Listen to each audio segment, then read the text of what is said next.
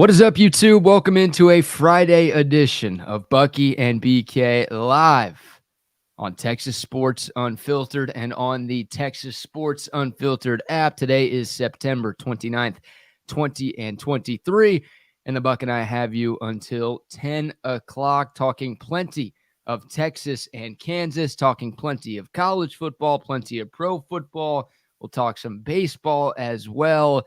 We are locked and loaded here on a Friday. Our good friend Jeff Howe of Horns 24/7 and, of course, of Texas Sports Unfiltered will join us at 8:30 to take a deep dive preview into this Texas-Kansas game coming up tomorrow. And then Lee Sterling, the red-hot Lee Sterling from ParamountSports.com. He's 32-18 on the season. He's the best handicapper in the world right now. Lee's going to join us at 9:15 to give out his picks for the football weekend. So we are ready to roll this morning. Good morning, Buck. Good morning to you, BK. And it is a beautiful Friday morning here in the Austin and surrounding areas. Let me tell you, it is going to be a gorgeous weekend and no rain in sight for the weekend. Okay, I'll just let you know that now. Maybe a little something next week. I mean, just a little something. No, don't ask me what it's not. I don't feel it yet. It's coming. It's starting to enter my body right now. That doesn't count as a prediction. If you tell us that it might rain at some point next week, you don't get credit for that. I'll hone in on a day for you, okay? But as of now, it's just entering the dragon, as we say, okay? So soon I'll let you know. Good morning to the soldiers at Fort Cavazos, Texas, the soldiers in the state of Texas, and all those that fight for us all over this wide world of sports and more. Thank you so very much for what you do. It is appreciated as we are getting just hammered over in Ryder Cup play this morning. Got up this morning at 1:30 to watch Ryder Cup. By 2:30, I was back asleep. It was awful. We just got blasted this morning. And right now we're kind of holding our own, but we're tinkering on getting blasted again this afternoon there. So it's not looking good for the USA, but I'm USA all the way right now. Come on, Koepka, why don't you stay home or go back over to your live golf? You should have stayed home. Morikawa should have stayed home. Who else? Shoffley, always number 2 or 3. Cantlay. These guys need to go take a shower and take a nap. Really. So you can't blame the live golfers. It's the combination of live and PGA. Just everybody for Team USA is struggling right now. My goodness. No, Victor Hovland is just crushing everybody. That guy is destroying. He, Rory, kid McIntyre, and Fitzpatrick alone. Fitzpatrick is like 7 straight birdies to start this afternoon on his own, not even with his partner. He's got like 7 in a row. So you were up at 1:30 watching this? Yes. What time did you go to bed last night? Oh, around 9 o'clock. Okay, so you got, 4.5 hours of sleep there? And 4 then you said good hours. And then you went back to sleep at 2:30. So you basically got a full night's sleep then, huh? For most people, yeah. Okay, all right. I like that hat, though. That is a pretty sweet lid, and hopefully it turns our fortunes around overseas. But, yeah, Europe sweeping the foursomes to start off the Ryder Cup. Hatton, that mean son of a bee. I told you, that guy's good, man. Yeah, the U.S. has not won in European soil since 1993. This thing's not over yet. Of course, we've got plenty of golf left over these next 3 days, but a frustrating start for Team USA and a frustrating start for anybody like the Buck who either woke up to watch this golf early this morning or stayed up from last night to watch this golf. I did neither, and I'm glad I didn't because sleep sounds way better than what the U.S. team is putting out there right now. Unbelievable. Yeah. That sucks. And did you call yourself the Dragon a few minutes ago? Yes, enter the Dragon, yes. You want people to enter you? That's what you're into these days? No, the Dragon. I'm ready. I am ready. Okay. I mean, they're going to have to call on me next time. I'm just a President's Cup player, not a Ryder Cup. I'm not quite Ryder Cup material yet, just President's Cup. I don't think you're President's Cup material. Dude, I can't do any worse than those guys right now. They are they're getting beaten down. Well, you shot a 93 the other day. You're telling me those guys are shooting worse than that? Let's make it 92. Sounds better. Okay. I rest my case. All right. You're ready for a Friday show. The question is, are the Longhorns ready for tomorrow afternoon at DKR Texas Memorial Stadium, where they will welcome the 24th ranked Kansas Jayhawks? I don't think I need to tell any Texas player. I don't think I need to tell any Texas fan what happened the last time the Jayhawks played here in Austin. The Longhorns looking for some revenge from that game a couple of years ago. Texas now a 16.5-point favorite, so a little bit of money coming in on the visiting Jayhawks. The line was 17 for most of the week. Now it's down 0.5 point to 16.5. Buck, to start things off on a Friday, how you feeling about Texas's chances to take care of business against KU tomorrow? Well, I think they will take care of business. I don't know about the point spread. I don't know about the numbers on this. I know we like to play the numbers, but I'm looking for at least a 2-touchdown win in this football game. I mean, they may give up a late score, with some backups in, but I mean, they may be up 17-21, but they may give up a late one. But I expect them to come out smoking in this game, 2:30. I mean, national televised game. I expect them and the fans, 100,000, to be there, and the number 3 team in the nation to take care of their business, to take care of this offense, play strong defense, to play better special teams. But I expect to win. I don't know if I expect a 21, 28-point victory, but I do expect at least a 2-touchdown win. Okay, so kind of right around that Vegas number right now. All right, well, let's hear from Steve Sarkisian, who met with the media yesterday via Zoom. Here's his opening statement talking about what to expect tomorrow afternoon. Be a heck of an environment. Looking forward to getting back to DKR with our fans. They were tremendous last week on the road at Baylor.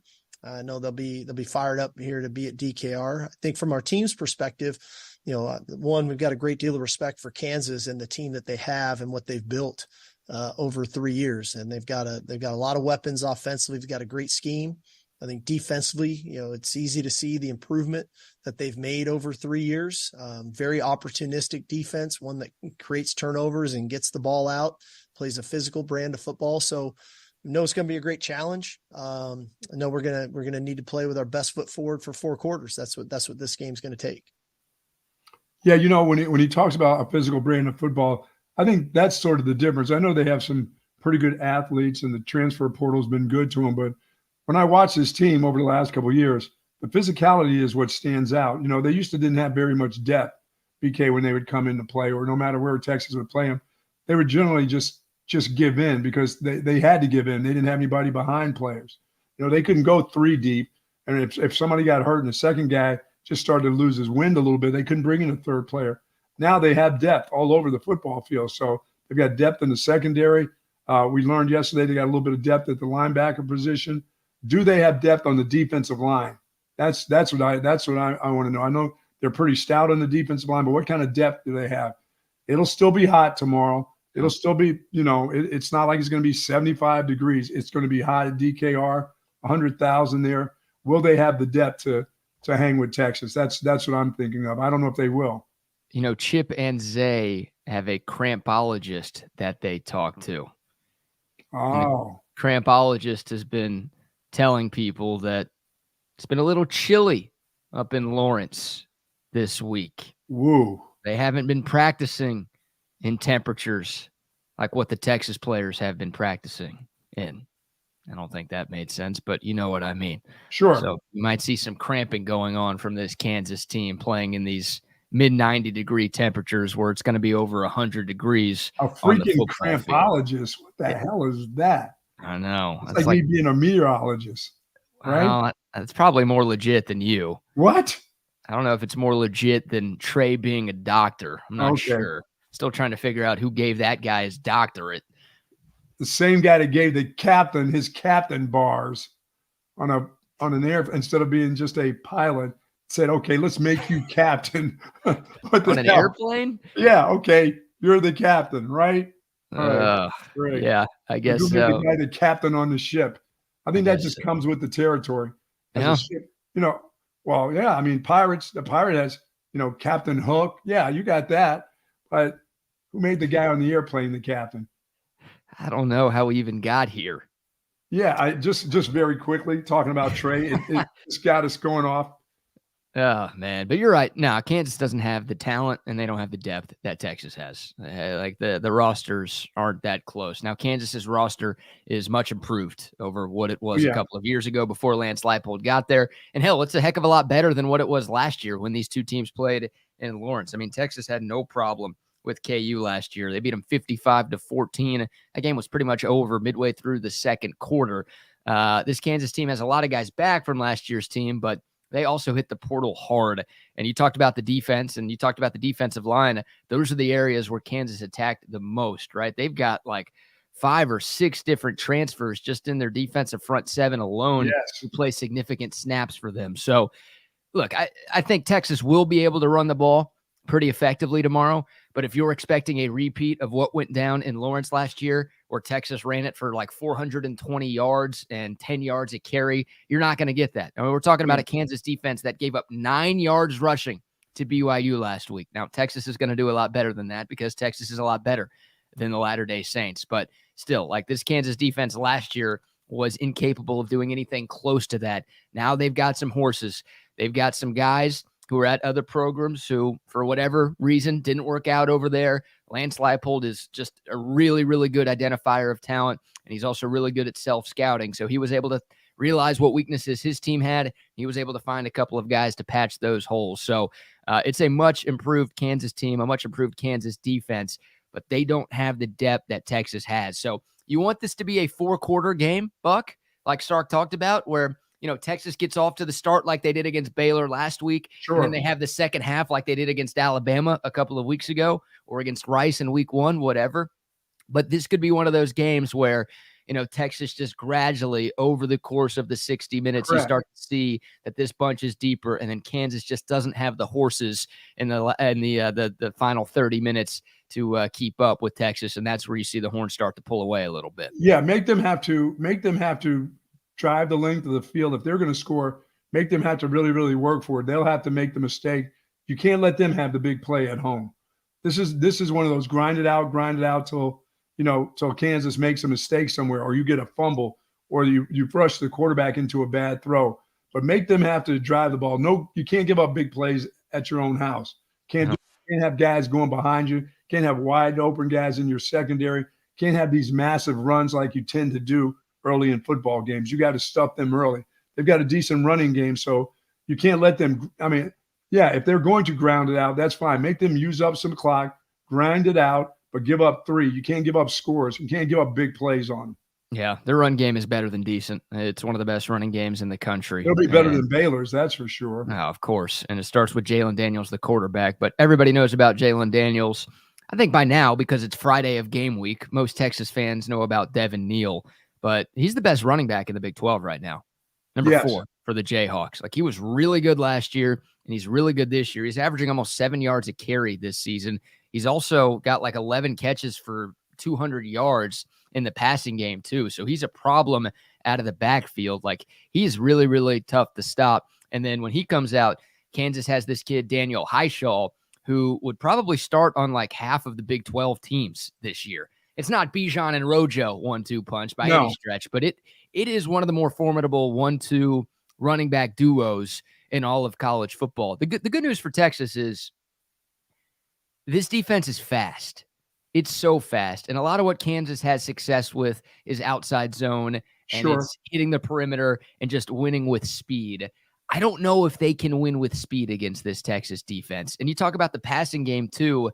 Like, Kansas's receivers are solid. They don't drop. They've got good hands. They run good routes.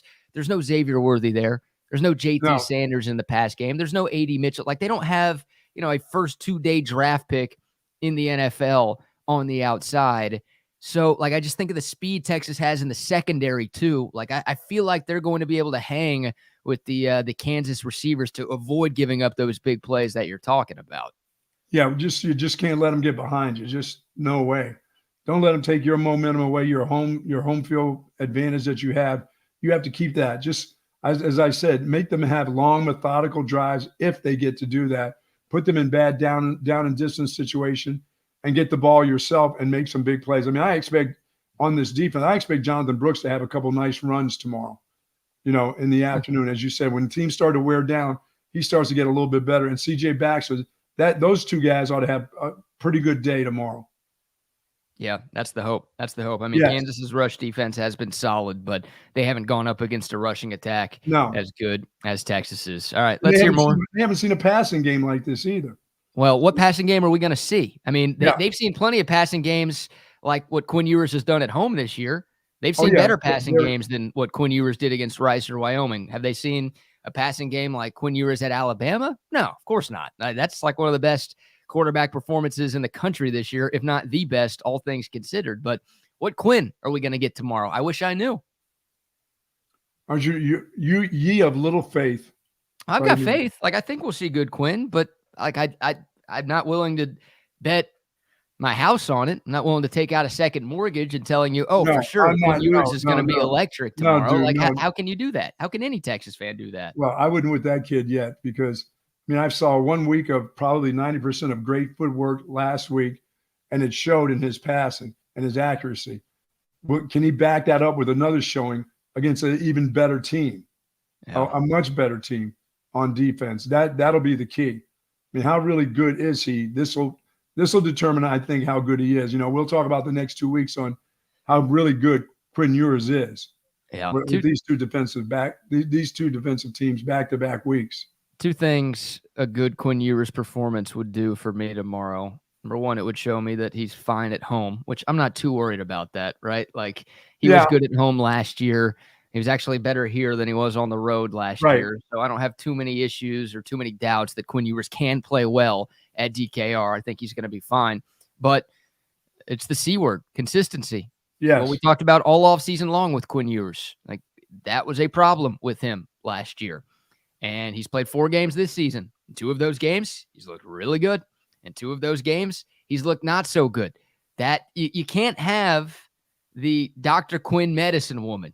You need Dr. Quinn. You need the good Quinn most Saturdays to win a Big 12 championship, but more importantly, to make it to the college football playoff. So we have not seen Quinn Ewers put together 2 good games in a row. That's true. Right? He was awesome in Tuscaloosa, and everyone's like, oh, there's the turning point, and here he is, and the Heisman campaign has officially started.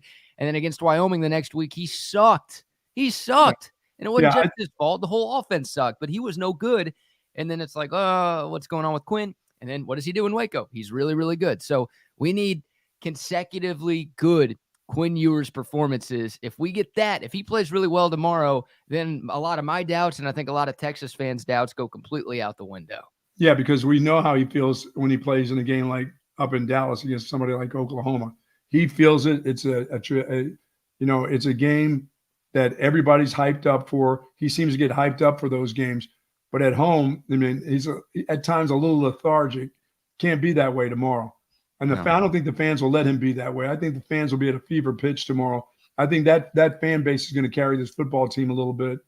I mean, they were there last week. They were down in Waco. Probably as many of them as there were fans of Waco High. So I expect them to be packed in there tomorrow and bringing on a home field advantage for this group tomorrow.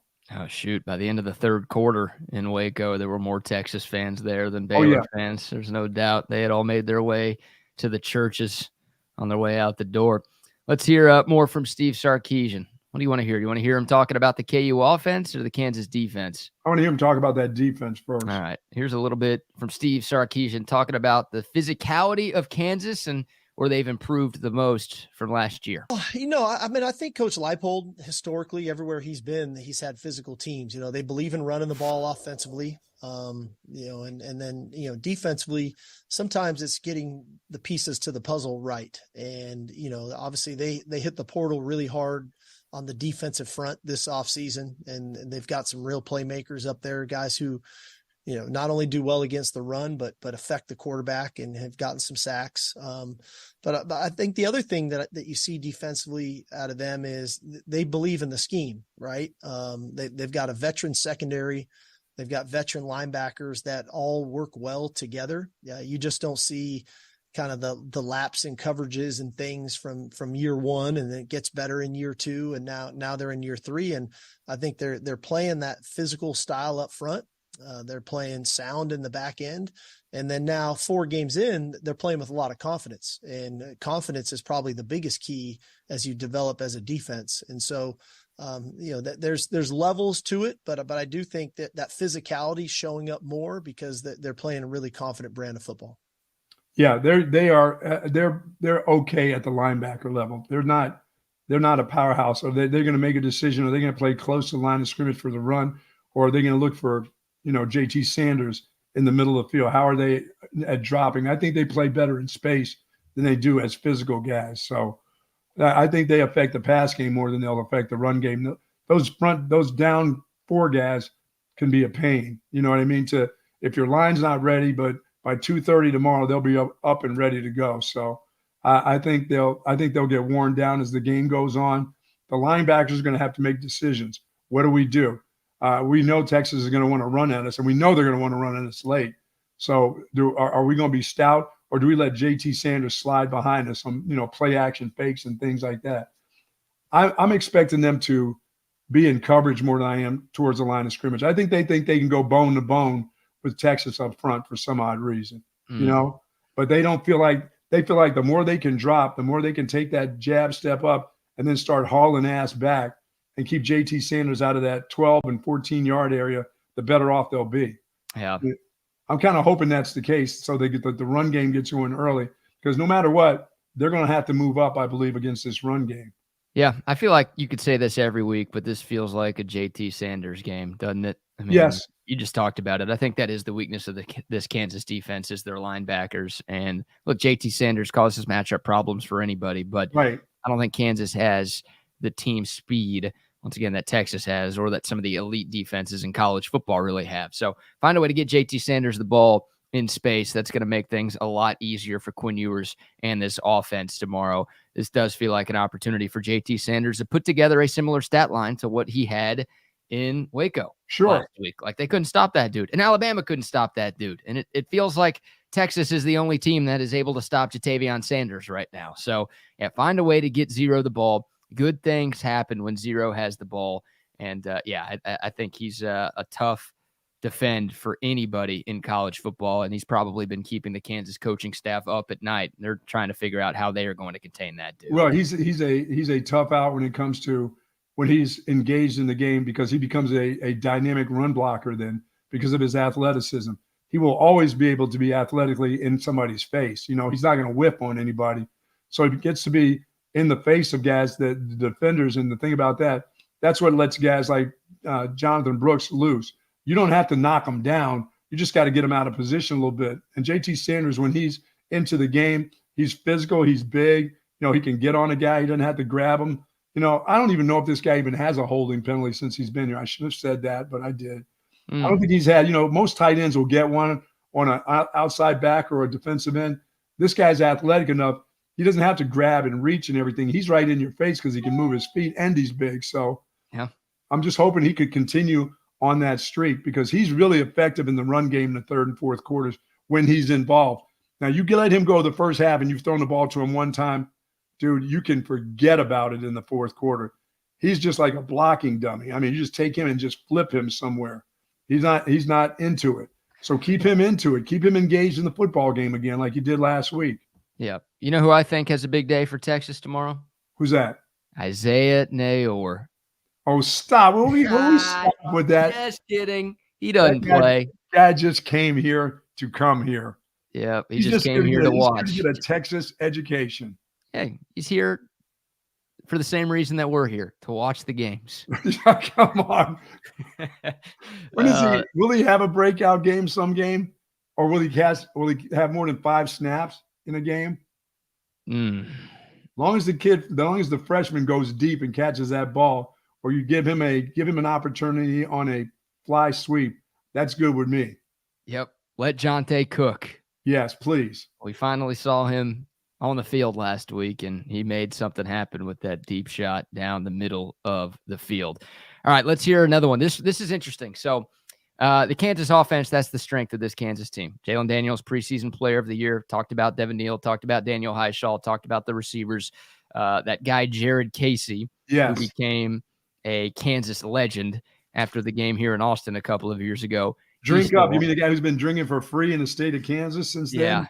He looks like he's been eating for free too in the state of Kansas and the surrounding areas over the last couple of years. But this is interesting, and I really like this answer from Sark, and he's dead on. Sark does his film study, of course he does, and he's been with PK in the lab all week trying to come up with some sort of game plan to slow down this high-powered KU offense.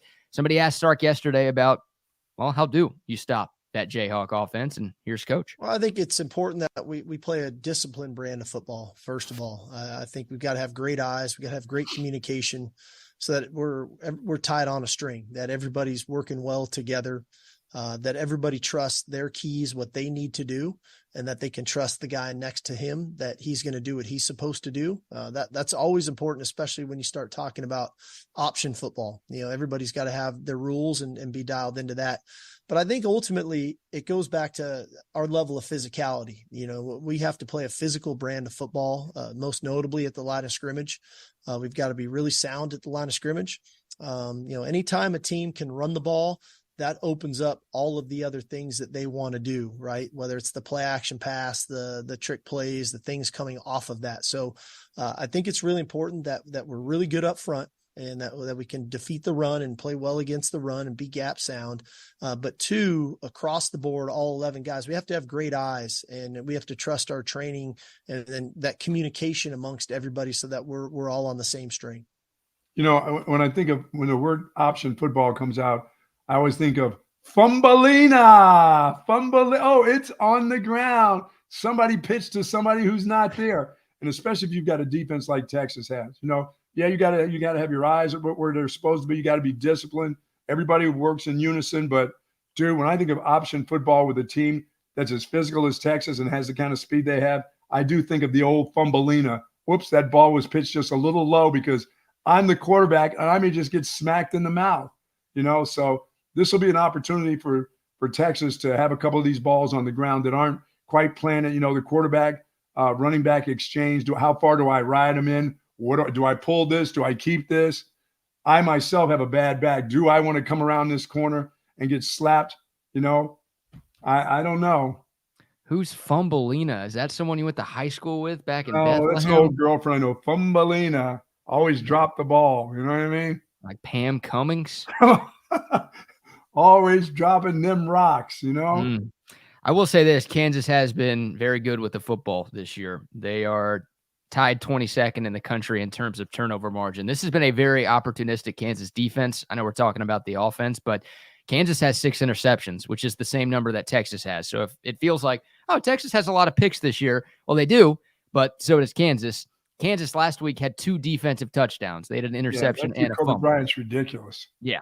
But back to the offense. Like they don't turn the ball over a lot, but sure. I mean, when you're talking about pitches and some of the weird stuff that Kansas does offensively, then maybe the risk of turning the ball over is a little bit higher. But I think the most noteworthy thing that Sark said there, of course, he talked about the physicality. You got to win on the lines of scrimmage every single week. That doesn't matter who you're playing. The eye discipline. Yes. That he talked about, because that's what makes this Kansas offense so hard to defend. They move people around a lot.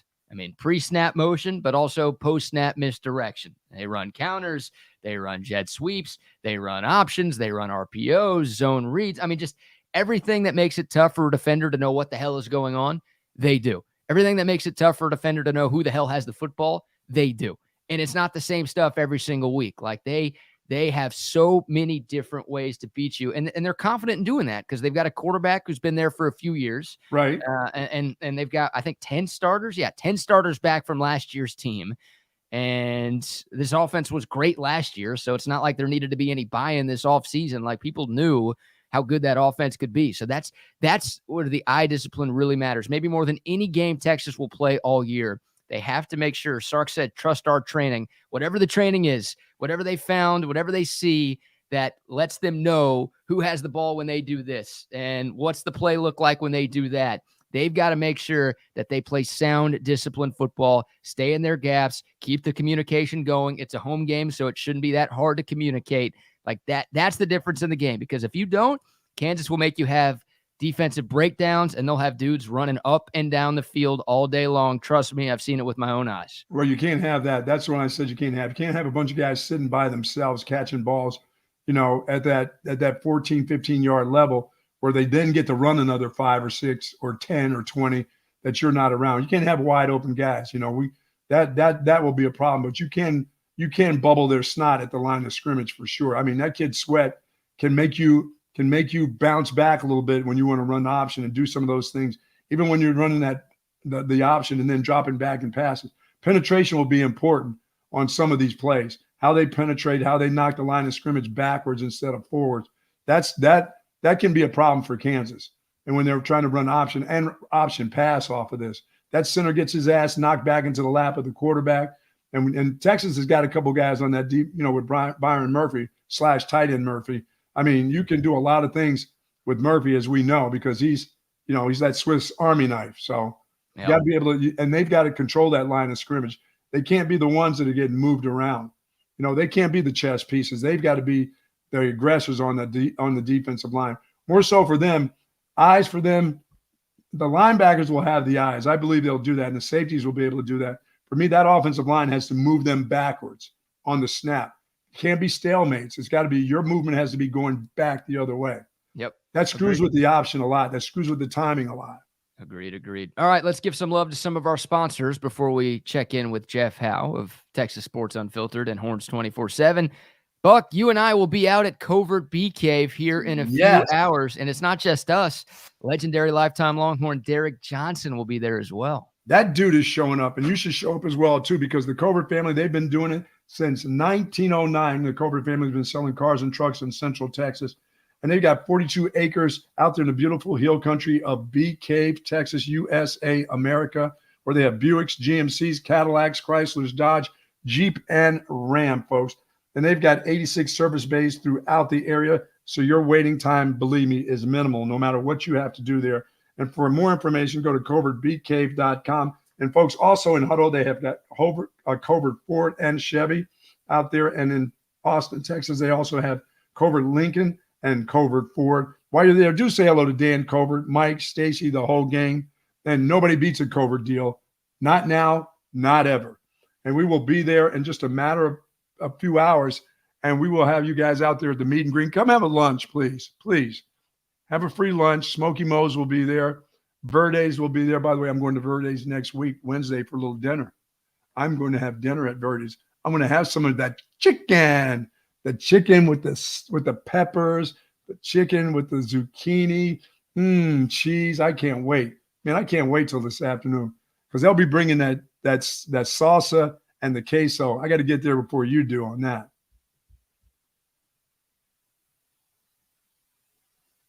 Yes, indeed.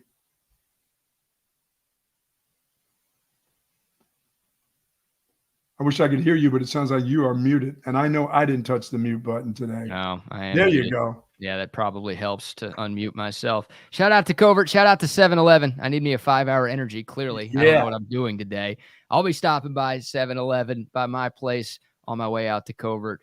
7-Eleven, there's one near you. They've got everything you need. The coffee, the 5-hour energy, the Slurpees, the big gulps, the snacks, the pizza, the taquitos, the hot dogs, the gas for your car if you need it too. They've got it all right there at 7-Eleven. And of course, there's 7-Elevens all over the great state of Texas. Thanks to them for their great partnership with us here at Texas Sports Unfiltered. All right. I see him in the waiting room. It's now time for one of our favorite segments of the week. We bring on our guy from Horns 24/7 and of course from Texas Sports Unfiltered.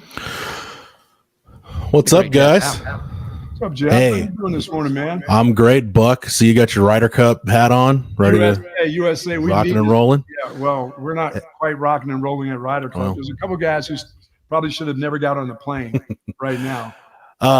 Hey, shout out to 7-Eleven, Buck, again. The Little Debbie double-decker oatmeal cream pie. I'm gone right now, Jeff, for over a month without Little Debbie. Can't do it. I'm like Nick Saban, man. Those things are my weakness. That's the only time you'll ever hear me compared to Nick Saban in any way, shape, or form is the love for the oatmeal cream pie. Oh, I love the oatmeal cream pie. I can't do it. Just can't do it. Been getting on the treadmill. Got up this morning at 1:30 to watch some golf. Went back to bed at 2:30 because by then the USA was getting boat raced by Europe. So got my sleep at least. Hey, people need to take advantage. Speaking of food, people need to take advantage of that lunch and go see you guys out at Covert today. Covert BK. Yeah, I'll be taking advantage of it for sure. Hey, no joke. We've had a couple people over at Horns 24/7 on that flagship message board who've made their way out and said, "Hey, it's been a great time out there." So yeah, come on out. Go out there, talk some ball, have some food. It's a good time. Jeff, before we dive into this game, there's a little bit of an echo again on your end. Do you mind leaving and popping back in? Yeah. We'll see you shortly. We'll do that. All right, thanks, brother. All right, yeah, Jeff and I had that issue last week when we were hosting a show together. Or maybe it was earlier this week. I don't know. The weeks all blend together. But, yeah, we should be fine. We were able to get that fixed last time, and I'm sure we'll be able to get that fixed this time here. BK, you think the fans will be excited tomorrow, 2:30? Do they understand their team is number 3 in the nation? I mean, or do you feel, or you have that feeling they're just waiting? Are they still waiting on Quinn Ewers to do a back-to-back game and this defense has been solid, man. Yeah, the fans will be jazzed up, but the fans were jazzed up for the Wyoming game, right? Like that was after the huge win in Tuscaloosa. Texas won that game, right? That Wyoming game? Yeah, that was the first game with the new lights at DKR, which, of course, we won't see tomorrow because it's a day game. But the crowd's not the issue. The crowd was good for Rice. The crowd was great for Wyoming. I think the crowd's going to be fantastic tomorrow. It's just Texas has to get out to a better start to give the crowd something to cheer about in the first half of these football games. As now, we try again with Jeff Howe. And I'm not hearing an echo now, so I think we're good to go, my friend. We're good? All right. Good to go. Good to go. By the way, yesterday, Jeff, thank you for sharing one of your guys with us yesterday from Kansas. That was fantastic. Awesome. Kevin Flaherty was fantastic yesterday. A lot of big positives about him. He knew his stuff. So you guys just don't hire anybody, huh? No, there's nobody. If you thought BK loved KU football more than anybody Kevin Flaherty, absolutely 100%. Biggest KU football fan I know. A lot of info yesterday. Good stuff. God bless that dude for putting up with that team for the last 15 years. Glad he's getting rewarded because, this Kansas team is different, Jeff. And, Texas took care of them last year, but even compared to last year when Kansas made its first bowl game in forever and actually had a decent season for the first time in 15 years, this KU team is much improved. So a lot of people, I think, are just accustomed to seeing Kansas on the schedule and they chalk it up as an easy win. But this is a pretty complete football team making its way to Austin this weekend. Yeah, I think you and I talked about this earlier this week. You look at their offense, they're not just living and dying by the chunk yardage play. You look last year, they were one of the most explosive offenses in the country. The consistency is there from Kansas. And I think a lot of that goes to having a quarterback that really understands how to run that offense. I mean, Andy Kotelnicki, we talked a lot about him this week. Just one of the more dynamic offensive minds in the country, just in terms of it's a triple option principal offense, but they'll throw a lot of different things at you, come at you with a lot of different formations, different personnel groupings. And Devin Neal and the way they can run the football, you typically don't think about Kansas as being a really strong running team, but the way they can run the ball kind of gives them that consistency. But I think it goes back to Daniels. And I know earlier in the year when he was still having some of the back issues and they had to roll Jason Bean through there, you could see the difference. And we saw it last year when Texas went to Lawrence, the difference between that Kansas offense with the healthy Jalen Daniels and with Jason Bean or less than 100% Jalen Daniels, it's just an entirely different animal. So, I've said it a lot this week, BK. I think he means more to his team than any single player in the Big 12. And honestly, outside of Caleb Williams, he might mean more to his team than anybody in the country. Jalen Daniels is that important to Kansas. Now, Jeff, with this option, I mean, I was just talking to BK about how Texas and this defensive line has been absolutely fabulous so far this year. The penetration, there can't be a lot of stalemates or the line of scrimmage. It's got to move in the positive into the backfield, not the other way, because that'll give them an opportunity to do a lot of things. Yeah, they'd like to probably be methodical. As you say, they're probably not making as many big plays. They can run clock. They can eat you up with first downs off the little play action and off the option, but they have to be able to control the line of scrimmage. And that's one thing I don't think anybody has been able to do against Texas in this defensive line. They haven't been able to control the group that Texas continues to bring in there as a substitutions. There's not much of a beat miss when you bring in substitution. They've owned the line of scrimmage so far. Yeah, and I think that's the one area where KU is really concerned. You know, Michael Ford, one of their starting guards, is out for this game, and the interior of their offensive line is an area where, you know, they felt like that was probably the weak point of their offensive line going into the year. And, you know, when you look at this Texas interior D line, Buck, the fact is that what really separates this group from last year is just their ability to win one-on-ones up front. And you look at that Baylor game. I think you look at the Baylor game 2 years ago and look at it this year, the game we saw last Saturday in Waco. You know, 2 years ago, it was they weren't able to get any penetration against zone running teams, and they got killed as a result of that. Either, you know, teams just staying consistent with it on the front side, or if you had backs that could see the cutback lane, they were able to hit it. This group is getting penetration, and now they're starting to finish plays. Now we're starting to see the tackles for loss. We're starting to see the sacks. We're starting to see the batted passes. So the play-by-play impact that group is having, it's a night and day difference from where it was 2 years ago, and it's even improved from where it was last year. Just their ability to get across faces in the zone run game, to win and to make big splash plays in the backfield. I think when you talk about Kansas' ability to run the football, I don't know if they can run it against Texas. And I think if you're just going to line up and try to run at Texas, you know, you're going number one to win. You're wasting your time. And we know there are paths of least resistance against this defense. If you want to attack David Benda, you can take your chances there. If you want to go after the corners or even after the safeties, try to manipulate the secondary and get the safeties in one-on-one coverage, you can win some there. But at the end of the day, it's really hard to line up and run the football against Texas, and I just don't see Kansas being able to do that. And I say that to say this: I think the thing that's really going to determine this game, whether Texas wins this thing, maybe going away, or KU can stay in this thing, early down success is going to be huge, because you look offensively, these are two of the best offenses in the country. I think KU is like 23rd, Texas is, 14th, 15th in terms of the percentage of their first downs that come on first and second down. You don't have to worry about being a good third down offense if you're just staying out of third down. If you're able to just get your first downs on first and second down, stay out of third down, you're good. But on the flip side, if you're Kansas, if you're just going to try to establish the run and live in, 3rd and 8, 3rd and 9 or longer, it's going to be a really long day like it was for them last year. This is a wonderful game for a guy like David Benda, who's now starting to really come into his own. He's now a sideline to sideline guy. You know what? He's got the loose hips now. He's making plays like Ford makes at times. Like you were thinking maybe in his second or third year you'd start to see him do that. But he's going from sideline to sideline. He's keeping gap control. He's keeping that outside shoulder available now. I like the way he plays. With each game, Jeff, I watch him, he gets better. He doesn't stay average. He gets better with each game, and that's a good thing. I wish I could see Alfred Collins do the same thing. But, last week, that dude had one tackle last week, but I saw him when he was in there on the film. You know what I mean? I love the guys that show up on film. They don't always have to do something, but they can't come jogging in late when the team is getting off the ground and heading back to the huddle. I saw him a lot on film last week, and it was weird to me that guy only had one tackle.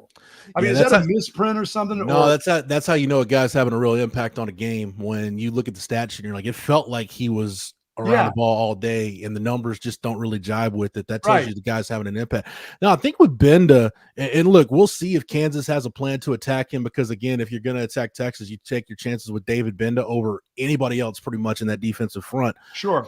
If I think one of the things that could be going right with Benda right now, Bucky, is especially now that Mo Blackwell's back in the mix coming off of that knee injury, they've got options if he's not performing up to snuff. Like if they are attacking him and he's a liability, PK and Jeff Choate, they've got options they can go to on the bench, whether it's Mo Blackwell, Anthony Hill, even if they want to put another safety in the game and take a linebacker out, whatever it is.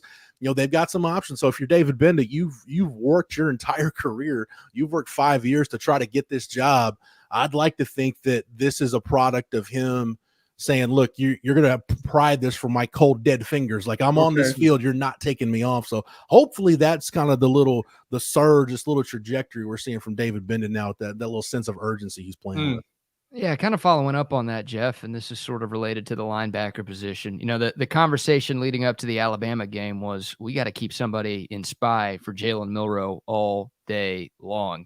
And Texas did that. That was kind of Anthony Hill's breakout game. He was responsible for that, but it wasn't just Anthony Hill, right? It was a few different guys over the course of that game that were responsible for that. Is that Texas's defensive game plan? Like, Jalen Daniels is a much better thrower of the football, so you do worry that you lose a defender in coverage if you do that against Jalen Daniels, where maybe you didn't worry about that against Jalen Milroe. But do you expect to see somebody or somebodies in spy a lot tomorrow for Texas? Yeah, and I think this is probably a game, BK, more so than the Alabama game.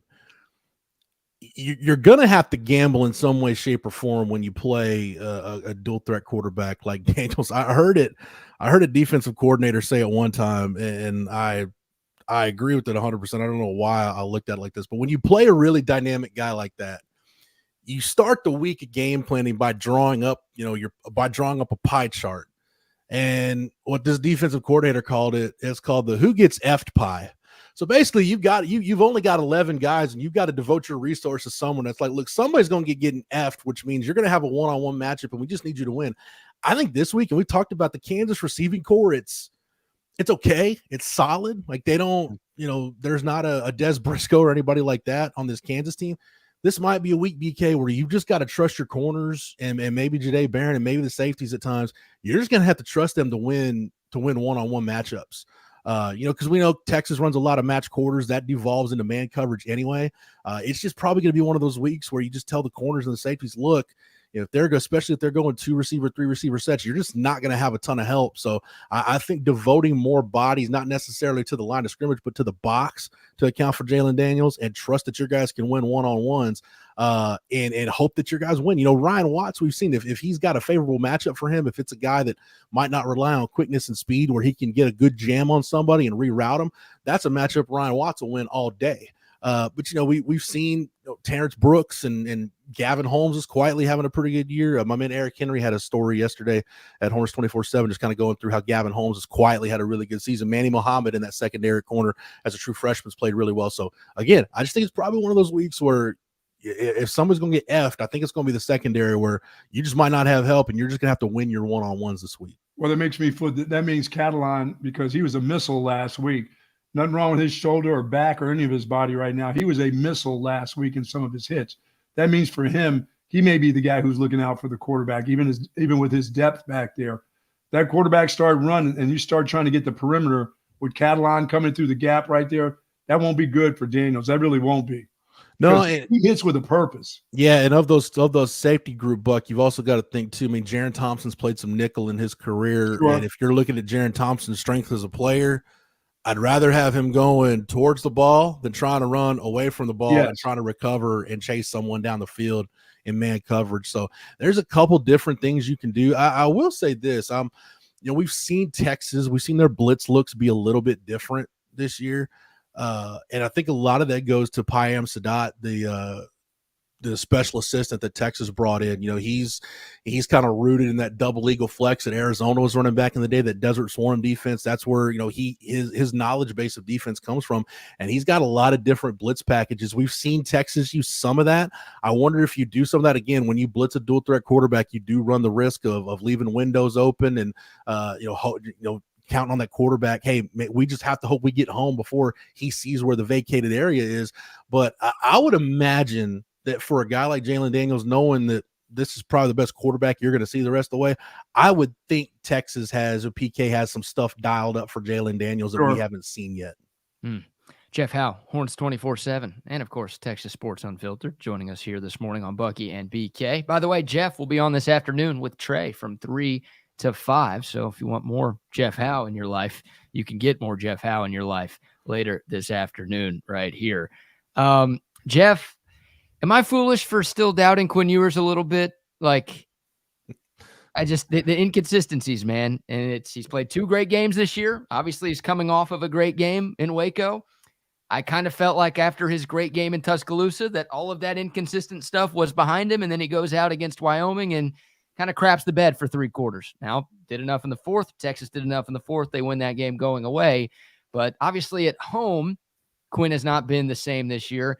But more so, big picture, just feels like he hasn't been able to string consecutive good games together over the course of his Texas career very often. What's your confidence level in Quinn, and what should we expect to see from QB1 tomorrow? Yeah, I think this passing game, it's been a little more of a work in progress than I thought it would be. But I think as we've seen AD Mitchell emerge and make some big plays, kind of know what you're going to get from Jordan Whittington. You kind of know what you're going to get from Xavier Worthy. And I think for Sark, a lot of that has been getting the backs involved in the passing game. And that might be the biggest work in progress, because I think your most complete receiver out of the backfield is CJ Baxter, but he's been banged up. As good as Jonathan Brooks has been running the football, we know he's dropped some pretty critical passes in some games this year. So I think part of Quinn's deal is also part of Sark's deal right now at the pass game. I think it's okay figuring out in what situations and what positions and what parts of the field and what passing depth do these guys need the ball? Are they most effective? So I think all that kind of plays into it. But I think with Quinn specifically, BK, I think against Baylor, I don't think it was as much his inconsistency as much as they didn't really need him to do a whole lot. I think they figured out pretty early, look, we're going to win this game. Yeah. Let's just go ahead and work on some stuff. And we talked about it all last week leading up to that game, that was going to be a really good game to try and go establish the run. And they did that. Brooks went over 100 yards and you got Baxter back in the mix.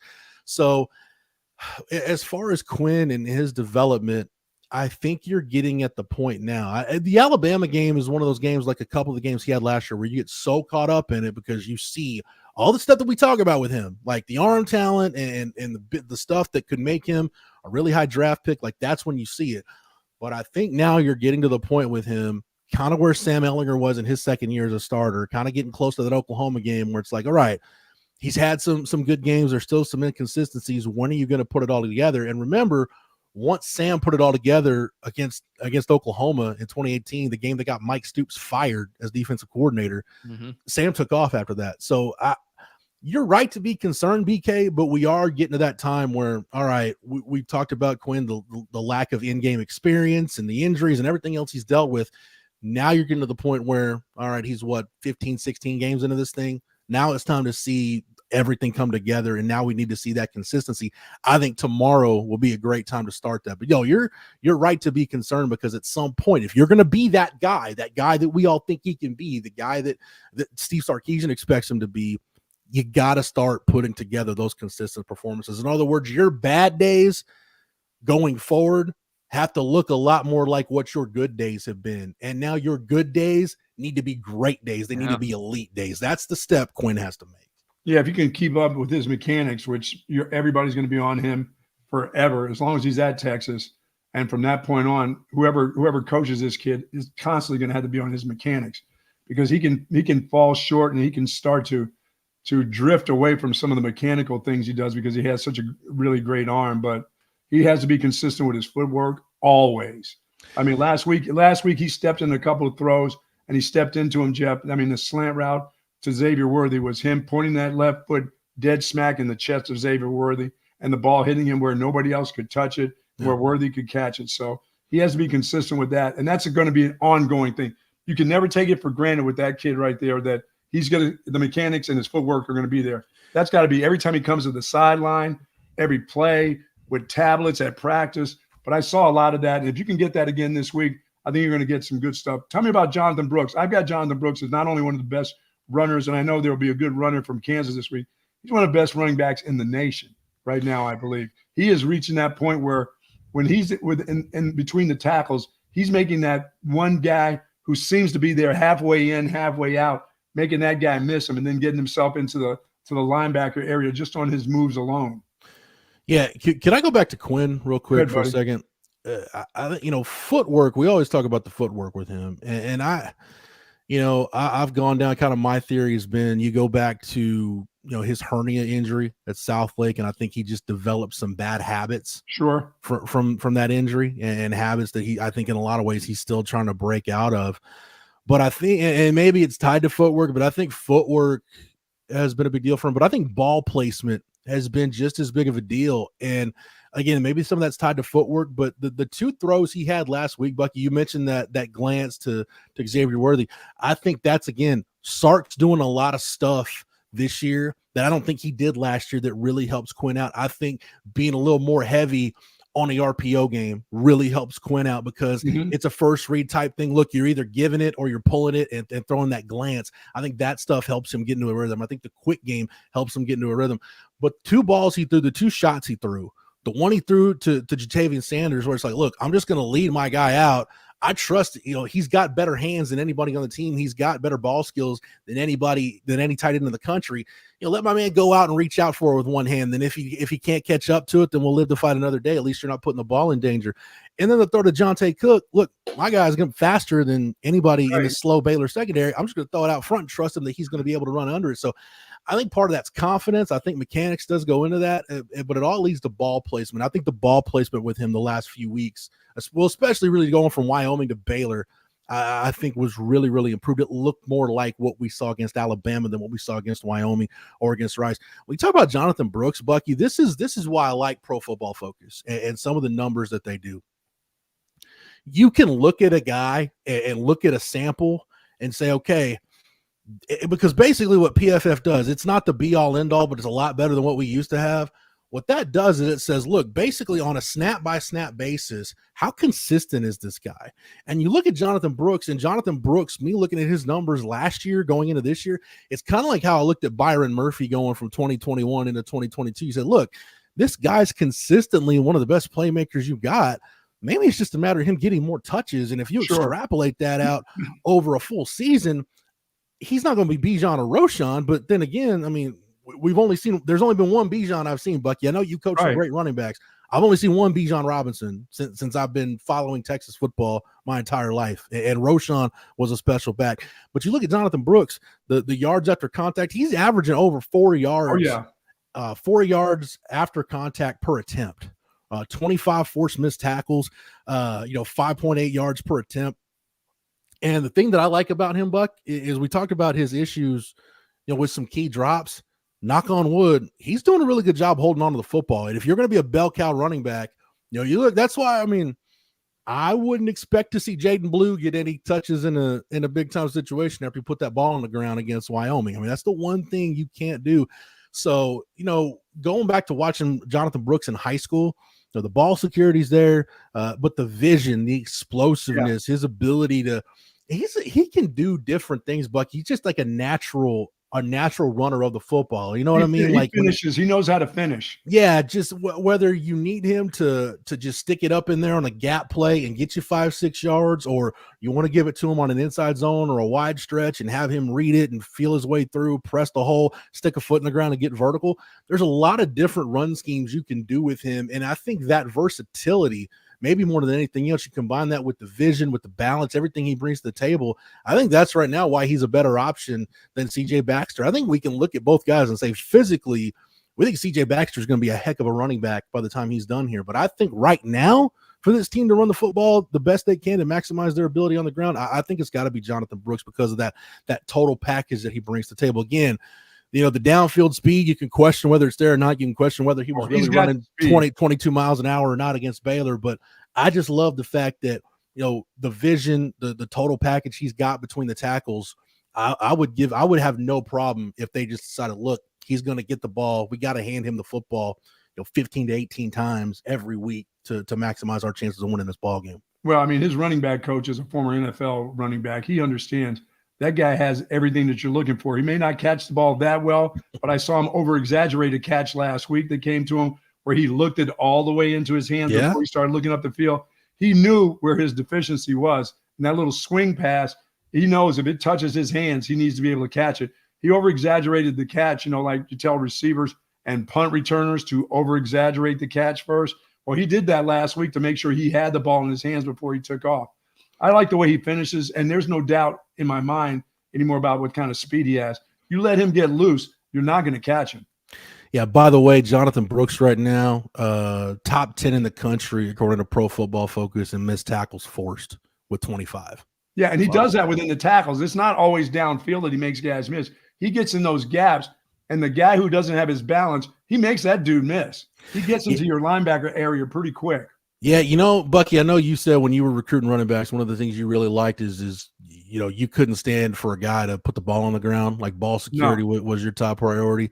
Me, I like when I see a back and he's a smart runner, and you never see him really just get squared up and take a shot. Oh, you know, Jonathan Brooks is one of those kind of runners where, you know, he might get hit hard or something where a guy's coming at an angle and might knock him out of bounds, but you never see him in the hole, somebody just square up and just hit him hard. That's a guy that understands how to twist his body, how to get skinny, and how to avoid contact. Well, and for CJ Baxter, that's just a learning experience for him because he got his last week when he came through the line and the guy slid off. And visually, he didn't see that guy, and that dude squared him up, and he went down like a sack of shit. I mean, he went down, bam. He went right down. He didn't move from that spot. I mean, that was his big college hit right there. And that's the stuff he'll learn, that guy slipping off should never be able to hit me like that. I should be dishing out punishment to a guy who's not squared up. And I think he's going to get, once he gets to that part of it where those hits, he starts dishing out the hits instead of catching the hits, I think you'll see a different back in him too, because he can get outside. Yeah. He can get to the perimeter. I was gonna say I'd say sack of potatoes, but then I remember I'm talking to Bucky Godbolt. Potatoes, shit, it's all the same, right? Yeah, oh yeah, it's all the same when you're camping in the woods, right, Buck? Absolutely. When you put it on a tray to give to somebody, it all looks the same in aluminum foil, doesn't it? Who can tell? You can't tell the difference. You should be able to smell the difference. Yeah, you could probably. I don't know, that smelling that baked turd might have harmed your sniffer for forever. That's why you couldn't smell the dog deuce in the studio. Yeah, I'll never let that go, by the way. I know. Nor should I don't think. No, you should. No, you never should. I mean, what I'm seeing from this offensive line too, Jeff, is this is a group that looks like they get out of bed now ready to go. You know, it seemingly has taken a little bit of time, some of the beginning of these games. You know, when you get that, because I know this, can't start out the game with a fly sweep with Worthy and fake the running back and dump it off. Everybody knows when it's coming. If he goes in fly motion, it's going to him. I'm like, no, don't dump it off to him. They know that's coming.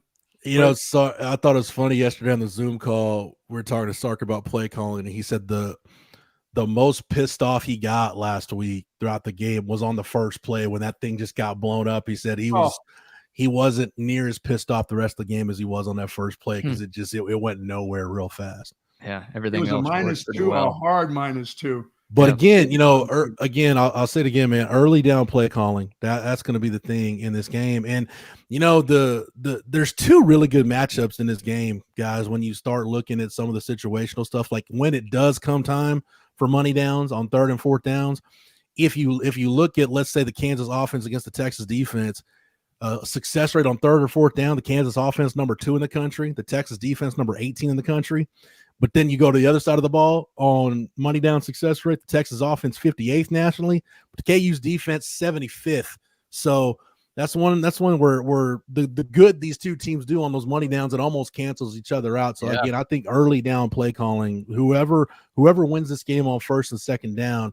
Again, I don't think KU wins this game, but that'll determine whether Texas wins this game and wins it potentially comfortably, or whether Kansas is in this game in the 4th quarter with a chance to win. Let me ask you both of you guys. Buck, we gotta let Jeff go, man. Oh, I'm sorry, Jeff. You got to go. No, I'll take one more, Buck. You got one. How good is Kobe Bryant back there? That KU secondary is experienced, man. They got Kenny Logan. They got some guys back there who played a lot of football. So I think this will be a nice challenge for this Texas wide receiver group. Again, we didn't see a ton of the Kansas secondary last year other than when they were chasing Bijan. Like, it wasn't a game. We talk about Quinn not needing to do much last week against Baylor. Boy, it could have been Buck. It could have been you playing quarterback for Texas last year, because you'd have done nothing except take a shotgun snap and hand it to number 5 all day. That's really all the quarterback was doing that day. So you'll see a little bit more of this Kansas secondary this year. But again, man, if this Texas receiver group is as good as we think they are, winning your one-on-one battles, and we've seen it in flashes, we just need to see it more consistently now. Those guys winning one-on-ones down the field. Cool. The things you learn on this show, Jonathan Brooks can really stick it up in there and finish, and CJ Baxter is a sack of shit. That's, those are two things that I took away from this conversation. Jeff, you're the man. We'll be listening from 3 to 5. We always enjoy these Friday morning segments, man. Thanks so much. Jeff. How about, you know, we can keep buck ons and buck offs, but how about like on Tuesday or something, we can get with like a restaurant that specializes in baked potatoes and do like baked potato Tuesday. That would be Wendy's or baked potato Wednesday. Who deserves a Wendy's salad bar with the baked a baked potato? Hey, by the way, I just want to let everybody know, my man Josh Pate at 24/7 Sports with Late Kick with Josh Pate. Josh has the chalice of supremacy. I've decided to roll with the Alamo Bowl cup of mediocrity. That's what I'm rolling with. That's what I'll drink my beverages out of while I'm. How did you find an Alamo Bowl cup that doesn't have a Longhorn logo on it? Dude, I know, right? This is the Gary Patterson change shirts at halftime game. I've got a Texas Alamo Bowl cup here somewhere, but I've just gotten so used to 15 of them because we've played in that game 15 times. Dude, I'm not joking, BK. I'm looking at like my shelf and stuff. I've got like random Alamo Bowl gifts just laying in my office. Like there's a backpack, a really nice backpack actually that I haven't used yet. It's like just planning on getting I've given out my Alamo Bowl gifts as Christmas presents. Like my brother still has like an Alamo Bowl Nike windbreaker that I got that I'm like, I've probably got 14 of these at the house. Just you take this one. A mess. Hopefully bigger and better things for Texas this year and beyond as well. Jeff, 100%. Great stuff as always, man. Jeff. We'll see you this afternoon. See you, boys. All right, there he goes, the great Jeff Howe. Make sure you follow him on Twitter at Jeff Howe 247. And, of course, check out the great work he does over at Horns 24/7.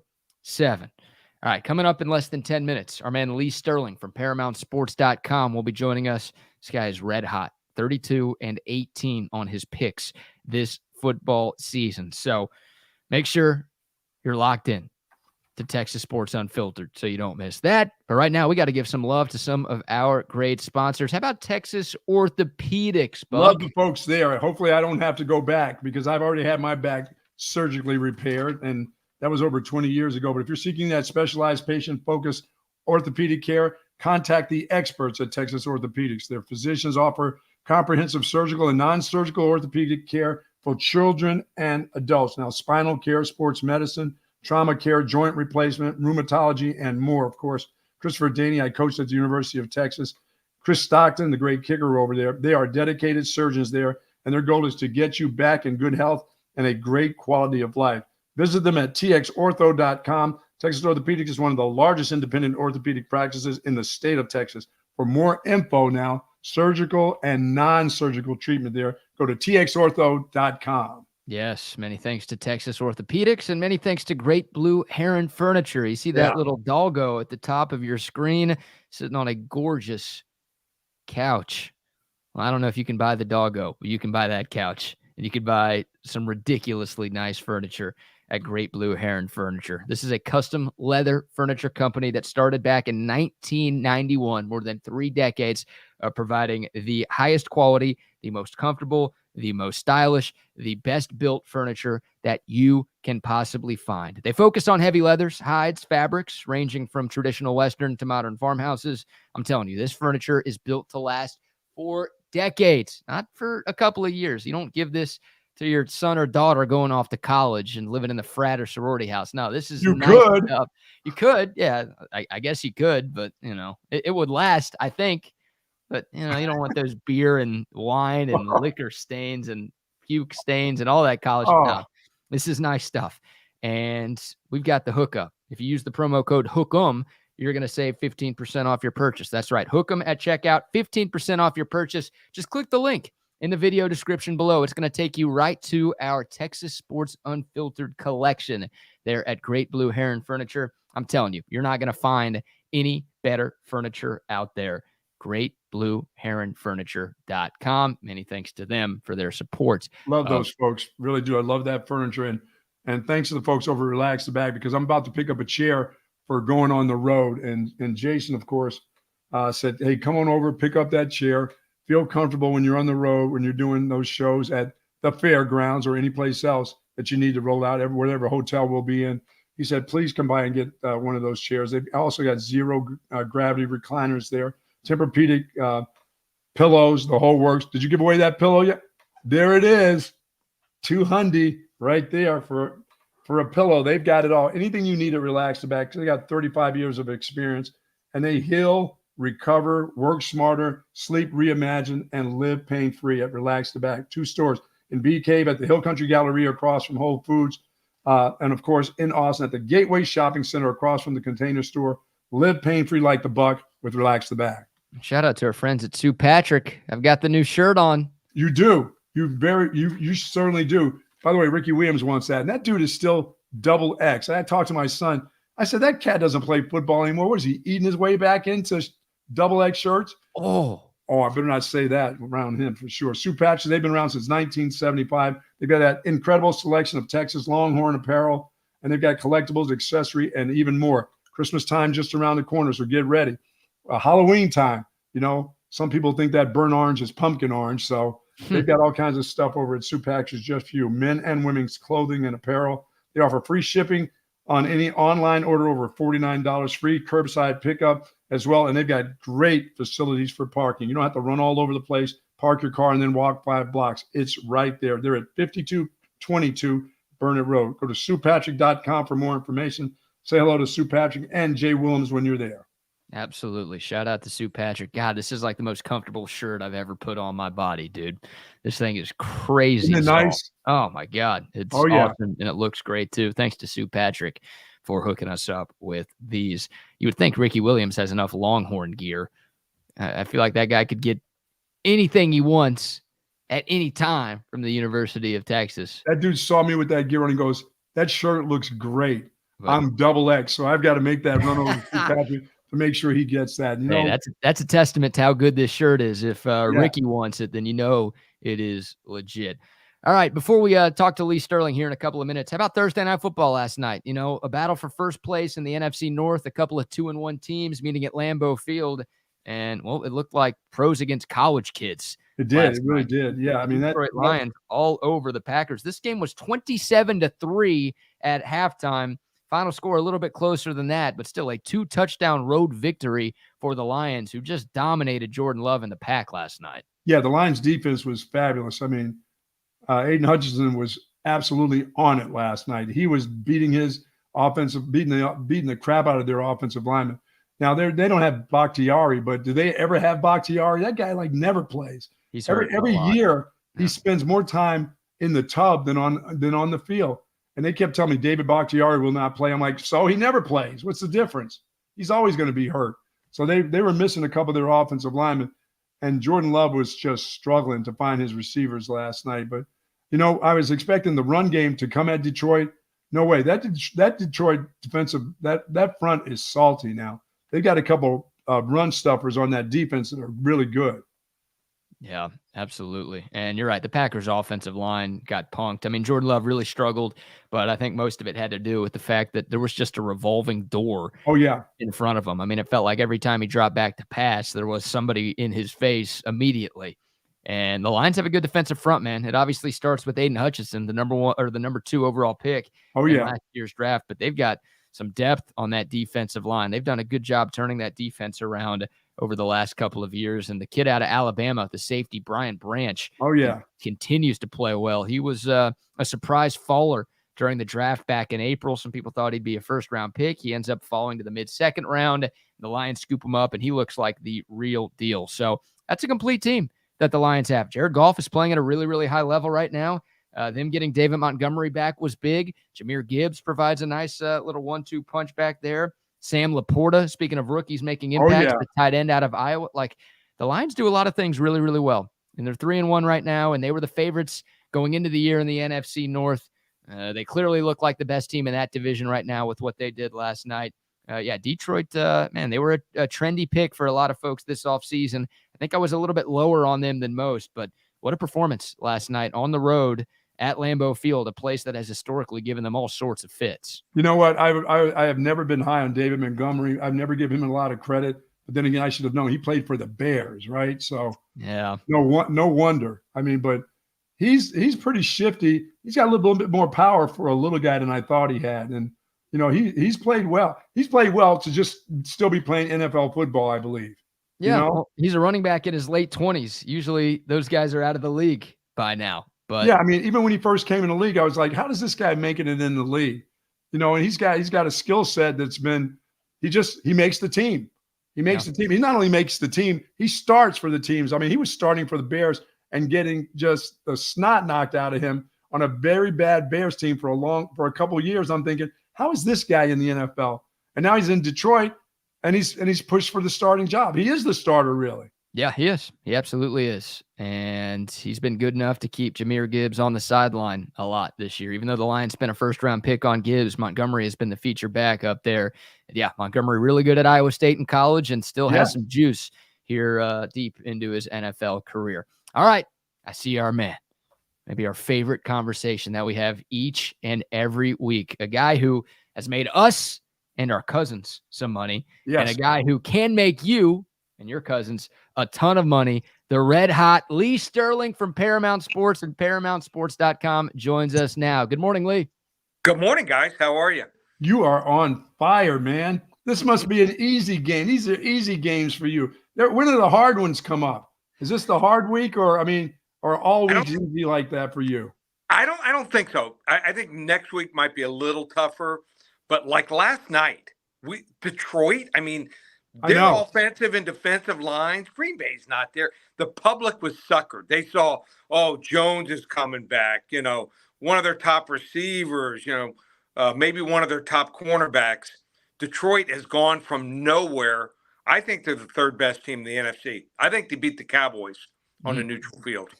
Yeah, well, with what the Cowboys did last week and what we just saw from the Lions, that doesn't feel like a bad prediction at all, Lee. So, hey, just for the people out there, 32-15. That's Lee's record. No, you're wrong. 33, including last night. Last night, of course, the Lions pick. 33-15. He's the best handicapper in the world, and all of the picks are documented. He's not just making this stuff up like some jabronis out there. You can find all of the picks on his site at ParamountSports.com. He's also been really good on the picks on this show, too. How about 4-0-1 with his picks last week with us? So go to ParamountSports.com. Lee will tell you more about the great Locktober special that he's got coming up here in a little bit. But I'm telling you, if you want to make some money to get ready, some gifts for the holiday season. There you go. Something for the kids. Come on now. Go to ParamountSports.com. All right, Lee, we'll start with the game at Jerry World. Speaking of the Cowboys, Texas A&M.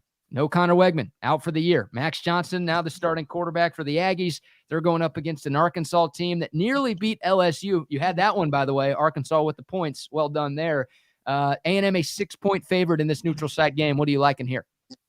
Max Johnson. Number one, I like the kid that he hung around, stayed at A&M. Kids are too quick to transfer all the time. I think he's the best backup quarterback in the country. So he did the job last week. If you saw the way he was putting the ball into a couple tight windows, you have to be impressed. And if you just looked at the score, if you didn't watch the game and watch the battle at the line of scrimmage, you would say, wow, the score should not have been 27-10. A&M should have been like 34-3, 37-3. They dominated Auburn. Now, Auburn's not great, but they won the battles at the line of scrimmage. Max looked great. They were even playing without one of their best receivers in that game here. Arkansas, perfect setup for them last week. Off a loss, Arkansas usually gives you their best effort. They're going to try hard here, but I just think that A&M line, defensive line, coming of age, I think they're going to control the line of scrimmage. I think Bobby Petrino opens up the playbook here with all those weapons he has. Even the running backs, top two running backs are getting going. They got the running game going. I think better pedigree here. I'm going to ride with Bill Cohen's Texas A&M here, Aggies. I think they get the job done 34-24 over Arkansas. Well, it's pretty easy when they put the 12th guy out there. When Jimbo, will he be wearing his uniform this week, you think? Or is he just going to go out there with his coaching gear on? Maybe he'll put a helmet on this week for him. Lee, how did they not? They didn't call a penalty on that play, did they? No. How do officials miss that? I don't know. I would think later, as the guy's almost entering the end zone, you could just go back and just drop a flag right there. I don't know how you get away. I don't know how you get out there. He's out there 15 yards. Can't you go, as the guy's entering the end zone, just go back and just in your mind say, I really did see Jimbo Fisher out there. Let me go just drop this flag now. I know it's a little late, but there needs to be a flag. You can't have 12 guys. You can't have the coach out there without gear on. If he's not wearing a helmet, there's a liability. There's liability to the SEC. Right. Somebody could get sued, Jimbo. What's wrong with that guy? If he had any respect too, guys, let's be honest. He would have made himself run the steps after that. That was horrible. For sure. Missed the tackle. He didn't even attempt the damn tackle. Right. The Notre Dame Fighting Irish, wah last week. Too bad for them. But now they've got Duke, an undefeated Duke team that they've got to play. Duke's got a fantastic young quarterback that really is special when he takes off and runs with the football. Former basketball player that looks like a former running back. But for Notre Dame, if they want to stay into the thick of things and possibly get in the playoffs, they need to have this win. And is 5 enough? So I think Notre Dame's good. Their one handicap is Hal Golden, former Miami coach. How do you not have 11 players on the field, not once, but twice? That was embarrassing. So Ohio State should be sending Miami, a nice gift for that one there. So I think Notre Dame is good. And I like Sam Hartman a lot. He's a difference maker at quarterback. Mm-hmm. I think Riley Leonard's better. I think Riley Leonard's one of the 5 best players in college football. Not quite as good a passer as Sam Hartman, but a better runner. For sure. When you see him and you see Schrader, the guy that plays for Syracuse, used to be at Mississippi State, those guys are so deceptive running with those long legs. You look at them, you're like, oh, they're gangly. Mm-hmm. You try to tackle a guy like that or keep up with him, their speed is shocking. Smart, he's a leader here. Duke's defense is opportunistic, +6 turnover ratio here.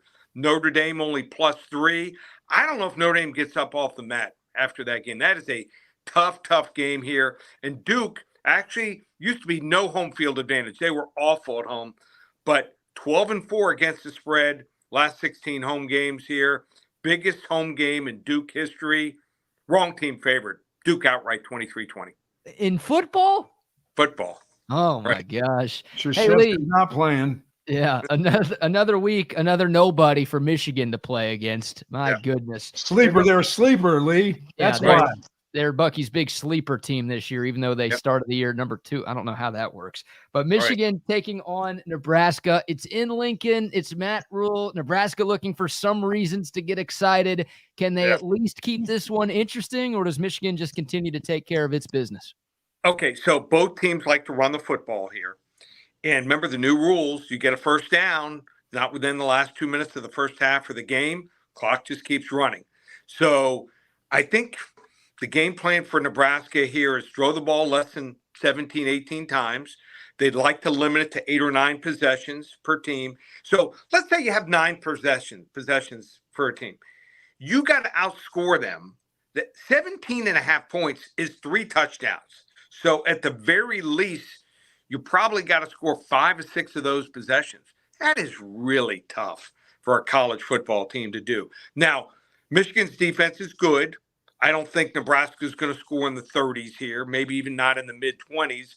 They're top 12 in most major statistical categories.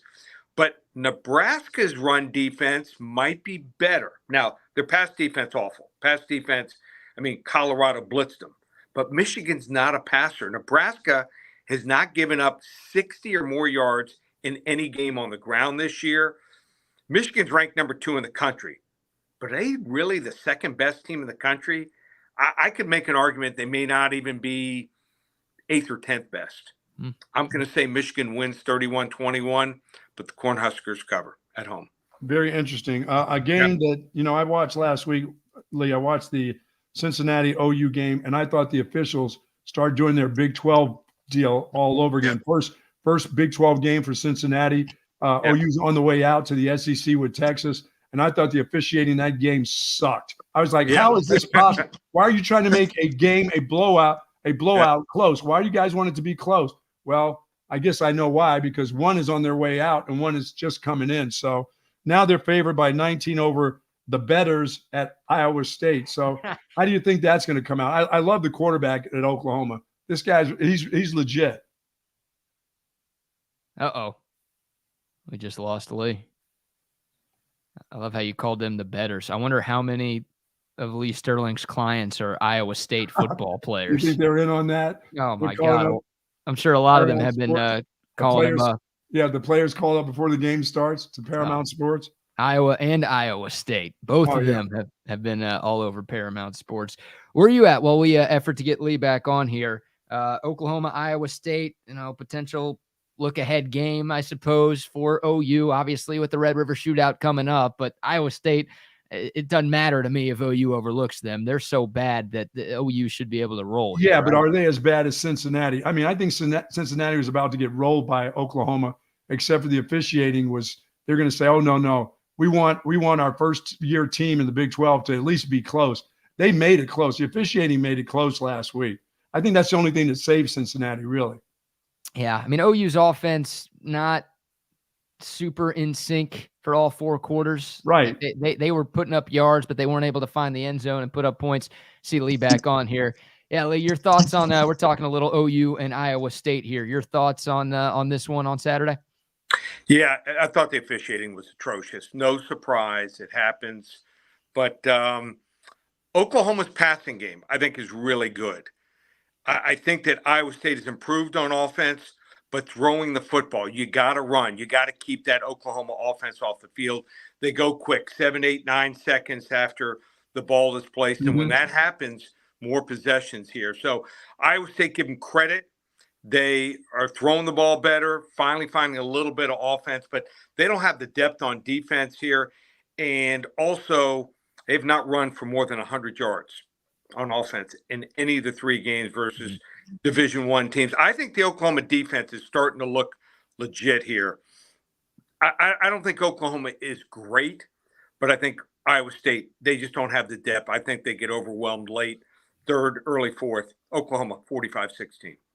What about the game here in Austin tomorrow, Lee? Texas and Kansas. Don't have to tell any Texas fans what happened the last time the Jayhawks were here in Austin. Don't have to tell any Kansas fans what happened last year when these 2 teams played in Lawrence. You know, it's a ranked matchup, but Texas is a 16 to 17 point favorite. Can the Horns win and cover tomorrow? You know, Bucky, if I didn't help out Brad get into Texas, he would have went to Kansas. Did you know that? Oh, there's no doubt about that. It's true. Or he went to Texas State, one of the 2. Well, he wasn't quite ready for that level. Still not. So here's the deal. Do I think Kansas's defense is great? No, but they're opportunistic also. They got a couple guys at linebacker that really go for the strip. They got some defensive backs, really good, making plays on the ball here. They're 7 takeaways here in the 4 games. I think Jalen Daniels, one of these quarterbacks, he just doesn't have a bad game. I think he wills his team to stay in the game here. I think they were actually maybe looking ahead a little bit last week here. I still don't know how good this Texas defense is. They played a Baylor offense, terrible this year. Rice, not very good. Wyoming, can't throw the football. And Alabama, way down from where they've been here. I think Kansas is going to stress them a little bit, but Texas, too much talent, too much offense. Texas wins 45-35. Jayhawks cover. Okay. All right. The free play. Texas Tech and Houston, a battle for 12th place in the Big 12, I think. 2 awful teams right now, but Tech is a 9-point favorite taking on the Cougs, trying to get their season back on track. If folks want to get that pick from you and also get all of your picks this weekend, where can they find you? Yeah, Brett, don't shit on the schools that you would have gotten a scholarship from. Shoot, you couldn't have paid me enough money in the world to go to Texas Tech, man. No chance. I know. They want to get that game for free. I got something on that game. A one side that's going to clearly cover the spread. Be one of the first 10 callers. 800-400-9741. 800-400-9741. How about this? I have never, Bucky, I've done the show with you for how many years? Probably. Oh, it's been about 15 years, probably. Yeah, 15, we'll go all the way back years. Yes. I've never sold a standalone game ever. I have a game tonight in college football. I'm going to text it to you guys, where the line is less than a touchdown. The team's going to win, cover by 2 to 3 touchdowns. I'm going to sell a standalone 35-unit best bet. We've only had 4 this year in football, college and the NFL, won all 4. I'm going to sell it for $10. Don't sign up yet for my not October, Locktober special, 5 weeks of action. You sign up tonight for $10. It's an instant download. As soon as you purchase the game, you're ready to go. The line's going to move on this game. Get in on it. Win big. Like I said, 33-15. my biggest college football release, $10 tonight in college football, just one place, ParamountSports.com. How about that? The standalone game. Love those standalone games. $10. Love these Friday nights here, huh? Yeah. Oh, my God. Yeah, you don't do high school picks, do you, Lee? No, but they do in Miami. Trust Yes, me, they I've been do to in some high Miami. school Yes. games. Yes, they do. I've seen them at the Mecca. It's called the Mecca, the place that they play where Central always plays, or Booker T. I've seen a lot of money change hands. Not just seen St. Thomas Aquinas before in those lines. Yeah. St. Thomas is good. You want to look? I think there was maybe 7-8 years ago. It was a team that had Joyner on the team that went to Florida State.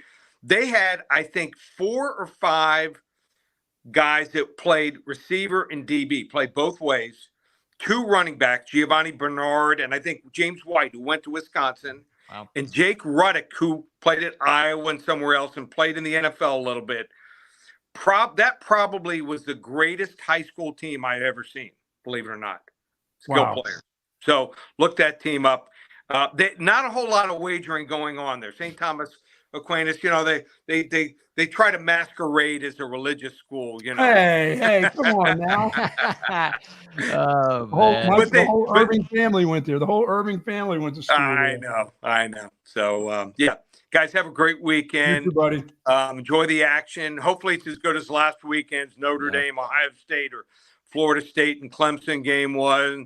And be safe. All right. You too, buddy. Thanks so much, man. All right, there he goes. Lee Sterling, ParamountSports.com. And by the way, the Paramount Sports segment is brought to you by Joe Cohen and Son Jewelers. You see their logo at the bottom of your screen right now. Joe Cohen and Son Jewelers, Austin's oldest family-owned and operated business of any kind. Not just the oldest family-owned jeweler, the oldest family-owned and operated business here in Austin of any kind. Bill Cohen is the downtown, baby. Yep. Bill is the 4th-generation jeweler and gemologist, and this family's been around for more than 140 years. Hey, a lot has changed in Austin since 1883. A lot has changed in Austin since like 3 days ago. But one thing that hasn't changed is the way the Cohens do business, the way that Joe started it.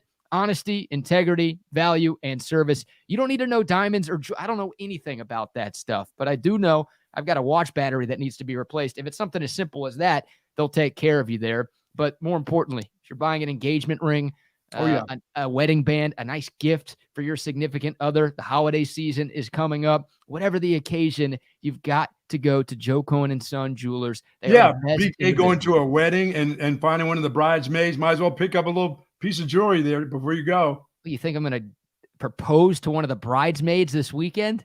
Anything's possible. I'm going to drop down on one knee at somebody else's wedding? Oh, yeah. Screw up the wedding. You be the guy. Be that guy this weekend. I'm going to be the guy like the Progressive, or no, it's the Allstate commercial. You know, the groomsman who ruins the wedding. He like tears down the entire awning because he's trying to watch football. Yeah, screws up the car and everything. Yeah, that will be me this weekend because it's a wedding during college football Saturday. But I'm telling you, man, the team at Joe Cohen and Son Jewelers, the very best in the business. They've got free parking downtown. Who does that? Free parking downtown, 6th and Congress. They're the very best in the business. Check them out, joecohenjewelers.com. I'm telling you, service, honesty, integrity, value. You can find it all there at Joe Cohen and Son Jewelers. We thank them for their support of Texas Sports Unfiltered and, of course, for their partnership of the Lee Sterling segment with Paramount Sports. Buck does not have a lock this week. I do not have a 1,000-unit play. No. What? No play this week. Next College, week, the NFL, nothing? Not even baseball? Not even.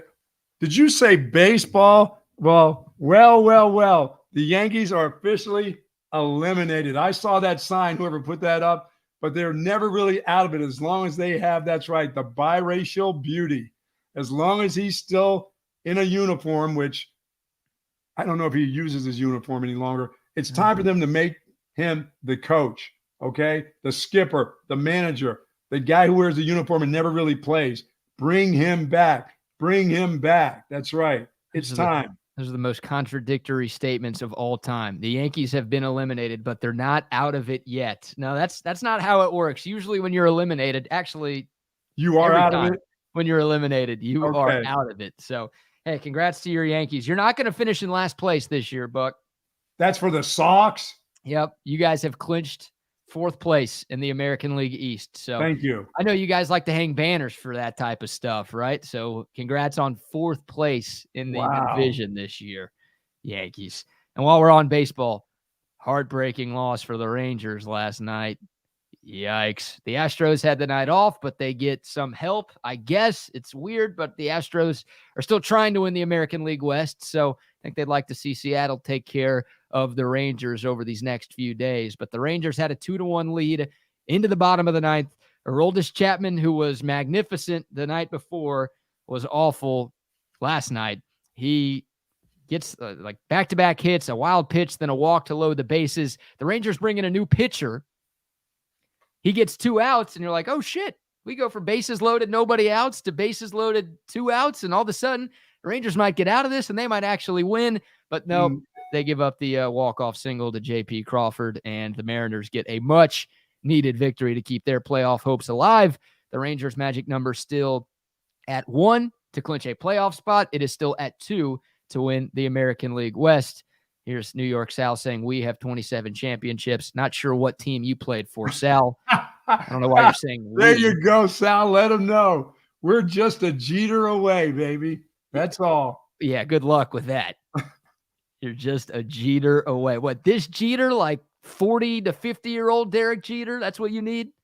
Yeah, we need. He needs to be the skipper. Yeah, it's time for that other bum to go. It is time to go. It's time to get out of here for sure. Yeah, Booney. Yeah, I do wonder. By the way, you can wrap up the Mariners. They're done. They won last night. What do you mean they're They'll done? still be eliminated too.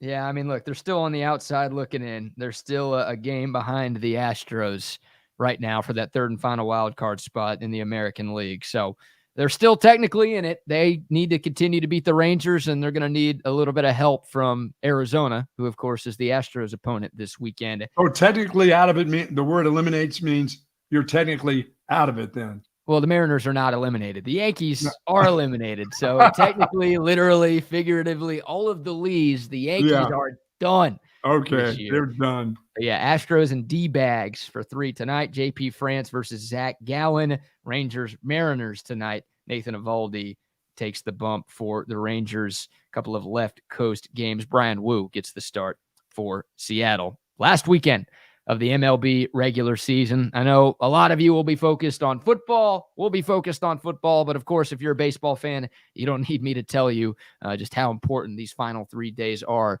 for the 2 Texas teams. All right, Buck, let's give some love to our sponsors before we start to look around the college and NFL weekends and talk about some of the biggest games and maybe give our picks for what's going to happen around the country. How about some words for our friends over at Audio Visual Consultations? They gave away a 75-inch TV as part of our giveaway last night. They're the best, and they can hook you up the way they actually hooked you up, Buck. Absolutely. And I've got a wonderful unit right here, and I really have been very happy with it. And that's right. Even at 1:30 in the morning, as I have that 85-inch screen TV, that LG, looking at it with my Sonos equipment and all, it was great this morning. I know why you folks were sleeping. I was watching and rooting for USA. Needless to say, that didn't work this morning, so I went back to bed. They have everything that you need for the entertainment system of your dreams for sure. You don't have to go shopping for TVs and then the surround sound and then all the mounts and the equipment needed to make it all work, because Tom and his guys, well, they'll bring everything they need and they'll set it up for you. No wires hanging, no big holes in your walls. They've got it all. Audiovisual Consultation is one of the largest dealers of most television and audio brands. And they've got all the hottest items in stock, folks. That's right. They've got it in stock. You know, there's no waiting, no 6 weeks. We'll be there in 2 or 3 weeks. No, Tom has it in stock. Not only that, they are not going to jack up the prices on you. You don't want that to happen. Big stores will do that. The big box stores, if they don't have it, believe me, they're going to jack the prices up, but not Tom McKay and Audiovisual Consultation. So give them a call today at 512-255-8678. They are the smart guys that don't make you feel stupid. Make that call today. Thank you for telling us about your wonderful unit, Buck. Yes. We're glad you're a fan of your own unit. Thank you. Yes, I'm very much a fan of my own unit. And I've got an AV unit right here looking good. Yeah. Okay. Yeah. I'm not looking at it. I don't think Come anyone on, else is man. looking at it either. USA. Oh, man. Shout out to AV Consultation. Shout out to Altstat Beer as well. Had one last night during our 5,000 subscriber giveaway. My fridge is stocked with it. I'm ready to go for the football weekend. I'm ready to go for every football weekend. Hopefully you are too. Altstat Beer. So many different brews out there. Something for every beer drinker. And every Altstat is brewed with just 4 simple ingredients. There are no additives. There are no sugars. There are no preservatives in any of the Altstat family of beers. So you can feel good about what you're putting into your system. But most importantly, the taste is absolutely there. I'm telling you, one sip and you won't go back to the other beers you have been drinking in the past. I've been talking about Altstat since they opened the brewery in Fredericksburg a few years ago. They've been with me from day one. I've been with them from day one, and it's all I drink. Seriously. Whenever I'm at the bars, first thing I'm asking, do you have Altstat beer? If they do, that's all I'm drinking because that's all I need, and that's all you need too. Please drink Altstat responsibly. Whatever you have going on this weekend, please be smart, be safe, plan a sober ride home, but enjoy your Altstat beer. No impurities, no regrets. You know, I know you can get that. You can get that at Jack Allen's Kitchen. Oh, yeah. For sure. You can. And let me tell you, I'm going to head to Jack Allen's tonight. I'm looking for the Ruby Rainbow Trout. Oh. That's right. And there, you know what? A little coleslaw around there because, you know, I like coleslaw on just about anything for sure. So I'll be there at Jack Allen's tonight getting a to-go box, my friend, and coming back and maybe, well, I won't be watching any more golf because that thing probably will be over by then. But there is a little football tonight, so I'll catch that. But no, I'm sorry. I don't have a pick for you. But my pick of the weekend is head on over to Jack Allen's Kitchen and have a fantastic meal. Absolutely. The pimento cheese to start things off. Oh, yeah. That stuff is delicious. And the smoked barbacoa quesadilla, my favorite appetizer they've got. Yeah, the trout, the burgers are, I mean, it's just, it's everything. Everything is awesome. You're always going to get a phenomenal dining experience at Jack Allen's Kitchen. Many thanks to them. And many thanks to CentexTickets.com. If you're looking for last-minute tickets to Texas and Kansas, you can find them online at CentexTickets.com. You don't need to go anywhere. You can literally just open up your phone or open up your computer. Hell, you're already watching us. Just open up a new tab and pull up CentexTickets.com. Get your tickets to the game tomorrow or any game. Of course, they've got Texas OU tickets on site right now at CentexTickets.com. Thanks to them, we gave away some tickets last night. I don't know what the tickets were for, but Centex Tickets gave us some tickets to give away to somebody who subscribes to us at Texas Sports Unfiltered. Awesome. So shout out to them. And yeah, if you're looking for tickets for anything all year long, no better place to go than CentexTickets.com. Formula One just around the corner. Yes, indeed. Yes. The Killers, Queen. Indeed. The Killers and Queen, the two musical acts, and you'll get to see Max Verstappen win his 400th race in a row. Of course. That guy now starts to own every track, not just coming here to Austin, Formula One. Yeah. He owns them all now. Oh, yeah. Yes, he does. All right, Buck, some of the big college football games this weekend. The slate is not as good as what we had last week. I don't know if we'll get anything like that the rest of the season, where we had 6 ranked versus ranked matchups and just a number of other really, really quality games. But one of the best games of the weekend is actually going down tonight. Number 10, Utah at number 19, Oregon State. Utah undefeated, 4-0 on the season. Oregon State coming off its first loss of the year at Washington State, where their defense just got picked apart. The game's in Corvallis, a home game for the Beavs. They are 4 to 4.5 point favorites. The line is going up a little bit, which probably means that Cam Rising is still not playing for Utah. Any thoughts on this matchup? Yeah, in the I like that Beaver. I do. Mm-hmm. Yes, indeed. I like that Beaver day, night, halftime, in a bar, in a car. I'm taking Oregon State. In a bar, in a car. They play on a football field. What do you mean? On a football field at the 50-yard line, yes. I like Oregon State to beat Utah tonight. No 1,000-unit play? Not playing that game this week. I'm not taking away somebody's education or something. You already have. You're down like 5,000 units. Well, I have to pick them. It's important that I pick them for the people. But people don't want me to be wrong. This week, I feel it's all wrong, so I'm not going to. I gave them the Aggies last week. You did? Gave them the Aggies last week to get a little something going. I'm not sure. Lee likes the Aggies this week in the old lefty quarterback, right? Yeah, I'm not quite sure of that one. So I'm going to hang back till next week. I'm going to let everything kind of calm down. I just can't imagine the Dukies beating Notre Dame too. That doesn't seem right unless Krzyzewski's back there calling plays. So I'm not quite sure of that one either. And the Texas-Kansas game, that's a lot of points, brother. Yeah, just it a is. lot of points. I don't feel it. If there's anything that I really do feel this week, Colorado and USC, the over must be 100. So if I'm anything, I'm looking at the over in that game. But I don't think it's going to be as close as people think either with Colorado. I think USC and the reigning Heisman champ is about to go nuts this week for about 8 touchdowns on that Colorado defense. USC is a 21.5-point favorite in Boulder tomorrow, and the total for that game is at 73.5. So they're expecting some points. I think everybody's expecting some points with those two defenses. Yeah. I'd expect to see a lot of fireworks. Yeah, you're expecting it at least to be in the high 60s, if anything. Yeah, absolutely. Yeah. It is a 10 a.m. local kick, though, which is very interesting. 11 a.m. for us in Texas, if you're watching in Texas or the Central Time Zone, but 10 a.m. Mountain Time, obviously 9 a.m. for the SC kids. So 4 ranked matchups this weekend. You talked about Notre Dame, Duke. Obviously, the Texas-Kansas game is one of them, the game tonight in the Pac-12. And then you've got LSU at Ole Miss. Interesting one. Ole Miss coming off that loss to Alabama. LSU with the escape job over Arkansas last week, a game-winning field goal in the last 5 seconds to avoid the upset there. Yeah, LSU always seems to start finding their offense in the fourth quarter. They get going. Their quarterback gets going late. They don't come out of the chute scoring quick enough for me. You know, and this will be an opportunity for Mississippi to take advantage of a slow-starting LSU team. But once they get rolling, they can score in bunches at LSU right now. Yeah. I'm trying to – who's the best team in the SEC West right now? Is it still Alabama? Yeah, I'm going to say yes. Okay. So this then is a battle for second place or second best? I think so, yeah. In the SEC West. Now, if LSU clobbers Mississippi from this point on, they're favorites. Don't you think? Over Alabama? Yeah. No. Still don't, huh? I'm just programmed to think that Alabama is always the best team in the SEC West. I know LSU won that division last year, right? They played for the conference title game and got beat up by Georgia pretty good. Who didn't? But I don't know. I would still side with Alabama, even though they clearly have some issues offensively.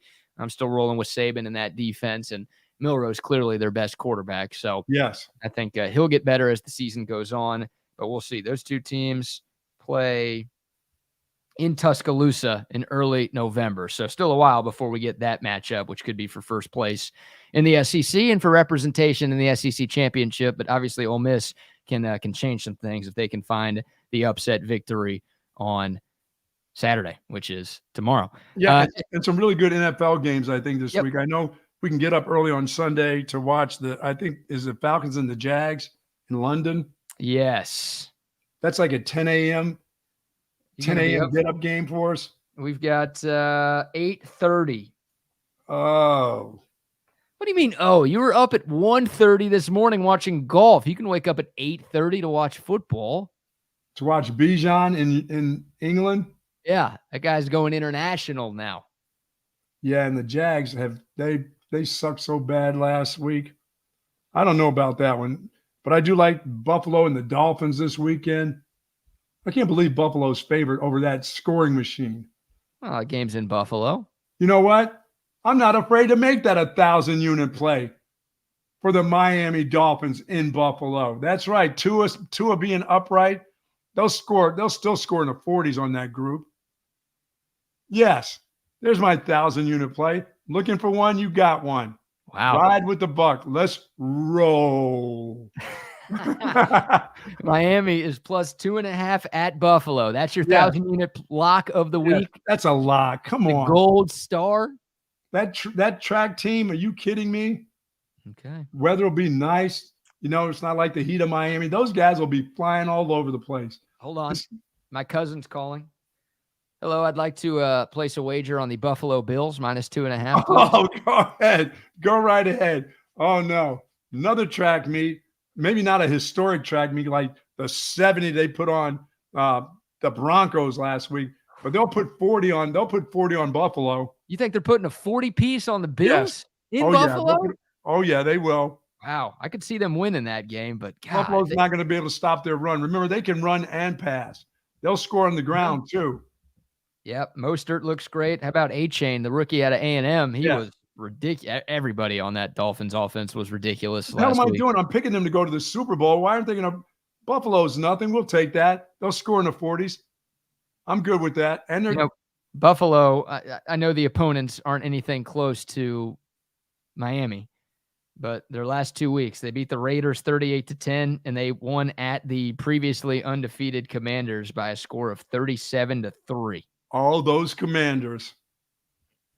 No, okay. I'll go ahead and take the Dolphins. Fine with me. What about Cowboys Patriots? Can the Cowboys bounce back at home against Bill Belichick's group? Yes, they can and they will.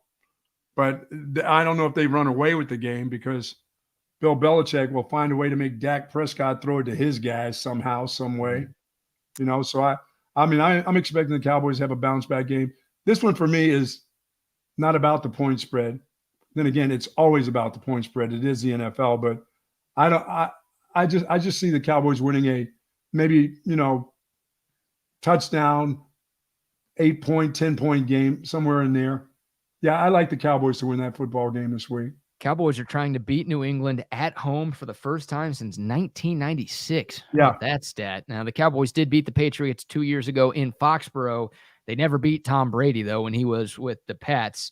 And the Cowboys are looking for their 10th straight home victory. They've been very good in their own stadium. Yeah, they can. The Patriots, they don't have anybody to pick on anybody. Zeke? Even the without return of Zeke? Zeke. Please bring him out. Please roll him out some way, shape, or form on a third down and watch him get decapitated. Is that a fat joke? Roll him out? They got no receivers. They got no receivers to throw to. Even without Diggs there, even the Cowboys with their secondary should be able to handle what the Patriots will throw at them. Yeah, I agree. Cowboys 6.5-point favorites. Their quick thought on Texans hosting the Steelers. CJ Stroud was just named AFC Offensive Rookie of the Month. He's been really, really good in the first month of his NFL career. Yeah, the game's good for them, but it won't happen against the Pittsburgh defense. Pittsburgh's only a 2.5-point favorite. Like that's Vegas telling you that they have no faith in tiny hands Kenny Pickett. I don't know how many Steelers fans have faith in many hands now. You'll find out what CJ Stroud's made out of with this Steeler defense. With Watt on the outside, with the secondary, with guys coming out of this secondary, this is a good defensive team. This is going to be a good test for him as a young quarterback. The game is in Houston. It will feel like it's in Pittsburgh. Oh yeah, they're going. Pittsburgh Pals will be there. Yeah, they travel well everywhere, but these two teams played in Houston, I think, last year, and it literally felt like a home game. Now, the excitement level around the Texans is higher than it was at this time a year ago, but it will feel a little neutral sidey on Sunday. We'll see if the Texans can win 2 in a row, though. Obviously, a very impressive win over Jacksonville last week. All right, before we give some final thoughts on Texas and Kansas, let's give a few more shout-outs to a few more sponsors. How about Woods Comfort Systems, Buck? You've got the AC in your house from Woods Comfort Systems. Still ready, still working. Winter's just around the corner, and of course, with the contract, they're going to be out here to check out everything. They'll be here in October because generally it doesn't get cold in October. You have December 21st as your set date, but I'll let the people know, okay? I'll let them know when winter hits here.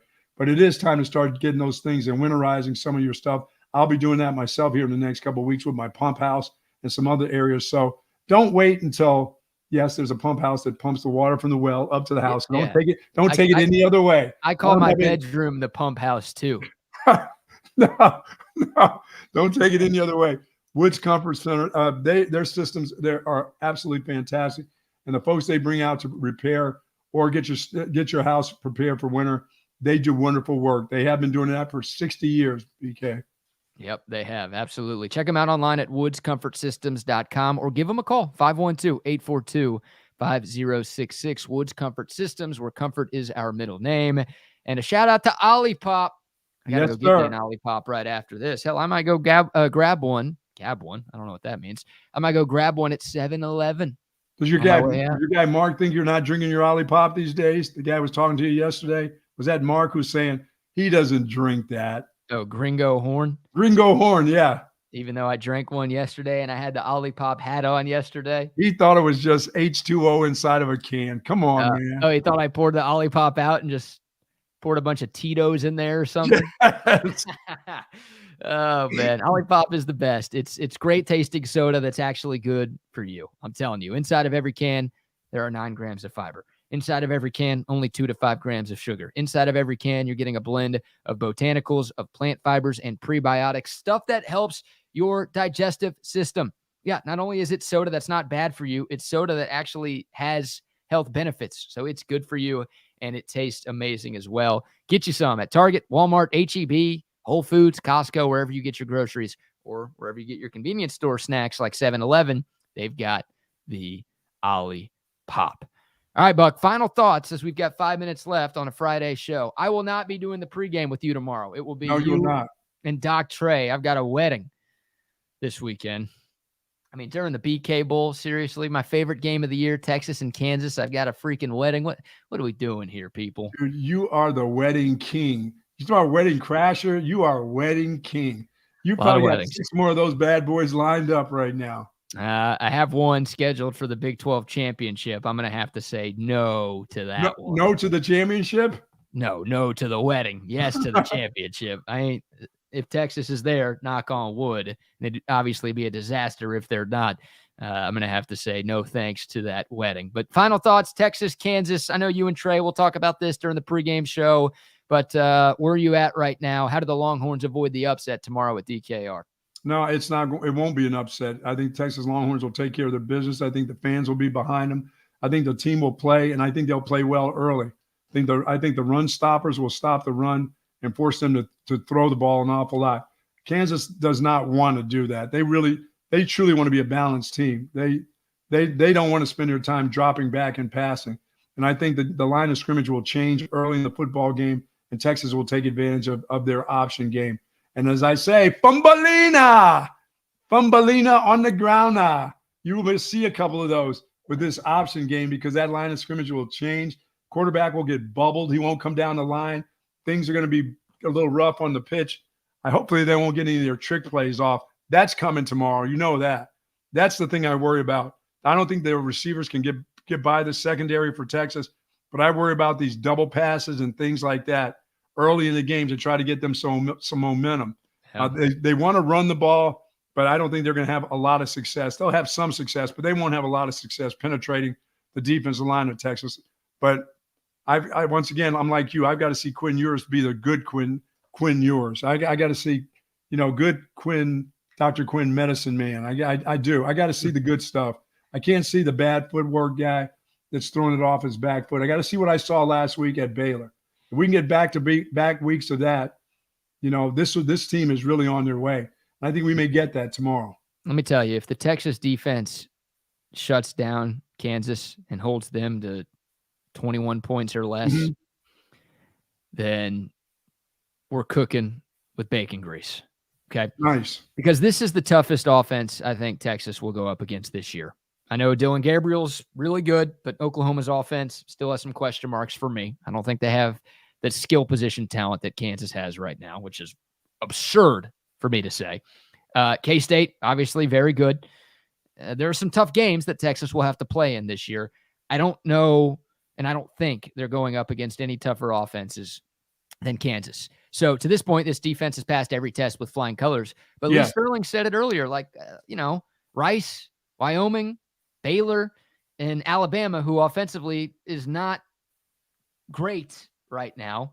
Like this is a big test. This is far and away the biggest test for this Texas defense. Am I confident that they're going to be fine? Yes, absolutely. I'm picking Texas to win, and I think they win by 17. So right around that Vegas number. But if they do pass this test, if they are as good as I think they're going to be, then you're talking about a playoff defense. You're talking about a championship, not Big 12 championship, but a national championship caliber defense. The question still remains, what's the offense going to do? What are we going to get from Quinn week in and week out? But no, this will be a big test, I'm telling you, for this Texas defense. If they're able to keep Kansas to 20 or less, then I'm telling you, man, this is a special, special group under PK's watch. Can't get tricked tomorrow. Can't No, let them don't try. That's not breaking tendency for Kansas. Like, they run trick plays all the time. Right. So the eye discipline that Sark talked about, we played that cut earlier. That's going to be huge. But the speed that Texas has on defense, I don't know how many fumbolinas. I still don't know what the hell that means. I don't know if we're going to see those. Fumbleina, whatever you want to call it. Hit the ground with it. Yeah, I still think Texas finds a way to win. I'll go like 38-21. So 17-point win for Texas. I think Kansas does crack 20, but I still think we're pretty satisfied with what we see from the Longhorns tomorrow afternoon. Buck, I will talk to you on Monday. Good luck with the pregame show tomorrow. I'll be trying to tune in. Hopefully I can. Yeah, well, happy hunting at your wedding. Yeah, I think I might be like the only single person at this entire That's why wedding. I said happy hunting. Yeah, I will. I'm more likely to kill an animal out there at Horseshoe Bay than I am find a woman at this one, I think. But we will see. That's going to do it for us. Thanks again to all of our sponsors, and more importantly, thanks to all of you for tuning in. We're going to see them over at Covert right here shortly, right? We're going right now. Covert BK. Derek Johnson will be there. We hope to see you there as well. But we're out of time. It's now time for Chaos Theory with Rodney and Wags. Fellas, take it away. Oh, look at my man talking away right there, all muted. There's no telling what he's saying. Welcome to the Chaos Theory. Man, Come on, look Wags. at my shirt. You see my shirt? Dude, you know what? Man, we should have coordinated better because I have one that almost looks just like that. I wore that How about it, man? Everybody's saying that I'm a hobo, that I'm a bum, that I ain't got any clothes. Damn, rocking dude. 2 shirts out in a row. It's like I want to go walk off and put mine on because it looks almost just like that, dude. We could have been twinsies. So can you tell what this is? Looks like no, man. Hold on.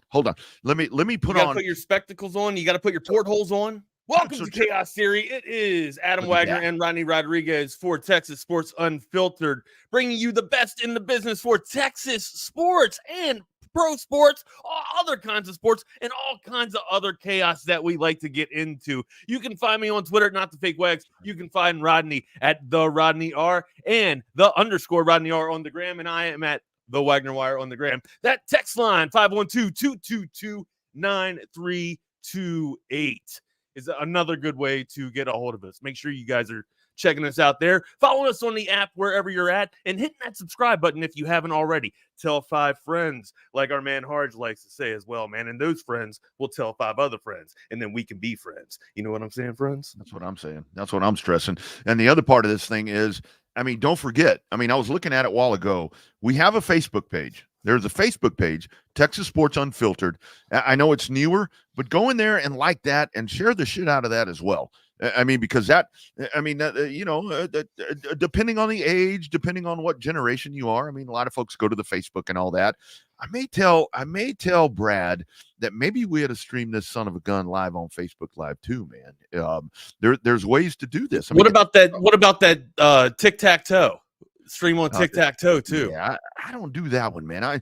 I'm distracted enough, man. I waste enough time on my phone. Yeah, you go down that tic-tac-toe cloud, bro. You're done, dude. There's so many people to follow down there, and it's so easy, man. You just scroll, dude, and it is, man. It's the devil's backbone because you want to talk about laying shots on the back.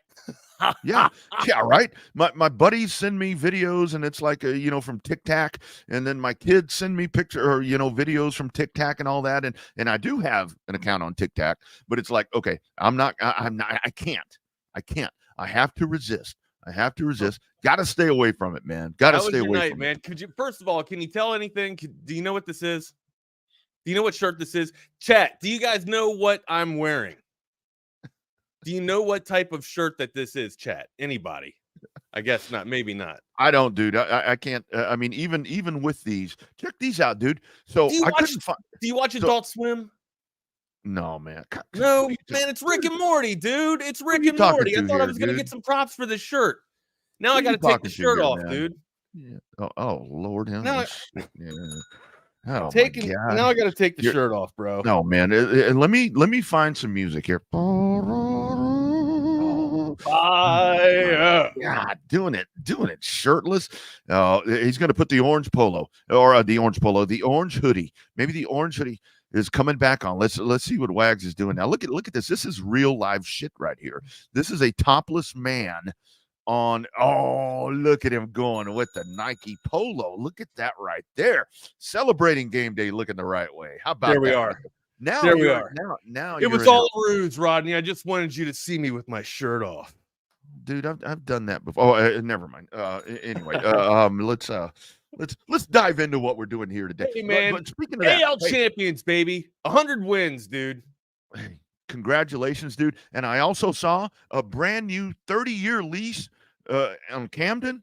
I mean, what a Yeah, I don't day. know how the hell that got done. John I know, Angelo's right? one hell of a deal, dude. And then all of a sudden, now he's talking about doesn't want to keep this ball club together, but you just put a lease on your club for 30 years Yeah. in Baltimore. You ain't going nowhere, pal. You might sell out to the team, or you might want to sell out to the town instead of having the town sell out to you, buddy. Well, $8. I don't care if it's $8 a concession right now. Jack it up to 12. Do whatever you got to do to keep this ball club together, man. Well, and the reason to put that together, man, I'm hoping when I saw the lease thing, to me the lease thing was a bigger deal because that's the stupid shit that I look at when it comes to stuff like that. By the way, check your text messages. What I like right there is He's so nice, isn't he? I know, He's man. so nice. He puts it only the way that he can do it. But right there for you guys, to me that tells me that the plan is right there for the Orioles, man. We're going to stay here. We're going to build this thing. And I got to find something. Talk about Tom McKay. There's something I want to talk to you about when it comes to your Orioles. But talk about that message right there from your man right there, what he's telling us. Right. What do you want me to say about it? I'm not going behind the curtain here. 2 days in a row, Adam wants to flex his femininity. I can't even read that. Femininity? Femininity, and talk about how cute the outfit is. Look, man, people were, getting down on me about my wardrobe and my attire or whatnot. So I just wanted to show that I wanted to show my vast quality of clothes. And by the way, those are from the Roosevelt. So anybody that wants to have cool shirts, check out the Roosevelts and tell them Wags sent you. No shameless plug or anything. See, we got to get like Bucky and BK, man. Those guys come rolling up and they're wearing all that nice Stu Patrick stuff. It's all, loose on the body and just kind of clings and all that. And you and I come rolling up with hoodies and all that and get called out for wearing the same shit week after week. And day after day, I've talked about my stuff laying over there in the corner. But here's what I wanted to tell you. So Baltimore, right now, your payroll 28th in the majors. $71 million, dude. This really is, as a baseball, we talk about traditional baseball fans and all that. Dude, how great is that? It's fantastic, and it has to happen now because you know that the window is small, Rodney, and you know that John Angelos, even though he just got that 30-year lease, he's already came out and said that he's not going to pay to keep this ball club together. This group of young studs, I had so many people giving me compliments on Facebook. It's not my club, but they know the misery that you go through when you're an Orioles fan, right? And they happen to be Yankees fans. It's like, hey, man, congratulations. You guys look great. I don't like the Orioles, but as a Yankees fan, it is fun seeing a club that's not used to getting there get in. And we laughed about it and joked about it because at the end of the contracts, the Yankees are going to come and poach these guys up because that's what the Yankees just usually do. I remember when Mike Messina carried the Orioles for years out of misery, and then all of a sudden, here's a bag of cash, Mike. Come on over here and be the Moose for New York. And that knuckle curve just kind of went away from Baltimore and then into the Yankees fandom, and which kind of sucks, man. That just goes to show you that if you got fuck you money in baseball, you can do anything. Well, and you keep looking at that, and this is from Spotrac on Facebook or on Twix at Spotrac. So there you go, right there. The Orioles, $71 million is the payroll, 28th in the majors. The Rays, $79 million, 27th. So right in front of you guys. The Blue Jays, $213 million, ninth. And then we get to the bottom. You get to the bottom of the AL East. Sorry, Bucky. Fourth place, $279 million, second in the majors. Those good old 27-time world champion Worst New York team Yankees. money can buy, isn't it? Yeah, right. Team money. Actually, the Mets were atrocious. The Mets spent a lot of money this year, and they fucking shit the bed. Sorry, exactly. There's my F-bomb dropping twice in 1 hour. I owe you money. Then, hit the bell. I owe you money.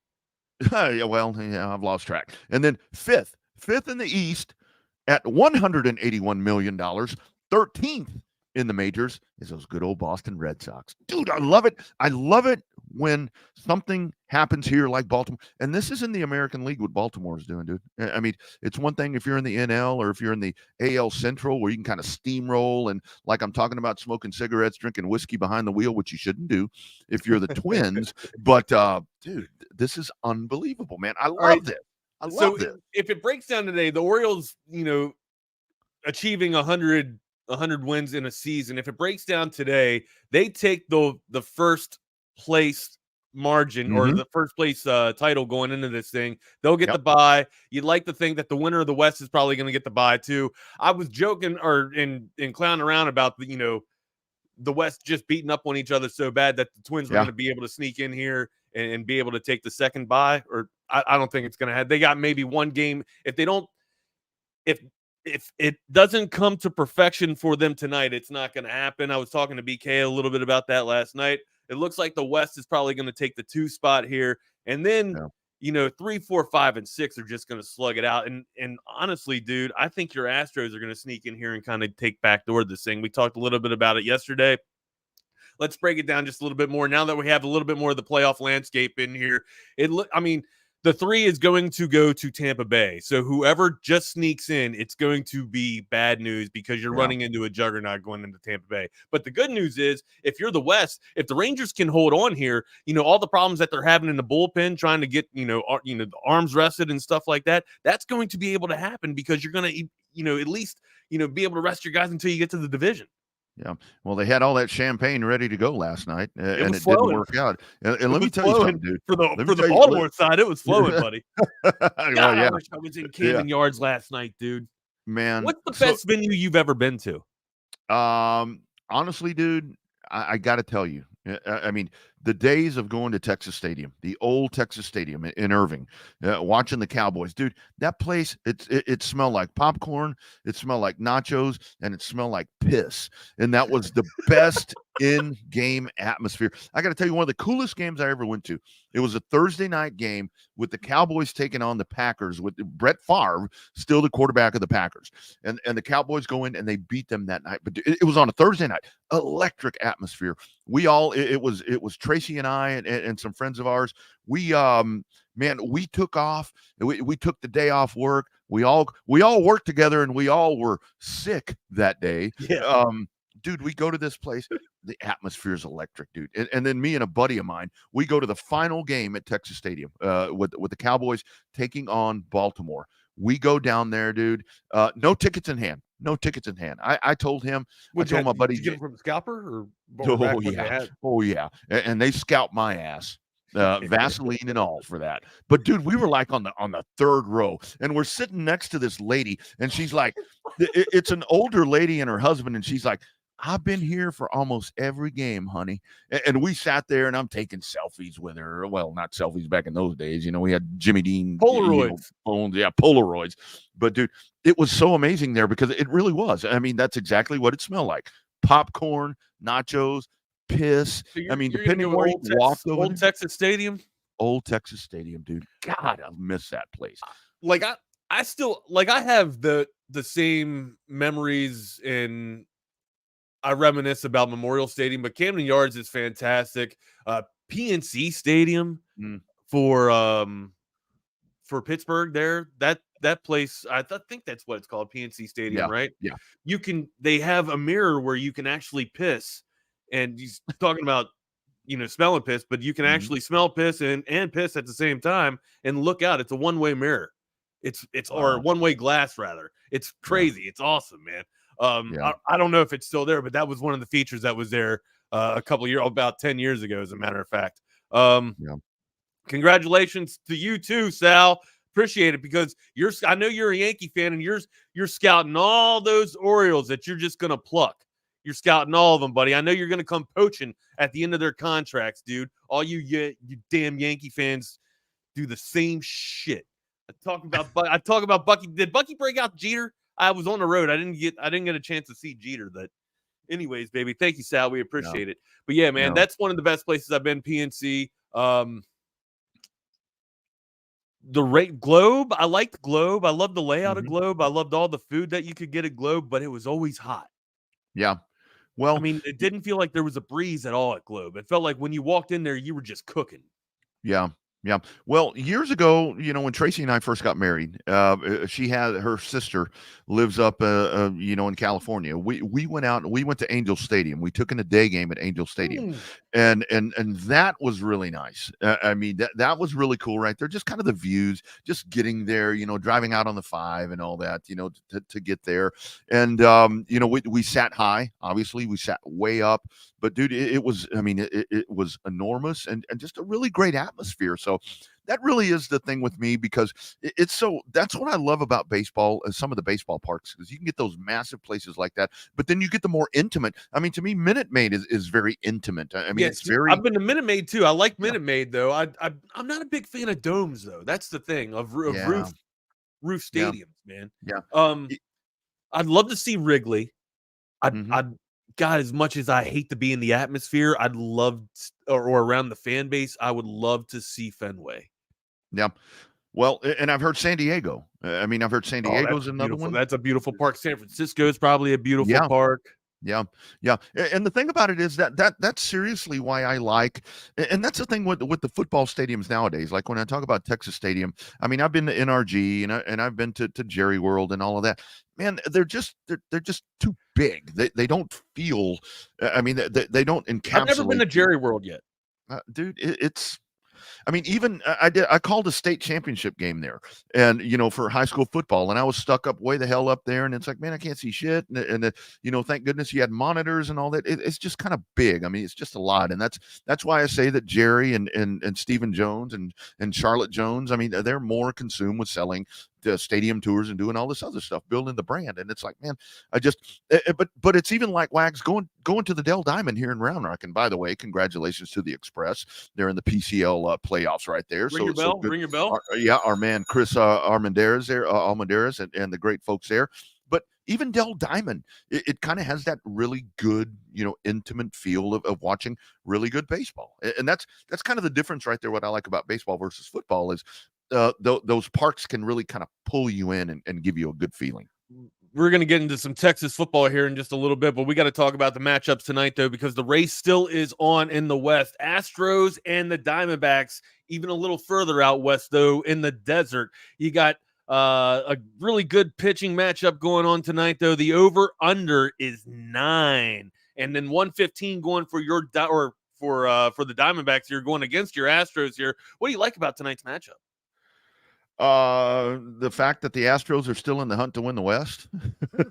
that's the main thing I like, man. And I did want to tell you, man, I know yesterday you and I were kind of shooting down this whole brother-in-law theory of everything that we were talking about last night to try to keep the Astros out last night. But the way that Rangers game ended, dude, I'm like, can you chase that ball a little further? And I was talking to Kellner too as everything was going down. You know what I mean? And I had like a 30-second advance on him. He was he was watching it on delay though, and I was trying to keep my face straight so I wouldn't give it away. And he's just like, "What happened?" I was like, "You're okay. You're gonna be okay. You're gonna be fine." He goes, "Oh no!" And then he just looks up and he goes, "There it is. There it is." Because the first he went on the run, the last the second to last out, right? He had to track it down and catch it, and they thought that they was going to be able to tag and get the run there, but it was able to keep it going. But the third out, well. The walk-off rather, the third would be out. Kellner, I was just trying to talk him down, man. Talk him off the ledge. But now the Rangers still have a chance to take this thing. Sure. Mariners playing good, man. Woo's coming up on the bump tonight. You got to think that the pitching matchup goes to Eovaldi here with the Rangers, but what can you say? Both of these teams are slugging it out. Clawing at each other. This is what you want if you're the Astros, for both of these teams to go back and forth. You want another Mariners victory, obviously, so that you can sneak in here and try and get the back door, because nobody wants the 6th spot, dude. Nobody wants the 6th spot at this point. Yeah. Well, I mean, the 6th plays the Rays. That's right. Yeah. But back to answer the short question that you asked right there about what do I like as an Astros fan about this game tonight. It's on the road. That's what I like about it, because we've talked about the juice box issues there for the Houston Astros, but I mean the fact right here. But here's the other thing. I mean, the Diamondbacks. I mean, the Diamondbacks have kind of clawed their way, back into a situation here. So this is going to be, man. We got 3 days left. Galen 17 wins, man. You know what I mean? And throwing under 350, throwing under 349. So you got to think that's going to be pretty nasty for the Astros to get the lumber going here. But look, from what I saw the other night, man, Jordan started waking up a little bit, and then you saw Tucker starting to wake up a little bit. And then once you start to get the small ball rolling, it feels like the ball starts to leave the yard just, almost every other at bat. It just seems like when Dusty gets the small ball going, everything starts popping off, man. So I think it's going to be an impressive outing for the pitchers. What do you like about your pitcher there going up against Galen? Well, I don't know. That's tough to say, dude. This staff really concerns me. I mean, the other night when I was talking about, I was totally concerned. When your starter goes 4 innings, I'm like, okay, we're in trouble now. So I still say you get 6 strong innings out of your starter. I don't care if it's him tonight. I don't care who it is. If you get 6 strong innings out of that pitcher, and then you go to the bullpen, I mean that's what's going to enable you to be in command of the ball game. And that seems to be the problem with the Astros is it's either one of two things. Either you come out and your starter is lights out and you can't get any hits, or vice versa. Your starter comes out and he's gone by the 3rd or 4th inning, but you're jacking the baseball around. So it's just no consistency right here. So it's like insert starting pitcher, including Justin Verlander. Insert starting pitcher, man, consistent. Bring the wood. Do it. I just need consistent baseball for the Astros right now, and I haven't seen it in a long time, dude. Well, hopefully they get some pieces back and it starts folding for them here, because they have a chance to actually sneak in the back door, like I was saying. Mm-hmm. All right. It's Friday, baby. We need to talk about Texas. Let's get into it, man. Matchups, quarterback versus quarterback here. Ewers over Daniels for me. If you just want to break it down and go down the line here, I think we do have, even though Daniels is a dual threat quarterback, clearly going to be in the NFL on as a Sunday player here. I still think Ewers, with the record, with the stats that he has now, having a clean slate, playing efficient football here, as long as he continues to stay in rhythm, not force anything. A lot of Ewers that we saw last game, right, going up against Baylor, of course, everything looked fantastic. But even though Ewers only had 1 touchdown, though, it looked like everything was just flowing for him, right? Take what the defense gives you. Kansas, they have decent numbers right now, but you could also question the opposition's offense as well. So if you come out here, start utilizing JT Sanders like we talked about here, and then having the vertical start open up with Worthy, then you start taking advantage of that, and then bye-bye. And, we know what happens after that. Insert, Brooks, insert Blue, insert Baxter if he's completely healthy. If he's banged up, don't play him. Let's just keep it at that. If he's still got knocks on him, don't play him. Let Blue and let Brooks get your yardage on the ground. And hell, maybe get Whittington involved into the ground game as well. Have him do a little bit of quick screens here, get some one-on-ones, isolation. You got a lot of toys for Ewers to work with here. We talked about it all throughout the week, and I think they can expose this Kansas defense, Rodney. I agree, Wags, and that's really the whole thing. I know that we say it. I think we say it ad nauseum. I mean, not only us. I mean, whatever Texas platform that you're checking in on. I think that this is a game tomorrow where you can come in and establish the running game, man. I would really love to see the game plan for this offense to be. It worked last year. It seemed to work last year where you come out and you're stuffing the ball. Come on out and start running the ball. Make them stop you. This is a vastly improved defense, from the Kansas Jayhawks. We talked about it, midweek there with our insider, to where they've had transfers in, through the portal and different stuff right there, where they play the run extremely well. Make them stop you. You've got a bell cow right now. Make that the emphasis. Make that the emphasis of your offensive game plan. And then honestly, dude, like you're talking about with JT Sanders, then I go to the middle. And then boom, pop it up over on the outside, because that's where you have all the weapons right there. If you're I'd love to see establishing the run game. I know you want to run the ball, but obviously that hasn't been what Sark has been trying to do lately. It comes out here and he wants to be high tempo at first and then kind of wear the defense down that way. If you're Quinn Ewers, that you've struggled with consistency the past, or maybe you don't know, but national pundits have been criticizing you about your inconsistent play and your footwork here. What's the first thing that you're kind of looking for to try and get yourself settled and active here? Maybe they tried to do it last week with trying to get Worthy in a one-on-one and a little bit of screen and trying to get, Quinn trying to feel the rhythm that way. But wouldn't you, if I'm Quinn Ewers, I'm trying to look for JT Sanders right away, or maybe even Mitchell, because Mitchell gets lost in the pile of toys as well. So maybe a little, 5 to 7 yard hitch, just, get Quinn kind of, slinging that rock a little bit and speeding up the tempo here, and then having him, get into a flow. But what would you like to see Quinn come out and do? Well, and that's why I kind of go, Wags, all the time back to the running game, because that kind of puts the emphasis on to where he can get into his rhythm and kind of, it's not all sitting on his shoulders to come on out and shoulder that load of to make explosive plays happen. Explosive plays are great, but I really think establishing the game plan, whatever it may be, that's a great a thing right there. And like you're talking about with JT Sanders, I mean, that's something. The screens and all that really is how you keep this quarterback calm. And I heard the conversation earlier, with BK talking about, and he is totally on point to where we haven't seen the back-to-back superlative games from Quinn Ewers. We haven't seen him yet. We haven't seen him this year. It's hot or cold. It's hot or cold, or hot or warm. We just haven't seen the continuity, the consistency is what we haven't seen. And I think doing the things that you're talking about, whether it be, with the guys down the middle or the running game, like I'm talking about, what that does, that's going to put him in a rhythm to where he can have the good back-to-back games. And I mean, think about this, Wags. I mean, I've never played quarterback. I don't know if you have either, but the whole thing is, when you have confidence, when you have confidence, when you have multifaceted offenses, man, what is that going to do to your quarterback? It's going to put him at ease. It's going to give him confidence, and that's what's going to give you that. Then you take the big shots. You don't have to do that shit starting out.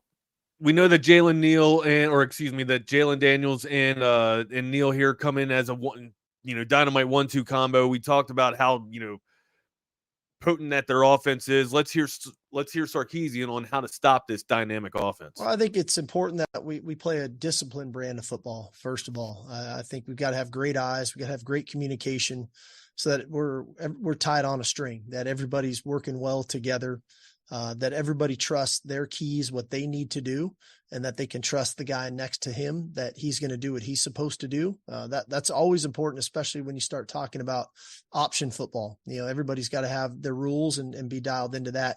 But I think ultimately it goes back to our level of physicality. We have to play a physical brand of football, most notably at the line of scrimmage. We've got to be really sound at the line of scrimmage. Anytime a team can run the ball, that opens up all of the other things that they want to do, right? Whether it's the play action pass, the trick plays, the things coming off of that. So I think it's really important that we're really good up front, and that we can defeat the run and play well against the run and be gap sound. But two, across the board, all 11 guys, we have to have great eyes, and we have to trust our training and that communication amongst everybody, so that we're all on the same string. No, I agree with Sarkisian 100% here, man. You got to definitely keep gap responsibility, especially with a high potent offense that can rush the ball. They're coming out here at over 200 yards per game. You got Neal that's popping off 7 yards per clip here. Devin Neal is, I say this a lot, man. Both of these guys are Sunday players. Like, you will see Devin Neal and Jalen Daniels in the NFL here one day. I don't know if they'll be starters, but they'll be playing at an NFL caliber, at a professional caliber, man. Well, only 5 touchdowns on the ground. You'd like to think that that's going to happen more here, but the dude can carve it up, out of the backfield as well, being a little bit of an outlet or a release valve for Jalen Daniels here. So it's going to be tough to stop. I agree with Sark. You got to keep 100% gap responsibility and discipline here. What else did you like from what Sarkisian said? I mean, that really is the key there. And like we talked about on Wednesday, then you have Highshaw coming out of the backfield as well. He's got 3 touchdowns. So that's kind of the other part about He's like the about that right touchdown stealer, though, right? Yeah. It's kind of one of those things to where you get down into the red zone, and that's kind of where you go in with that. And if you're like Devin Neal, it's like, shit, come on, man. That should have been mine. But anyway, I think the other thing, because I was watching some film on Kansas, and the other thing that I think the Texas defense needs to be prepared for, I was kind of watching them pre-snap. They do a lot of pre-snap movement, formation changes, and all this. They seem to do that really well. So I think that's the other thing, to where, like what Sark is talking about right there, to be able to stop all of that, you need to be prepared for how they're going to be changing formations and audibling out or whatever they're doing there before the snap. And I think that's something that may be some in-game adjustments right there that the Texas defense with PK may have to make to be able to stop these. So I mean, don't be surprised if Kansas comes out and whether it be Daniels or Neal or whoever, and they pop a big play, because there's just so many different movements and shifts and stuff that you see pre-snap. So don't hit the panic button. Because they do that, and they do that extremely well. They don't have too many receivers that can kill you or beat you with a deep threat, but they do have some height there. Lawrence Arnold, rather, decent length there at 6'2". Not too alarming of stats there on the road right now. Not too many arm popping stats. 18 receptions there for 0 touchdowns. So no red zone threats so much for Mr. Arnold. Most of the red zone threat, like we talked about, really comes from the ground or comes from Daniel's legs here. So if you're Texas, you don't have too many offensive weapons that Kansas has to stop, right? But on the flip side, you have a lot of wealth, a lot of toys to work with. And if you're Quinn Ewers, how do you spread that wealth? Right now, here's Sarkisian on spreading the wealth. I do think it's important. I think inevitably for us, we're always at our best when we can run the football effectively. I think that helps the RPO game, which we definitely like to do. I think it helps the play action pass game, which we like to do. And then it helps the drop back pass game, because, people deploy their people differently when they feel the threat of the run game. Ultimately, the coverages a lot of times dictate where that ball's going to go, predicated on where their emphasis is of who they're trying to take away and what they're trying to defend. And I think Quinn's done a nice job of not forcing the ball, but yet allowing the reads to come to him and distributing the ball effectively. And that's the beauty of when you have multiple weapons, is that you don't feel like you have to move people to specific spots, and then you can become predictable. And I think now, we put our starting 11 out there predicated on the personnel that we're in, that you have Xavier, you have JT, you have AD, you have Jordan, you have Jonathan Brooks, you have Gunnar Helm when we're in some of our 12 personnel. All of those guys have proven to make their plays when their opportunities presented themselves. So naturally, as we go, certain games, other guys are going to have bigger games than others, predicated on some of the coverages that we get. And last week it happened to be JT. I thought he had a fantastic ball game. We've seen AD have multiple touchdown games. We've seen the playmaking ability of Xavier. So the key for us is to make sure that we've got a good plan week to week, and that the guys, understand that plan and execute the plan. And just know by the end of a ball game, everybody's going to have opportunities, but there might be a guy or two that just has a little bit of a bigger game predicated on what the defense decides to do. So again, it's kind of like how he talked about how there was no focus or focal point going into the game to try and get JT Sanders involved early, right?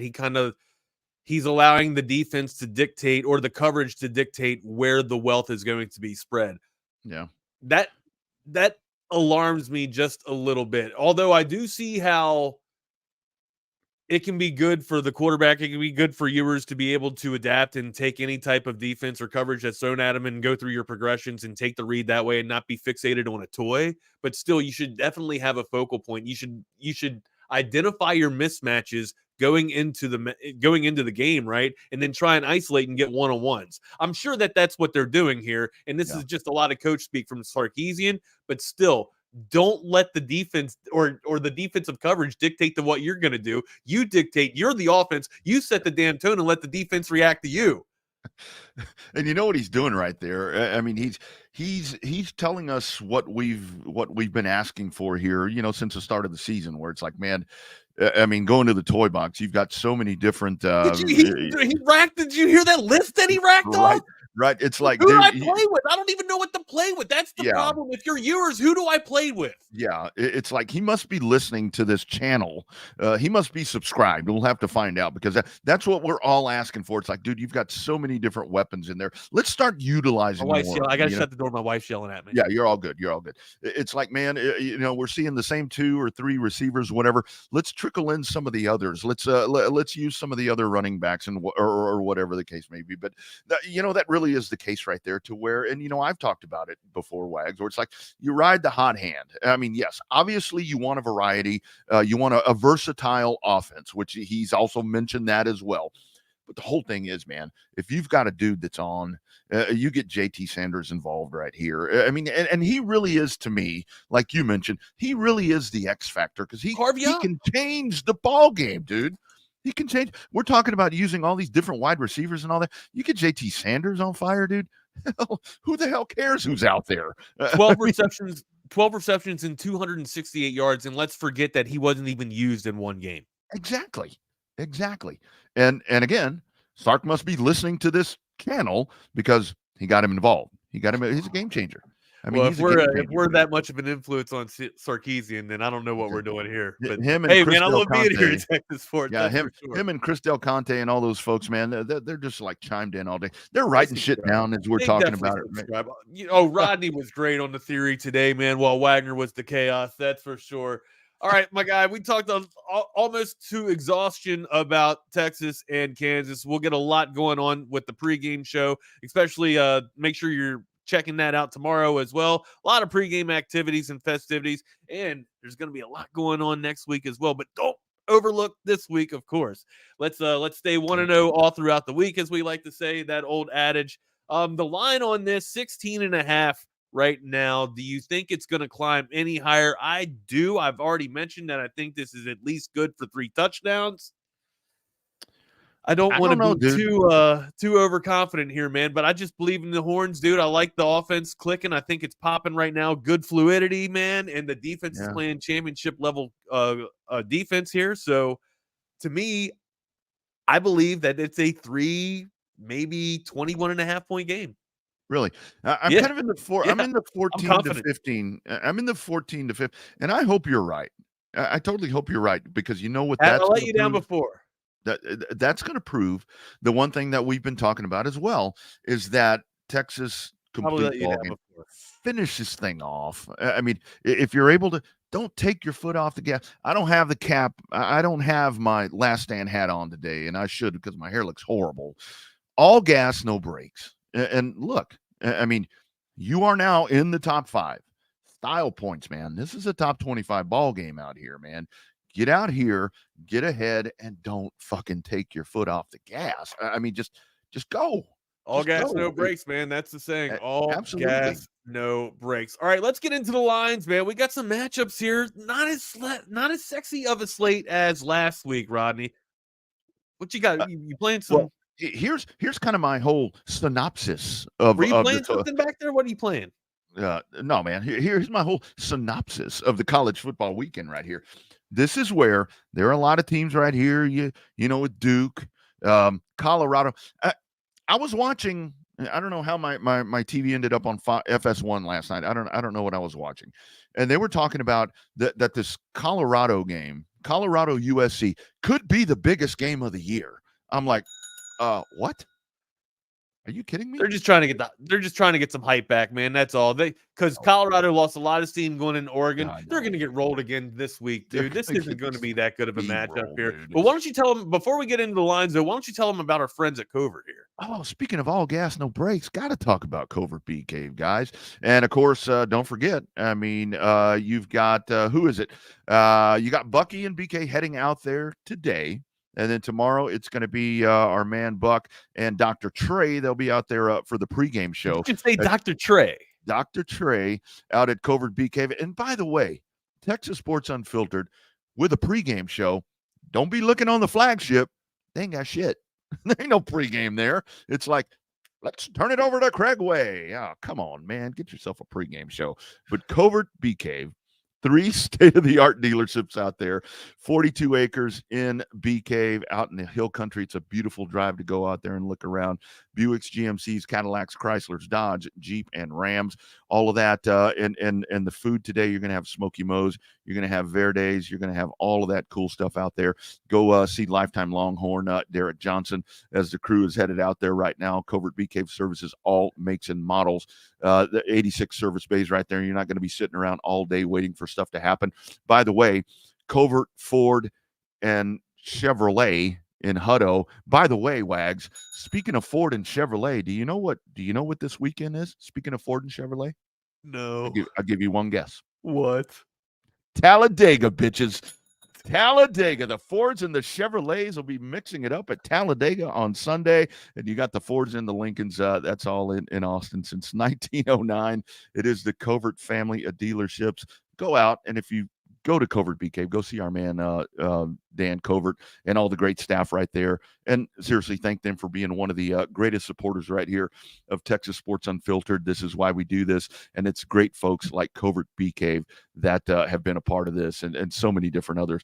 CovertBK.com. Check out your latest weekly specials, new, pre-owned, whatever it is. The Covert family of dealerships, Covert BK. Nobody beats a Covert deal. Not now, and sure as hell, not ever. You all right over there? Yeah, I'm trying to hold my shit together Okay. while you're doing a read, man. You know what I mean? Like, you're sitting here making me laugh.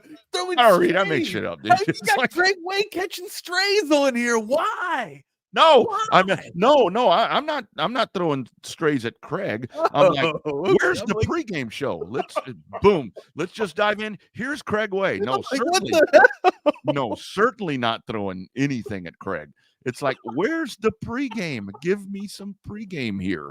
Jeez, no, certainly never. That's Okay, I'm glad I heard that wrong. that's a mentor right there. I would never say anything Oh, wrong. about God, that. my heart stopped for a second there, Rodney. I was like, Plus, what are not to we doing? mention, if I talk bad about him, he'd probably get into my house in the middle of the night and like, Well, Rodney, we have to have a it's- conversation. Yeah, let's have a conversation here. Let's discuss this. Let's discuss this in depth. All right, let's discuss the matchup tonight here. We got some Friday night action here out of the Pac-12. Utah, the Utes going up to Beaver Nation here. Oregon State. What do you like here out of these two teams, Rodney? Top 20 matchup that you have right here. This is some good Friday night late football right here. I'm looking forward to this one. I'm actually back on the beat tonight with some high school football. I'd kind of gotten out of that game, but I'm actually doing a game tonight, so this will be perfect timing. Come back and watch this one.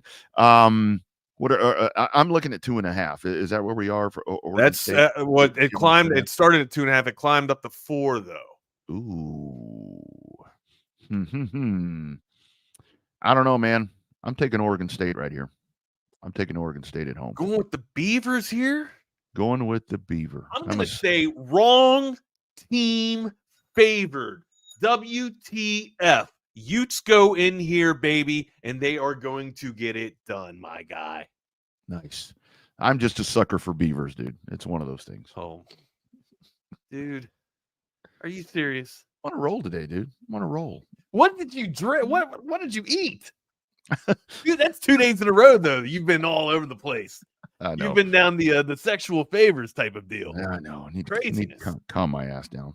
Calm my ass down. Uiagalelei, 7 touchdowns, 3 interceptions, almost 1,000 through the air. You like to think that he will be out here strutting his stuff for the Beavers, but I just think the Utes are going to be way too much for the Beavers here. I got wrong team favored. That will be seen on FS1. Let's go into the Saturday matchups as well.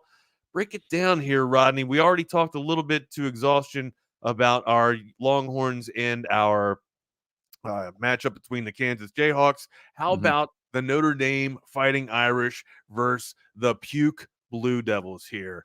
The line is 5.5. Notre Dame is giving to Duke here, and then also 52.5 is the over-under. We are expecting some high potent offenses. I don't know why we are talking about Duke being a high potent offense. They are 4-0, but they play in a watered down ACC. What do you like here out of this matchup?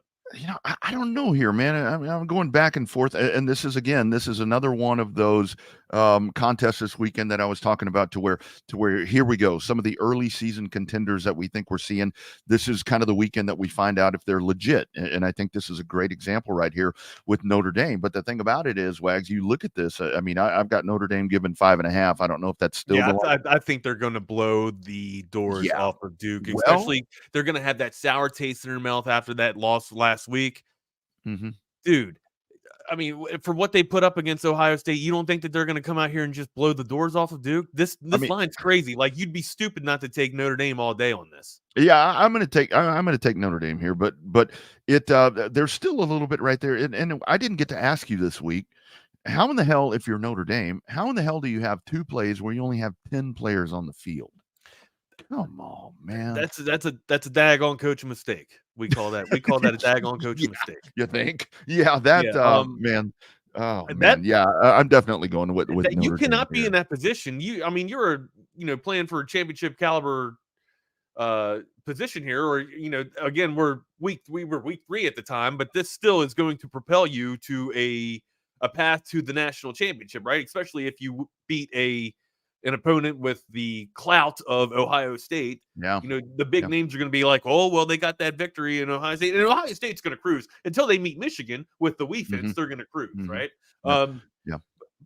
But I mean, it's completely unacceptable to be in that position, especially in the latter parts of the ball game or the defining moments of a ball game where you're trying to defend your life here. And then, oh, by the way, the next score fucking wins and you have 10 guys on the field. Players on the field.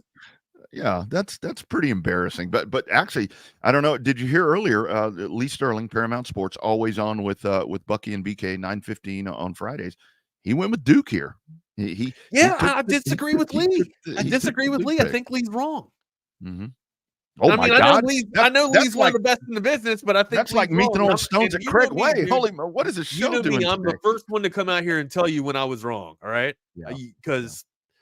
I'm all about accountability, but I got a feeling, dude, after the performance that I saw from Notre Dame last week and then the sour taste that's left in their mouth there, you got to think that they're going to blow the doors off of Duke. But how about Duke at home? I mean, who would have ever thought, it's the ACC. The ACC doesn't have Maryland anymore. That's no good. Are you telling me this isn't a basketball game? Is that what you're telling me here? I'm telling you it's not a basketball. It's a gridiron game, man. It is a gridiron game, my guys. Right. All right, yeah. So I mean, right now the line that I'm seeing is 5.5 for Notre Dame here. I think they're good for at least 7, if not 10. I've been telling you they'll blow the doors off, maybe even 14, guys. Yeah, maybe even 14. A lot of Notre Dame here, and take the over. I think it's going to be a high-scoring offense on both sides. We know that Duke can score, right? I just think that most of the scoring is going to come from Notre Dame, and there's going to be a few pick six. I don't want to say few. There will be a defensive turnover that will lead to a touchdown. There will be a defensive score. There will be a defensive score here. 100%. Notre Dame gets this. Most of the nation's going with Notre Dame here. 70%, almost 69.5, almost 70% is going with Notre Dame, and I agree with him, man. I think they roll Duke here. What else do we like going down? Hey, Wags, I do want to. I want to get your thoughts. I'd love your thoughts on that A&M Arkansas game. With Connor Wakeman out, so obviously maybe a setback there. I've heard some conversation that maybe the young dude coming in that's going to inherit that spot for the season because Wakeman is gone. It's a season ender right there. You've got that one at Jerry World right there, a neutral game with A&M and Arkansas, kind of a old school Southwest Conference rivalry right there. I'm at where we at? A&M by 6.5 is what I'm seeing. I may be a little behind on that, but your thoughts on that one? Right now, Rodney, I don't have any thoughts on that because I was too busy paying attention to this right here. I don't know, Wags. This call and taking UT more than 3 touchdowns seems shaky, dude. Hey, look, what did I tell you last week? I told you that Baylor was not going to be able to hang in there. I told you that the line of 14.5 that actually climbed to 16 at the break or at kickoff was no good either. And what happened? The Longhorns covered. They didn't just cover; they dominated. Man, look. Thankfully, the line's not three touchdowns. You know what I mean? I'm just saying they're good for that. That's my confidence level. I'm not saying that you have to go out and wager 3 touchdowns and tease it up to that. I'm not saying that at all. I'm just saying the confidence level is at least 3 touchdowns. If that makes you shaky, I'm sorry. I just think that it's a good play. That's kind of me just stressing and letting you know that this is probably the play of all plays. That's for sure. But sorry, go back. Can you repeat your question, Rodney? That was very rude of me. No, it's totally fine, dude. ADHD. And that's a PS or a PSA for ADHD. Everybody out there that has ADD and ADHD, yes, I sympathize and empathize for you because I do have that. Chaos theory, dude. This show is always out of control. That's why it jumps everywhere. I see all this shirt off. I took my shirt off. Yeah. I can't forget that. I see on a lot of the other shows where they're posted. Okay, here's what's coming up today, what was your question about A&M? I'm sorry. We're just like tune in. You never know where we're going. Connor Wakeman out. What was your and looking at A&M right here, a neutral game right here, 6.5 with the Aggies. Your thoughts on this with Arkansas coming in? SEC. Ball game right here, old Southwest Conference rivalry. These two are going to go at it. A very early game at Jerry World tomorrow, 11 a.m. The kick there that you will find there, I guess, on the SEC network. Kind of your thoughts on the Aggies diving into this one is now it's time for Jimbo and them to kind of refocus as you've got to change the quarterback. Well, do you believe in Auburn? Not really. Okay, so the Aggies were able to best Auburn last week, and I thought the Aggies looked pretty good here. So I think that moving forward, I don't want to give little brother too much shine and too much praise, but I think they're playing decent football. I don't know how long Jimbo will be able to maintain this and keep this up here, but I do like the Aggies going in here and beating Arkansas. Yeah, I think that's crazy. So what are the odds with Jimbo now being the 12th man getting out on the field? Get out of here. Trying to be Mike Tomlin. Trying to be Mike Tomlin out there. Who would you rather run out or see on the field? Mike Tomlin or Jimbo Fisher, for crying out loud? Mike Tomlin for sure. That's right. I want him on my team. That dude scares me a lot. Yeah, I mean, look, Arkansas, they're decent, man, but I mean, they're not going to be able to keep up and be able to make this a game with A&M here. Look, the line's only a touchdown here. It's only 6 points, but A&M, we harp on them a lot, but they got some players, man. Daniels is a decent running back. He can tote the rock pretty decent. I mean, he's only got 234 on the ground here, but he's a consistent running back, man. He doesn't make mistakes. He doesn't put the ball on the ground, and he can carve it up. I like what Texas A&M represents going into this game, and I think they're going to, I wouldn't say dominate and cruise over Arkansas, but I think it's better than 6 touchdowns or than 6 points here. I think they're good for 10. Yeah, no, I agree. Hey, and you folks don't forget, coming up Sunday, 11 a.m., 102.7 ESPN Austin. You can catch a Wagner Wire right there, and you'll get more fantasy insight right here from my man Wags. You'll get more picks. That's not NFL. Gonna happen. Actually, that's not going to happen. We are no longer on ESPN. We are no longer on 102.7. Disregard that comment. Can I hit rewind? Wags, you got to tell me these we will no longer be on 102.7. We are bringing everything exclusively here to Texas Sports Unfiltered. So don't forget. Business is good here. Don't forget to check in to the Wagner Wire here on Texas Sports Unfiltered. If you're looking for all your fantasy picks and all of that. See, Dirty Air or something like that needs to come over talk some racing too, especially with Formula One coming to town, dude. There's a lot of sports to cover, Rodney, and I do that with AV Consultations. Best in the business since 1988. For 35 years, been setting the standard in audio-visual automation. 512-255-8678 or avconsultations.com. You can see a gallery of projects that they've done over the past 35 years to give you an idea of maybe what you want in your home. They no job too big, no job too small. They tell you about it all the time, and they're the really smart guys that never make you feel dumb, man. They can program remote controls, just one smart remote that can make you do, or that can make any TV in the house do anything, man. It's fantastic. Ease your mind. You don't have to have 7 different controls all around. And then they got this Sonos sound system that I need to get a hold of too, man. I've been talking to Tom about it since last year, trying to get one of these things in here. They are fantastic. You can have multiple zones in any one of your house or in your house, right? So you can be playing different songs in multiple rooms, or you can have one song in the same room. It's crazy. And it can all be done by the touch of your phone, dude. It's crisp. It's fantastic sound, and I highly recommend it. It's called a Sonos sound system, and you get it done with audio-visual consultations. 512-255-8678, or go to their website at avconsultations.com. All right, let's continue down this slate, my guy. So, yeah, I like Arkansas to put up a little bit of a fight, but I think that Texas A&M is at least good for 10 here. Yeah, going to beat them down, when it's all said and done. I tend to agree right there. And I mean, good for them. I mean, go get them, Aggies. Go get them, little brother. Go get them. Penn State and Northwestern here, Rodney. The line is 26.5 here on the Wildcats. What do you like here? Oh, man, I don't know. You think they cover? You think they cover? Alar's a nasty could have been. Like, this dude could be playing on Sunday, dude. He could be playing on Sunday. Almost 1,000 yards through the air. We talked about how crazy it is to have Shedeur Sanders, carving it up almost, 1,000-yard mark at what, week 2, week 3? Yeah. Alar can sling it too, dude. Well, we're sitting here talking about Texas going out, if you can get ahead and style points and all that. Penn State's sitting number 6 right now. So they need them some style points too to get themselves into the top 5. And a lot of this, when we start getting when you start getting into the committee and all this, I mean, a lot of times I'm like, do they even look at who these people are throttling? I think Penn State's going to cover this, dude. I really think Penn State's going to cover this. And especially Northwestern, but I think that they can pull it out, man. Oh, yeah, man.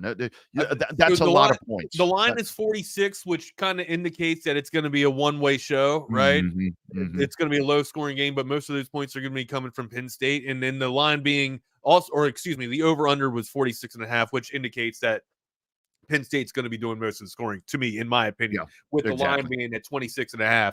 I think you're good for it there. 4 touchdowns to the good for Penn State.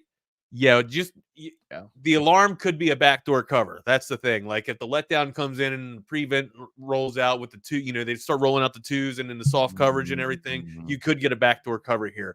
But I'm going to I'm going to take it. I'll take it because it's one of the better ones on the slate, and Penn State can definitely cover against the Wildcats. Yeah, I think if you want to look at one of these to be able to cover a spread like that, I think that's one that you take. Like you said, against Northwestern. The big spreads, the big lines always give me a little bit of caution, right? I get a little bit of reluctancy to play them, but they make those lines for a reason, though, right? And Penn State's a great team this year. They're pretty decent and great teams covered. We know that. Yeah. We know that. Wags, Clemson, Syracuse. What are you thinking there, man? You got a 4-0 Syracuse team at home. It's an early game there. Clemson, they seem to be responding from the wow shocker at the beginning of the season right there for them. But they're 2-2 here at the moment. This is an interesting. I see it, and again, my odds are way early. I see it 6.5, maybe 7. For Clemson, this one here, I don't know, man. I just don't know. All right. I like Syracuse being 4-0. That doesn't do anything for me. I think Klubnik being able to come in here and the performance that he gave against Florida State was enough for me to know that he is a legitimate Saturday quarterback. All right. Mm-hmm. So, I mean, almost slinging a rock at 976 yards to the air, 9 touchdowns, 2 interceptions. Been playing clean football, right? But he looks like he's starting to get a little bit of his comfortability, right? Starting to get a little bit of more rhythm. And, if I had any say in it, I would have let Dabo or tell Dabo to let Klubnik kind of use his legs to kind of throw off the pass there and kind of extend the play out a little bit and be more dynamic. People forget that he was an all-state track runner as well. So the dude can sprint. All Texas sprinter. He's definitely got some wheels on him. Let him use that on the field and on the gridiron to be able to throw off the run. Get him in good RPOs and then allow Shipley to be able to carve it up inside and get the tough yardage in between the tackles. Get the defense sucked into the interior. Get Syracuse's defense sucked into the interior, and then have Klubnik be able to kill you on the perimeter there, and then able to sling it up through his tight end. Got a pretty decent tight end. I'm not too aware of his name, but I do remember him being able to make some plays there. But they got a decent receiving core as well. Yeah. So Clemson can beat you on the ground, and they can definitely carve it up and get you through the air there. We already talked about 9 touchdowns for Klubnik. The record doesn't scare me at all, Rodney. Like the 4-0 Syracuse. We already talked about the Orange being in the ACC, watered down league here. Klubnik, in the Tigers being 2-2. I still think it's Clemson's game here, man. Clemson, giving 6.5 here. I think they cover. I think they're good for it. They're probably good for 10. Yeah. Good call. Good call. Wags. All right, Rodney, it's about that time. We welcome sir. on Hardball Hardge with hanging with Hardge here, and there is no piano in there. There is no piano, bro. It's Friday, man. Hardge, man. So I had a Rick and Morty shirt on, but people started giving me crap. Well, actually, no one gave me crap for it because no one even noticed it was Rick and Morty. But topless chaos theory. How about that? We had to go Longhorn Friday here, man. Keep the tradition going. So I'm with you. We had to bring it for Hardge. I want to first congratulate you, Wags. Your Orioles, 100 wins, man. We're not done yet. We're not done yet. Thank you. I know. But you got to get to the party, right? You got to get to the party, and they kicked the door in, especially this year. So I know you've been a long-suffering fan, and you know what it's about. So salute, my brother. Thank you, man. And I was talking to BK a little bit last night. We'll get out of here because I don't want to steal any time from your show. But I was able to see the Washington Capitals do this, and it was the first time, in their history of them hoisting up the Stanley Cup. I was able to see them do that a couple of years ago. And it meant so much just to see one of my hometown teams be able to be champions, right? But this would mean so much more. Like, I know that the Baltimore Orioles won in '83, but I was 2. You know what I mean? Like, I don't remember that. You know what I mean? Like, I don't remember that, And most of my son's childhood, it was us sitting on the couch watching the Orioles play and go through misery, right? Like watching the Orioles lose time and time again. But baseball is a beautiful sport. It's a sport of failure, right? If there's any game out there that teaches you about how to deal with adversity, it's baseball. You show up to your job doing 33.3% or batting 300 at your job, that's going to be terrible. No boss will take that. But baseball teaches you how to deal with adversity, dude. And that's what it is. It's going through the misery, man. It's going through the struggles, and being able to see this team at 100 wins. Thank you so much, man. I really appreciate your, all the kind words, but I didn't do a damn thing but just go through the misery, man. Trust me, I'm all about it, baby. Congratulations. Thank you so much. Man. I hope. And not just because I'm sitting here with 2 Astros fans. I do believe that the postseason will be a lot better with the Astros in the postseason. I hope you guys are able to sneak into the back and with the Rangers in it. Trust me, I would love to have it. It's great for them.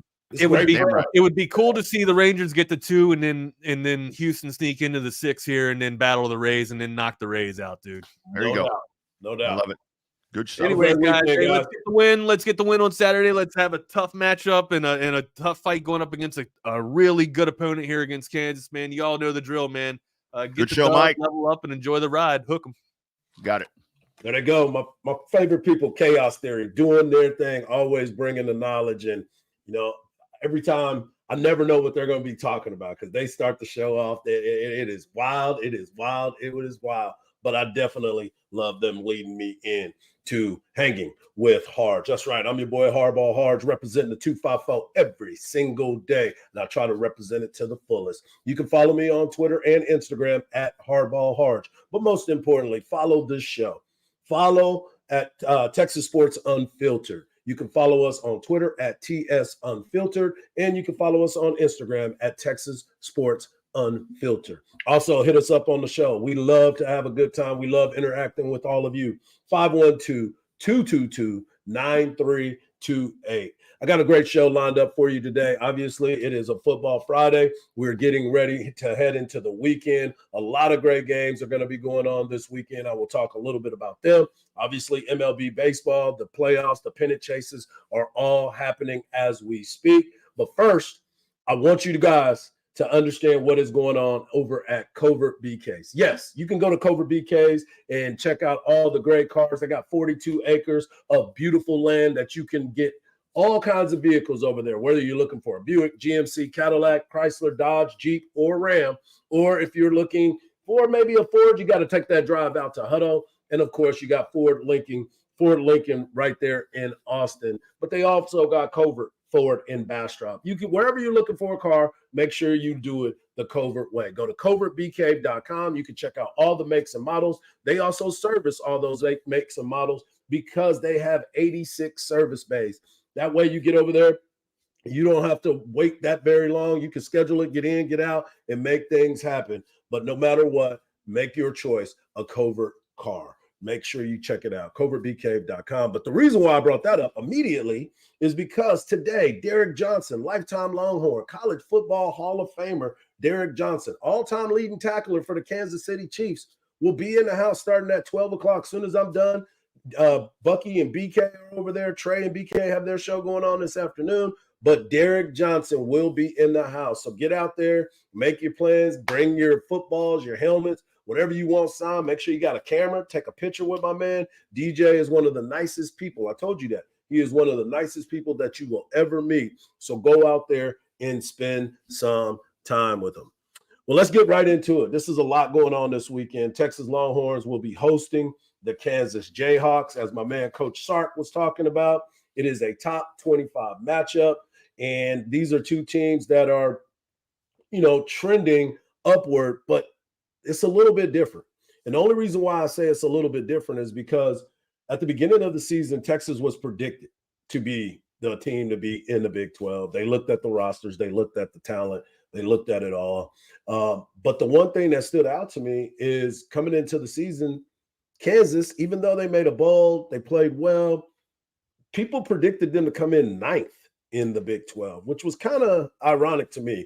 Jalen Daniels is a hell of a quarterback, and we'll talk about him in just a little bit. Devin Neal is one hell of a running back. They got talent in the secondary on the defensive side. They've made some plays in special teams. So it was kind of one of those things that I was kind of taken aback by it, because they also have Jalen Daniels, which is coming into the season as the player of the year. So you start looking at the offensive player of the year, and you start looking at like, how can he be voted that? But other people are looking at them to finish ninth in the conference. And the only person that I can say that is my man Phil Steele. I look at Phil Steele all the time. He's the Bible. He breaks it all down. He looks at it all. He runs all the analytics and all the things that come into it. But here we are with Kansas being in the top 25 and positioning themselves to be in a good bowl game, number one. Number two, to represent. And number three, this is a separator for a lot of people heading into next week. Everybody wants to talk about the Texas OU rivalry, the shootout up in Dallas, but not right now. They have to be focused on this game. And I've been talking about it all week. I've been talking about how this needs to break down. And it's been real tough for me. Now, I think Texas is going to win this game, and I'll give you my keys to the game at the end of the show, and I'll also tell you exactly what I'm feeling when it comes to the players to watch. So I'll let you know that a little bit later. But there's a lot that Texas has to clean up. Yes, they played some great games. They've done some really, really good things. It has been one of those situations where you're looking at this team and you're saying, okay, what can happen next? What can Texas do to get better? We still haven't seen Texas have a perfect game. And I don't think we'll ever see that, right? Football is too hard. It's too complicated. It's played by some athletes that like to go and get it. But in the meantime, you're looking at this and saying, okay, Texas starts off slow sometimes. They don't seem to be clicking at the very beginning of it all. What up, Sal? Always checking you out, bro. I appreciate you jumping in here. And I know I saw the rain up in New York City. Wow, that stuff is coming down hard. So there's flooding all over the city in New York. So shout out to you, Sal, for always checking in. But you sit and you look at this team and you say, okay, what have we seen from Texas that is going to change, that we would like to see change? Well, a lot of it has to do with how you perform at home. Now, Texas has won every game in double digits. They've done well. I know we're being nitpicky when it comes to this, but that's what we do. I'm not inside Belmont. I don't know what's going on in Moncrief, But I do know this. When you watch the games, there are some things that stand out positive, and there's a few little things that you want to see cleaned up negatively. And that's fair. I think that's what we all do. I want to start with Quinn Ewers. Quinn Ewers, he's much maligned. Everybody wants to talk about Quinn. I'm still in the camp for Quinn. I'm trying to make sure that Quinn gets his numbers and making sure that he's doing the things that he needs to do. But at his 2 games at home thus far, he is 19 of 30 for 260 with 3 touchdowns passing against Rice, and he had 1 TD on the ground. Against Wyoming, he was 11 of 21 for 131 with 2 TDs through the air and 1 TD on the ground. That gives him a total of 30 completions, 51 attempts, 5 touchdowns, and 0 picks. Mind you, pay attention to those picks. On the road, Bama, we will probably say, I think we could all agree that was probably the best game besides the OU game last year. That Quinn went out there and was phenomenal. He was 24 of 38. He was making great decisions. They finally hit on the deep ball. He had 3 touchdowns passing in that game. Against Baylor on the road, he put up good numbers. I know a lot of people were trying to figure out, oh, well, he was sharp in this game. He was 18 of 23, 293 yards passing, 1 touchdown passing, and he had 1 rushing touchdown. So in total, he's had what? He's 42 of 61, 642 yards. He's got 5 TDs at home. Well, that's on the road. On the road, he has 4 TDs and 0 picks. That's some damn good football. He's got 9 touchdowns on the season. Dude is balling. He's only thrown for 391 at home. 5 touchdowns, 21 incompletions. He was 30 of 51 at home, 0 picks. So in all, I'm sitting here looking at this team, and I'm looking at what he's been able to do versus road versus home. He's still doing very good. Now, fundamentally, we're still questioning it. Fundamentally, we're still trying to figure out how does he miss on some of these passes. Is it important for him to come out and have a fast start like my man CB says? Yeah, but it's a fast start for the entire team. The entire team has to come out and have focus immediately. Well, you're back at home again. You're in front of all your friends and family, the ones that didn't travel to Waco last week, the ones that didn't travel to Alabama. These are your folks. These are, you with them all week. They've been telling, boy, y'all look good. Y'all finna do it. But the focus has to be dialed in because this is a team in Kansas that is still reliving what happened last year in Lawrence. You have to be able to establish the run in this game. You have to be able to let them know we went for 527 against you or 427 last year against you, and we're coming back and try to establish the run again. But here's the deal. The one thing that you can always look at this Texas football team over 4 games, they haven't started off quickly, but they have had 21-point quarters in all 4 games. That's the separator, right? Most of the time, the game is a little tighter than normal. And then all of a sudden, you have yourself a 21-point quarter. Things kind of separate that way.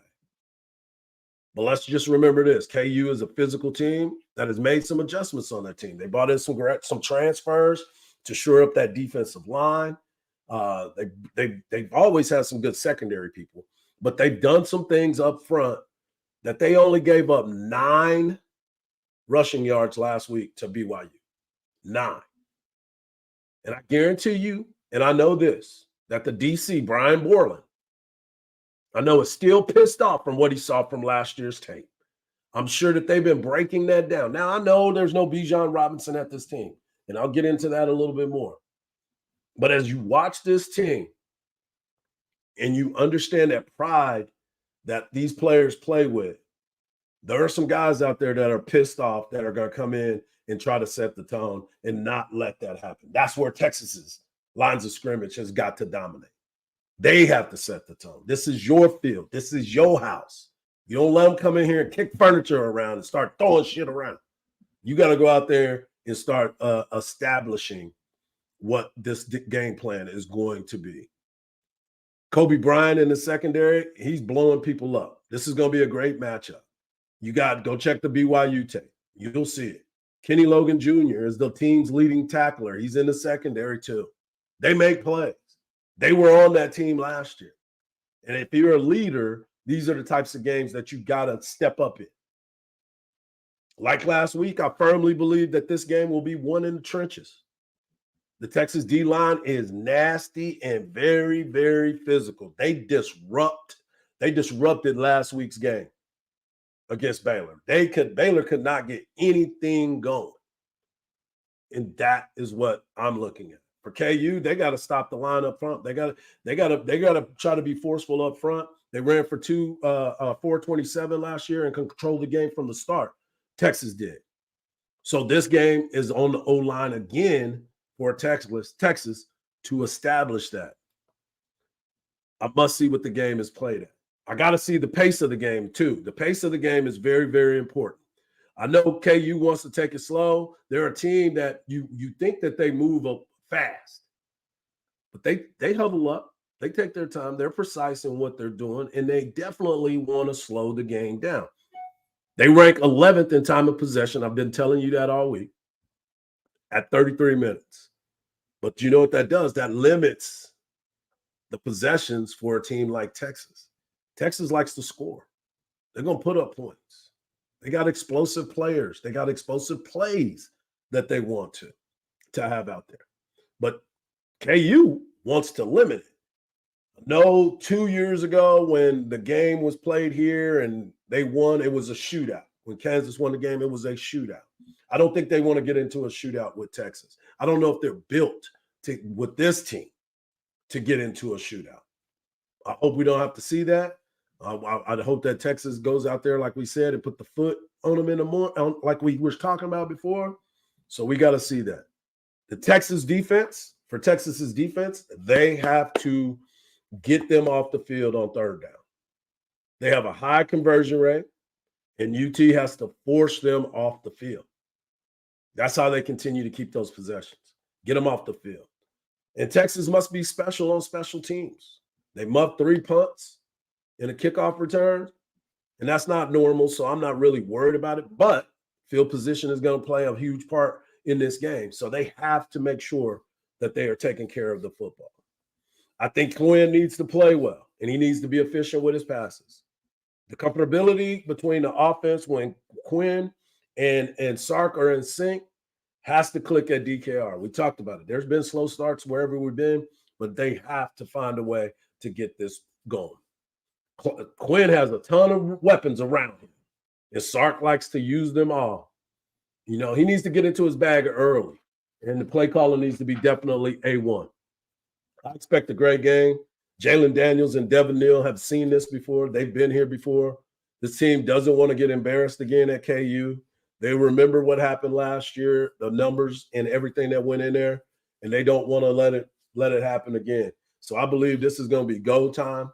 I believe that this is going to be one of those games where you're going to see guys, might be some penalties, unnecessary roughness. You got to keep your head, but there's going to be some chippiness right away, because if I'm Kansas, that's how I'm delivering. As I said, everybody's talking about Texas and where they're going and how they're going to represent the Big 12 last time here in the Big 12 and everything that goes into that. But if I'm KU, you have to come out here and be ready to have a street fight, at least in the very beginning. You know, when they talk about the bullies on the block, you want to be one to go out there and deliver the first punch. You got to be able to let the bully know, I'm not taking this crap from you no more. I'm going to let you know I'm going to be here to fight. But every once in a while, bully might be a little bit stronger. Boogie might be quicker, might have a little bit more punch. But if you don't know what's in him until you go out there and fight him. And I think that's what KU is going to do. Now, I still believe, like I said at the very beginning, I still believe Texas has way too much firepower for them to be able to go toe-to-toe with them. Promise you that. I believe that Texas is going to win this game, and I think they got a good chance to get that late cover. But I also see that these guys for Kansas, they're tough. They're not gonna lay down. They're not gonna come in here and just try not to be in the fight. I think they're gonna be in this fight all the way through, and I expect that from them. You know what else I expect? I expect you guys to reach out to Tom McKay at Audiovisual Consultations. It's that time to make sure that you get the home theater and the home setup of your dreams. Whether it's the home theater, where if you need special lighting, whether you need surveillance cameras put in, Tom and his crew will make sure they get it taken care of for you. If you've been to all the sports bars, I hang out at Cover 3 a lot. I will definitely be able to holler at some folks today. I'll be at Cover 3 again today, having lunch. But I just want you guys to understand that all those TVs that you see in all your local sports bars, Tom and his crew put those up for you. So make sure you do yourself a favor. Give them a call at 512-255-8678 or hit them up at avconsultations.com.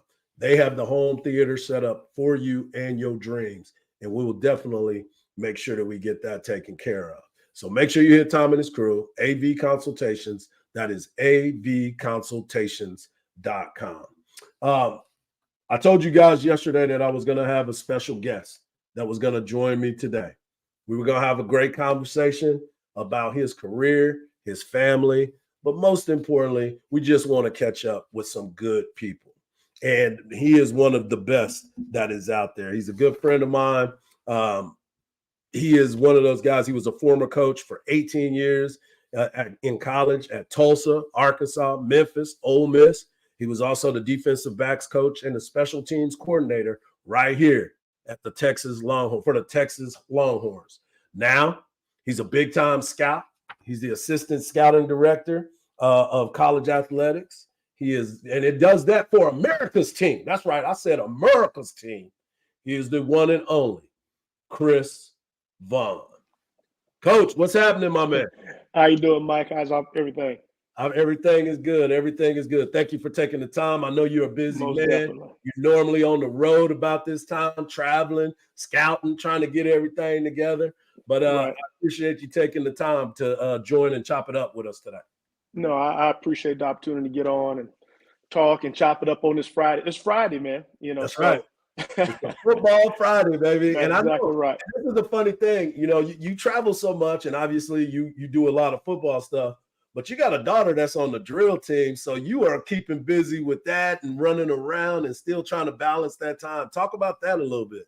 Yeah, so actually tonight's homecoming. And she's on the homecoming court. So I'll be walking her down the 50-yard line here this evening. So last one, Mike, it's our last one in high school. We've almost got them all out, but no, balancing the family and work is always a challenge, but try to do the very best I can. It's great having a great wife at home. She makes everything work. She keeps everything going. I tell you what, she allows me to be able to do my job, which is really demanding, keeps me on the road all the time. And she takes care of home and also is a career woman. So she's got a cape. She's like Superwoman. Hey, I understand that one. I understand about them capes and them super women keeping everything in place for you because we're always on the go and got so much going on. And you're in different cities every weekend, right? Like you start in the week somewhere and then you come back and fortunate enough to make it back home to make it for homecoming. Yeah, most definitely. So, my travel this time of the year mirrors college football. So, I start in August. I'm usually off the road as far as my heavy travel right before Thanksgiving. This past trip, I started off I flew into Detroit, Michigan. I guess that was last Monday. Hit Michigan, Michigan State, Toledo, Notre Dame, Indiana. A couple days at all those places trying to gather as much information as possible about their draft eligible players and the guys they have entering the draft here this next year, and just compiling all the information, getting home, watching the tape. I've been watching the tape this morning. I'll do that the rest of the weekend in between family obligations and our Cowboys game on Sunday. And then I hit the road again on Monday and out for another 10 days. And we'll be back with the family for a couple of days before a couple more trips. So let me ask you this, and I know you, so I talk to you, but I'm curious to this. How do you set that schedule up to where you want to be? Where's the feature? How do you find those diamonds in the rough? Because there's 2 diamonds in the rough that you guys found that was undrafted free agents that I was huge on. And at my other job that I had, I was telling Rob Babers, I said, you need to pay attention to Marquise Bell and you need to pay attention to Isaiah Land, because I got a chance to call FAMU games against Alabama A&M 2 years in a row. And I said, those dudes are some freaks. Right. No, those guys, and I was in the area and over the top of, when we drafted those guys. So got a chance to get to know both those young men and great kids. The one thing, Isaiah's moved on just because, the nature, that's how good of a player he was. When you can only carry so many on your roster, you have to put them on practice squad. And of course, if they're good enough, other teams come and grab them off your practice squad. You can't hold on to them. And we wish Isaiah the best of luck. Hopefully we'll get him back at some point. No but Marquise has definitely made his presence known. He's done a great job. This is his second year in the organization and has been contributing, doing a really good job. But to your question, we kind of start, us personally, there's kind of 2 ways that personnel departments kind of start with their initial list or their initial funnel. And that's either through organizations like Blesto or NFS that do advanced spring scouting. And then they give us a list to work off of, or some organizations do their own in-house list building for the upcoming draft. And they do a lot of that work in the spring. So we start off with that list. We kind of tier those guys kind of ABC, A being starters, B being backups, and C kind of being free agents. And then we kind of look at the teams, how many A, B, and C players are at each school. And then we kind of spread out and kind of have a layered process of going in to evaluate the players. We'll have several scouts go into different schools to gather information on these young people as we start putting together who they are. The film evaluation is really, I shouldn't say it's easy. It's an easier process because we have film available and we get it pretty readily. The big job is to go in and find out who the person is. Who are we investing in? Is this person going to reach their potential? What is their potential? And then who they are to see if they're going to reach that potential or not. Yeah, we're talking to Chris Vaughn, Assistant Director of College Scouting for the Dallas Cowboys, America's team. Make sure you know that it's America's team. That's right. But, it's so funny to me because the way you just broke that all down, I played professional baseball and I've got a lot of friends that are in the business, definitely in the scouting business. And they kind of broke it down just like that. It's all the same, but just in a different sport. You got your area scouts, you got your regional scouts, and then you have your cross checkers that will come in just to make sure all of that stuff is falling into place. And that's so much fun to me because, like I said, those diamonds in the rough that you see, but then you got those obvious players that are 1, 2, 3 in everybody's draft board. Right. It's kind of cool when you get the chance to watch that. But the coolest story was obviously everybody across the nation got a chance to watch you in the process of getting your son, Deuce Vaughn, who is, now everybody in this area is happy to cheer for him because he's a Dallas Cowboy. But right. When he was a K-State Wildcat, nobody wanted to see Deuce. Right. Everybody else that he was playing against. But talk a little bit about that moment, especially, being a guy that lives in Texas, being around it. You've moved all around, but there's still always been that aura of the Dallas Cowboys. Right. And then you being someone that works for them, then having that opportunity to draft your son. Yeah, it was a great time, but it was very. I guess I know too much about the process, right? Right. So it wasn't as relaxed for me during the scouting cycle as probably some other parents' experience that are just kind of along for the ride and checking things out and go, So every little step and it's my personality. Every step of the way. I was just, well, who did you talk to? How'd you do? So I'm all trying, so in my mind, I know where we had him valued in our building. Right. I'm trying to get a feel for where other teams might have him valued and where they are, where he is on their board. And, which probably led to some sleepless nights that I probably, that normally I wouldn't have. Right. Again, it's just the job. When you're doing it for somebody else's child, it's the job, and you're pretty objective, and but all of a sudden it's your child, and all of a sudden you're trying to kind of fight back being that dad. So that part was that was hard to balance because I'm extremely proud of him. Want to see him do well, of course, but I'm also trying to have a level of professionalism that makes it difficult, right? Because you want to stand on the table and fight for your son, but you also want to be fair to the process. And I think the Cowboys leadership, from the Joneses to Will McClay to everybody involved above me, did a great job of helping me navigate that situation and not putting me in bad situations or tough situations where it came down to what I thought, as opposed to what the organization thought. And for the most part, we were on the same page exactly where we saw him. But things in a draft, it's so funny because you can have a draft grade, but there's so many moving parts by priority, by position, priority by round. And then that's just for your organization. You hadn't talked about everybody else's pecking order and everybody else's organizational needs and priorities. So all those things go into the process to end up where we were. But very, very appreciative of the Joneses, giving him an opportunity. He earned the opportunity, but they gave it to him. Right. So I'm very appreciative of that. And it's awesome to I know it's funny because now I get all the grade report, which I did, right, years before. So I get, after game reports and how the players are doing. I get to see all the practice, so I'm more in tune now with the team than I've ever been, even though I was. But I mean, every little detail, I'm right on top of it because, of course, Deuce is a member of the team now. No doubt, no doubt. And I had an opportunity to talk to your wife, and she was telling me, because we obviously have kids that are in athletics and we've been around it for so long, you being a coach and, having to travel and do different things. But the funny part is Deuce was one hell of a soccer player when he was growing up. And she was telling me that she didn't really know much about soccer. She was still trying to learn it and going through the process. But that also plays into the point of how he became as elusive as he is, and the work and the quick feet and being able to adjust and be balanced. It's pretty cool when you start thinking about how all the sports kind of intertwine and help each other.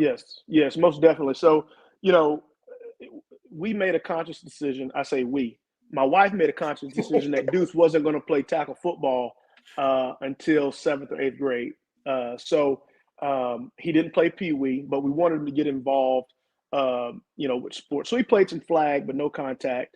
But played basketball. That obviously ended it's funny because you watch him playing basketball. Like when he was young, they're all here, and then about the 7th, 8th grade, guys started going that way. It's like, well, basketball's probably, he was an on the ball defender and a guy that's going to distribute the ball, but it was kind of like, well, we're probably headed this way. By Darwin's theory of evolution, we're kind of headed this way. But soccer was great for me, and I didn't have a background in soccer. My wife didn't. We got involved and we fell in love with the sport. Still don't understand it completely, but you do know when they score. You do know when he goes and makes a stop, and the effort was awesome to watch. The playing the sport really did help him with his lateral agility, the body control that you see now with him as a football player. A lot of those things were developed on the soccer field. Yeah, it's a crazy piece of it. Just watching how people can go about the business and looking at it.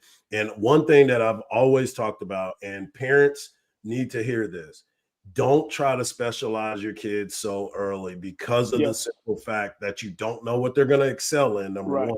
And number two, you learn different things about your kid as they go through it. And being on the team always helps you. Yes. Well, that's a great point, Mike. The other thing is keeping them involved in multiple sports gives them an opportunity to run into some adversity too. Kind of joked about basketball and the hype thing with Bruce.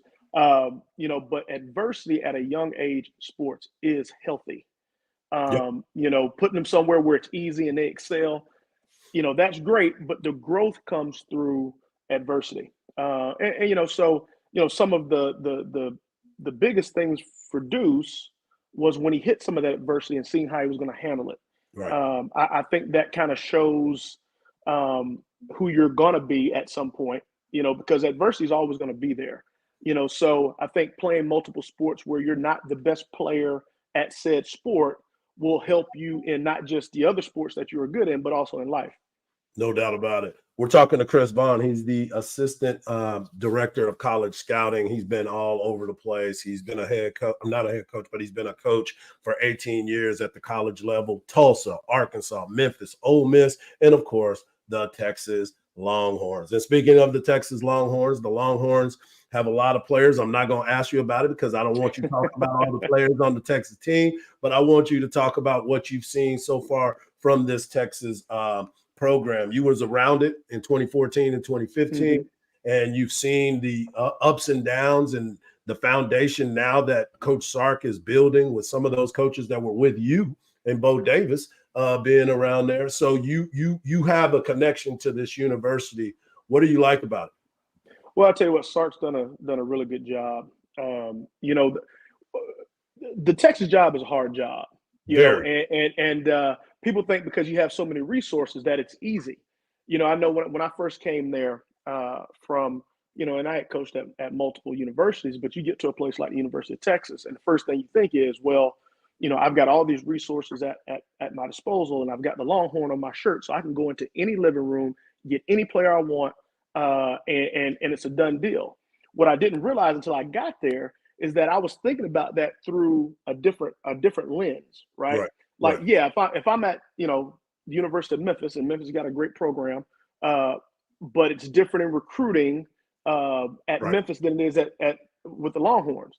But when I got to Texas, what I recognized is, well, now I'm not, my mindset was, okay, well, if I'm at Memphis and I can walk in there like this, I can go get that guy and another G5 program, compared to Longhorns, it's not a competition. But what happened was, now you're recruiting against Alabama, Ohio State, Michigan, the other powerhouses, and now it becomes relative again. So now you got to put your recruiting cap back on and go back to work, because the shiny things, all those programs have those shiny things. So now it's back down to relationships and really working. So your impression is you're walking into, hey man, this is going to be easy, because we are the Longhorns, but the guys, and they've done a great job recruiting. It's a lot of hard work. Not just because you're there at Texas, you're just going to walk in and those guys are going to say, come on, you got to work at it. But it's a great university to recruit to.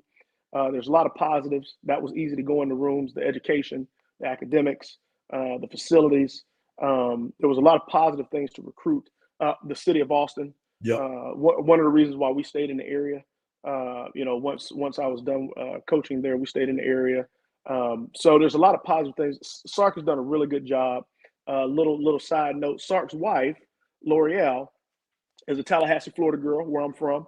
Okay. We have a connection. I recruited and signed her younger brother to play at the University of Arkansas, played running back for us. So I know her family really well. Again, from the same hometown, know them really well. So of course, not just want to see Sark and the team do well, want to see L'Oreal do well because I know her family and she's a Tallahassee girl. So, but Sark's done a good job, a really good job in a program that's always ostracized, always looked at with a magnifying glass.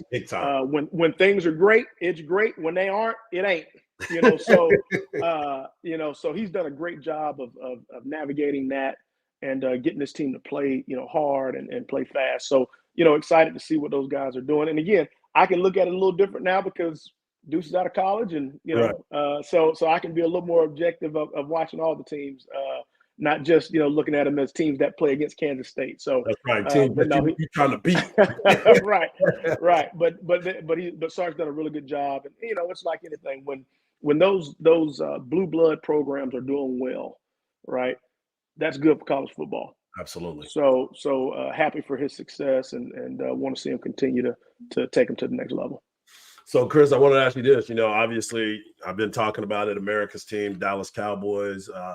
what they've been able to do, what you guys have been able to put together via the draft and free agency, and kind of learning on what pieces need to be here and how the chemistry is going to build. And obviously the expectations are Super Bowl. I mean, that's what it always is. That's what happens when you wear that star on your helmet. Everybody's going to be, to your point, they're going to be either critical, and when things are bad, they're going to be very critical. But if things are good, they still going to be critical. But it's really good for football when the Cowboys are in the middle of the conversation. So being there every day, being part of the star, and knowing what's going on, what are your first impressions of this year as a team in the big scheme of things? Well, one thing that I think that shows is I believe we have a talented team. Yeah. But again, you play the games on Sundays, right? Evident of last week, right? We didn't play our brand of football. I think everybody in the organization would say that, as opposed to the first 2 weeks. So it's about consistency. I think we've got a great leader in Dak, a great leader, good football. You mean the one that everybody in America wants to talk about every day? Right, exactly. Again, that's being the Dallas quarterback, Cowboys quarterback, right? Yep. But we're very, very fortunate to have him.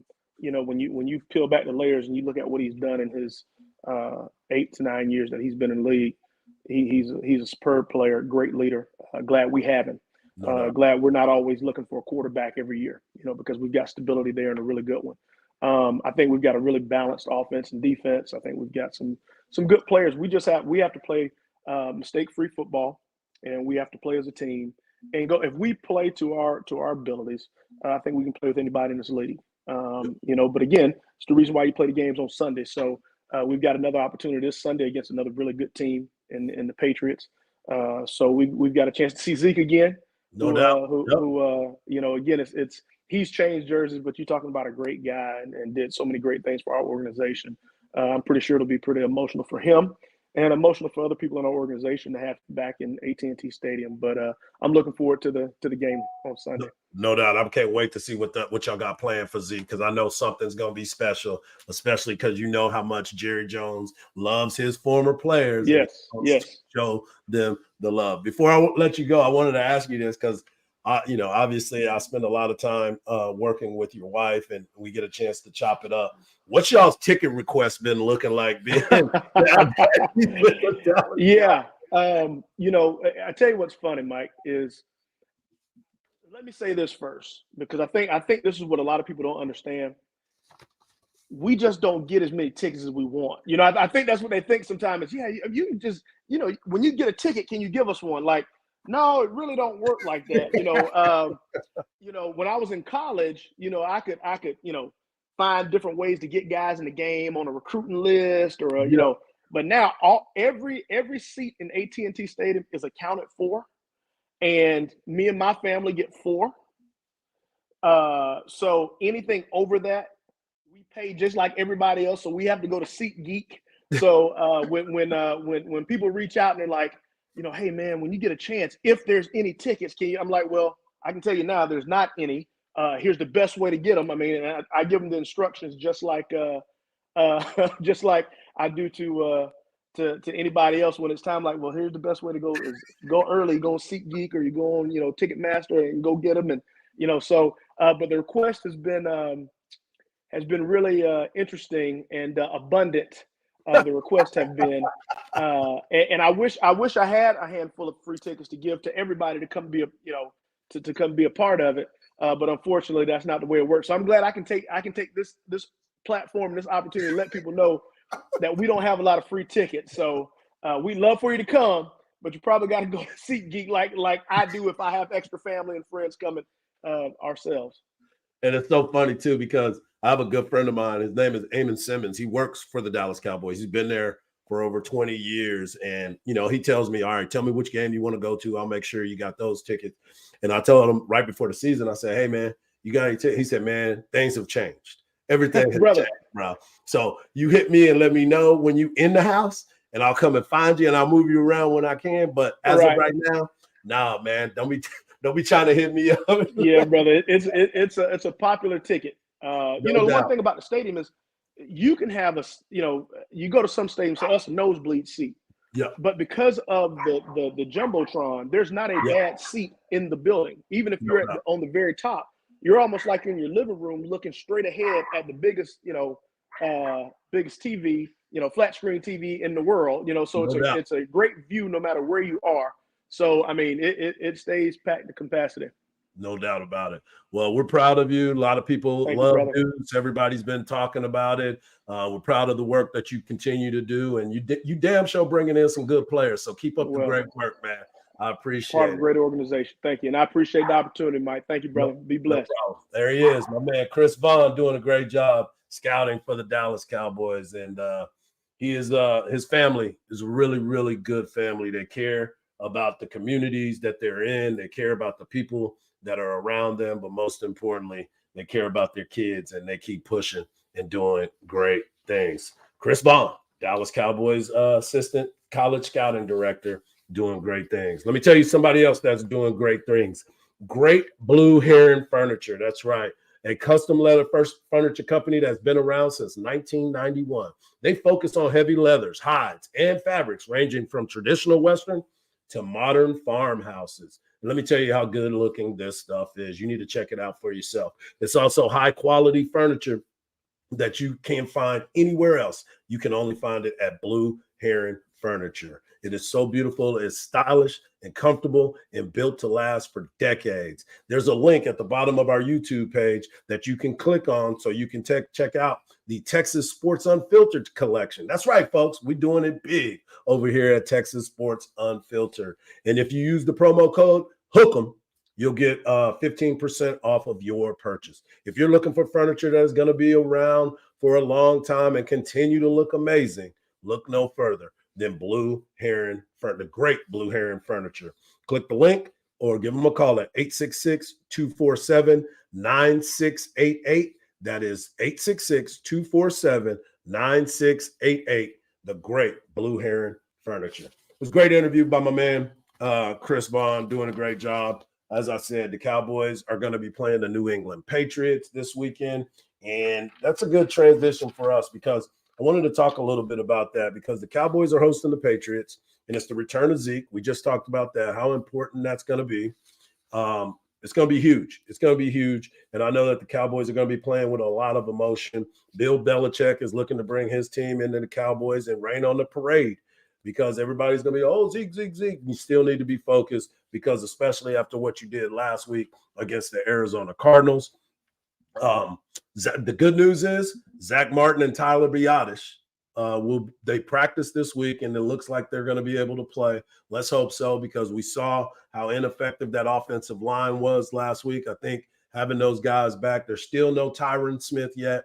They're not sure what's going on with him. I think I saw Clarence Hill, who's been on here with us. I think he said he's having a problem with his knee, but hopefully he'll be ready to play. CeeDee Lamb and DeMarcus Lawrence missed practice on Wednesday, but that was just the Veterans Day. You can miss that day. You get a day off during the week, and I guess they let him do that. Here's the deal. Dak's got to play better in the red zone. The Cowboys have to play better in the red zone. I'm not going to put it all on Dak, although he did throw that interception, and I know that everybody wants to talk about the interceptions that Dak throws, but I want to make sure that you understand that, hey, it's not all on him, and a lot of that had to do with the offensive line being all replacements. I mean, those aren't the starters, and so some of that may play into that situation. So we're hoping to see that happens and gets better. The wide receivers and the tight ends have to do better too. They have to be dialed in just like everybody else. Don't take it for granted. Keep working hard. CD can't be the only one that's getting off. I know that Michael Gallup played well last week, but if you go back and you watch the game, there were some routes that they were running where the two players were running into each other. The offensive players were running into each other. So that crap has got to stop. The defense got to wash out what happened last week. That's it. I know that they're pissed off. They are pissed off. You know how I told you Kansas defense was pissed off for what they did last year against the Texas Longhorns? I know for a fact that defense is going to play inspired defense, and they need to play better because they know that their numbers got destroyed last week because of that. I believe in Dan Quinn, and Dan Quinn we trust. So we're going to make sure that we continue to focus on that and see what they're able to do. But they got to turn it up again. Big Mac's got to be better with the play calling. I've been giving him the benefit of the doubt. I've been giving it to him. But it is a big weekend for them, and the Cowboys have to make sure that they go out there and handle their business, especially at home. You know who else can handle their business? My folks over at Pest Wranglers. Go to pestwranglers.com to get all your pest control needs. Pest Wranglers is a locally owned company and a small family business that's been around since 2006. And its basic principle of great customer service leads to happy customers. That's why they don't make you sign any contract because of that premise. They also have 5-star ratings on Google, Yelp, and Angie's List and all referral sites. So if you need help with mosquitoes, termites, rodent control, or inspections for your residential or commercial properties, please don't hesitate to give Pest Wranglers a call at 512-670-7808 or go to the website at pestwranglers.com. Also, if you have pool services that you need to get done, make sure you hit them up because they can definitely take care of that for you. And while you're calling Pest Wranglers, do yourself a favor and call my friends over at 4 Roofs, the number 4 Roofs TX. I know everybody's getting hit up by knock, knock. I want to check your roof. I want to check your roof. Man, look, don't even deal with that. Deal with the folks over at 4 Roofs. Just give them an opportunity to take care of you. That's the number 4 roofstx.com. It's a locally owned business that understands the needs of the people right here. They have over 15 years of experience and affordable pricing and definitely a quick response time. They're very thorough and trustworthy. I use them for my home. My neighbors are starting to use them. I know some people got those things on the door saying, don't knock on my door. Everybody's been here. Don't worry about it. Those folks will take care of you. I know them personally, and I promise you, you won't be disappointed. They have on-site project managers to make sure that you get everything that you were supposed to get. So reach out today at 512-520-5884 or go to the number 4 roofstx.com.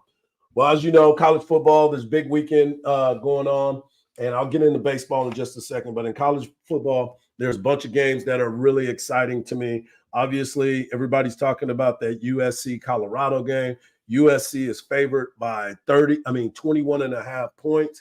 But let me tell you, that defense for them is terrible. That's why they keep putting up big numbers on offense, because they know that their defense is not going to stop anybody. So I'm excited for that game. I know everybody's tired of Dion and all that stuff, but I'm not. I'm in. I'm a Buff fan. I'm riding with them. I'm going to continue to watch these games, and hopefully they give USC a scare, and hopefully they don't get beat down like they did last week against Oregon. Oregon is a different beast. Oregon's going to be problems for everybody in the Pac-12. So just make sure that you understand that USC is good. They're ranked number 8 because of Caleb Williams and Lincoln Riley. But that defense with Alex Grinch is no bueno. No bueno, folks. So just keep that in mind. Another game that I want to be paying attention to is that Florida and Kentucky game. I know it's SEC, and it's not a basketball game with Florida and Kentucky, but Kentucky is 4-0. Florida is 3-1. I like what Stoops is doing. That Stoops I like because he's over in Kentucky, but there's a talented group right there. So that's a game that I'm going to be paying attention to a lot. Obviously, we're talking about Texas and Kansas. We've done that a little bit as well. Another game to pay attention to is that LSU and Ole Miss game. LSU and Ole Miss. Ole Miss is getting 2.5 points at home, which means that the Vegas lines don't believe in Ole Miss and not sure that they're going to be able to do it. But you sit there and you look at what Lane Kiffin can do. Is LSU for real? This is going to be a huge part of it. We'll see. I don't know for sure if LSU is going to be able to dominate in the SEC. It's a team that a lot of people have thinking that they're going to make it to the playoffs or going to challenge for the playoffs. I'm not sure if they are that type of team, but I look forward to checking that game out. That game is at 5:00 on Saturday on ESPN. And then, of course, the night game, 6:30. What up, Joe? How you doing, bro? Notre Dame and Duke. Now, this isn't a basketball game. And I heard Lee Sterling believing in Duke. I believe in Duke, too, because they're an athletic football team. And I believe that Marcus Freeman will have 11 defensive players on the field moving forward. He might throw 12 out there and take a penalty that way. I don't know. But this is going to be an exciting game because Mark Elko is a name that you need to pay attention to for the Michigan State job. So he has done a great job at Duke. I will be paying attention to that just because of the fact that there's a lot of implications in that game. What can Notre Dame do to bounce back in that scenario? So those are some of the games that I'm going to be paying attention to this weekend. Obviously, Texas A&M. That Texas A&M part of it is they got a lot of work to do against Arkansas. Max Johnson is a good quarterback. He's a damn good quarterback. I know losing Connor Wegman sucks for them, but don't think Max Johnson's not going to be prepared and be ready to be in that fight, because I strongly believe that he will definitely show up for that matchup and be ready to play. I wanted to talk a little bit about Major League Baseball. The Rangers end up losing that game last night. Their bullpen continues to struggle. I'll give you the scenarios and let you know what's going on. But I found this little nugget today, and this is one of those nuggets that you sit there and you're like, there is no way that could be happening. Just so you know, think about this if you're a Texas Rangers fan. The Texas Rangers have 89 wins this year. They're in position, they're in position to win the West. All they got to do is win one more game, and they obviously clinch a playoff berth, and that should happen tonight. I think they win tonight against the Mariners, and then I'll give you all the numbers here in just a minute. But the Rangers have blown 33 saves this season, and they still have 89 wins.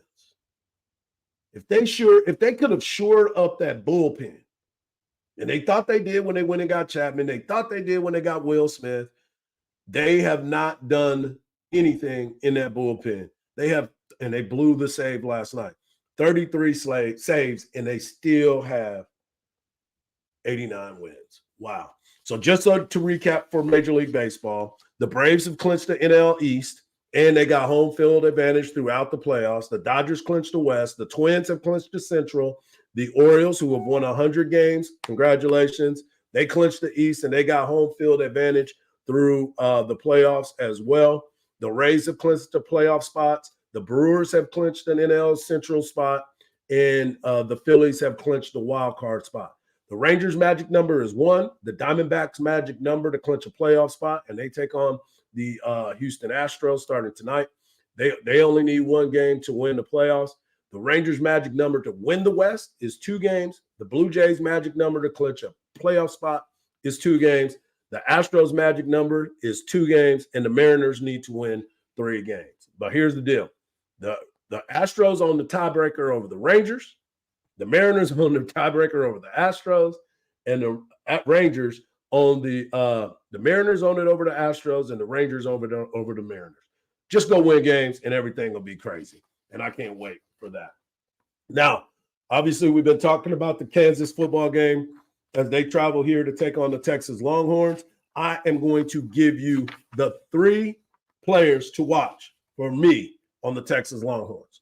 Quinn Ewers. Offensively, Quinn Ewers is the guy that I am going to focus on this game because we just gave out the numbers at the very beginning of the show to talk about some of the things that he has done here versus the road. He hadn't played bad here. He's done some good things, but he hasn't looked as sharp in front of the home fans. On the other sideline, they got Jalen Daniels, who was the preseason player of the year in the Big 12. So I know that that's going to play something into it. I know Quinn is in the Heisman hype, but Jalen Daniels is on the other sideline. I know they don't play against each other because it's offense versus defense, but Quinn Ewers is like Tupac. All eyes on me this weekend. Turn it up at the crib, my brother. Turn it up at the crib.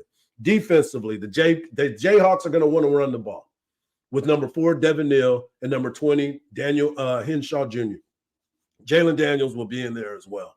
So I'm looking for Byron Murphy to stop the run. We know we could go across the front 4 and talk about it all the time. There's going to be different players that are there, but he and Tavondre Sweat are problem disruptors. They disrupt the backfield and tear people's heads up. So I'm looking for that to happen. I want the defense. They don't give up much on the ground, and they got to remember, stay gap responsible because Jalen Daniels, although he doesn't like to run, he runs to set up the throw, but he'll definitely take those yardage that I've been talking about. My wild card on the defense is Derek the Raptor Williams. He's been playing a lot. He can do cover skills. He can do come downhill and make tackle in the open field. He can do a lot. And just remember this. This dude was a late enrollee to school. That means he didn't come in the fall. I mean, in the spring like everybody else. He came when school was out in the summer, and he's already found his way onto the football field. He's a big play type of player, and I think the more that he continues to get comfortable in the defense, the better he's going to continue to play. And he replaces Jalen Catalon, because Catalon, I don't think I think he's more of the one that wants to come down and pop you. Derek Williams wants to make plays, and I think he makes a big play in this game today. I'm going to give you my keys to the game because we're up against it. How will Texas start? That will be it. They tend to start off slow in these games. I know that Sark loves to script the start of the game, but his players are the stars of the movie.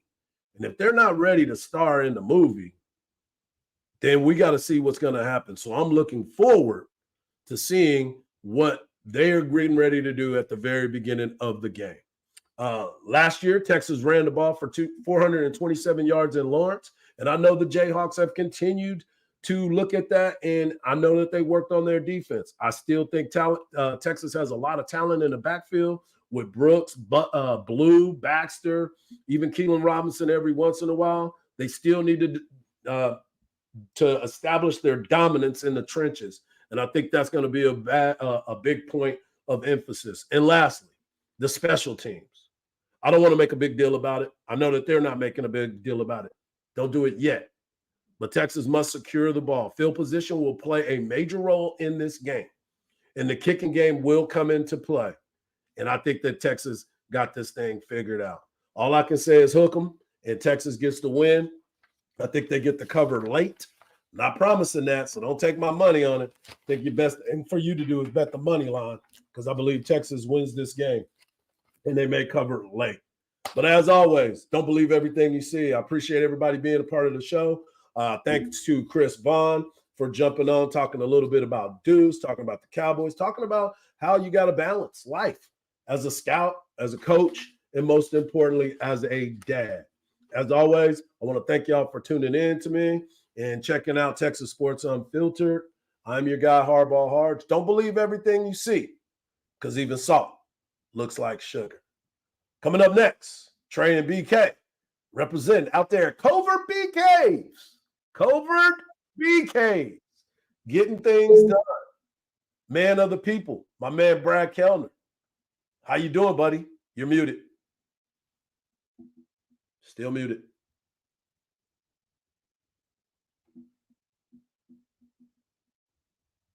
I got you, my brother. I'm trying to. Do I need to? There you go. There we go. You really got it. Now I got all of you, dog. I got all of you. Nobody wants that. Maybe I should jump out and let you roll, or do you want me to hold? I think we're kosher. I think we're good to go. Enjoy your weekend, man. Great show today. Appreciate you, my brother. Enjoy.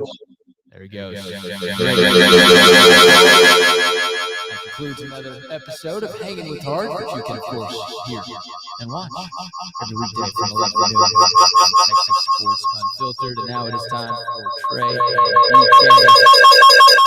the Covert BK Studios. We hope you can hear us. We think you can hear us. If you can't hear us, please let me know. Apparently, we've got some echo going on again. I'm not sure in the tunnel. We might have to figure some things out here. Rock, shut down the other two windows beyond a shot window. We're so close to getting the three-camera setup going. And it's like the closer we get, the further apart, the further away it feels. And today,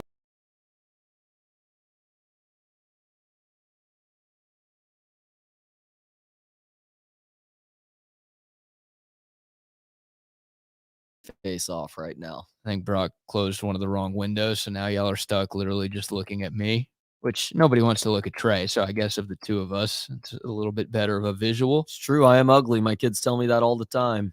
Let's see if the sound is any better.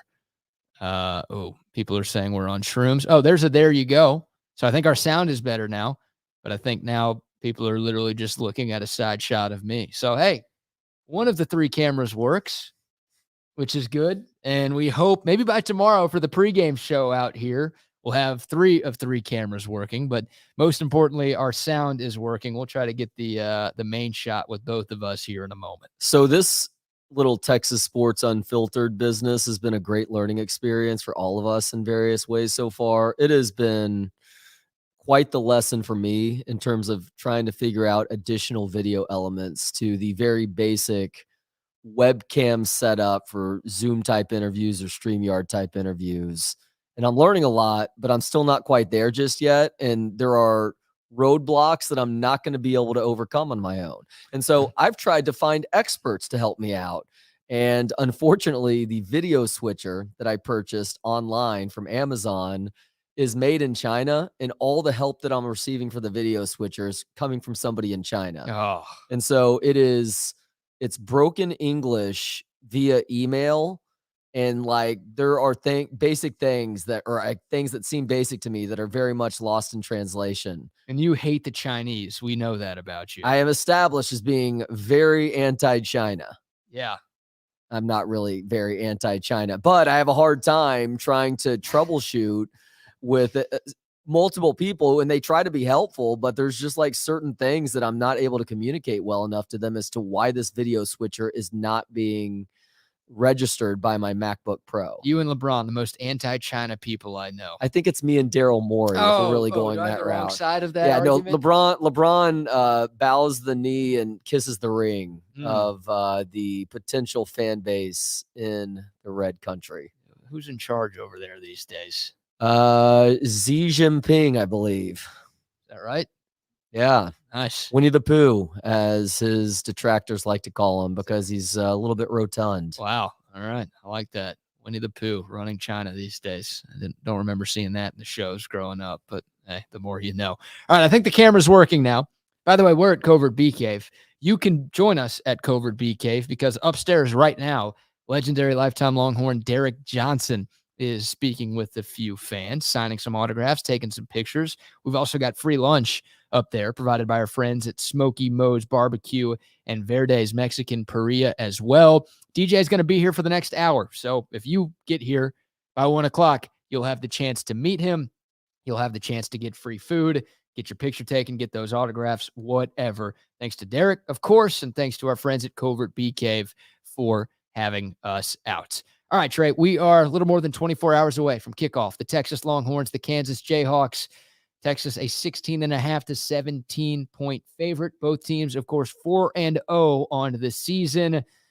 Longhorns looking for revenge for what happened here in Austin against KU 2 years ago. KU looking for some revenge based on what the Longhorns did in Lawrence last year. What's your confidence level for this one? We'll dive into the nitty-gritty. We'll talk about game plan and what the Longhorns need to do to avoid the upset. But as we sit about 26.5 hours away from kickoff tomorrow, how you feeling about Texas? I'm feeling confident that Texas can and will win this game, but I think it's going to be a closer game than Vegas is suggesting right now, even if that line has moved down a tick since the start of the week. And a lot of it is going to come down to, BK, which team is able to run the ball better. As a Texas fan, you feel pretty good about that, not just because Sark showed more of a willingness to run with Jonathan Brooks early last week, but you get CJ Baxter back into the game plan too. He's probably going to be less than 100% for the rest of the year. That's just kind of his running style and also some of the dings that he's taken early on. But Kansas is also really good at running the football. And even though this Texas defensive line has been great at stopping the run, this is as formidable of a rushing attack and offense on the whole as they'll face all season long. So ultimately, I think Texas has the dogs, the horses to outlast the Jayhawks. People should not be sleeping on Kansas right now. This is a quality Kansas football team. I think outlast was a key word there because Kansas doesn't have the depth that Texas has. Now, Texas has better top-end talent. Any recruiting site will tell you that. But I think what really separates Texas this year from Texas teams in the past, but also what separates Texas from most teams in the country this year is their depth.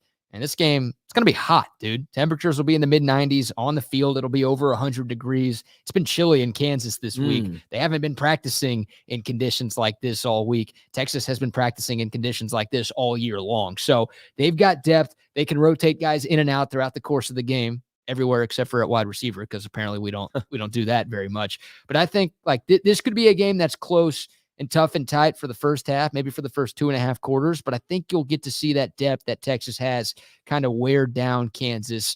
I know people didn't love Rice. People didn't love Wyoming, just the way those games went in the first half. And obviously in the case of Wyoming, the first 3 quarters, you might see something like that. But once again, Texas was able to pull away from those 2 teams late because of their depth. I think you might see that happen a little bit tomorrow. People are going to be way happier if you do that against Kansas than obviously if you do that against Rice or Wyoming. And another reason why the Longhorns rushing attack is going to be key tomorrow, BK, on top of helping to wear that Kansas defense down, like you look at where they're really improved this year, as you're well aware from watching every Jayhawks game this season as a fan of KU, they have a really good secondary. And along that defensive line, they have pretty good edge guys as well. They've done a great job of pressuring and sacking the quarterback this year and also forcing turnovers. It's a veteran-laden secondary. They have a guy in that secondary who is arguably the best cover corner in the league right now. Some other dudes who were either overmatched or playing out of position last year who are in better spots this season, and their play on the field is representative of that. Yep, the secondary, you're right. That's been really, really good. Kobe Bryant, the corner you're talking about, first team All Big 12 last year, and he is one of, if not the very best corners in this league right now. He's a ball hawk, man. He's not just looking for PBUs. He's looking for interceptions. He's looking for forced fumbles. Hell, he had a forced fumble, a fumble recovery, and a touchdown. And this Kansas defense had 2 defensive scores last week against BYU. So that's the biggest difference between last year's Jayhawks and this year's Jayhawks. We talked about it. Kansas's offense is still really good. It was really good last year when Daniels was healthy. That defense, though, I mean, that was one of the worst in the country last year. It's been, I mean, I'm looking at some of these numbers right now. Kansas is 21st in total defense. They actually give up fewer yards a game than Texas does this season. Now, Texas has a better scoring defense. To me, that's the stat I care about the most. But now, Kansas has a top 25 rush defense in college football. They're doing a lot of things really well on that side of the ball that they weren't doing last year. And yeah, they've got a few NFL guys. Kobe Bryant's one of them. Kenny Logan, the safety, he wears number 1. He'll be all over the place tomorrow.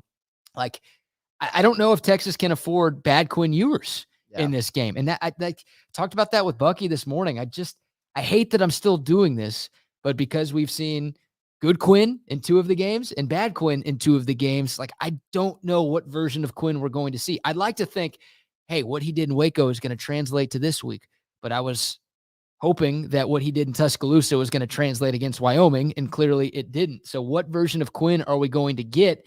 Because Kansas has some firepower on offense, I don't know if the Texas passing attack can just sleepwalk for 2 or 3 quarters and expect to walk out with the W. How much has this football team, and more specifically Quinn Ewers, taken in the rat poison this week? They're ranked 3rd in the country. That's as high as they've been ranked since 2009. They are 17-point favorites or right around there against a top 25 foe coming into Austin, who has looked really good offensively this year and has improved on the defensive side of the ball.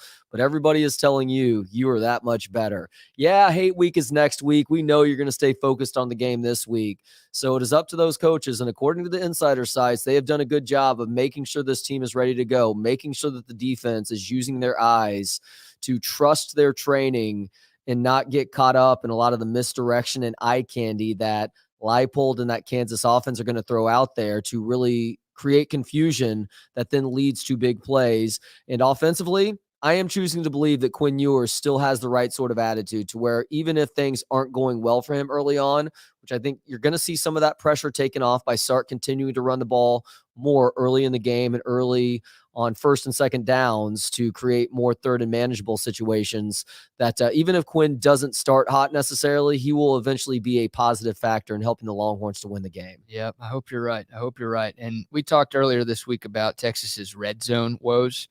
Kansas's defense ranks the 120th in the country in red zone defense. Oh, that's great to hear. So an opportunity for the Longhorns to figure some things out in the scoring area where they have struggled at times. It feels like they've settled for field goals way more than we would like. I think it's 16 trips into the red area for Texas this year offensively.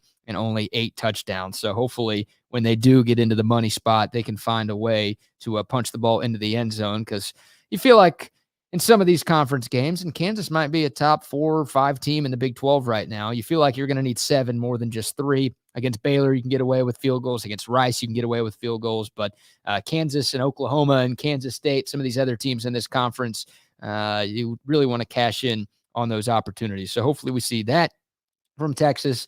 And obviously the third down offense too is something that needs to improve for this Texas bunch. So yeah, the good news is you talked about the run game off the top, Trey. Like, I think Texas will be able to run the football. I know Kansas held BYU to 9 rushing yards last week. And once again, that just shows you how improved their defense is from 22 to 23.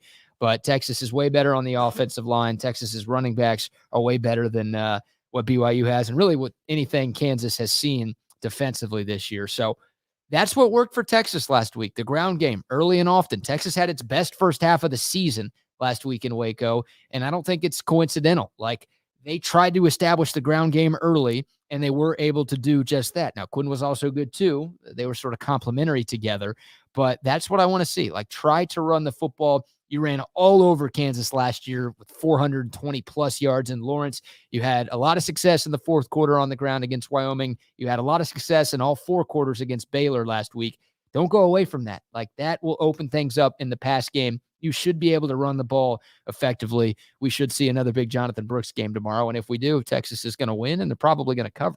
As a matter of fact, the game last year, now that I'm thinking about it, was one that people were squeezing on a little bit because Kansas was this greatly improved team. They're getting Daniels back for that game after a several game absence. And clearly they weren't doing everything with him that he was doing at other points in the year, it being his first game back. But Texas was able to put that game away early because they ran the ball so well.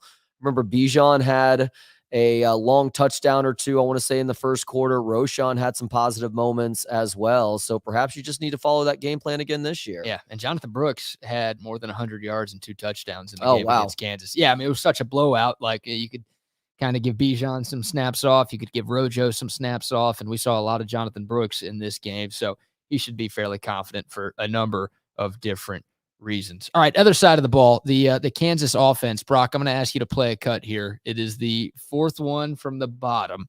It's Sark Dash, how to stop KU offense. All right, here is Steve Sarkisian. You referenced this a moment ago, Trey. Sark talking about eye discipline. Well, here's the actual audio from Steve Sarkisian talking about what Texas needs to do defensively to slow down KU.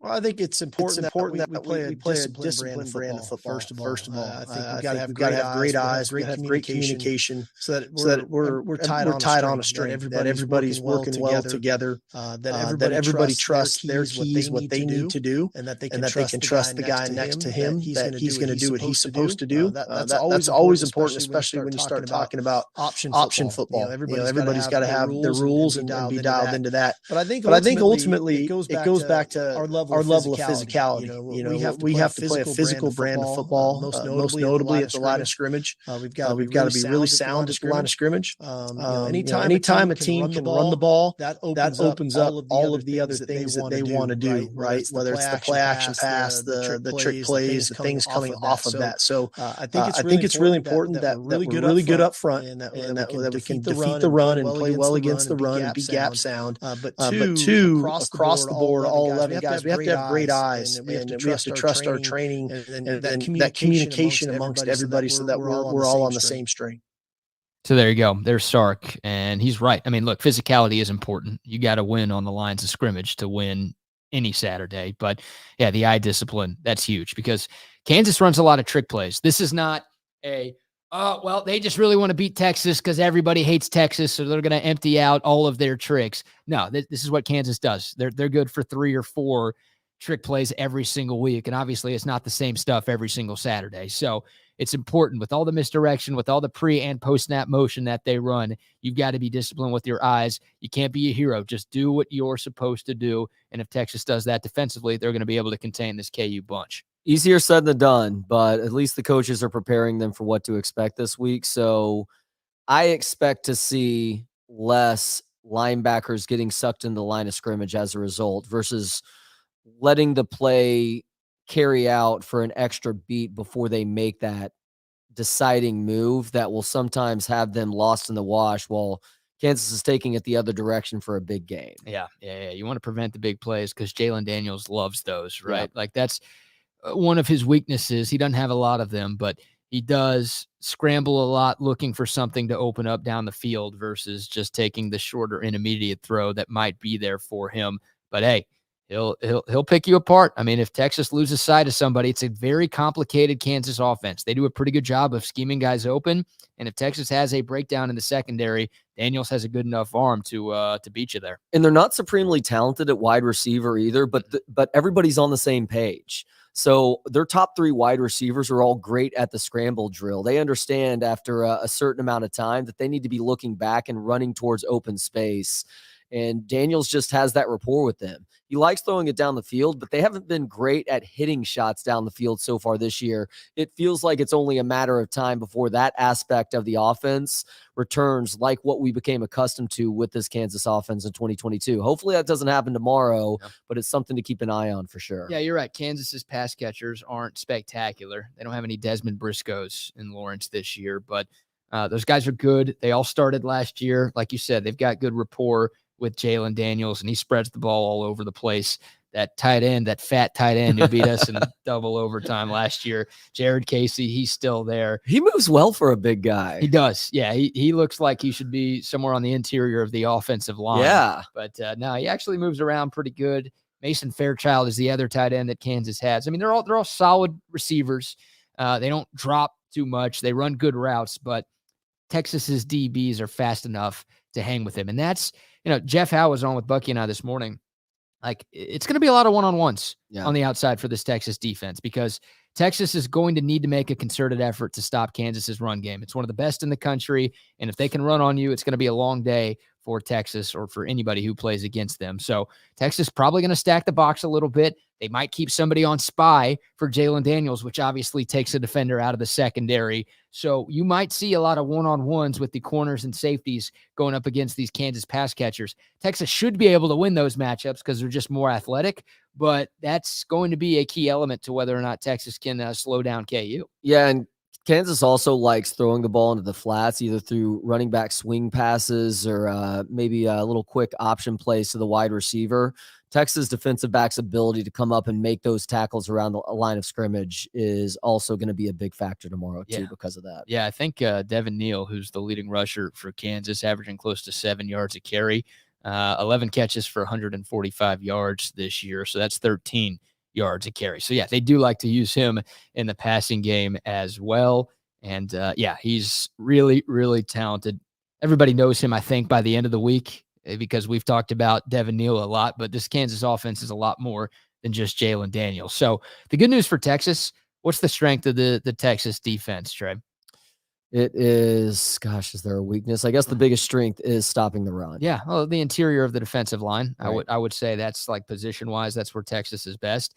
The interior of the Kansas offensive line is probably the weakness of the offense, and they might be without their starting right guard, Michael Ford, who is one of their best offensive linemen. So that's already a weakness for KU going up against something that is a strength for Texas, and the Hawks might be a little bit shorthanded there. So that's huge. Now, Kansas is going to try to hit the perimeter. They're not just handing it off up the middle, no halfback dive over and over again like you're playing Madden.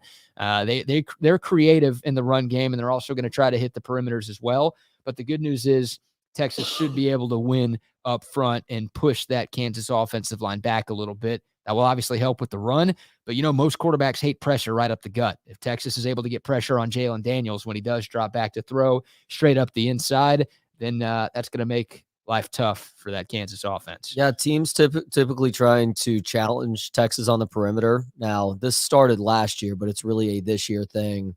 Has not worked out well for most because Texas has such good team speed and they're so good at making the tackle in the open field too. Once again, it gets back to the whole eye discipline thing and understanding that the first thing that you're seeing the offense do on the other side of the ball may not be what is ultimately happening there. So if they don't get sucked into a play action or a play going one direction when it turns into a counter, then I expect Texas to win that battle more often than not. I guess we should talk about special teams because that was obviously a huge talking point after the win over Baylor. And Kansas is really good special teams wise. Yeah, they that's another area of improvement for Kansas. They sucked on special teams last year, and they just got a bunch of dudes in the portal. That's how you add depth in college football nowadays, right? Like, you just attack the portal. And I'll give Lance Leipold credit. He did a great job of diagnosing exactly what his team needed, and he went out and got a bunch of dudes on defense, but also guys who help on special teams too. What's your confidence level in this Texas special teams group, right? Bert Auburn has missed 3 field goals this year after missing only 5 last year. Obviously missed a 26-yarder. He doinked that one, which is ridiculous. But the bigger issue right now for Texas is the fumbles. I mean, 3 of them last week. Are you confident in Worthy? Are you confident in Keelan Robinson on kickoffs? Do you feel like that was a one-off, what happened in Waco? Well, let me ask you, does Kansas have a good punter? I don't know. Jeez. Even you watching this team, you're not sure if the punter is any good or not. Their special teams all around is looked at as good. So if their punter is good, then I don't feel good about Xavier Worthy being back there. What have I been saying for several weeks now? Xavier Worthy is a fun experiment back there when you're facing a crappy punter or a crappy punt team, I guess, where they kick a lot of low liners that he can take quickly in space and then use that speed and athleticism to get upfield in a hurry. When he's having to catch the ball in traffic is when you see those problems start to arise. One, he is not always confident in doing so, and it leads to him making bad decisions, sometimes where you're seeing a punt land short, but it ends up rolling an extra 15 to 20 yards because Xavier Worthy doesn't do the full scope of that job and run up and call a fair catch and take that.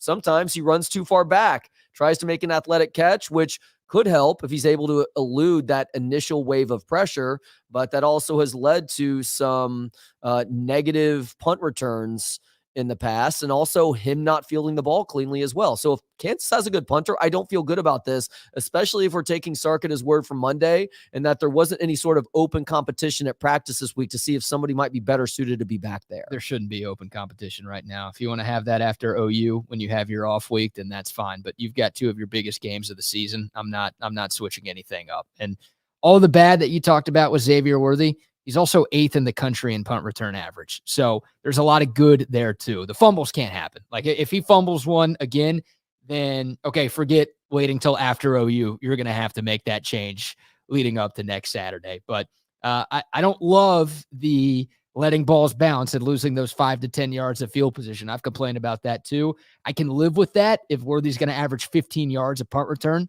like he is right now. But the fumbles, that's the thing to me that if that keeps popping up, then Sark's going to be left with no choice because they didn't cost you against Baylor. That's the type of stuff that could cost you against Kansas and Oklahoma for sure. Yep. I hope you're right there. I hope that the positive continues to outweigh the negative. I get it that he's had some big returns this year that has that punt return average look good, but he only returns punts when it looks like he can get 10 to 15 yards. Yeah. That's the problem right there. Hey, I'm putting in the call. Xavier Worthy touchdown tomorrow.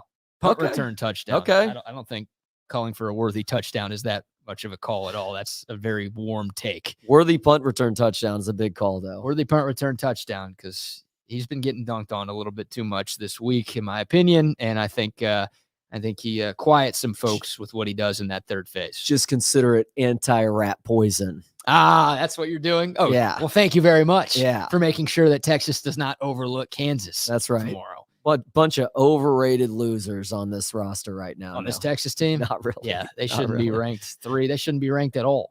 Yeah, maybe like top 50. Alabama, dude, they're like Notre Dame in 2016. They're going to go 4-8 this year. They suck. That's not a big win for Texas at all. What are you talking about? Wyoming? Nick Saban's lost it. Yeah. Oh my God. They should probably fire him right now. Wyoming, they don't even play with grass on the fields up in Wyoming. It's like all dirt fields up in Wyoming. Yeah, it's dirt and snow. I Dirt don't even and know snow. where Wyoming is on a map. I don't even know if Wyoming is on a map. I think it's near Taiwan, maybe.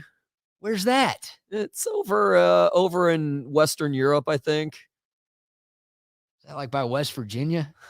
Something like that. Not our strong suit, clearly, this stuff.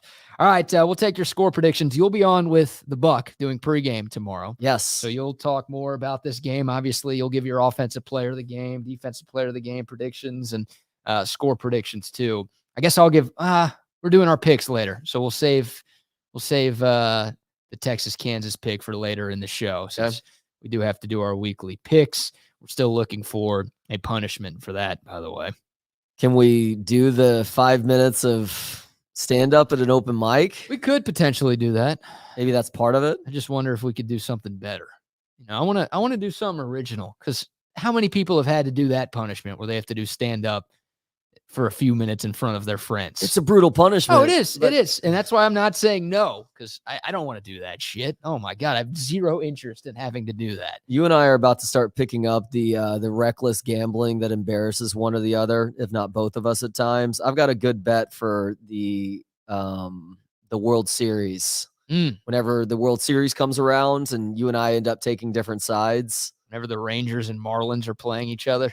Let's go. $7,000, baby. Yeah, no chance. Yeah, no chance, unfortunately. But I've got a good payoff for that one, because as the World Series is ending, that's the month that you grow out that very hideous pedo-looking mustache, right? Yep, November. So the last week of the pedo stash, you cut it down and you turn it into a Charlie Chaplin mustache, and you have to wear the Charlie Chaplin stash for a week. What do you have to do? Same thing.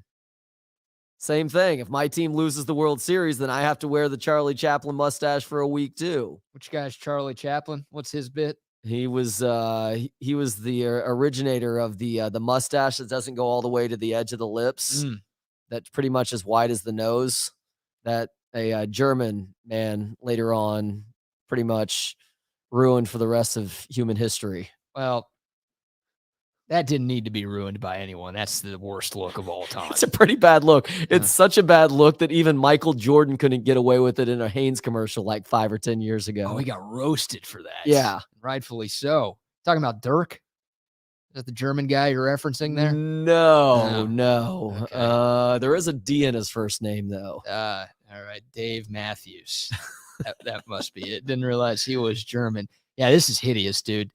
The amount of people who would disown me if I had this for a day is ridiculous. Well, that's why you'd better not lose that bet. Well, I better not lose that bet, because we might lose Texas Sports Unfiltered if I lose that bet. No one's going to want to do any business with us. No one's going to want to see us. No one's going to want to listen to us. It'll be over if that happens. So I better get the World Series pick right. Goodness gracious. All right. Some other college football games. So let's give some love to some of our sponsors, of course, before we shift gears here. And I don't know if I ever, do I need to change? Whatever. We're 30 minutes and I'm not dealing with that stuff right now. The consultations, a shout out to Tom K and the crew at Consultations. They gave away 75-inch LG TV as a part of our 5,000 subscriber giveaway last night. Many thanks to Tom McKay and the crew for that. If you did not win, which is most of you hearing the sound of my voice right now, that's all right. You can still reach out to AV Consultations and get the home TV setup of your dreams, as the Buck is walking in right now for some odd reason. I know you guys are doing a live show. But Derek Johnson would like to know. Can you come on and say hello? Would you guys mind? No, of course we wouldn't mind. No, He yeah. was asking. I know you guys have a regular show that you do, and I don't like to come in because I'm not properly attired. You know what I'm saying? Right. Well, also, yeah, you're wearing basketball shorts with a polo. That's like what I wore in 5th grade, dude. You shouldn't be doing that. And I don't think anyone heard Buck because he's not talking into a microphone. So when Derek, okay, so Bucky was saying Derek Johnson wants to stop by and talk for a few minutes. I'll let you interview him if you're okay with that, since you're the best interviewer in the history of the world. Wow, thank you. I appreciate that title. Sure, I was going to suggest that I would get out of the way, but I'm fine either way. So yeah, hopefully we get the chance to talk to DJ here in a moment. By the way, you could still come out to Covert BK and get you a free lunch and say what's up to Derek Johnson as well. All right, some other AV Consultations, Altstad Beer. I'm going to give them some love. Bucky walking in here threw me off. Altstad Beer, the best beer that you could find. Get ready for the football weekend with the greatness of Altstad Beer. You can find it at H-E-B, Specs, Twin Liquors, Total Wine, wherever you go to get your 6-packs. You can find 6-packs of Altstad Beer. They've got a bunch of different brews out there. Something for every beer drinker. So for your tailgates tomorrow, for your watch parties tomorrow, if you're not making your way to DKR, make sure you are stocked up with Altstad Beer. No impurities, no regrets. And relax the back, Trey. A word for them. Heck yeah. Look, these chairs that Covert has here at Covert B Cave, they're pretty darn comfortable. But unfortunately, They are not the relax the back chair that I have in my office at home. Over the last couple of days, my low back has been a little bit sore, which is why that adjustable lumbar support is so important on that office chair at home. It allows me to adjust it, to get it exactly where it needs to be on my lower back, and I feel much better at the end of shows as a result. I've been a customer at Relax the Back for going on something like 15 years. Started buying massage tools there way back when, and since then, that's accelerated to furniture. Still looking for that stand-up desk. No doubt that will go through Relax the Back as well. Never checked them out, I think you should do so. First, go to relaxtheback.com. You can not only find the location closest to you, but you can scan and see all the different types of things that they sell to help your back and your body feel better. Again, that's relaxtheback.com. All right, here's what we're going to do because Derek Johnson might be joining us. Let's do our picks now. Okay. So we have as much time with DJ as possible. Sure. So I've got the list of games here. Our season-long pick'em contest. Trey is up one on me. He gained a game on me last week. So we've got 6 games this week, just like we do every single Friday. 3 college and 3 pro. We'll start with the kids. We can call them kids. They're all pros these days, aren't they? Number 13, LSU at Ole Miss. Ole Miss coming off of their first loss of the season at Alabama last week. LSU, a nail-biting victory over Arkansas. They needed a last-second field goal to get that win in Death Valley. This game is in Oxford. Trey, you're pointing to me. Why are you pointing to me? You're going first this week. Oh, okay. Yeah, I should have been able to figure that one out on my own. I'm going to go with LSU on the road. LSU has not been nearly as impressive as I thought they would be. Yeah. Obviously, they got boat raced by Florida State in week 1, but even last week, needing that against Arkansas after Arkansas just lost to BYU at home the week before. They haven't looked as good as I wanted them to, but Lane Kiffin in big games, I don't love him. I'm going to take the road team. Give me the Tigers -2.5. I think a week ago, going into that Ole Miss-Alabama game, I was probably feeling decent about Ole Miss pulling off the win the next weekend, but I don't know what to make of Ole Miss right now because that was such a flat performance of them, especially on offense. I'm going LSU by default, even though they obviously weren't that impressive in a close win over Arkansas last weekend that you just mentioned. But I believe a little bit more in Brian Kelly in big games than I do Lane Kiffin, which isn't saying a whole lot because Brian Kelly also not great in big games. But I'll pick LSU in this one too. All right, both of us on the Tigers there. How about Notre Dame at Duke? College game day in Durham for the first time ever for football. Notre Dame coming off the heartbreaking loss to Ohio State. Duke is unbeaten this year. They beat the brakes off of UConn last week in football. Congratulations, Duke. Notre Dame, a 5.5-point road favorite in Durham. Who do you like? I think Duke keeps it closer than 5.5. I don't know if they win that game outright, but big road dog like that, close to a touchdown. Yeah, I think Duke probably keeps it within 2 to 4 points, let's say. There's going to be an emotional letdown for Notre Dame this week. That was too heartbreaking of a loss last Saturday. Yeah, I feel like that's the way I should be leaning, but it's against my nature and my cousin's nature to ever bet on Duke in football. Look, it's fair. Yeah, if this was basketball, I'd be all over the Blue Devils, but I'll take Notre Dame. They bounce back and they win and cover. One other thing to keep in mind, I know it's been a couple of years, so it's not that big of a factor, but Elko having been there just a few years ago, maybe he has some sort of understanding on the personnel that gives him a slight edge. Again, probably a very small factor, but something to keep an eye on. Yeah, and Riley Leonard, the quarterback for Duke, has been very good. Yes, he has. Very, very good. So I would not be surprised at all if Duke finds a way to hand Notre Dame its second straight loss. All right, how about the game here? Number 24, Kansas at number 3, Texas. I'm seeing 16.5 right now as the line. You and I are on opposite sides of this one, too. I've got Texas by 17. So I guess that means I have them covering the 16.5. So I'll go 38-21. Good guys tomorrow. I want to say 41-24, but Texas never gets 40 points. So I feel like I should stop predicting Texas to crack 40. I'll say 38-21, but the Longhorns win and they pull away late to cover. I think Texas wins somewhere in the 10 to 14 point range. So I'll take Kansas in this one. I feel like I've had a pretty good beat for this Longhorn football team this year, and I do feel confident that they will win, but I am also impressed with Kansas enough that I think that they are being slighted by Vegas right now. Yeah. It is a bigger line than I expected to see, but I think more of that has to do with just people buying into Texas. Sure. You got national people saying Texas is the most complete team in the country right now. So we'll see. We will see. All right, on to the NFL.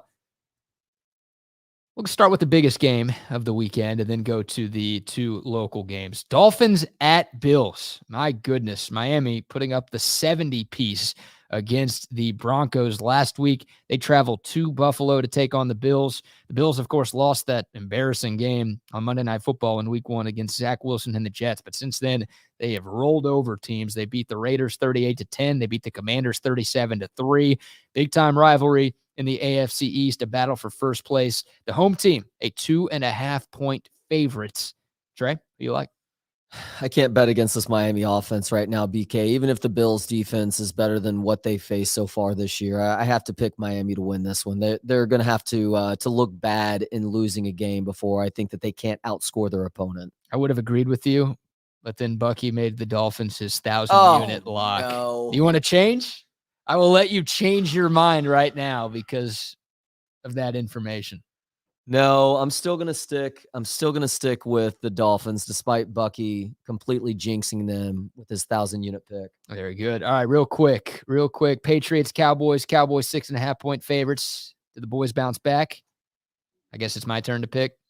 Yes. I'll say they win, but they don't cover. Give me the Pats plus 6.5. Yeah, I think the Pats, yes. I think Bill Belichick knows that he needs to run the football against this Dallas defense because Mac Jones is not very good, BK, but he's also going to find ways to challenge this Dallas offense still. And then Steelers at Texans, last but not least, the Steelers 2.5-point road favorites in H-Town. What are you thinking?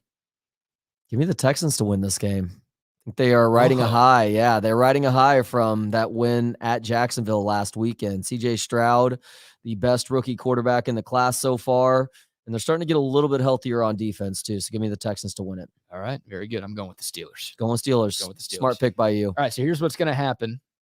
I'm going to leave so you can talk to Derek Johnson because he's here right now. So Derek, if you would, around here. I'll let you filibuster. Good deal. All right, coming today. Derek, good to see you. You too, man. You're looking good. Oh, appreciate it, man. You're looking thin, but in shape too. You're not looking like sickly thin. I know.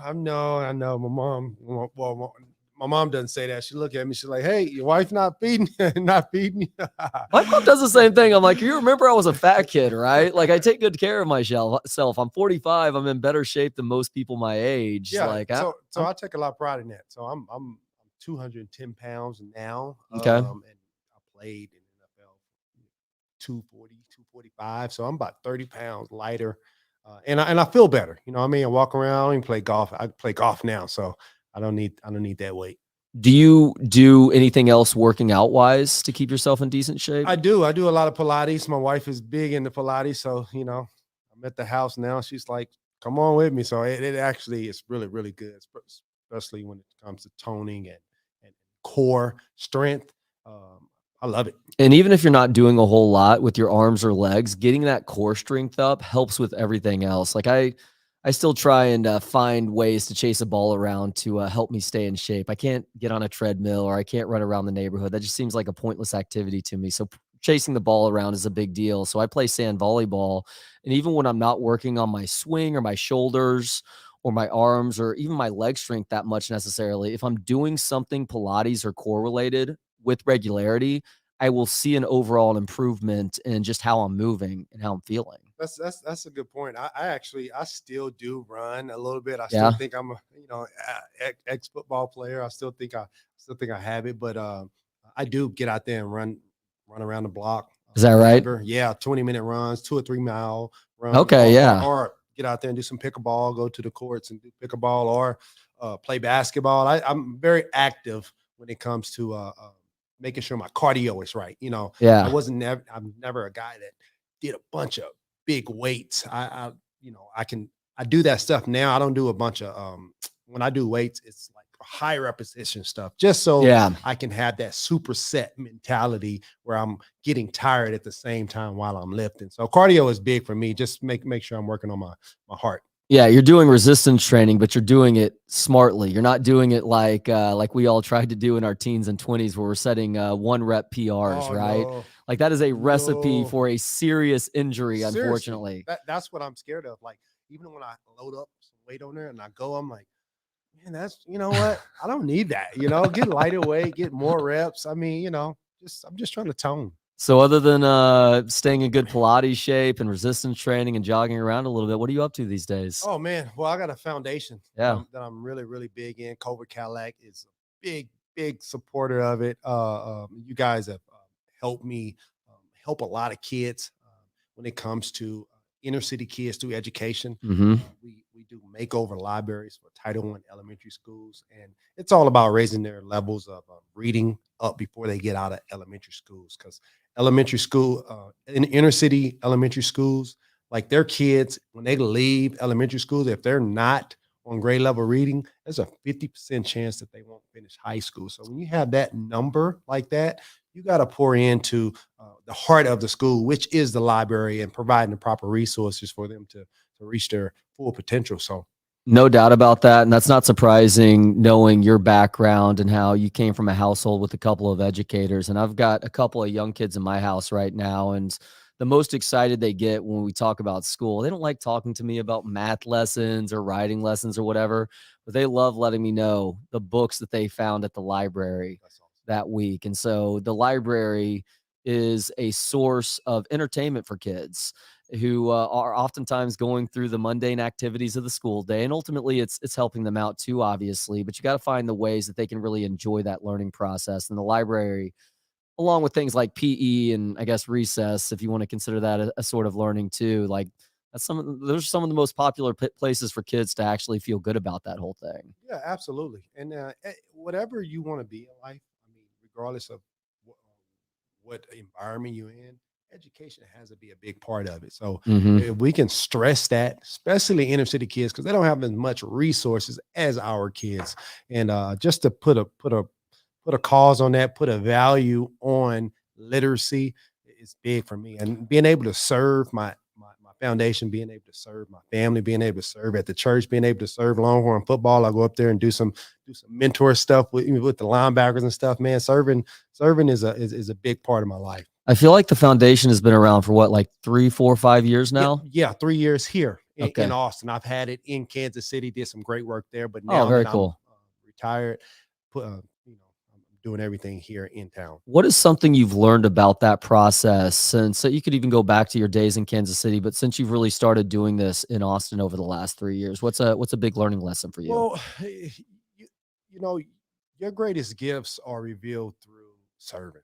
Like that's a big deal to me. And not only that are we blessing these kids, you actually get a lot of benefit too at the same time, being able to be a blessing to others, which is a life-changing experience. It motivates you to do more, because we're not going to run out of Title I elementary schools that need help with their libraries and need help with different resources. So being able to be that helper, not that we can do it all, but we can do more together than apart. And COVID's, I mean, y'all been supporting me ever since I got my foundation set here in Austin the last 2 or 3 years. So Coverts do so much good in the community, and we're all so very thankful for that. So you mentioned that you will go to these libraries. Do you do some reading to the kids? I do. I like to Pete the Cat books. I read Pete the Cat books.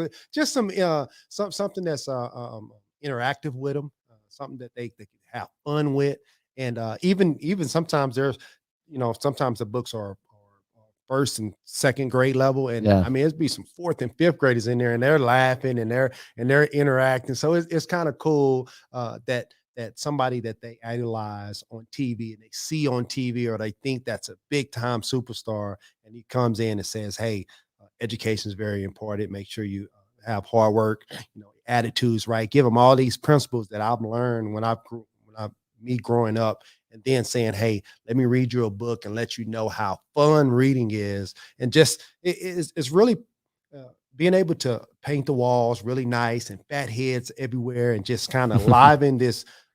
These are $50,000 mini capital projects that we do. Wow, That's what we do. And for to make their environment better, that's everybody's talk about how kids are a product of their environment. So we're just making it better. So we're not reading as many Pete the Cat books in my household these days, but my favorite back in the day, and I love the Pete the Cat books because they have a great cadence about them. It's almost like sing-songy as you're reading the books to your kids. My favorite was always Pete the Cat and the Magic Sunglasses. You have a favorite Pete the Cat book? I haven't. I've read that one before. Pete the Cat and the New Guy is the one I've been reading lately. But Pete the Cat and the New Guy. And the New Guy. That's a good one. That's a good one. Really good one. But they do have a good cadence to it. But it's all about just getting them involved and letting them know it's fun, you know?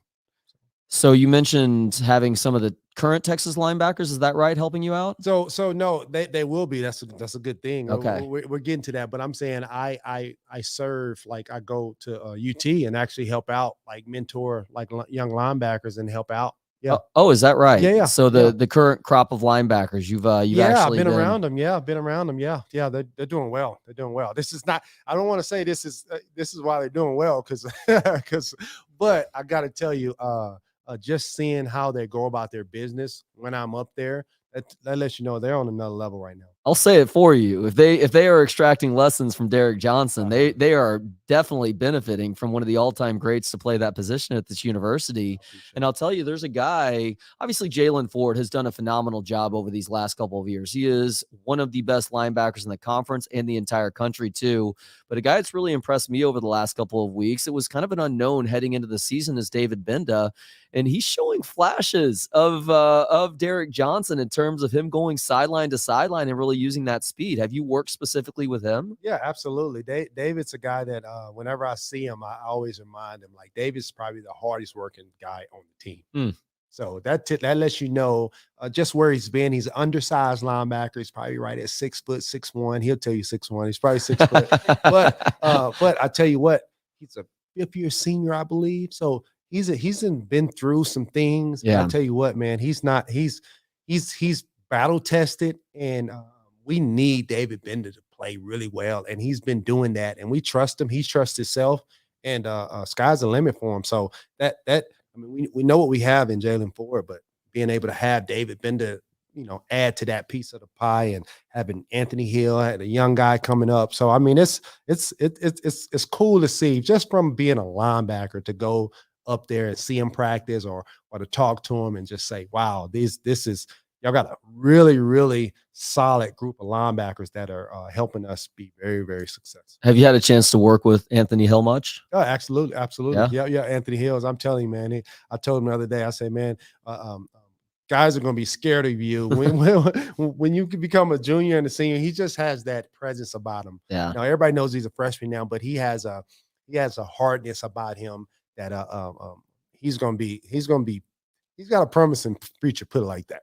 What is what's the closest that you can maybe make a comparison to a former teammate in terms of that hardness? He just has that scary factor when you're standing next to him. It would have to be Corey Redden. Okay. You know, even though Corey Redden played a little bit different position, he's more of a D lineman. He has that mindset, like, hey, I'm about to knock you out, and it's going to happen. So just deal with it.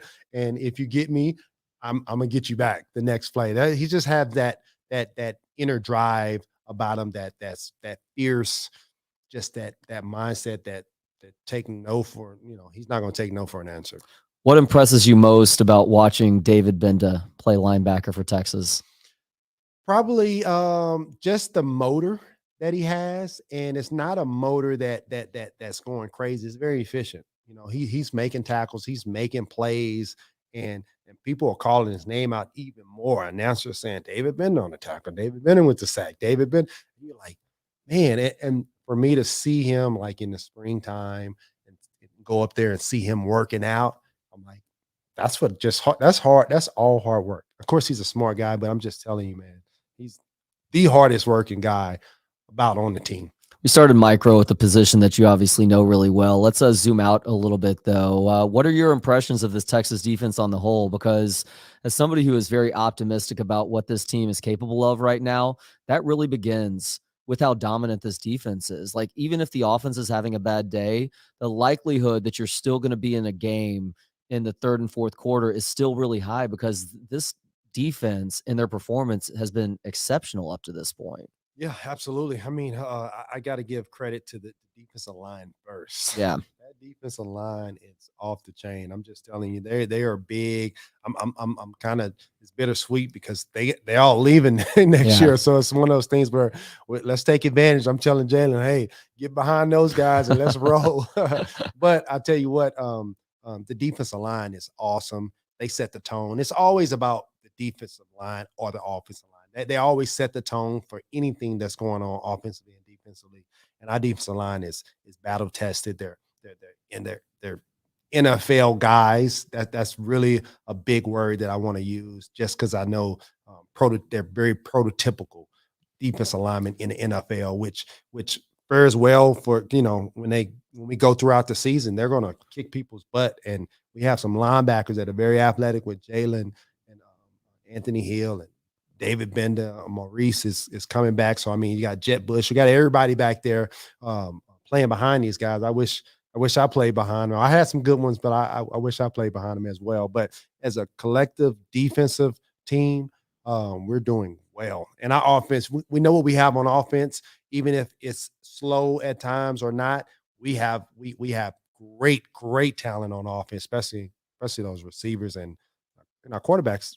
He's a star. He's like a quiet star, but he's a superstar. And we're even seeing him get a little bit more vocal this year too, but not just that, like last year. And look, it's understandable for a young player who has the pressure on him that a quarterback does at the college level, much less at the University of Texas.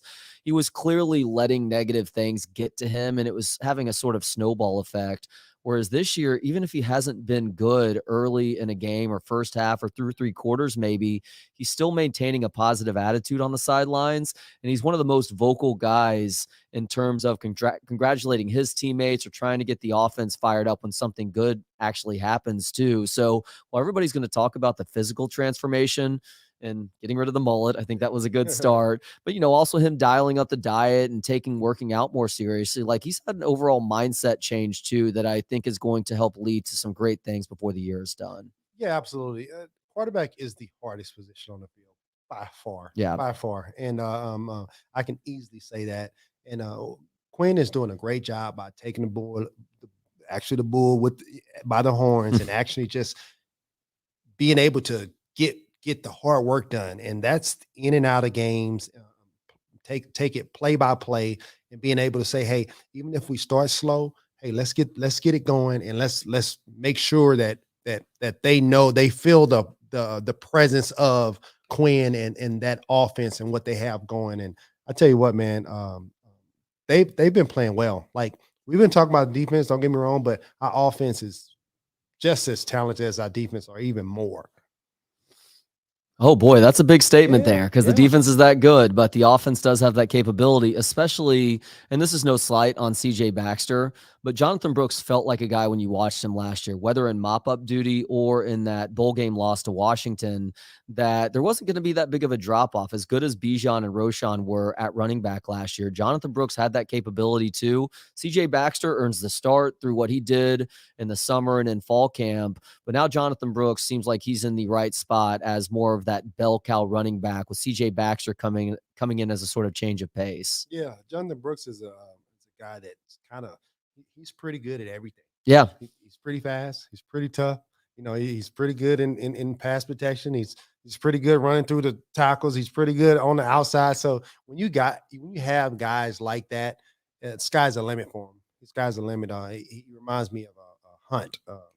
Running back Kareem Hunt. Oh, just because he's probably a little bit tougher, but he's a guy that can do it all. And when you have Brooks out there, man, and he has that attitude, like he wants to run over you or juke you. He wants the ball. So when you have an older guy like that, it's definitely always a perk to have him in front of a guy like Baxter, who's going to be good. Trust me, he's going to be good, big guy. But Brooks is the guy. So this Texas football team obviously picks up a huge road win week 2 of the season at Alabama. What is your favorite road win from your time here in Austin? Oh man, road win. I would have to say probably going to Kansas State. Okay. Probably going to Kansas State when playing against Sproles and those guys, Bishop. Just the their offense was really, really good. Their option ball was crazy, and it was always a tough task to beat them, especially there. Mhm. They're always pretty good, but that was one of my really, really great wins. I got a lot of them. I'm trying to think. I do not have an OU win. I know that. What? Yeah. 2004 was your last year there, right? And that was the only Yeah. freaking loss on the schedule that year. I know. So I'm literally 0-4 against OU. Now, did I have some That pains great- me to hear, I Derek. know, My I goodness, know, that's I know. Some people forget what in the about world? that, but I had some great games, obviously, against them, regardless of what the score was. But it was always close. One time it wasn't, but it was always close. We're gonna but- forget about that I know, one time. right? I was in the stands that day. I'm definitely forgetting about that time. But I do have to say, I mean, they went to national championship twice during my era here, so they were pretty good. Needs to say. All right, last question now.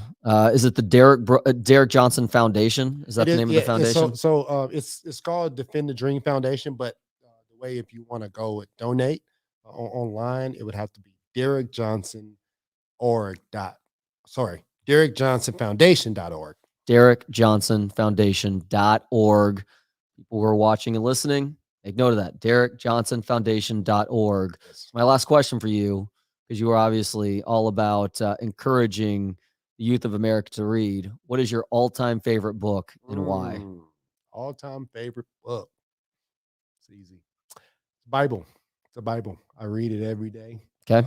It's something that speaks to me, speaks to my soul. It's something that it's a pamphlet and a guide to direct my family, to direct my community, to direct the people that I come in contact with. So the Bible by far. I'm a big fan of Ecclesiastes. What's your favorite book of the Bible? Oh, Proverbs. So much wisdom in there. Yep. Proverbs 3, 5, and 6. Trust in the Lord with all your heart. Lean not unto your own understanding. In all your ways, acknowledge him and he will direct your path. Beautifully put there. Great way to end this conversation, too. He is Derek Johnson joining us out at Covert Bee Cave today.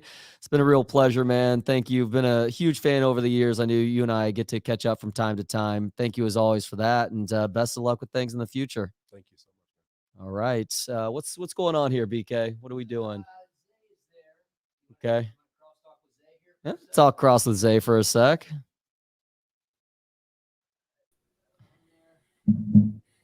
All right. Yo. Thanks, Derek. What's up, Zay? How we doing? What's up, man? Hey, I know you're not gonna wash that hand for a long time. You just dapped up. What's going on, Zay? How we doing today? What's up? You hear me?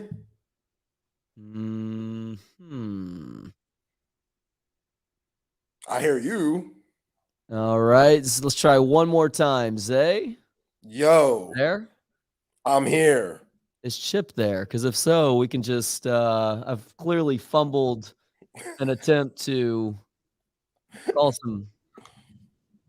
All right. You know what? I'm just going to hand it off to these guys then. You guys are ready to go because we're about to click my screen off. You guys are coming up for the next 2 hours, and then it's going to be me and Jeff Howe from 3 to 5 on Texas Sports Unfiltered. Take it away, guys. What up? What's going on? What's up, man? Do you hear me? I do. Do you hear me? Yeah, I hear you. They're having some problems at Covert BK. I don't know what was going on. Trey was trying to talk to me, and it wasn't working. He was talking to Derek Johnson, who's an absolute legend and an amazing guy. Shout out to him for showing us love at Texas Sports Unfiltered and being out there today for the meet and greet, and that's big time. Well, in the immortal words of Judy Brown, happiness is a choice. We're happy you're spending some time with us on a free-for-all football Friday, getting you ready for Texas versus Kansas. How about the show we got for you today? 1:30, Brian Robinson, member of the 2005 Texas National Championship team, will be joining Chip and Zay to get you primed, to get you ready. Talk about this defense, because this defense, Zay, has been the story. It's been the story of this Texas football team so far. The offense has been slow starting in home games. It has been efficient in road games, but the defense has been lights out pretty much in all games. And outside of a couple little, long runs here and there early in games, Texas defense has been nasty. Yeah, they have, and they sending the message to the whole nation with how they're playing. Just the aggressiveness, the maturity, the leadership, all of that's coming together, and all three phases from the front line to the linebackers, secondary, everybody is clicking and everybody knows their role. And there's a lot of guys that know their role. That's the main thing. Like how many guys that Steve Sarkisian and Pete Kwiatkowski are willing to play because they're confident in guys making plays and not having any drop off when somebody comes in for someone else. So yeah, I've loved it so far. I mean, I didn't like the run against Wyoming to start the game. That was brutal. And yeah, Alabama, they had a couple deep shots with Burton and Nyblack. But yeah, as you said, other than that, they've been locked in and they've been locking down, seems like everybody. So when Kansas comes in with the preseason Big 12 Offensive Player of the Year,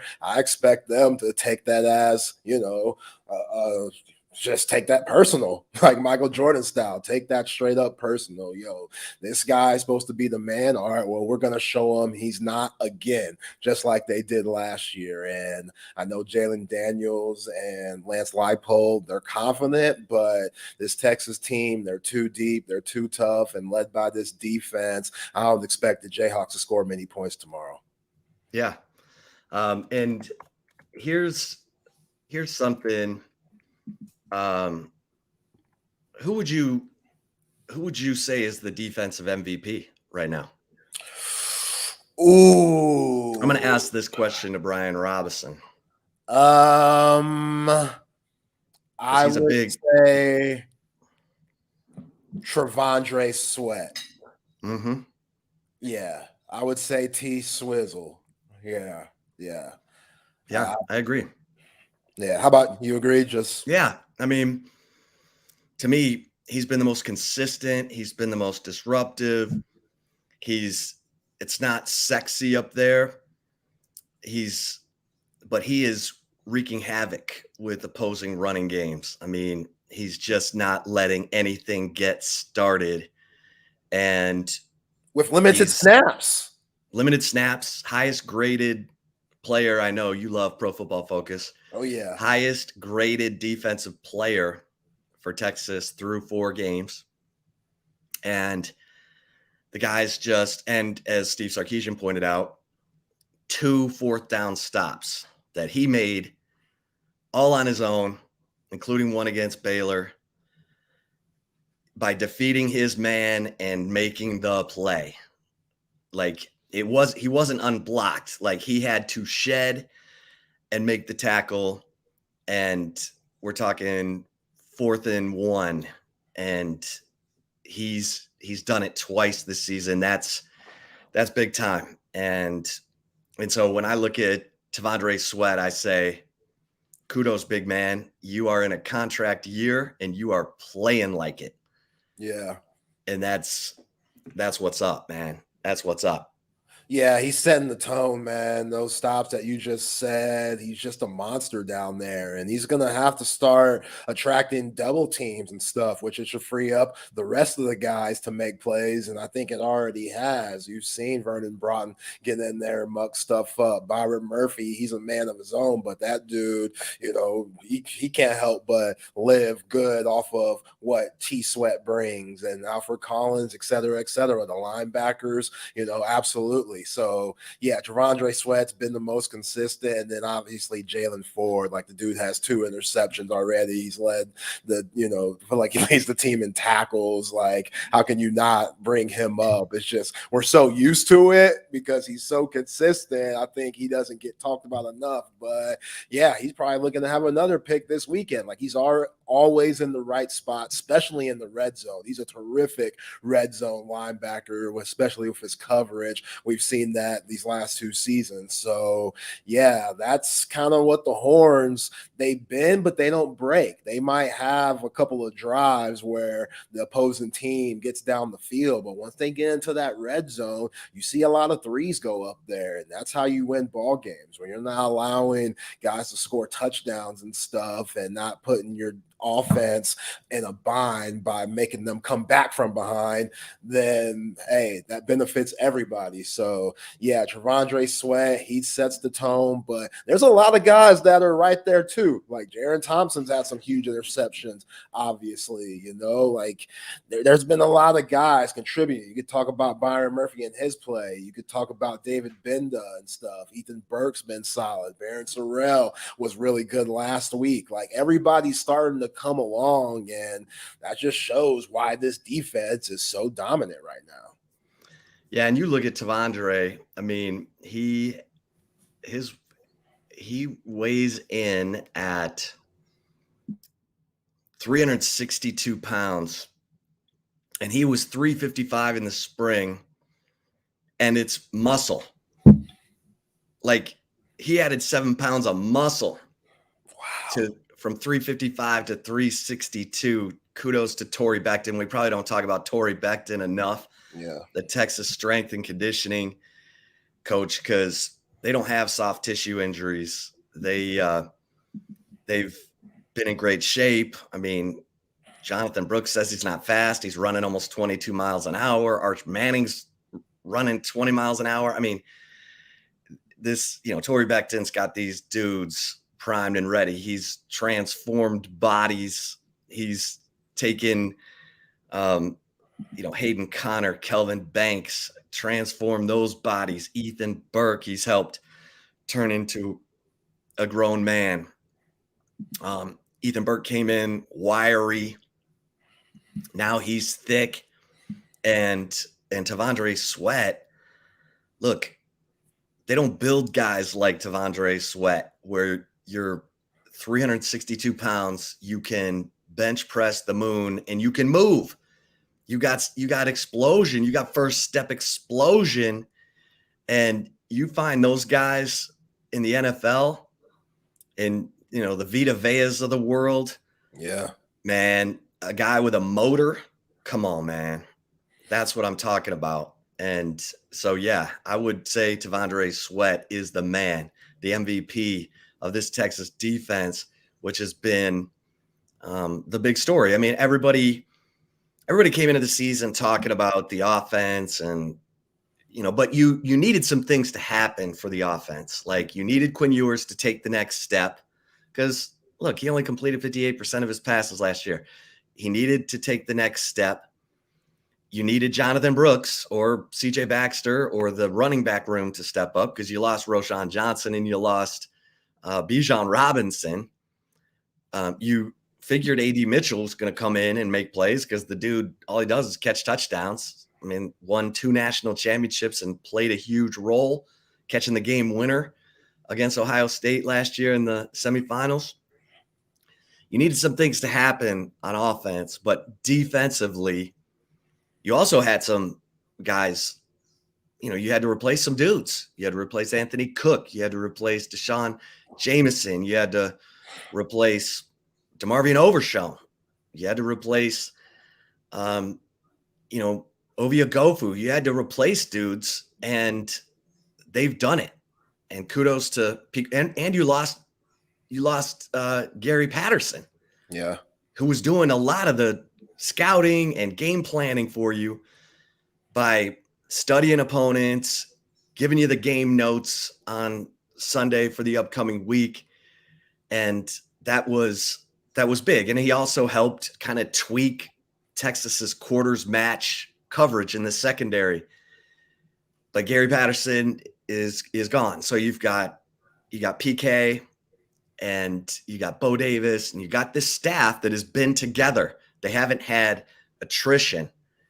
It's been Jeff Choate and Bo Davis and Terry Joseph and Blake Gideon and these players for 3 years. And they're talking the same language now. When they come to the sideline to make adjustments, they're making them.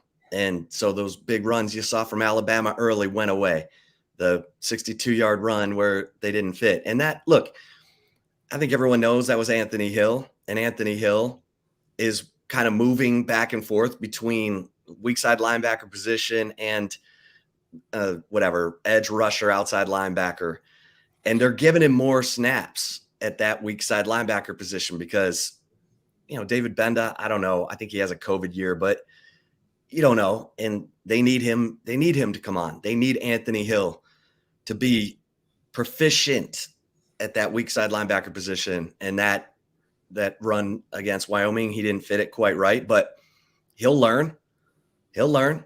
And I just think, and I wrote about this today, Zay, your two highest graded dudes at safety and corner right now are Derek Williams and Malik Muhammad. And those guys they're putting it together. Like Malik Muhammad, I don't know that he's made a mistake that I can find. And same with Derek Williams. If you're not seeing them chasing some dude in the secondary with the ball flying over their head, and Derek Williams is fast. Like he's the fastest safety they have. And that's a big part of why he's out there. And he tackles. Sark brought it up today. There was a 4th and 1 where Baylor, they got loose. And it was 1-on-1. And Derek Williams made the play. I mean, it was a 16-yard gain. And if Derek Williams, white boy, Pendergrass. Oh yeah, the white Pendergrass. Yeah, he ain't Teddy. If D. Will doesn't square him up and get him down, it's 6.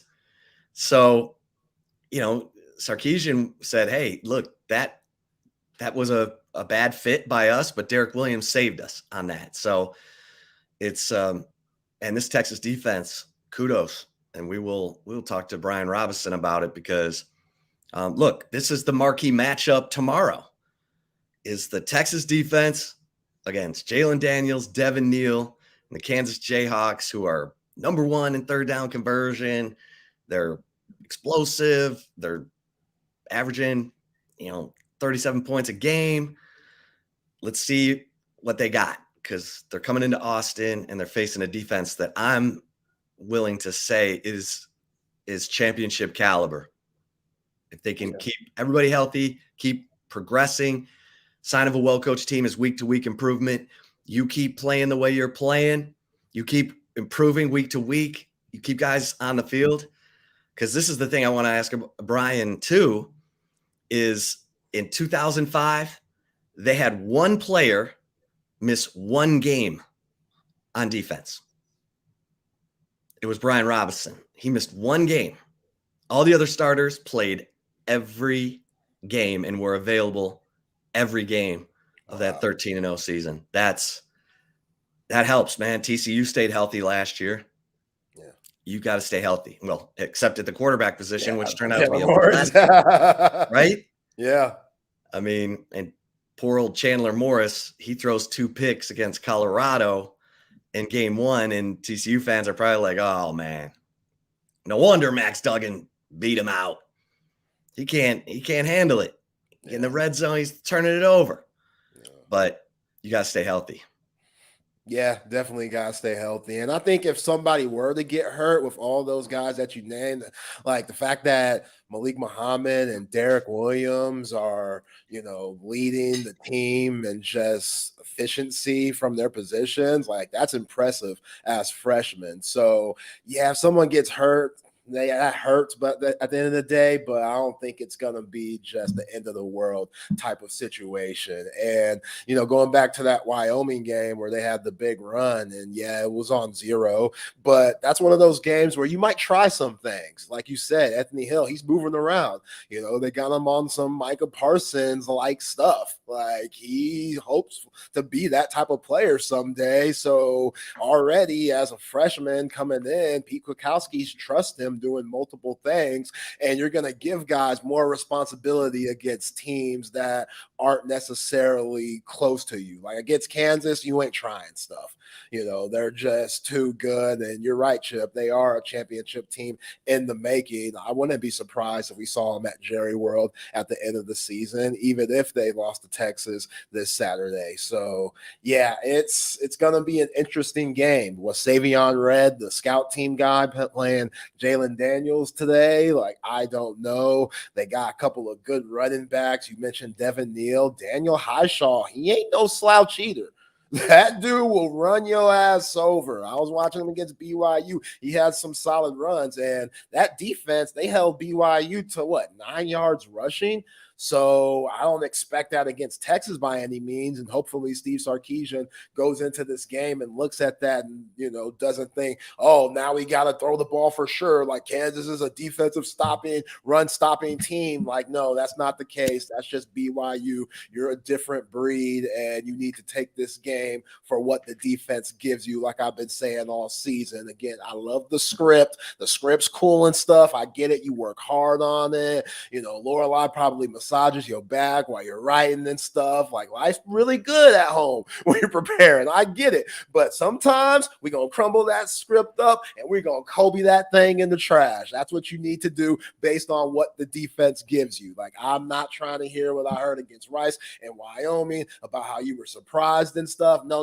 Expect everything. That is your job. AJ Milwee, Kyle Flood, all those guys, Jeff Banks, all those guys that are talking about offense and worried about offense. If y'all see something, let Sark know. If he don't see it, let him know early and get that adjustment fixed, because you cannot start slow against this Kansas team. It's not like Wyoming. It's not like Rice. You don't want to give them any life at all. So if you're tied like you were against Wyoming, 10-10 going to the fourth, I'm going to feel way more nervous than I did that game. I was nervous that game.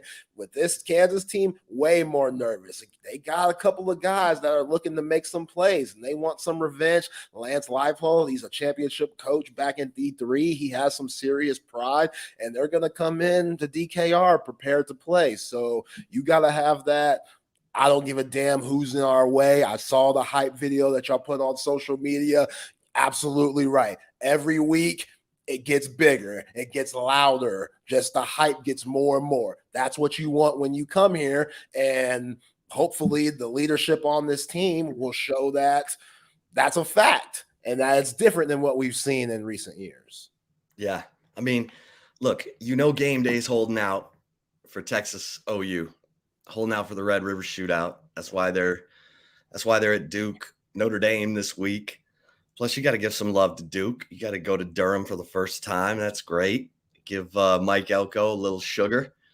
But next week, man, and I don't know. Listen, I talk about the Red River Shootout religiously because to me, it's the best game day atmosphere in sports.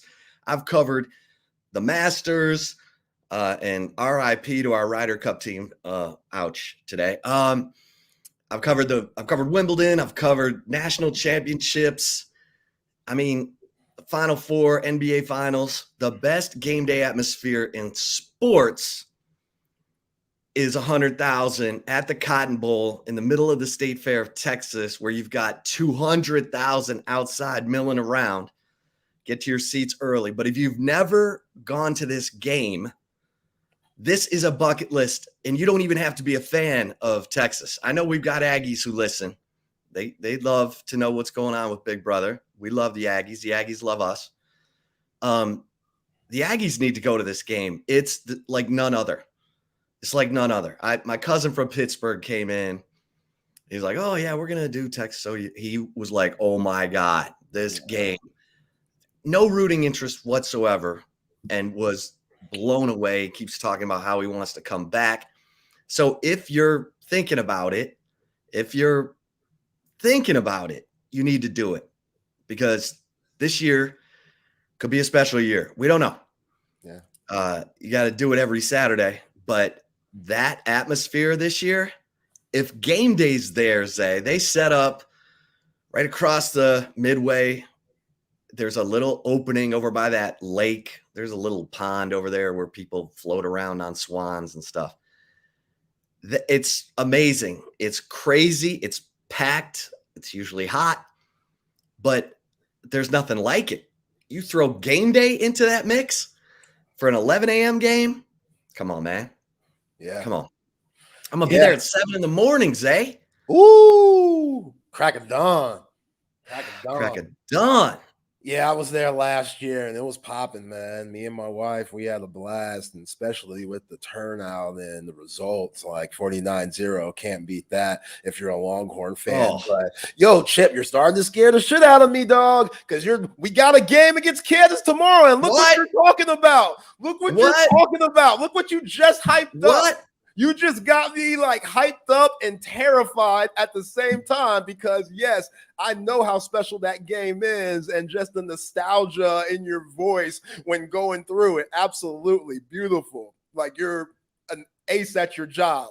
But also, we got Kansas tomorrow. And that's if this team is having any of those thoughts and looking too far ahead. Like we heard Lance Taylor scared the crap out of me yesterday, talking about, I'm going to be real surprised if OU and Texas go into this game undefeated. Like, what? I know. What? Like, come on, Lance. Like, ball. You're huge. Like, I listened to you big time, Lance. So when he said that, I was like, I don't like that. I don't like that. His quote was, I think someone's going to dick up the Red River shootout. I was like, well, OU's playing Iowa State. Yeah. And I've already taken Iowa State to cover the 19.5. And Texas is playing Kansas. Although Lance said he thinks Texas is going to be fine. He said if he was going to play that game, because he has Lance's lock.com where you can go for all the picks, he would lay the points with Texas. He thinks Texas is elite. He thinks their college football playoff good. So I'm excited to talk to Brian Robinson, because the mindset, I want to talk to him about the leadership and how the players in 2005 handled the mindset from week to week, and who was doing the policing and who was making sure that everybody had their heads right. I'm also going to ask him about Vince Young. When I said, VY, give me an example of your leadership at the ESPN Home Depot College Football Awards. And he said, well, keeping after Ramonce Taylor was a full-time job. But that's real. I mean, look, there are dudes that love to get out and hit 6th Street and let everybody know I'm here. Matt, just let Ramonce smoke the chronic. Just let him hit the joint on the blunt every once in a while. You'd be better off, If we knew what we knew now, come on, man. Just don't carry a backpack of that shit in the back of your car. Too much. Yeah, he had too much on him. He had too much on him. Too much. He had too much on him. Yeah, that was a bad move. A little too much. That was a bad move. Yeah. A little too much. But that's the stuff that, you look back on and say, okay, this is how we did it. This is how we managed it. And the players always know, right, Zay? Yeah. The players always know. Yeah. Ask the New York Jets. Talking to Robert Saleh. He trying to be loyal and stuff to Zach Wilson. It's only week. You only play 3 games, bro, and you almost lost your locker room. Like, yeah, the players know. It's different on the college level, but they know. Yeah. Well, our man CB says that Lance Leipold's getting linked to the Michigan State job. Close to home. Close to home. All right. Does that seep into the Jayhawk locker room? Yeah.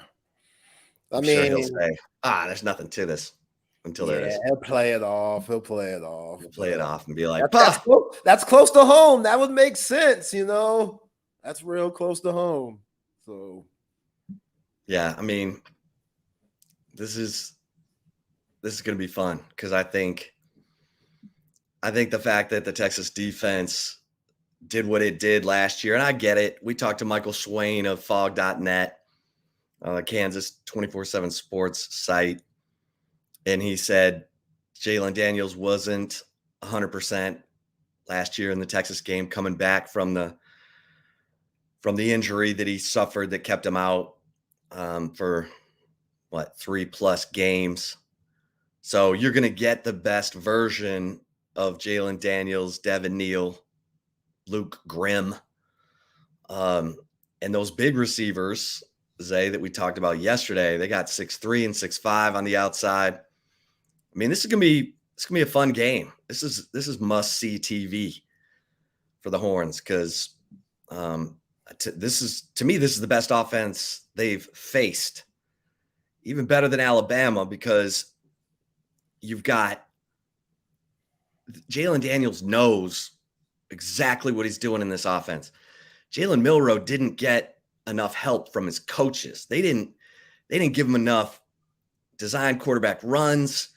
They didn't feature what he does best. If you got to put your players in a position to be successful. They had him throwing it, just scrambling.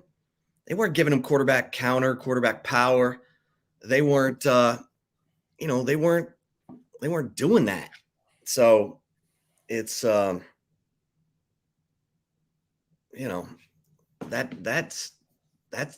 I think this is a better offense. Yeah, I agree. I don't know if the talent isn't better, but just their discipline is better than what we've seen with Alabama thus far. And you mentioned Luke Grimm, like that dude's underrated. That dude's real underrated. He leads that team in touchdowns. And Jalen Daniels, it seems like he always finds him like in the back of the end zone or just at the right times when they get in the red zone. Another player not to sleep on. Yeah, we mentioned Lawrence Arnold and Quentin Skinner, the other wide receivers that are around 6'5", but Mason Fairchild, he's a solid player, man. That's a solid tight end. And we talk about those 5 safety that are going to be rotating and also the linebackers. They better be locked in on that big guy because he is a big target and a security blanket for Jalen Milroe. And then Jared Casey, it seems like he's been there for a really long time, but that dude, they kind of use him like a Kyle Juszczyk up in San Francisco 49ers. He's more of that fullback that they move around. You see him, in the backfield lead blocking. You'll see him at the tight end position when they'll go to 12 personnel and stuff, and he'll roll out and catch passes when you least expect it. So you got to account him too. Like they just got a lot of guys. They're very balanced, and they're going to have very long, methodical drives just to make sure this Texas offense, as high-powered as we know they can be, even though they've been a little inconsistent these 4 games, we know what they can be, and Lance Leipold knows too. So if you could have long, just slow drives, walk into the line, wait until that clock hits 2-1, that situation, Jalen Daniels, he likes to dink and dunk, one of the best short pass quarterbacks in the Big 12. So yeah, if they could dink and dunk their way up the field, run it for 5 yards a gang, 6 yards, 7 yards and stuff, so you could keep this high-powered Texas offense off the field, then that could be trouble for the Horns. Like you gotta force punts early, and if they do get those long drives, you gotta make sure they're in 3s and not 7. Look at this. Brian Robinson, B-Rob, 2005 national champion, the one and only, told me the funniest story about Mac Brown ever from the 2005 season when Mac showed up to practice with his shorts low down on his hips and his hat slung ace deuce, rapping 50 Cent, I think he called him. B-Rob, how you doing, man? I'm doing good, man. How are you doing? Man, we're doing great. We appreciate you taking a little time with us, man. Congrats on the LHN, gig. You're doing great. Hope you're getting in some fishing and some hunting. But I want to talk to you about this Texas defense. Zay and I were talking coming into the show. This feels like it could be a championship defense. You watch the game from a completely different perspective than we do. What do you think, B-Rob? What do you think of this defense and what their level of play is? Well, I mean, I think when you talk about the defense, you got to kind of go at levels. I think the D-line is playing outstanding. They're getting to the quarterback. They're not only putting pressure on the quarterback, but they're actually getting the quarterbacks down this year, which they were able to turn later in the year last year. At the second level with the linebackers, I mean, obviously you know what you're getting out of Jalen Ford. You've got some other guys like Bender that's starting to step up, things like that, and makes a lot of hay, especially in the blitz game, things like that. Then you go to the secondary, and you've got guys that they make splash plays. They're creating turnovers. The only question I have is they have not really been tested yet. And that is going to be the big question is when you get a receiving core that can stretch the field and things like that, how do they stand up to that? But overall, this defense has played very well through the first 4 games, and I think they're very well on the way to where they need to be in order to be at the end of the year. Brian, we've seen with Pete Kwiatkowski and just him rotating guys, like guys are fresh going into the fourth quarter. And you see that when Texas just wears teams down. And going back to when y'all played, how difficult was it? Because y'all are all alphas and stuff. Everybody wants to play every snap, but sometimes that's just not realistic and that's not best for the team. How hard is it to go back and forth of, okay, I know that I might not be getting as many snaps that I want, but I know I'm going to be fresh in the long haul?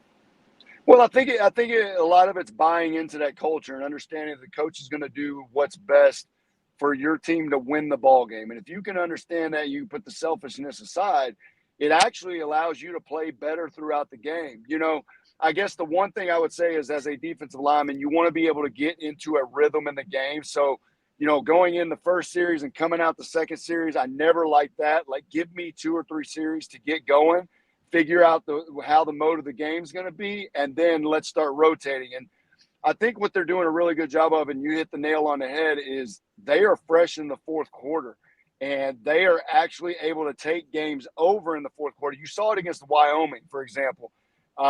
It was a tough ball game going all the way into the fourth quarter, and then it was like something clicked, and it was almost like that Wyoming offense kind of was tired. They were overwhelmed, and that defense just really took that ball game over. So, yeah, being able to rotate those guys, and if those guys buy into that situation, it absolutely will help you in the long run. Talking to Brian Robinson, 2005 national champion, longtime NFL stud for the Minnesota Vikings. My God, you had the funniest social media post. We don't even have time to get into this when you were asking everyone on the Vikings team, who would you not want your sister to date? And everybody said Stephon Diggs. But anyway, I mean, B-Rob is like sneaky hilarious. All right, so B-Rob, on that 2005 national championship team, Zay and I were talking about who's policing the players, who's making sure, like I asked VY, give me an example of your leadership in 05. He's like, well, looking after Ramonce Taylor was a full-time job. and talk about that, because guys got to be on the same page. They can't get drunk on success. They got to get hungrier as the season goes on. Who was that you? Who was it on that 05 team, and who do you think it is on this year's team? Man, I got to be honest with you. There's really not one guy that you can name. And I think that was the great thing about that team is we all held each other accountable. And, you know, whether it was me and Tim Crowder holding the D-line accountable, and then you had Rod right in there holding us accountable. And, you know, I could go through the whole defense and whole offense about guys holding each other accountable, but it really was a team effort. It wasn't one guy that had the offense, one guy that had the defense. We all held each other accountable. And I think you're seeing a little bit of that with this football team. I think when you look at the offense, I think you've got a guy in Quinn Ewers who has really stepped up as one of the leaders on that offensive side of the ball. But at the same time, I can see like Jordan Whittington being a guy that behind the scenes really is kind of a leader on that football team. He's been around. He's kind of put his selfishness goals off to the side, so the betterment of the team. And you saw that a little bit last year with Roshan and Bijan. So I think that culture has kind of bought in with this whole football team. Now, from a physical standpoint, I think when you look at the defense, you look at Jalen Ford and you look at Jahdae Barron. They are two guys that when they step out on the football field, if you need a little extra juice to get going, you look to those guys. So, I mean, I think you have a little bit of all of it with this team, and I think you're starting to see that this really is a team that is holding each other accountable, and that is a huge deal for success. Brian, this offensive line, obviously Cole Hudson will be back very soon, but this offensive line, they've been pretty solid. A couple of sacks that you don't like, especially last week and Wyoming game. But other than that, they've been solid. What have you liked with this offensive line? Man, I just like the way they go about it. There's one aspect of the offensive line that you look at and it says, hey, we're going to line up in front of you, and when we run the ball downhill or whatever, we're going to maul you, right? We're going to beat you down into the third and fourth quarter. A lot like Alabama used to be, right? Alabama in the past was, we're going to maul you, and come third, fourth quarter, you're going to want to wave the white flag. And that's the way this offense is being. Now the biggest question mark I have with this offensive line is the interior guys. The interior guys, there's been a little shuffling going on there. I want to see a little bit more cohesiveness out of those three guys. With Cole Hudson being out, DJ Campbell kind of becomes the guy. And so you want to see those guys be able to build that cohesiveness and moving forward just get better and better and better. And that's what they were able to do last year, really. They got better as the year went along. And so for me, that's what I want to see. Now, one thing that I really want to see is we are seeing this Texas football team in the fourth quarter wearing guys down. They're starting to be able to run the ball and gain momentum. I need to see that early in the ball game. I need to see you start the game that way, because my biggest worry as a Texas football alumni, and I'm sure the fans, is eventually you're going to face an opponent one day that puts up points early. And in that case, you will not have the ability to put away the ball game late in the game by running the ball. You're going to have to put it in Quinn's hands. You're going to have to throw the ball. So to me, to alleviate that is starting the game fast, starting the game, being able to ground and pound that way as well. Yeah, and talking to Brian Robinson here on Chip and Zay on Texas Sports Unfiltered, and B-Rob, you said Texas, the defense hasn't really been tested yet. They've played a couple backup quarterbacks. They played Jalen Milroe when they didn't really give him a lot of quarterback design runs. They're going to get tested the next 2 weeks, starting with Kansas and OU. Those are two of the best performing offenses in the Big 12 and in the nation. What are your thoughts on tomorrow's game against the Jayhawks? What do you think it's going to come down to?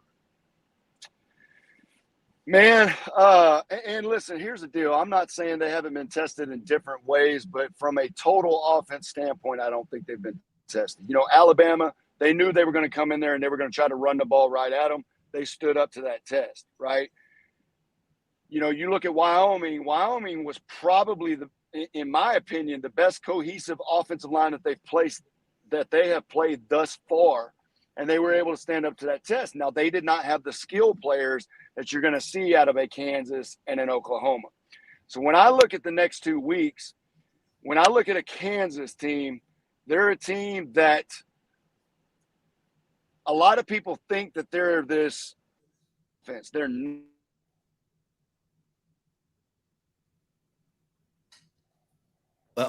on option type football. They're going to run to the perimeter.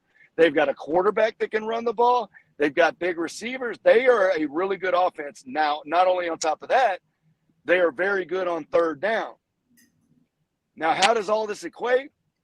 You got to keep Kansas's offense off of the field. Texas is going to have to do a good job this week of possessing the football, because Kansas is also very good at time of possession because of all those things. And so that is one thing I look for. Now, when you go into the OU week, it's going to sound funny saying this, but OU's defense is really clicking right now. And so if I'm Texas, I've got to get in a rhythm of being able to run the ball and do what we've talked about already, which is ground and pound this OU defense, make them submit in the fourth quarter. We know that their offense is always potent, that they've got Dylan Gabriel going right now. They're not putting up a ton of points, but they're doing enough to put ball games away before it can really get to the fourth quarter. So for me, it's two games. One is how do you stop a Kansas offense, and two is how do you beat up an Oklahoma defense. Those are the two things that I would look for in the next 2 weeks. Hey, Brian, from a player standpoint, how difficult is it knowing that you have a game tomorrow, but that game next week with everything that comes with it, you're starting to see the corn dogs already on social media and pictures of big text, and et cetera, et cetera.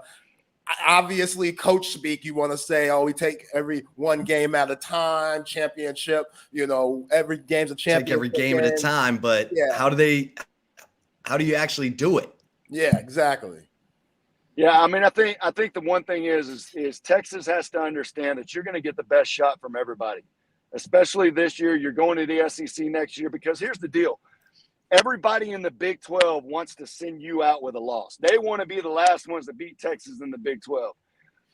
Everybody in the SEC wants to see Texas get beat this year because now they're licking their chops saying, hey, when you come to the SEC next year, you're going to get a little bit more of this, right? So the embrace the hate is a great mantra to live by if you're Texas right now, because right now everybody hates you.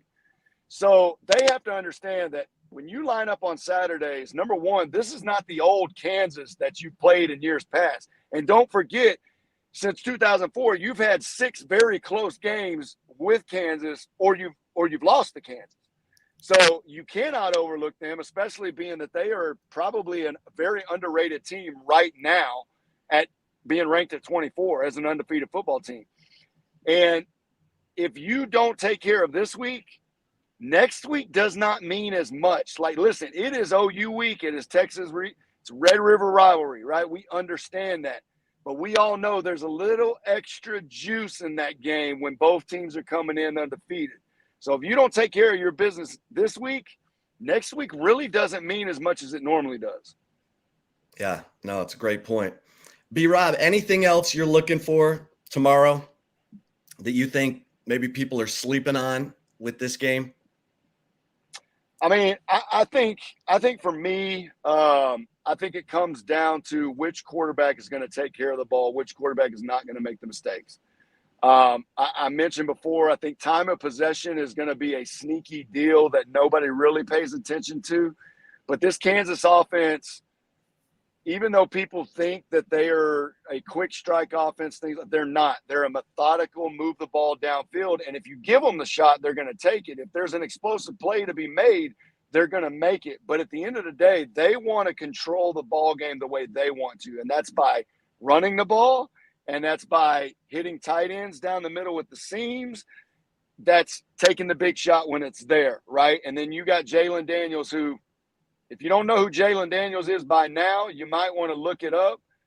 But one thing tomorrow that I think is going to be a hidden agenda is going to be their DBs versus our wide receivers. Is their DBs going to come up and play press coverage and be successful or not? And then 2, I don't know if you guys realize this, their DBs are about that life. They're going to come downhill and they are going to smack you. So to me, you got to have our receivers step up and be more physical on Saturday.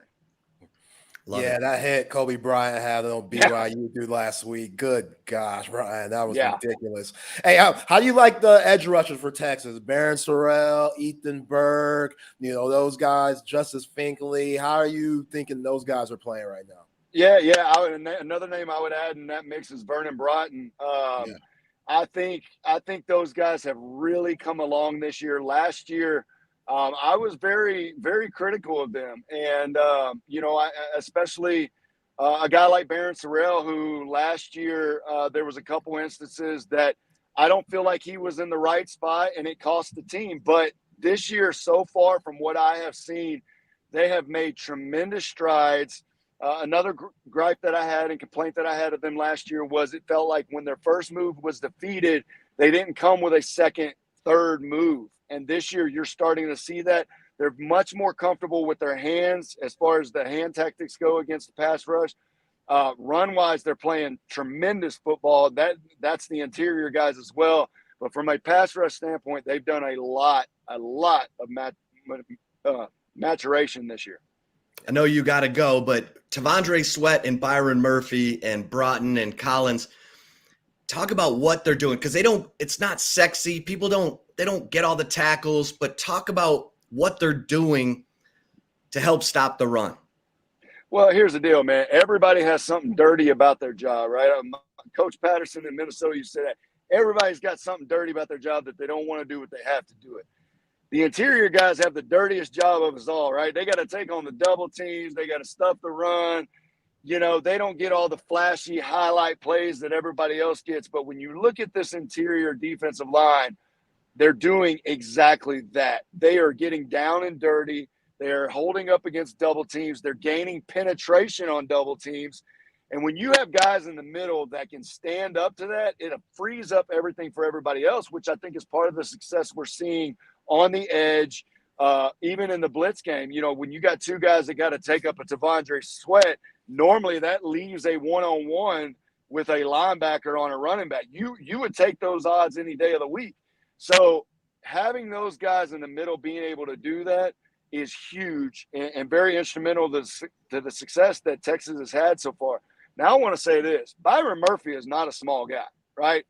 There was a shot in pregame last week, and Byron Murphy looked very tiny compared to T'Vondre Sweat. And that just gives you an instant how big of a man that guy is.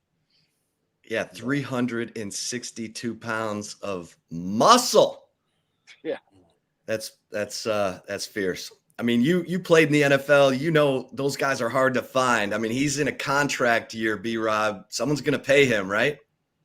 Yeah, and he's stepping up big time. He's making money every day he steps on the field right now. Well, listen, man, we know you're going 100 miles an hour. We love the conversation. Let's do it again. Yeah, sounds good, man. I appreciate y'all having me on. All right, Thanks, there Brian. he is, Appreciate Brian you, Brian. Robinson, Yes, sir. Thank you. Have a good one. 2005 national champion, breaking it down. And listen, Zay, I can tell B-Rob's a little worried about this one. He's a little worried about this one. Because here's the thing. The biggest difference in Kansas, and the reason I'm picking Kansas to cover, I think Texas wins, Kansas covers, is because they found enough dudes up front on the Kansas defense to go with those dudes who've been at Kansas in the back end of that defense. Kenny Logan, Kobe Bryant, the dudes that he said are going to come down and hit you and are about that life. They're going to man up on A.D. Mitchell and Xavier Worthy and be like, all right, let's do this. And that's what you want, man. That's the marquee matchup. Yeah. So let's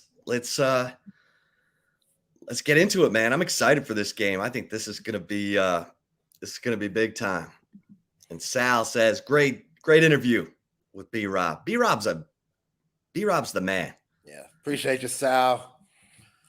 Yeah, he is the man. Just so knowledgeable, loves his horns, and he does a great job on LHN. But yeah, I'm a little nervous too, Chip. I'm a little nervous too. I think that offense for Kansas, they're very underrated, and they want to show how good they are. And hey, what opportunity is better than coming into Texas and playing this type of defense and trying to score points on them? And you just mentioned that defensive line for the Jayhawks. They got a lot of 300-pound dudes themselves, talking about Keys and Phillips and, Dunn and Withers. Like, those are some big guys up there going to try to muck things up for Jonathan Brooks and CJ Baxter. So, again, they only gave up 9 rushing yards on the BYU Tigers last week. Like, they were very stingy.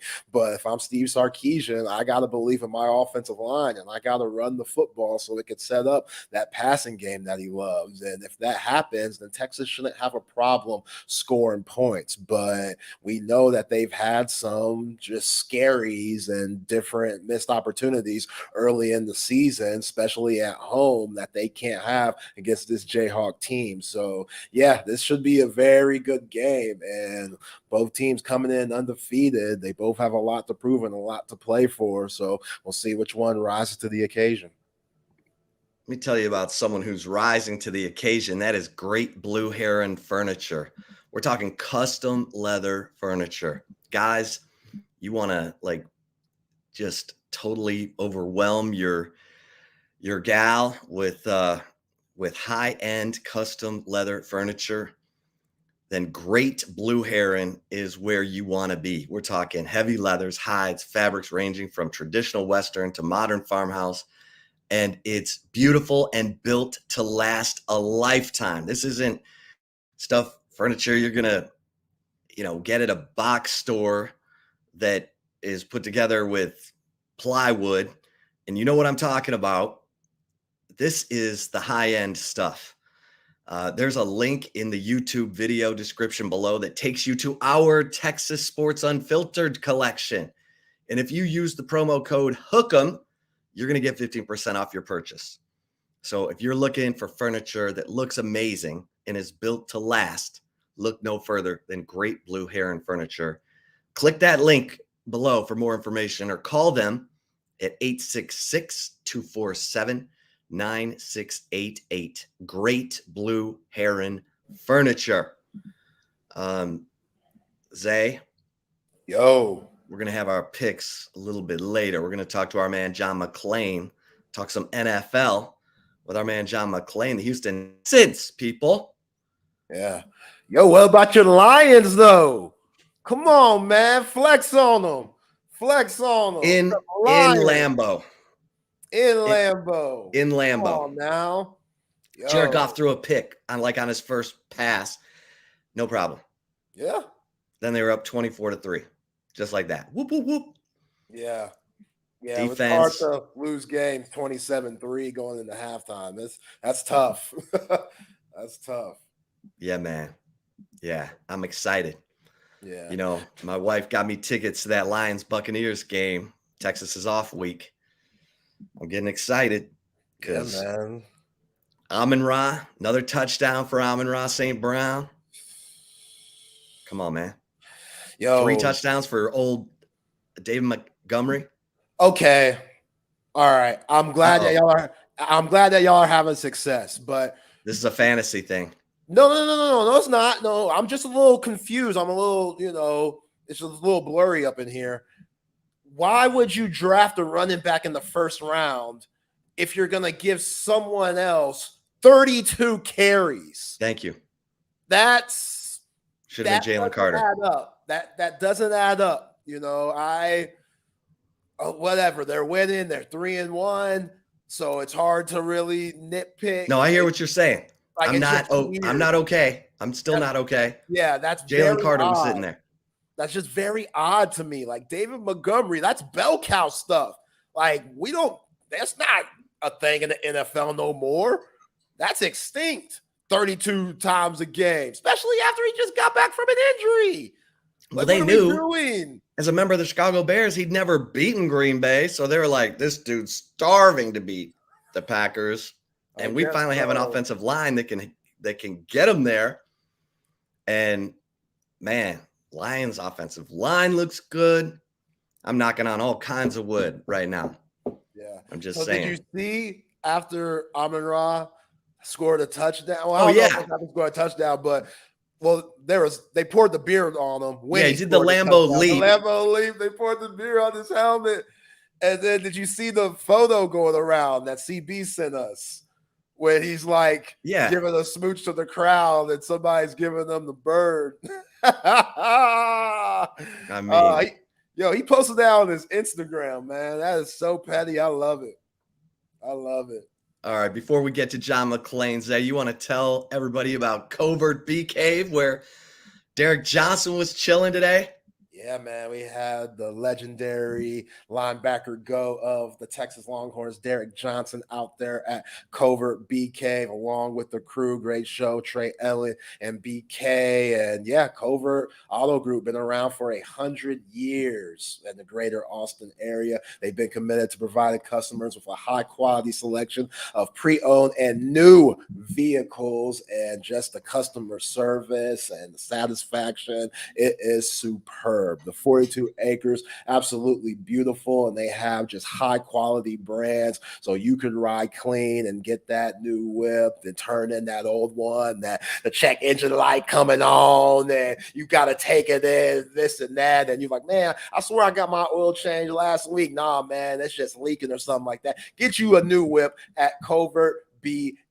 From Buick, GMC, Cadillac, Chrysler, Dodge, Jeep, and Ram. Covert BK will hook you up. If you want to see the inventory and the specials, go to covertbk.com. Shout out to all the rest of the coverts around the greater Austin area. Nobody beats a covert deal. Not now, not ever.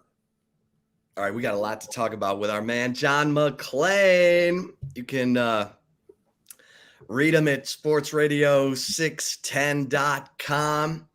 He's got articles all over the place breaking down the Texans' incredible win over the Jacksonville Jaguars. He's breaking down the Major League Baseball race, the AL, race involving the Astros, and he's got it all. And of course, we got to ask him about Texas and Baylor last week because he's a proud Baylor alum. John, nice of you to join us. Guys, it's my pleasure. I told you last week Longhorns wouldn't have a problem, and they didn't. It's amazing to me. I see all these national experts saying one of the surest bets in the country was Baylor 14.5 against the Longhorns. And I'm thinking they must not have watched Baylor play. And a lot of the ways they tried to justify it, well, this is not a great Alabama team. So what? The Longhorns won in there. Alabama's going to lose to Ole Miss. And, of course, none of that came true. And I think now that Kansas is actually good, the Longhorns will beat them. They only lose when they're bad, right?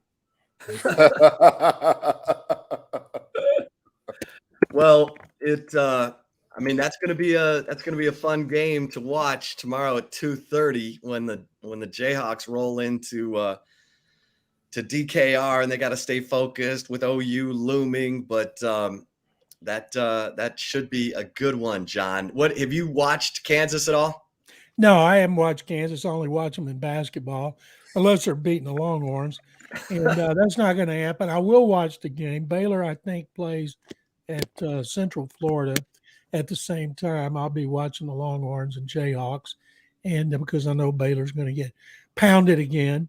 And I think now people see that victory at Alabama was much more impressive than a lot of people wanted to act like last week, considering Lane Kiffin thought he was going to go in and win that game in Tuscaloosa. And a lot of people were picking him. Spread was only 6.5, and they beat him up physically. Alabama still didn't have a legitimate college quarterback, but boy, their defense is good.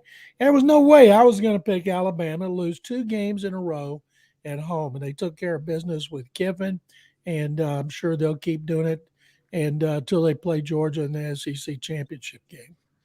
Well, John, let's get to this win by the Texans. C.J. Stroud, Tank Dell going nutso. I mean, do you compare this win by the Texans in any way to the Cardinals win over the Cowboys, where maybe you got a team that's taking the other a little lightly? And we see this in the NFL, man. There is no guarantees, even when you're going up against a team that's winless.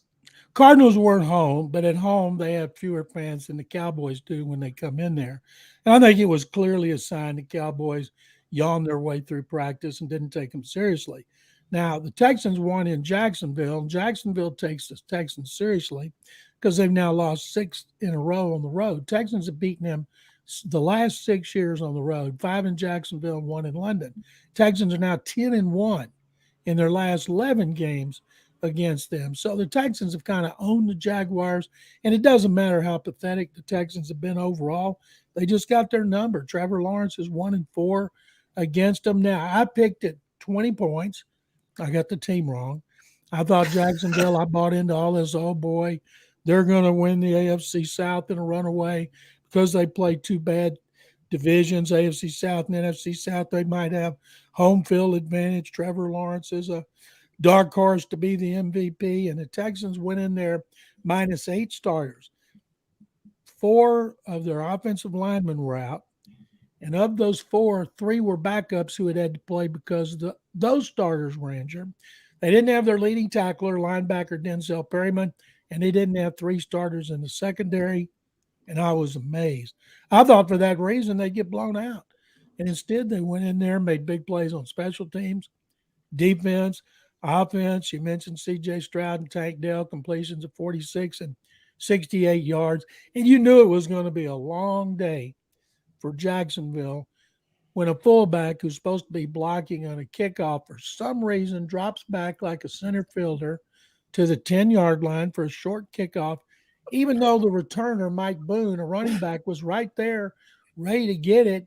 And Andrew Beck stepped in his way. It hit his chest. He fumbled it 5 yards forward. And I'm thinking, number one, you idiot, don't catch the ball. Number 2, you moron, fall on it. Don't try to pick it up and run. You're going to fumble it. Not only did he pick it up and run, he ran around right in. He broke 5 tackles, and he scored on an 85-yard kickoff return.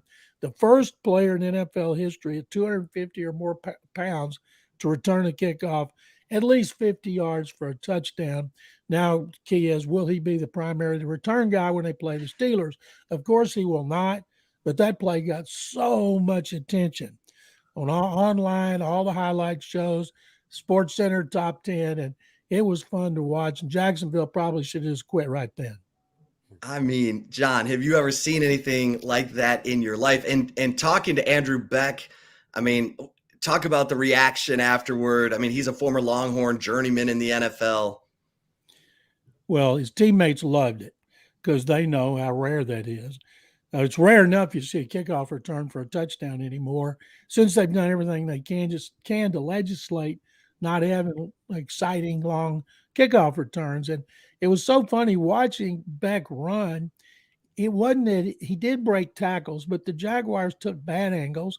But they had 2 chances to get him when he was cutting across the field, 3 chances to get him on the sideline, and he kind of eluded them with some high stepping, and we're surprised he didn't have to have oxygen afterward. But his teammates loved him. He got a lot of attention this week when locker rooms were open Wednesday, first time during the week. Media could get in and talk to the players. He was number 1, the most popular. Everybody went over to immediately. Love it. Former Longhorn doing it big. What'd you think of C.J. Stroud's performance, John? He made some big-time throws and, going up against the previous AFC South champs. Like, I know you just talked about their record in the last 6 years, but still, for a rookie quarterback to do what he did, very impressive. First of all, Zay, with his offensive line missing 4 starters, and they're missing another one. Their left tackle, Laramie Tunsil's out for the 3rd week in a row with a knee injury. His backup is out. So they got a guy starting at left tackle's never played in a game, was on the practice squad based on the way he played in preseason. He's lucky to be in the NFL. So they're on the 3rd left tackle, 3rd left guard, 3rd center, and 3rd right tackle. Only the right guard, Shaq Wilson, has played every game going back to the starters they wanted in preseason. And you got T.J. Watt coming in there and Alex Highsmith. Watt already has 6 sacks in 3 games, and they have 13 sacks. They lead the NFL +4 in turnover differential. But Stroud he's struggled against the blitz, as a lot of quarterbacks do, especially young ones. On 3rd down, he's been great. He's 1st or 2nd in every category on 3rd down. And in each game, he showed improvement. I don't know what he can do better in this game against the Steelers than he did at Jacksonville, because he did everything right. What was amazing about that game, despite all those guys being out up front, he wasn't sacked, and he was only hit 4 times. Well, you say that happens with a lot of quarterbacks. Well, he had been sacked 11 times in the first 2 games, knocked down 19 times in the first 2 games. That was a pace for 93 sacks. So he did a better job getting rid of the ball. The linemen held their blocks a little longer.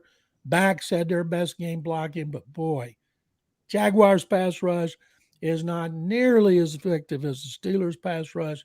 This is going to be a severe test. This is not a great Steelers team. They struggle to run the ball, struggle to stop the run. But, man, the one thing they do is get after the quarterback, and it starts with T.J. Watt. Yeah, I mean, I was just gonna say, what do you think this game comes down to, John? Because Mike Tomlin's he said we lost our mojo. Then he's like, no, I didn't mean that. We're fine. You probably looked at the Steelers a little bit, more closely. And obviously you just said that they can get after the quarterback, but their offense, everyone was thinking Kenny Pickett was going to take a big jump this year. You got Najee Harris, you got George Pickens, but it hasn't been as good as maybe most expected. They've won their last 2 games, and one game they had 2 touchdowns by outside linebacker Alex Highsmith to beat the Browns, even though the Browns defense smothered their offense, but they won with defense, which they've been doing for a long time. Texans can't run the ball. Damian Pierce leads the league in broken tackles behind the line of scrimmage. I didn't know you could have a stat like that, but I believe it because I've watched it. He can't get any room to run.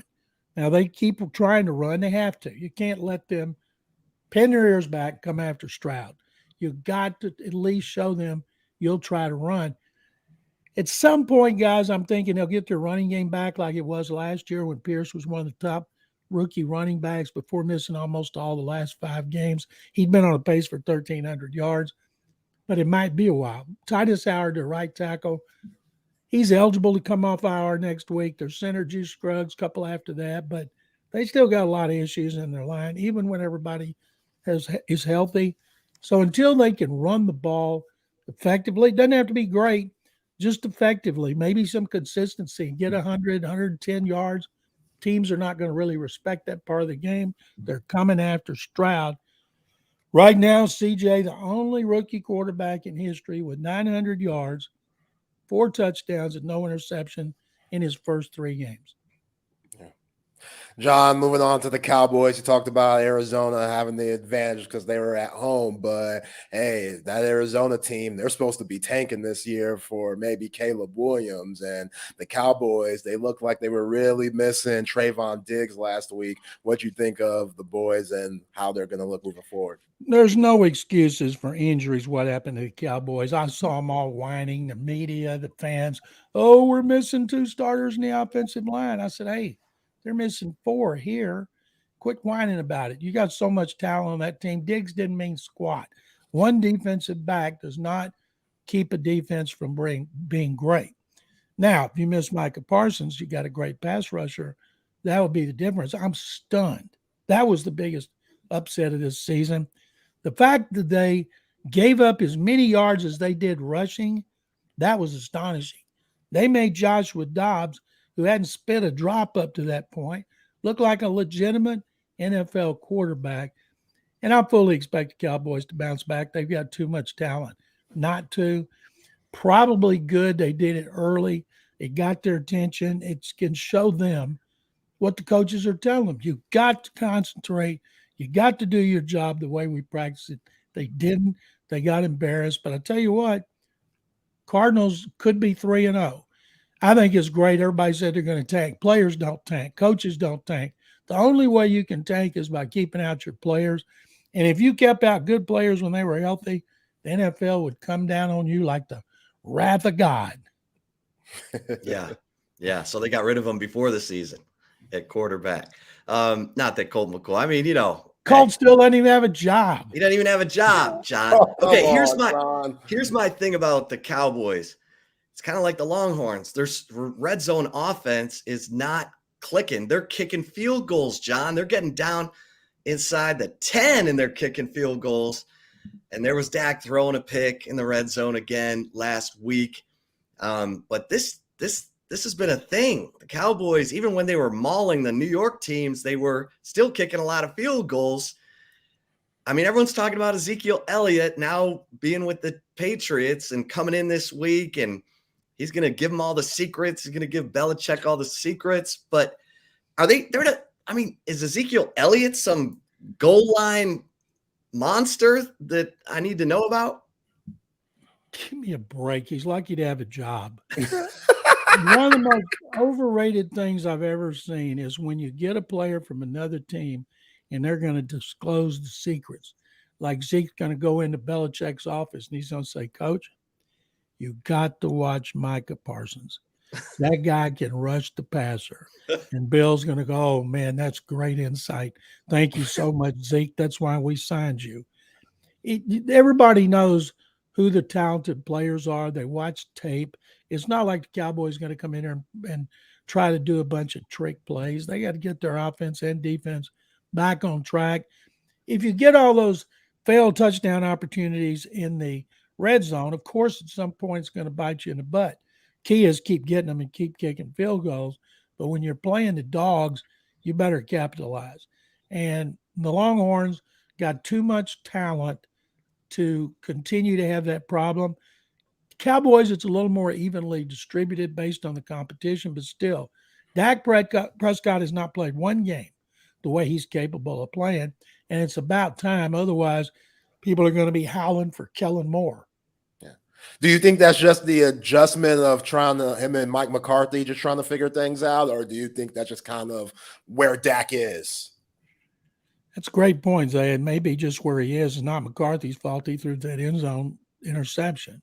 He just hasn't looked like the quarterback who can take him up and down the field like he did a lot in regular season ever since he got there. But I don't know if there's something going on that McCarthy's asking him to play away that is not built to his strengths. You know, great coaching is getting the maximum out of your players and minimizing what they don't do well. And of course, you got to inspire, you got to prepare. But boy, if you don't recognize what your players can and can't do, you're spinning your wheels and you're not long for being a head coach. John, when you look at the standings, especially in the AFC, are the Miami Dolphins the best team, maybe in football?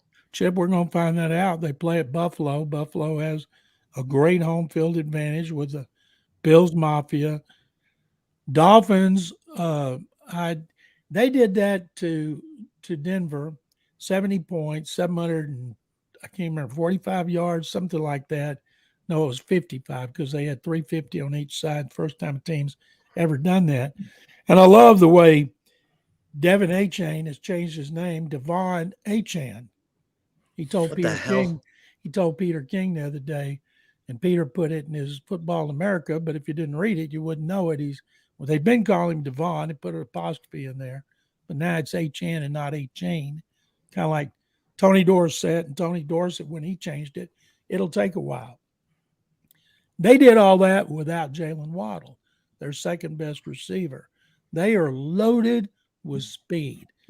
They did a lot of misdirection. They were so ingenious, and it caught Denver off guard, and I'm glad Sean Payton got it stuck to him. Yeah, John, he didn't like those questions either after the game. You know, he didn't, and you know what? That's what you get for shooting your mouth off like he did about Nathaniel Hackett. And when he was an analyst for Fox, he took some shots that I read last week they drudged up at Tua last year. If you want to be a head coach again, don't go on TV. Don't go on the radio. Don't do any podcasts. Just keep quiet because nothing can come back to haunt you. So you know Tua Tagovailoa was fired up to stick it up there where the sun don't shine. And they've had clock management problems all year. And that's one of the things he blasted Nathaniel Hackett over. By the way, I've pointed this out on every talk show I do. When Nathaniel Hackett was in Green Bay, he didn't call the plays. Matt LaFleur, the head coach, calls. So he goes to Denver as the head coach, calls plays, terrible, gets fired. Chad's hiring to be the offensive coordinator and call plays. We could call him with Aaron Rodgers, but now he's got Zach Wilson. Two problems. Wilson can't play, and he can't call plays. I'm trying to figure out why people think Nathaniel Hackett is going to be a good coordinator. Maybe he'll end up in the Hall of Fame, but he hasn't had a chance to distinguish himself as a play caller. And so, yeah, it was one of the worst coaching jobs in history, but Sean Payton should have put a lid on it. And now Payton, 0-3, is going to Chicago, 0-3. Bears are terrible with a capital T. What if the Bears beat Sean Payton, start 0-4? It's not going to happen. Russell Wilson's not the issue. Wilson's playing pretty well. But if it did happen, my goodness, don't you know Nathaniel Hackett is eating that up every time Sean Payton loses and gets it stuck you know where. Oh, man. The Bears are pathetic. This is the battle of pathetic. This is the pathetic bowl. The Broncos and the Bears in Chicago. Yeah, you know, one thing about that is Chicago could get the top pick again. They've got Carolina's number 1 pick. So if they don't get the top pick or they're close, they're going to have ammunition to trade up. You know, they'll wash their hands of Justin Fields and try to get Caleb Williams or Drake May. Deep quarterback draft, going to be a lot of first-round picks. Something I was thinking about with the Jets. The Jets ought to keep Zach Wilson in there. And instead of Robert Saleh saying he gives us our best chance to win, what he means is he gives us our best chance to lose. We're going to get a high pick, and we're going to take one of those quarterbacks and let him watch and learn behind Aaron Rodgers, as Rodgers did behind Brett Favre and Justin Love did behind Rodgers. Now, that would be a great plan for them, and it wouldn't surprise me if they don't end up doing it. But, man, oh, man, if you're bad this year, that's going to be good because it's a great quarterback draft. Yeah, John, that's a great point because you're starting to hear things about Robert Saleh and that Jets locker room, especially the defense for the Jets, who, you know, they're pretty stingy with Sauce Gardner and Quinn Williams and CJ Mosley, but they're starting to lose the locker room a little bit because they're just so fed up with Zach Wilson's play. Unfortunately, he can't tell the truth. He's got to profess confidence in his quarterback, even though everybody can see Wilson can't play. Wilson needs to go somewhere else. I admire the kid. Yesterday, he said all the right things about the way he's playing, what he's got to do. And then he bought ice cream for everybody in the building. Shows how sweet he is. But he needs a new zip code. It's not going to happen now. He's going to have to get cut. He's going to have to sign with another team, maybe bounce around until he's about 30 and he figures out the game. And you wonder, how could a team be so bad on a prospect? But we see it all the time. Jameis Winston first, Marcus Mariota second. You wonder this year, Bryce Young, C.J. Stroud, and Anthony Richardson, 3 or 4 years from now, will they all be with their current teams playing really well, or will one or more be bouncing around looking for jobs every year, every other year? But right now, Robert Saleh is a motivator. He was here for 6 years under Gary Kubiak. He's not going to get fired after losing Aaron Rodgers. The defense is good. They're loaded with running backs. All they need is Zach Wilson not to beat them. But last week, they had 8 running plays in a row, which shows you how little faith they have in him throwing the ball. They'd be better off having option passes. Yeah. Well, John, how about my Detroit Lions? You know what I mean? I mean, they go into Green Bay again and just out physical the Packers on their own field. Sounded like they were at Ford Field. So many Lions fans went down there just like they did in the first game at Kansas City. They're so fired they can't see straight. You know, they've won 1 playoff game since the 50s. People here complain about the Texans about to have their 4th bad season in a row. I say, give me a break. They won the division 4 times in 5 years, won 2 playoff games. How would you feel to be a Lions fan? People love Dan Campbell.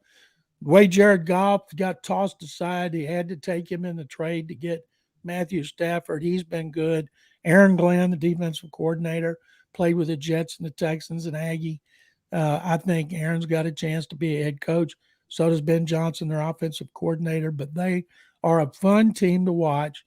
And I think it's like if you can't be a fan of your team, now this is not in the NFC North, but if you need a second team, the Lions are a good one, because everybody likes Dan Campbell, despite he's an Aggie, and they're fun. You feel great for the fans who've suffered for decades.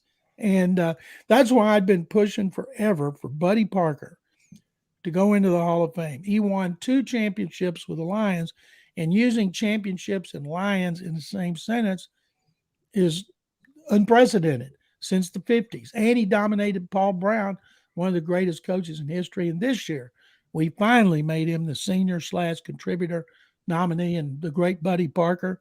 His name will get thrown around a lot in Detroit as they get closer to the playoffs and get in the playoffs. But I think it's a tremendous story what's going on in the Motor City. John, Bobby Lane put a 50-year curse on the Lions, and we're in year 65 of that curse, for God's sake. It's mind-numbing. It is mind-numbing that it's been so long. Wayne Fonts, the great Wayne Fonts. Cocaine Wayne. Oh, wait. Yeah. Cocaine Wayne. He got their last playoff victory, despite having so many great players through the decades. By the way, I noticed there, and I can't remember if it's Netflix or who, somebody's doing a Barry Sanders documentary in which he's going to finally tell the exact reason he retired when he did. We all thought it's because he was tired of the way the organization was being run, or they tried to screw him on some money or something. But I can't wait to see what it was, because when he retired, it was a bummer for every football fan at every level not to be able to watch him. 2 years removed from running for 2,000 yards, for God's sake. Jeez. And Calvin Johnson retired prematurely from the Lions, too. They tried to take back a lot of his signing bonus, and he still has ill will, although now I know he shows up, and but he was really bitter for a long time. And maybe Barry Sanders did it for health, because his health has been good. But, man, he was so much fun to watch. He and Walter Payton and Gale Sayers, to me, guys that weren't power backs, were the most fun to watch, because they broke so many tackles, broke so many ankles, making those cat quick moves. I love watching their highlights when I go to Canton, Ohio. Push a button and you get nothing but highlights, and you get mesmerized by Sanders, Payton, and Sayers. Absolute legends right there, John. Hey, John, you stay on the NFC North a little bit. We talked about the Bears, though, but a team that's very surprising right now, 0-3 Minnesota Vikings. I mean, Kirk Cousins, he leads the NFL in touchdowns, so you can't really blame him, but I didn't expect Minnesota to be 0-3 right now. What's going on up there? They won 11 one-score games last year, so everybody said they can't keep that up. And then lost one-score game in the playoffs. Now they haven't won one. And what was inexcusable in the game last week, Kirk Cousins cannot hear to get the signal in. And he's sitting there grabbing his helmet while the clock is ticking down. Just walk up to the line of scrimmage, clock the ball, and then go talk to your coach. Instead, he just kept pressing, and somehow Kevin O'Connell, head coach, and Wes Phillips, offensive coordinator, could not, or maybe they didn't, tell him to just clock it. He's been in the league long enough. He should just walk up there, snap it, and clock it, and then worry about it. So it was very questionable coaching. We had a lot of that. Josh McDaniels was another one. People want him fired in Las Vegas because he had an egregious decision at the end of the game. And we see that every week. Multiple head coaches have clock management issues. And I don't feel sorry for them, because they're making multiple millions of dollars. You give me that kind of money, I'll go down there and screw up in front of everybody every week. John, what's the story in the NFL that not enough people are talking about? Oh, boy. Of these teams that are good, the one that I don't want to see be good for several reasons. Number one is I don't want to see Deshaun Watson play great like he did Sunday against the Titans and lead them to a victory, because they lost. You lose Nick Chubb, you think you're going to suffer. Watson had his best game since 2020 when he was here. Texans have their number one draft choice. So the Texans are pulling hard against them, just like Arizona's pulling hard for all the Texans' opponents, because they have their number one pick because of the Will Anderson Jr. trade up. So we're keeping a close eye on Cleveland and Deshaun Watson and what's going on there. And of course, the Jets are a great story, but I'm already tired of Zach Wilson like I was tired of Aaron Rodgers. Now, what I'm not tired of yet, and I'm not ready to shake it off, is Travis Kelce and Taylor Swift. They might as well, Sunday at MetLife Stadium for that primetime game, just put all the cameras on the suite where she is, and then every once in a while, Go to the action that's on the field and let us see what's going on, because it's going to be boring. And like Patrick Mahomes said, I better get him the ball in the end zone since she's here. And they got a big-time romance going on. And he's picked up more than 500,000 followers. His jersey is all the way catapulted all the way to the top 3, I believe now. And because of all her Swiftie fans, especially in young girls, there's no telling what the ratings are going to be for this game. It's just too bad Aaron Rodgers isn't playing. But truthfully, if you got Taylor Swift up there with Travis Kelce's mom again, she's still going to get more attention. Unbelievable. So you think it's real love, John? You don't think it's just a PR stunt? No, it's not a PR stunt. Neither one of them needs a PR. It's a pain in the butt for her to have to go to games and get security and everything else. She can't just walk out like the rest of us can. No, I think based on what I saw, and I think it's terrible. You have a private party and people are taking pictures and then selling them to TMZ. It's one of those things from now on. They better confiscate all the cell phones at the front. But that's life that she has to lead. He said it was his fault. He wants to try to low key it more now. Well, that ain't happening. It's Taylor Swift, and her popularity's at an all-time high, and he's not too shabby himself. Difference is he loves the limelight, and she might love the limelight too. But you know how it is with real celebrities, and I'm not talking about athletes unless you're LeBron, and how they can't go anywhere. Like J.J. Watt is here for J.J. Watt Day Sunday. He'll be put up in the Ring of Honor when his little brother T.J. is here for the Steelers, and the fans will be here. Well, J.J. moved to Phoenix. He was there for 2 years, but he wasn't a big deal there like he is here. He can't go anywhere here. He's the Taylor Swift of Houston. And when he comes back, he visits, does charity work. He has a blast, but it's not exactly anonymity in Arizona, but he can go on a golf course and play around without everybody coming up their golf carts wanting a picture.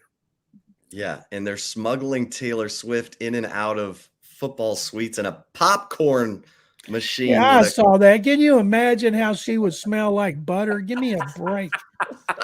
People talked about that and showed it, and they were putting it online because the security guy was with them. Can you really imagine her crawling in there?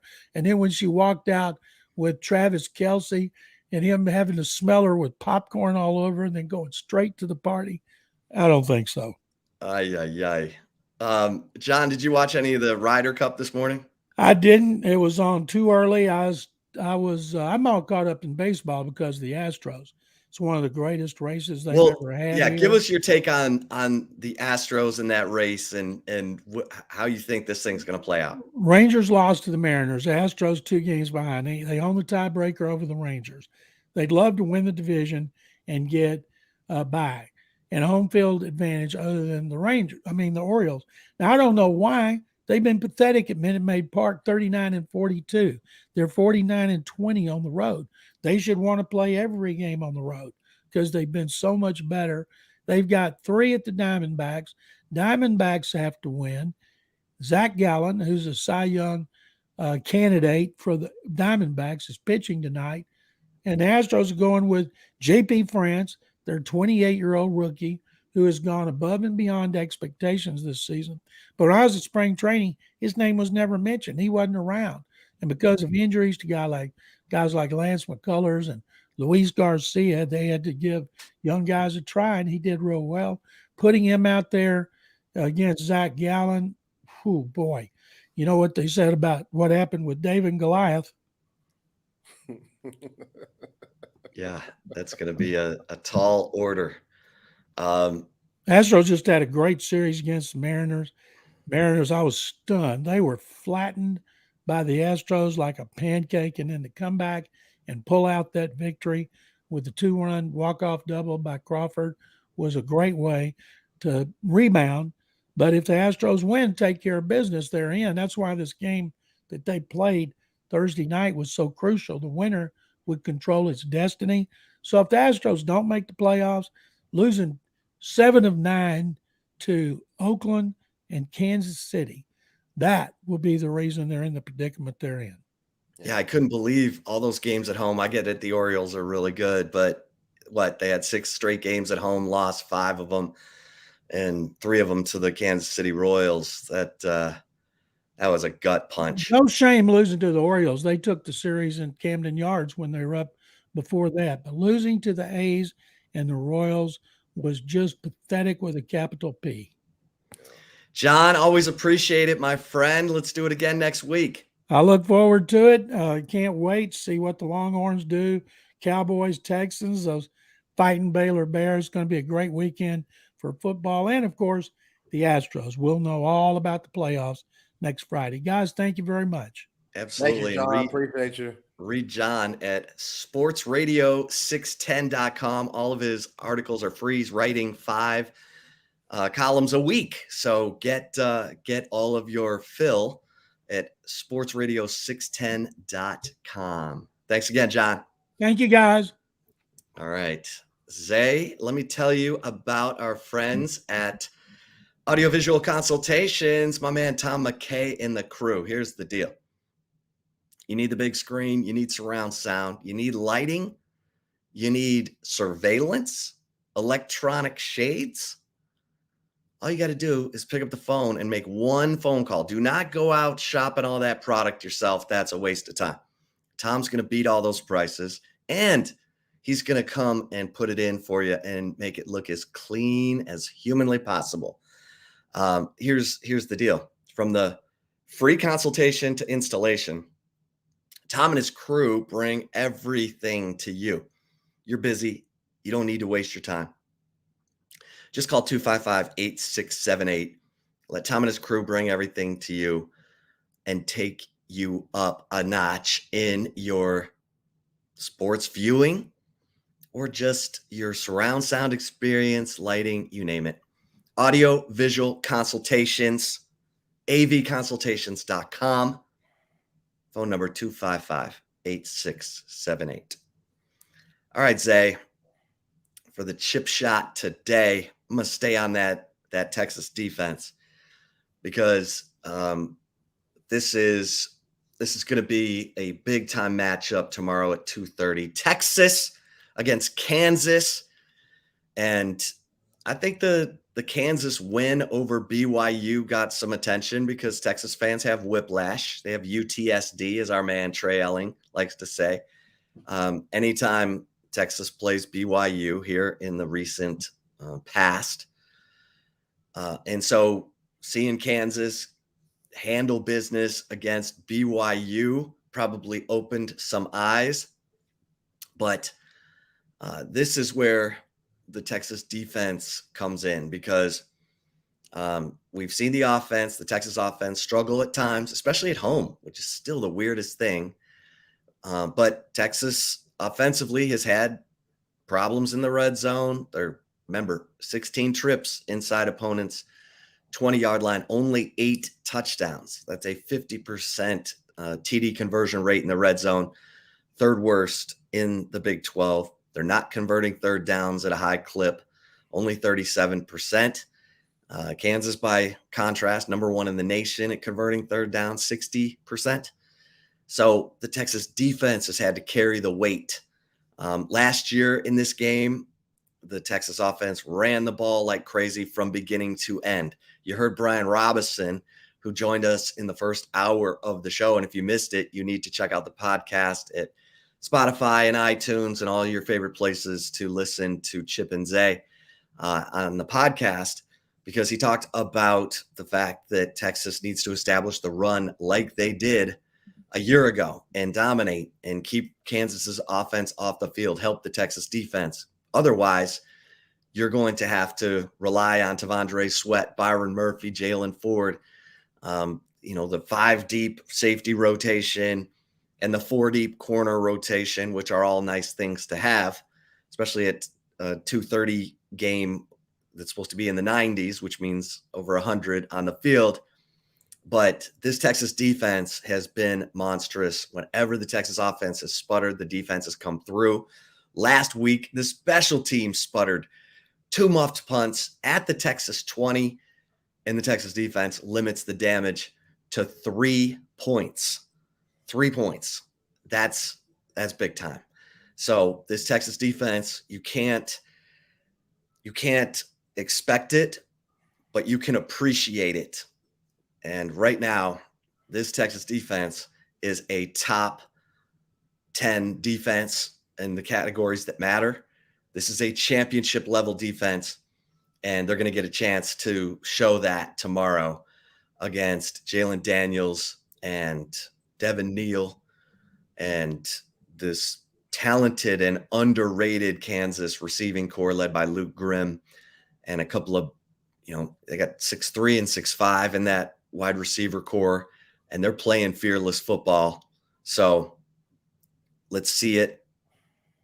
Hopefully the Texas offense doesn't wait to get going and put all that on the Texas defense, but just imagine what it's going to look like when Texas puts it all together. It got closer last week against Baylor, but the 2 turnovers on special teams, it looked good at Alabama, but there were some big plays given up at Alabama. That was the closest thing we've had to a shootout. I don't know that we're in a shootout tomorrow, but it's possible. It's possible, Zay. And Texas is going to need to be that fourth quarter football team if it is. Yeah, this Kansas team, they're prideful. Lance Leipold, he does such a good job with his crew. And this offense, as you mentioned, they're very underrated, and they want to showcase how good they are and try to get to Arlington when Texas and OU are about to go to the SEC. So Jalen Daniels, again, talk about Savion Red. Was he the scout team guy this week in preparing for him? He really struggled last year coming back from that injury. He wasn't 100%. So he wants revenge in this game, and he talked about it in his presser. There were a lot of throws that were uncharacteristic for him. So now coming into another year, being more mature in that system for Andy Kolenicki, he and that team, they're clicking on all cylinders. And you look at this receiving core, I mean, Luke Grimm, he's no slouch. He's leading the team in touchdowns right now. Lawrence Arnold, Quentin Skinner, both of those guys are long and rangy and will moss you if they're given the opportunity to do so. Then you talk about Fairchild, the tight end, and then, Jared Casey, the Swiss Army knife guy that's got a fullback's body but plays tight end, and they kind of use him like a Kyle Juszczyk in San Francisco and just move him around at different spots. So they're versatile. They're really versatile. And then they want to run the football. They want to ground and pound you. And they got guys and Daniel Highshaw and Devin Neal, especially Devin Neal, that could gut you if you're not locked in. So this Texas defense, they're going to be huge tomorrow like they have been all season if this Horns team wants to win. And you think about Steve Sarkisian and just the third down woes that they're having this season, like 37%, as you mentioned, opposed to 60-some% for Kansas. Like, that's ridiculous. You got to get better at that. And you got to just I sound like a broken freaking record, but take what the defense gives you. I'm going Chris Tucker Rush Hour. Do you understand the words that are coming out of my mouth? Take what the defense gives you. If they're dropping 8 back, let's not just throw it. It doesn't matter what we're doing. We're just going to throw the football and try to force it in to Xavier Worthy or something. No, let's not do that. Let's see if they could do what they did last week, holding BYU's running attack to 9 rushing yards, and try to hold Jonathan Brooks and CJ Baxter to that too. And this offensive line, they got to be huge. Like Lance Leipold, they brought in some big guys for their defensive line so they don't get mucked up like they did last year when Bijan went crazy and had a highlight reel game against them in Lawrence. So, if they take what the defense gives them, then the Horns offense should be fine, but this Kansas offense, they're going to dink and dime their way, and they're going to take their time going up to the line so that Texas offense isn't on the field all the time. And hey, Jalen Daniels, he's the best short range, has the best short range completion rate in the Big 12. So he's all about dinking and dunking. He's fine with that. And if you play man, you got to make sure there's somebody on him, because if there's not anybody watching Jalen Daniels and everybody has their backs turned, then he's going to get that 15 yards to keep on moving the chains, to keep that Texas offense off the field. And that's the last thing you want. That's kind of been, a negative for this Texas offense, or just this Texas team as a whole. Time of possession, they've lost a lot this season. Even though they're 4-0, they've lost that a lot. Hell, Wyoming, it was 38-21. I don't remember what Baylor's was, but Baylor still won it. It's just Texas had more big-time plays in that game. So, yeah, you can't look forward to next week at the Cotton Bowl at all. Like, this Kansas team, they're for real. They're one of the best teams in the Big 12. I know a lot of people are like, well, Zay, you're not saying much because the Big 12 is down this year. I get that. But this Kansas team, they are sleepy, scary good, and you don't want to get got at home before you have that big time game next weekend. Yeah. Well said. I'm going to just throw in a quick mention for everybody to make their plans for Monday Night Football at Salt Traders Coastal Cooking. Great seafood from our man, Jack Gilmore, who, of course, has Jack Allen's Kitchen. But go enjoy some oysters and some great seafood at Salt Traders Coastal Cooking and make your plans now. It's Friday. They have all night happy hour on Monday. So make that date night. How about that? You've been watching your football all weekend. You take your girl or your guy, to Salt Traders Coastal Cooking for all night happy hour. Get the best seafood you've ever had. The two great locations in Austin, in Round Rock. We got to get to my man, Zay Collier, with the right call, because then we got to get to the picks, baby. Everybody loves the picks. So without further ado, the right call with my man, Zay Collier. I know I'm having some mic struggles right now. Got to get that together. My mic went off. Okay, back now. We're good. Yo, you're back. You sound good. All right, appreciate it. So the right call today, we got to pay tribute, homage to a guy that turned 35 today, a guy that you've been following for a long time, one of my favorite NBA players ever, and is a big deal around these parts. Kevin Durant. Today's his birthday. 35 years old, Chip. Does that make you feel old? Knowing that Kevin Durant is 35.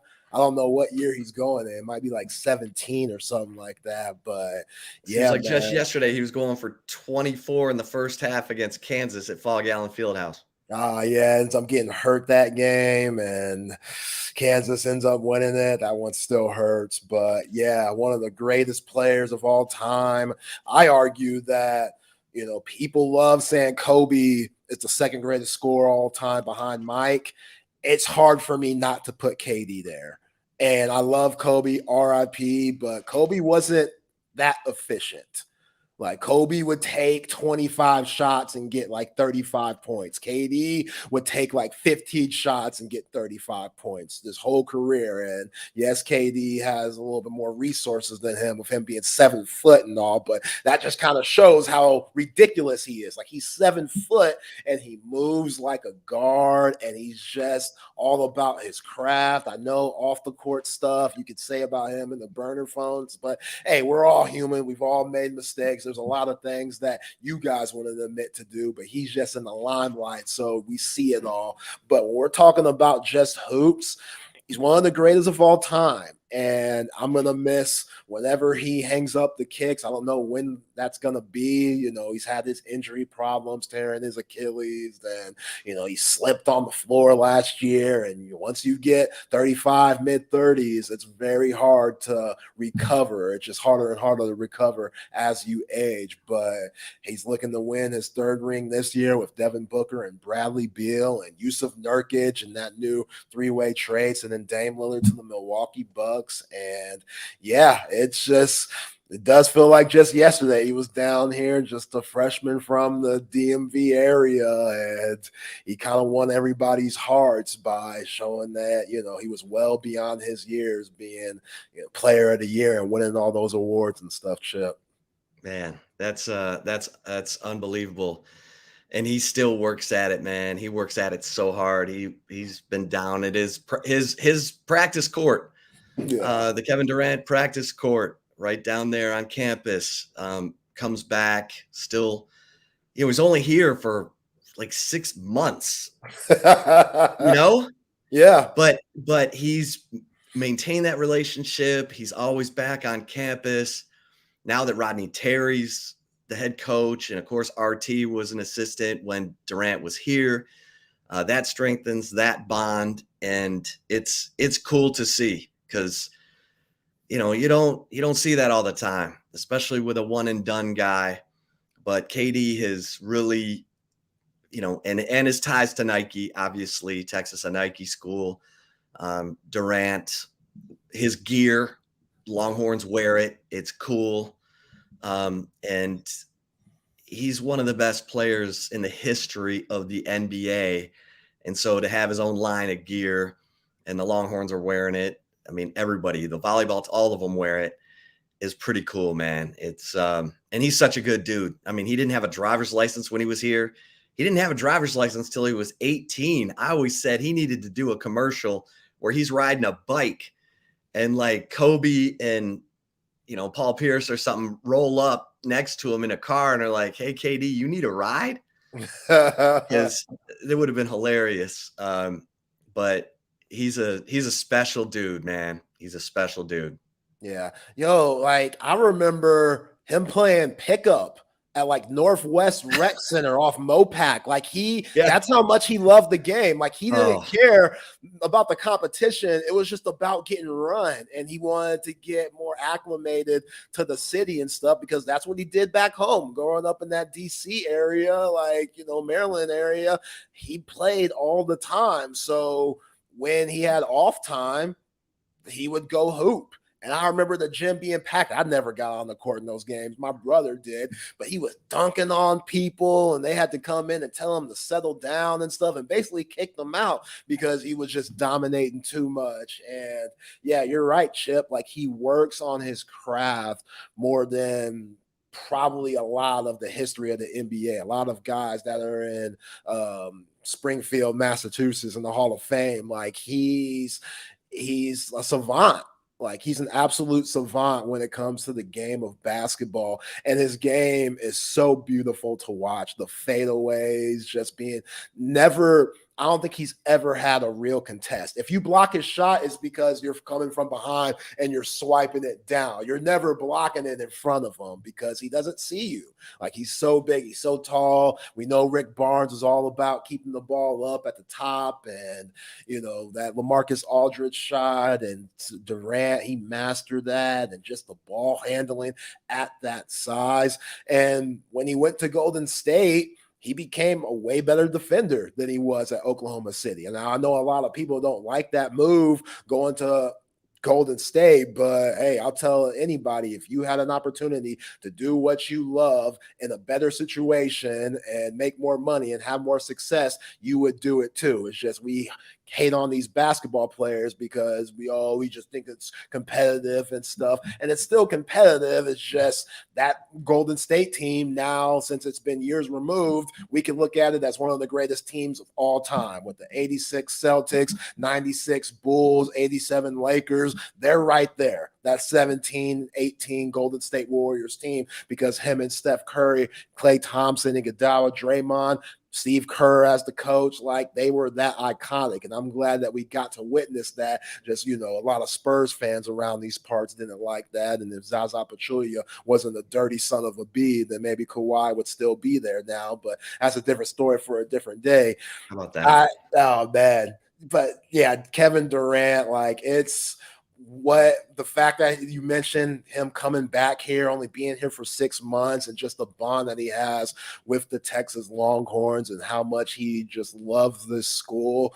You're right. You don't see it. You don't see it very often at all. Like other guys are starting to do it. I see Jason Tatum all the time going back to Duke and stuff, and all those North Carolina guys do. But you didn't really see Michael Jordan going back to North Carolina very often, even though he gave all his gear to, Chapel Hill and those guys. Like, I don't never really see Jordan going back to Chapel Hill. And, LeBron and Kobe, those guys didn't go to college, so it's different. But, yeah, I that's huge for recruiting.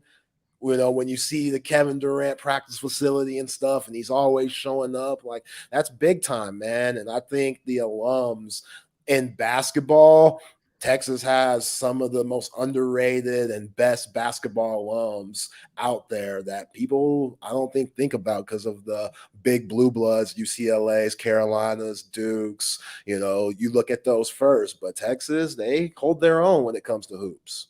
Yeah. Good stuff, Zay. Good stuff. KD, number 35, turns 35. Yeah. All right. You know what time it is, kids. It's time for the picks. Let's go. And Zay and I are now both 4-2. Last week I went 2-1. I had BYU plus 9.5. Oh no. No, I had West Virginia plus 5.5. I had Central Florida plus 4.5. That was a loss. West Virginia was a win. And I had Cincinnati, the Bengals minus 2.5. They won by 3. So I went 2-1. Zay had the Falcons against my Lions. He had the Steelers against Vegas. That was a win. And you had Notre Dame plus 3.5. And they lost by 4 to Ohio State. Man. Marcus Freeman, put 11 on the field. Marcus Freeman. Damn it. Come on, man. What are we doing? That is a great point, Zay. So I've already given out 2 of my picks. So I'm just going to remind everyone, I have Iowa State plus 19.5 at Oklahoma. I think the Cyclones defense will slow Oklahoma down. I think this is going to be more of a 24-7 type of win for OU. I've got Duke plus 5.5 at home against Notre Dame. I think the wrong team could be favored here. Okay. And I know Notre Dame will be fighting mad and probably make sure they have 11 guys on the field on defense. But I'm buying what Mike Elko and Riley Leonard are selling. So even if Duke loses this game, I think it's going to be close. Okay. And I should have picked my Lions last night, but I didn't. In the Pathetic Bowl, I'm going with the better quarterback, not necessarily the better coach. I'm going to take the Broncos on the road minus 3.5. Ooh. At the Bears. Now, that could be the dumbest thing I've ever done, but I think Sean Payton and Russell Wilson will figure it out. Like that ball, Sean Payton. Get them right. Get locked in, baby. Get locked in. Let's go. All right, Zay. All right. Probably the game of the week in the NFL, Buffalo Bills, Miami Dolphins at the Buffalo Bills, that western part of New York. Plus 2.5 Miami. Miami being the best team in the league. That looks a little sketchy, Vegas, but hey, man, I think that they're for real. I'm going to take the points. Dolphins plus 2.5, man. I got to do it. Tua, Jalen Waddle coming back. Again, Tua's pissed off, man. Like everybody doubting him, thinking, oh, man, they thinking he gonna get hurt and stuff. He got that new helmet that's, helps out with concussion. So Tua's ready. Tua ain't fazed by none of that stuff like he was last year. Bring it on, Buffalo. I got Miami plus 2.5. Now, where are you seeing 2.5? I'm seeing Dolphins plus 3. Oh, I'm on DraftKings. Where are you at? Okay, I'm on Scores and Odds. Okay. If it's +3, then sure.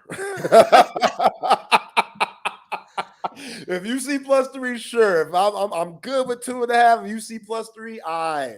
You know what? I'll give you 2.5. Okay, cool. I'll take it. I looked at that. That's Dolphins. Yeah. Yeah. All right. Another big game for first in the AFC North. The Baltimore Ravens go up to Cleveland. It is Baltimore +1.5. I like the Ravens. They lost last week in that brutal game against Indianapolis. And yeah, man, they're going to be pissed off and ready to go. Deshaun Watson, can he be consistent coming off of that game last week against the Titans? I don't think so. I think the Nick Chubb thing is going to come back to hurt them, especially this week. I'm going to take the points for Baltimore +1. Ravens. Yeah. +1. I got Ravens +1.5 on See, scores. man, you might have to refresh, or I might have to refresh. I don't know. I'll take that too. That's fine. +1.5. Yeah, I'll take that too. That's fine. All right. And then, oh man, for my last one, this one is tough, but I'm gonna go Jacksonville -3.5 in London versus the Falcons, which hurts. This hurts, man. This hurts because I'm doing my Dirty Bird. My Bijan jersey hasn't came in the mail yet, even though I haven't ordered it. But you know what I mean? Like, I'm on the Falcons train. But Desmond Ridder, he showed me last week. I don't know if you could travel, bruh. Like playing in that dome and home and getting all that love and stuff. Like, they made him throw last week, and they were getting after him. Detroit, that front line, Hutchinson and crew, 7 sacks, and the Falcons' offensive line, they got some guys on there. You know, Lindstrom, whatever his name is, he's one of the best in the league as a guard. So, hey, they're going to look to stop the run. Arthur Smith loves to run, and another team that's pissed off because being embarrassed by the Houston Texans last week, I feel like Jacksonville, which they love playing overseas in London. Like, that's their second home. They love it. While Atlanta, this is going to be a little different for them. So, yeah, I'm going to take those points. We're going with the Jacksonville Jags. Jags -3. Okay. Yeah, we're on the same plane there. All right, Zay. Texas and Kansas, according to scoresandodds.com. Texas is a 16.5-point favorite. This line has come down considerably. It opened at 19.5. It's down to 16.5. You want me to go first or you go first? Go ahead. Okay, I'm going to say Texas wins this game 31-17. So that would be a Kansas cover, a Texas win. Okay. How about you? I like that. I think it's going to be closer than that. I don't like saying that at all. I hope I'm completely wrong, but I think it's going to be the Horns 27, Kansas 23. I think it's going to be a lot closer than, what Vegas thinks and what a lot of people think. That Kansas team, I think they're underrated, and we might see that inconsistency from Steve Sarkisian and this offense, especially being at home and just the way that Kansas plays, man. It's going to be hard for Texas to have the ball for a lot. So if Texas can control time and possession, then, hey, they definitely should cover. But again, with the way Kansas plays, all those counters, power stuff, option stuff, I think that they're going to try to muck it up as much as possible, dink and dunk, and have those very long drives where they could squeeze the clock and just really live high off the new rules of college football where the clock still ticks after the first down. I could see 27-23.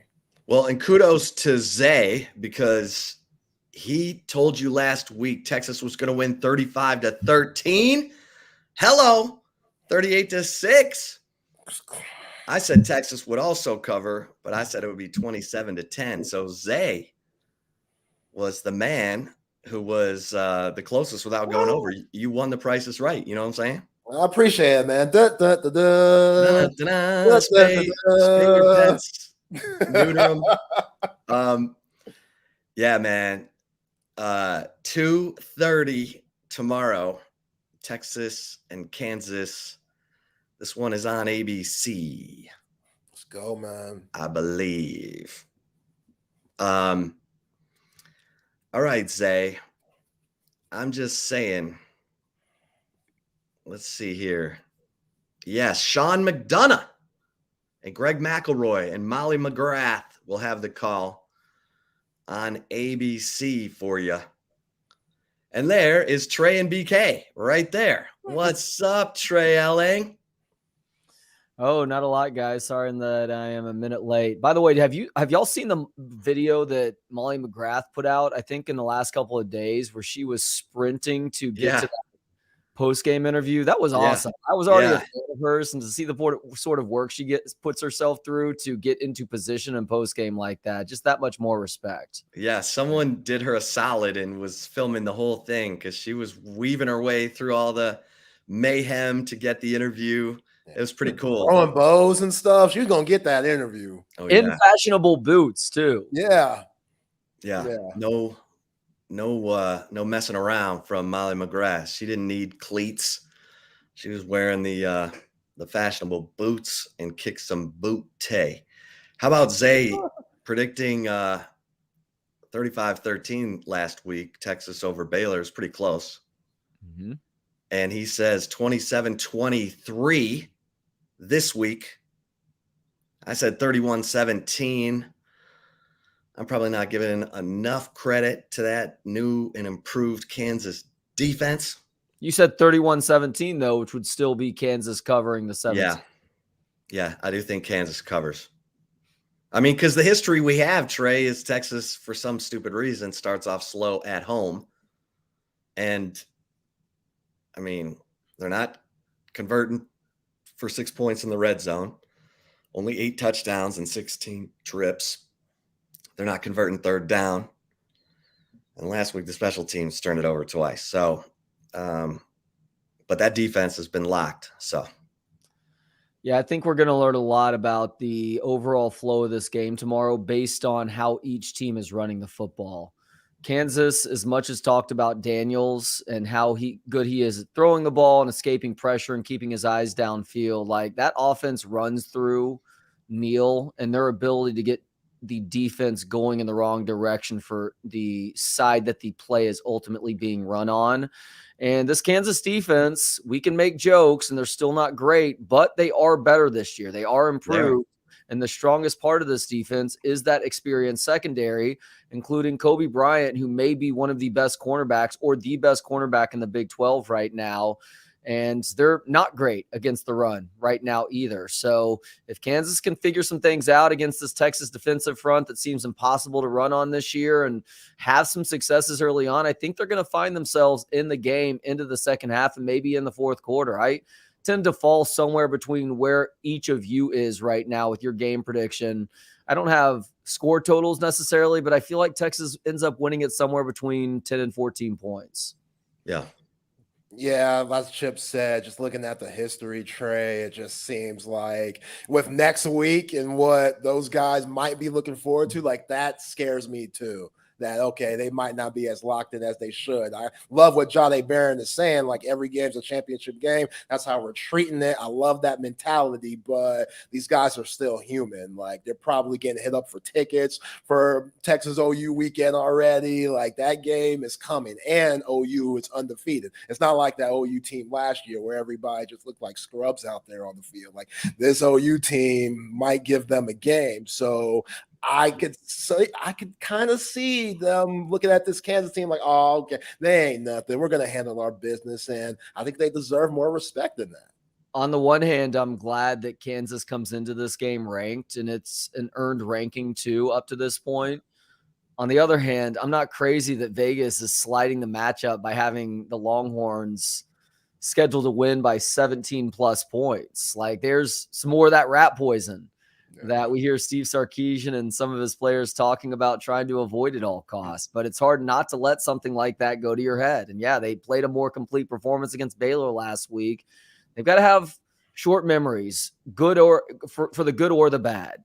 If you have a bad game, you got to have a short memory with that. You especially have to have a short memory with good things that happen too. Now, you can celebrate in the moment and a little bit after the fact, but becoming too complacent because you're wallowing in your own success has tripped many successful moments up over time. And plenty of Texas teams have let a tiny bit of success go to their heads over the last 14 years too. So even though it was nice to beat Baylor down the last time you'll face off with them, maybe ever, but certainly as conference foes, that was cool. But it's just a moment in time, and it's a small snapshot for the big picture that you want to try and make sure to capture throughout the course of the season. Yeah, my bonus pick this week is Central Florida whips up on Baylor. I don't even know what the line is, but I'll take Central Florida. And if you missed our interview with Brian Robinson earlier today, Zay, don't you think he sounded concerned about this one? A little bit.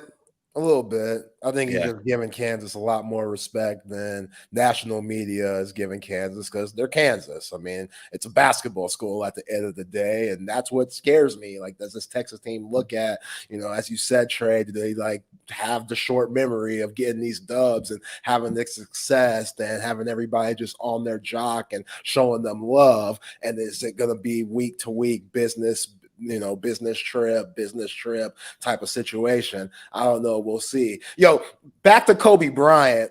How cool are those parents for naming him that and then him being like a badass athlete? COBEE. Yeah. Yeah, I'm definitely not going to make a helicopter parents joke right now. Oh, come on. I said I'm not. Right. Some people he probably he's not going to do that. There. No, YouTube commenters don't get to get on me. I specifically said that I'm not going to do that. But he had one of the hits of the year last week.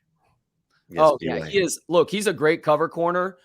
This guy almost belongs on the Texas defense with how physical he is on the outside too. Yeah. Well, Trey, are you flying solo?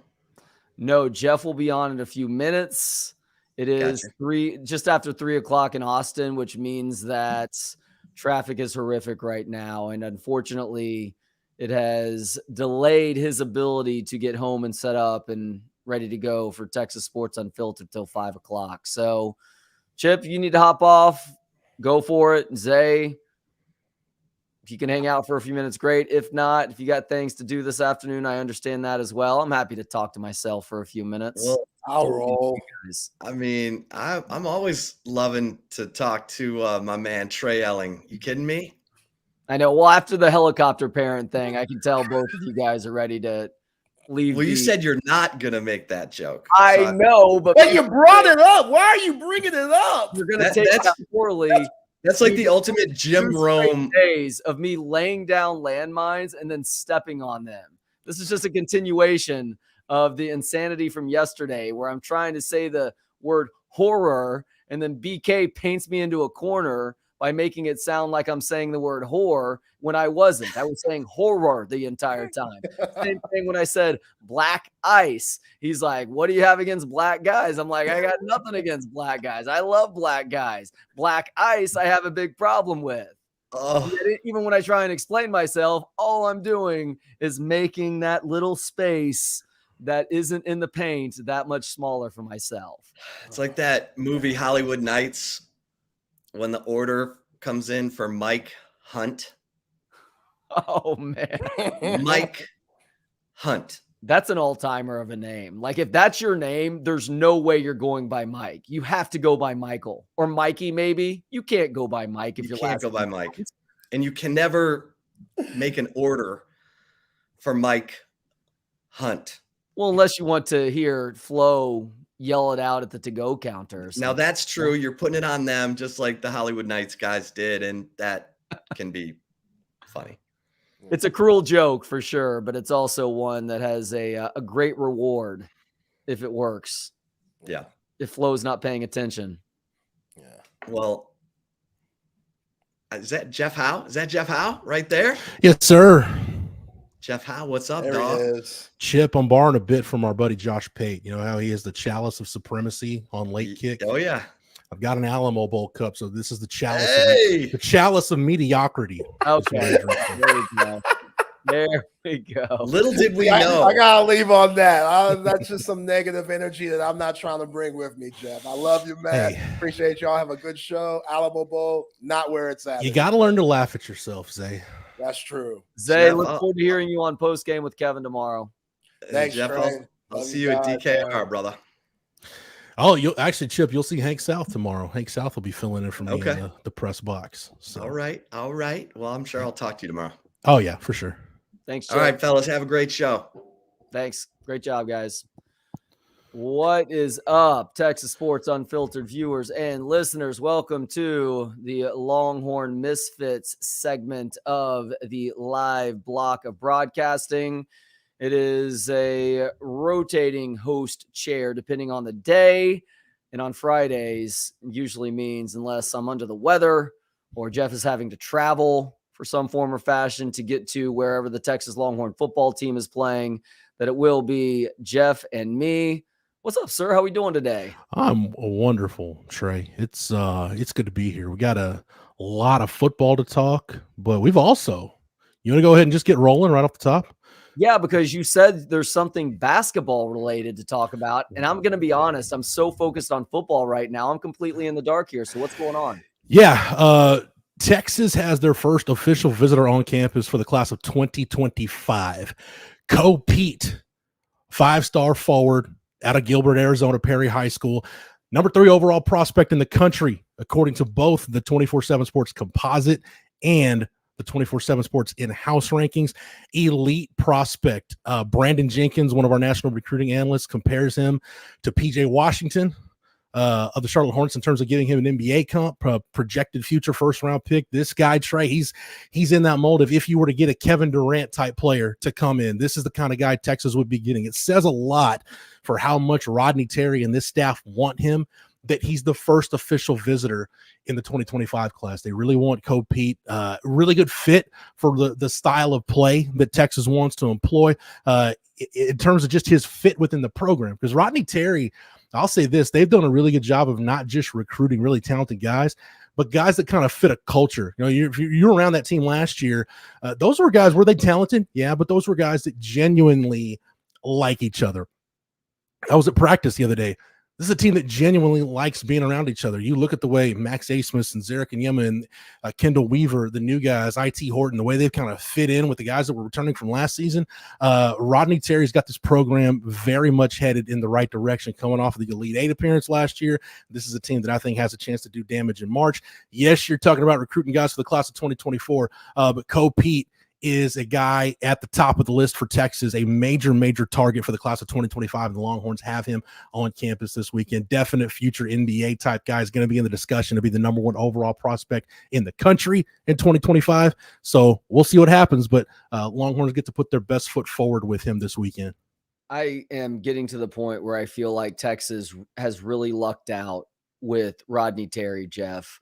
I think we saw it with his in-game management last year. X's and O's wise, I love to watch him operate. I think he has a good feel for the game. Obviously, he is a leader that a lot of guys respect. So the big question is, can he reconstruct a roster like is necessary in college basketball these days? And by the way, is probably still Chris Beard, one of his top, if not his best trait, and how early he was in going to the transfer portal to rebuild a roster from one year to the next.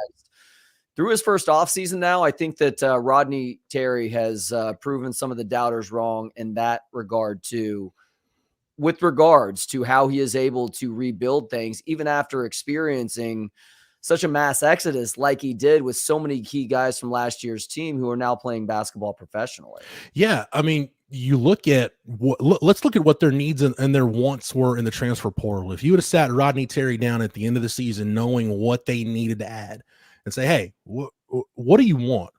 He would have told you, we want Max Asmus, we want Caden Shedrick. Right, those guys had to enter the portal, but upon entering the portal, Those were the top 2 guys for Texas, and they went out and got both of those guys. They wanted a developmental high school guy. They got that with Devon Pryor, getting him to reclassify and come to campus a year early. They wanted to add some guard depth, and they were patient. They didn't take somebody just to take somebody, and lo and behold, Chris Johnson gets out of his national letter of intent with Kansas, and he's right there. And then at the end, they went through that whole process, Trey, going through the portal of really wanted to add a shooter, and they kicked the tires on some guys. They were really interested in some guys. Some things fell through, but at the end of the day, they didn't burn that spot.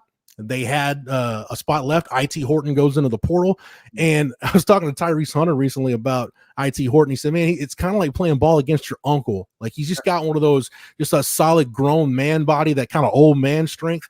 And it's like that dude at the Y, like he'll just shoot it from all over the place and knock a lot down. So I think with the combination of guys that they brought in, and I don't even talk about Kendall Weaver and Zarek and Yema, the guys that they got earlier, you can replicate, and I think you've got the potential to be even more athletic and more versatile than the backcourt you had last year when you talk about adding a Weaver, Horton on the wing, the different pieces you've got now. This is a really athletic team. It's a team that's longer, and I think it's a roster in terms of tools that's a lot more like what RT, I think, when he got back here. I think this is the kind of roster that they set out to get. You combine that with a scorer like Max Asmus. Again, it's just watching him for one practice, but it looked like a roster that you say, yeah, that looks like a team that can get to March and go do some damage. What was the name of the cat with the old man game again? Ithiel Horton. Does Horton wear direct specs? No, just goes with the undershirt under the jerseys. The only quirky thing that I think the he's first got going. person that I remember rocking the rec specs, I think it would have been Hank Dudek. Ooh. Back in the late 80s or early 90s. Do you remember Hank Dudek, or is that a little bit ahead of your That's time? a little before my time. The first guy I remember was Horace Grant. Horace Grant definitely rocked the rec specs too. I tried to rock the rec specs. They didn't work. They didn't really work for me. I mean, it takes a they got special fogged up, and yeah. Well, that's part of the problem. That was always my issue. I don't know. I definitely have odd-shaped ear holes, as strange a thing as I'll say today, and I've said some very weird things already. I may have odd-shaped eye sockets too, because swim goggles, rec specs, I mean, so many things don't fit my eyes very well. Like if we're talking about earbuds, like the Apple earbuds that everybody loves, those don't stay in my ear because I've got really narrow ear holes. So I need something that actually latches on the top underside of the ear here. Same thing with the rec specs and swim goggles and things like that. Hey, let me just say one more thing real quick about Pete before we move on. So he's a young guy, but can already affect the game in so many different ways. You know, you're talking about elite size and a perimeter prospect, a multi-positional forward, which that's the way this thing is going. And then that's the kind of guy that Rodney Terry wants. They want positionless players, guys that offer a lot of versatility. He can go rebound the basketball. His offensive game is further along than maybe you think it would be. But he's a guy that can get others involved around him. He's a good passer. He's got ball skills. He can run the offense. He's got really good vision. So anything, Trey, you could want in a modern perimeter player, kind of the combo forward, if you will, being a guy at 6'7", 6'8", Pete has it all. So again, it's not just that he's talented, it's the skill set that he would bring to the table for Texas. It's a really good thing for Texas to get out in front, get him on campus, and should be a really good weekend, man. A 2:30 football game against Kansas. It's a top 25 game. The atmosphere should be really good. So anybody, if you see, hey, be looking for the basketball staff at the DKR tomorrow, and shout out Pete while he's here again. Big time prospect the Longhorns are hosting this weekend. Love to hear it. Thanks for sharing that. So where are you with this game right now? We've obviously been talking about it all week long. We know how Vegas feels. Vegas feels like Texas is going to roll in this game. I completely disagree with that take, although I am confident the Longhorns can win. I've also watched Kansas enough this season and even going into last season and seeing that they have talent on both sides of the ball, but especially on offense, and they're really good at running the football too. This is the best test this Texas defense is going to face all year. And even with really good defenses, occasionally they give up scores. Heck, we saw it in the Wyoming game. I expect this Kansas offense to give the Longhorns some troubles early on. Ultimately, they right the ship, and perhaps a combination of talent and conditioning has them winning going forward. But I don't know if it's going to be a 16 to 17 point victory, though.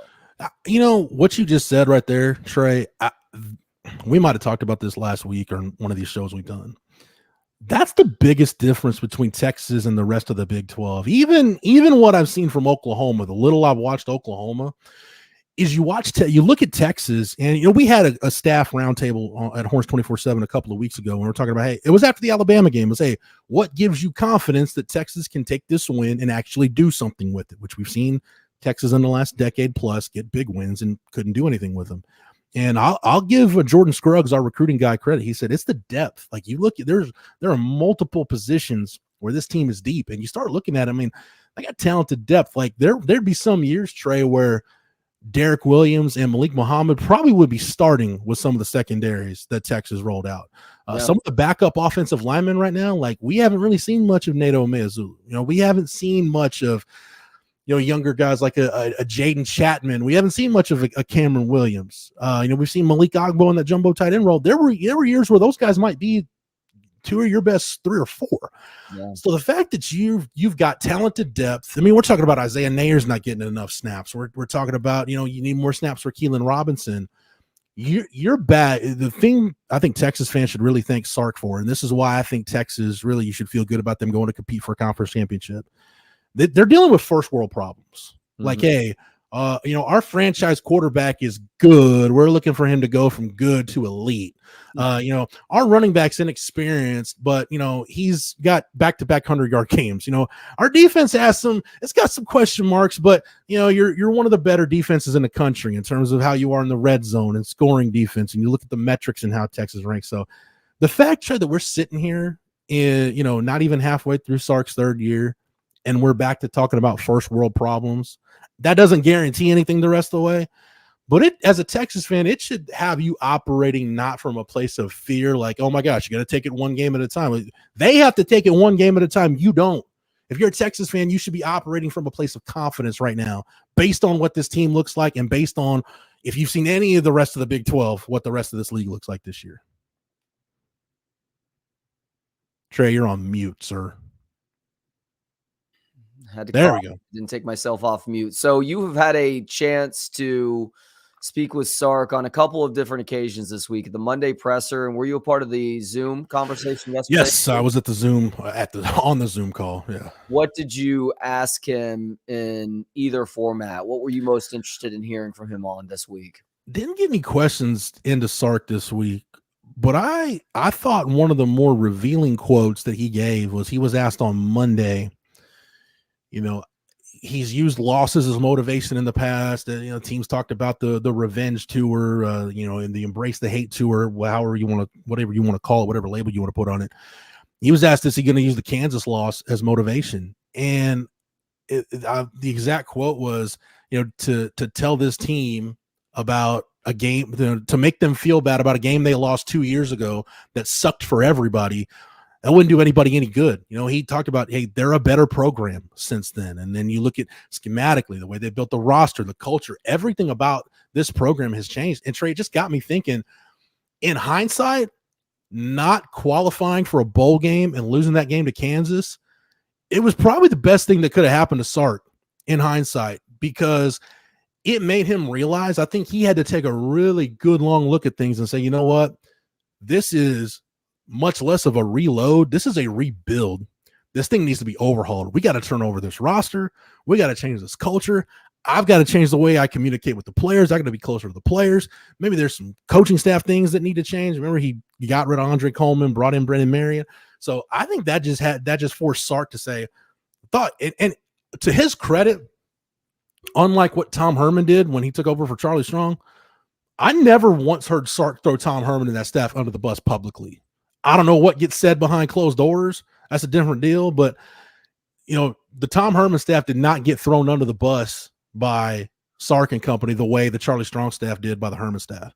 And I think Sark really tried to give him the benefit of the doubt because he inherited some good players. But at the end of the day, I think Sark realized, you know what, there's a lot more warts in this program than I thought. And there's some guys that just straight up got to go.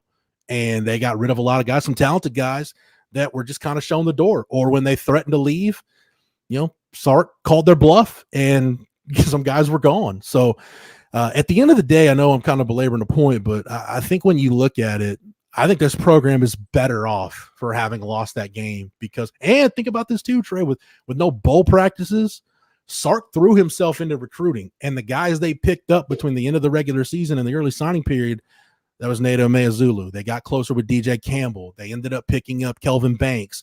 All the good fortune that happened to them in recruiting, they were able to close the deal with Quinn Ewers. All that stuff happened with Sark having that extra time, not dealing with bowl prep. So, again, however you want to look at it, maybe as embarrassing as it was, and it might very well be the worst loss in school history when you consider, I mean, you can look at that 1961 loss to TCU. I mean, certainly the Alabama game in 2009 and January 2010, but that was one that, yeah, in hindsight, you're like, it probably needed to happen. And you're almost, it's like the really bad breakup. Like if you get cheated on and you catch your significant other, you know what? That really sucked at the time, but you come out much better for it in the end. Yeah, I like that assessment there. I think that makes a lot of sense. By the way, the class act that is Tom Herman throwing Charlie Strong under the bus. Not to say that there weren't problems with that Charlie Strong run program, but just ridiculous and a sign of things to come for Tom Herman here at Texas, where he took every opportunity that he had to burn whatever tiny bit of goodwill he built up. And I'll never forget being in the bubble for it was a spring practice. It was a post-practice availability.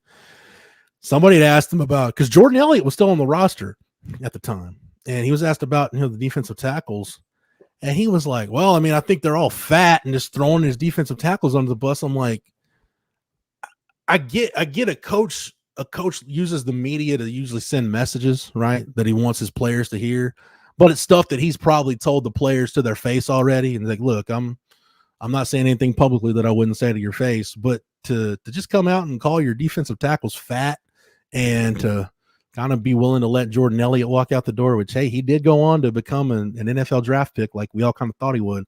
And there's some wild moments, Trey, where, discretion there was no filter in what was said publicly. There was no discretion, no compunction about throwing dudes under the bus at that point. Jordan Elliott, I just checked because I knew he got drafted by somebody. I couldn't remember who. Titans, right? Also checking to see if he is still in the league. Who did you say? Titans? That was the Titans, yeah. He was drafted by the Cleveland Browns. Okay.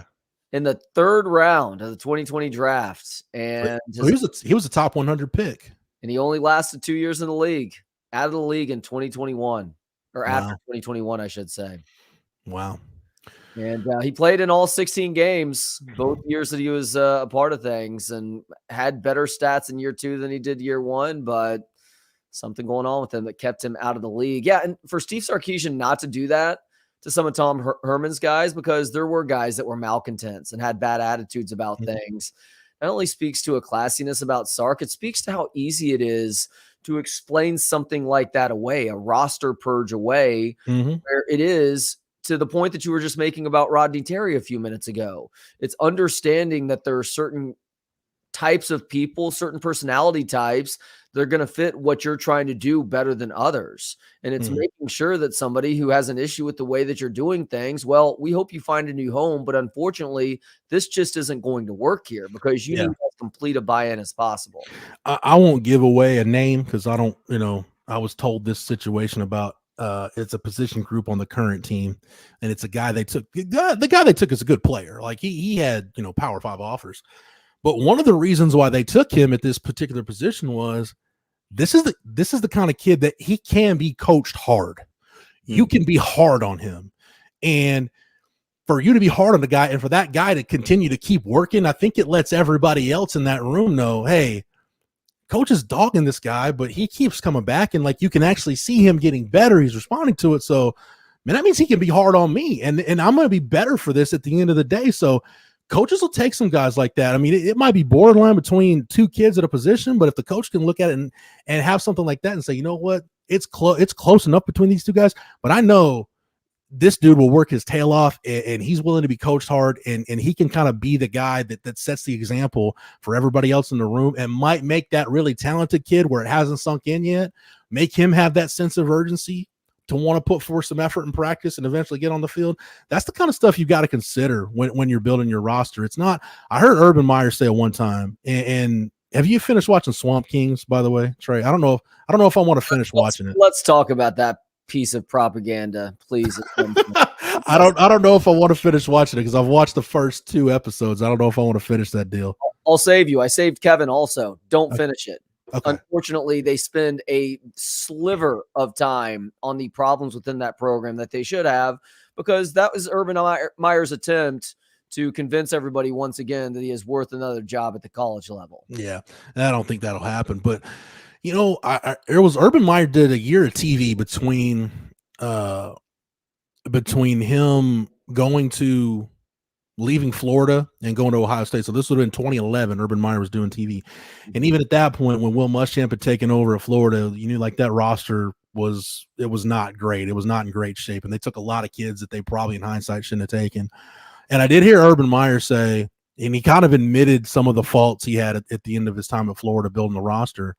And I'll never forget him saying this because it's always stuck with me. He said, I was so concerned about acquiring talent that I forgot what it takes to build a team. And those are two vastly different things.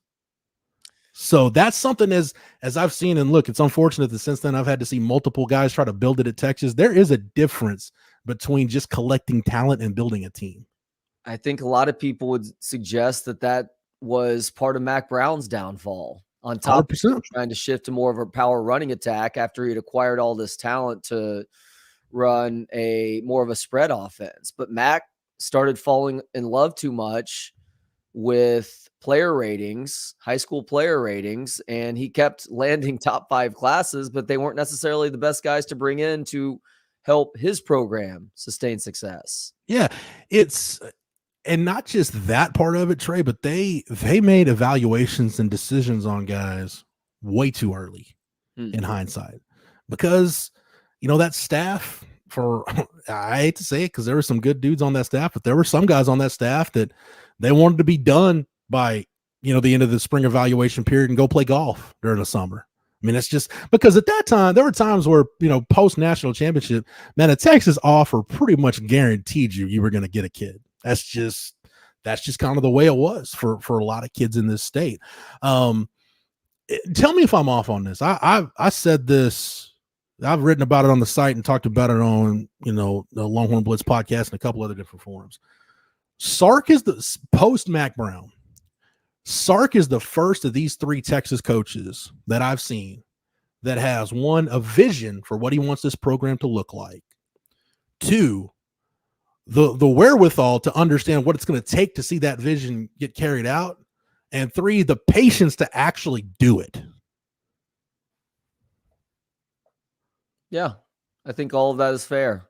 I think Tom Herman would show flashes of that at times, but he also became distracted by plenty of the outside BS, as well as, according to people that I've talked to behind the scenes, like he was somebody that was completely unapproachable his last season in Austin. Like he had built up so much animosity around the athletics department, but also within the program, to where guys were afraid to say hello to their own head coach when they were walking around the halls of the football offices during the season.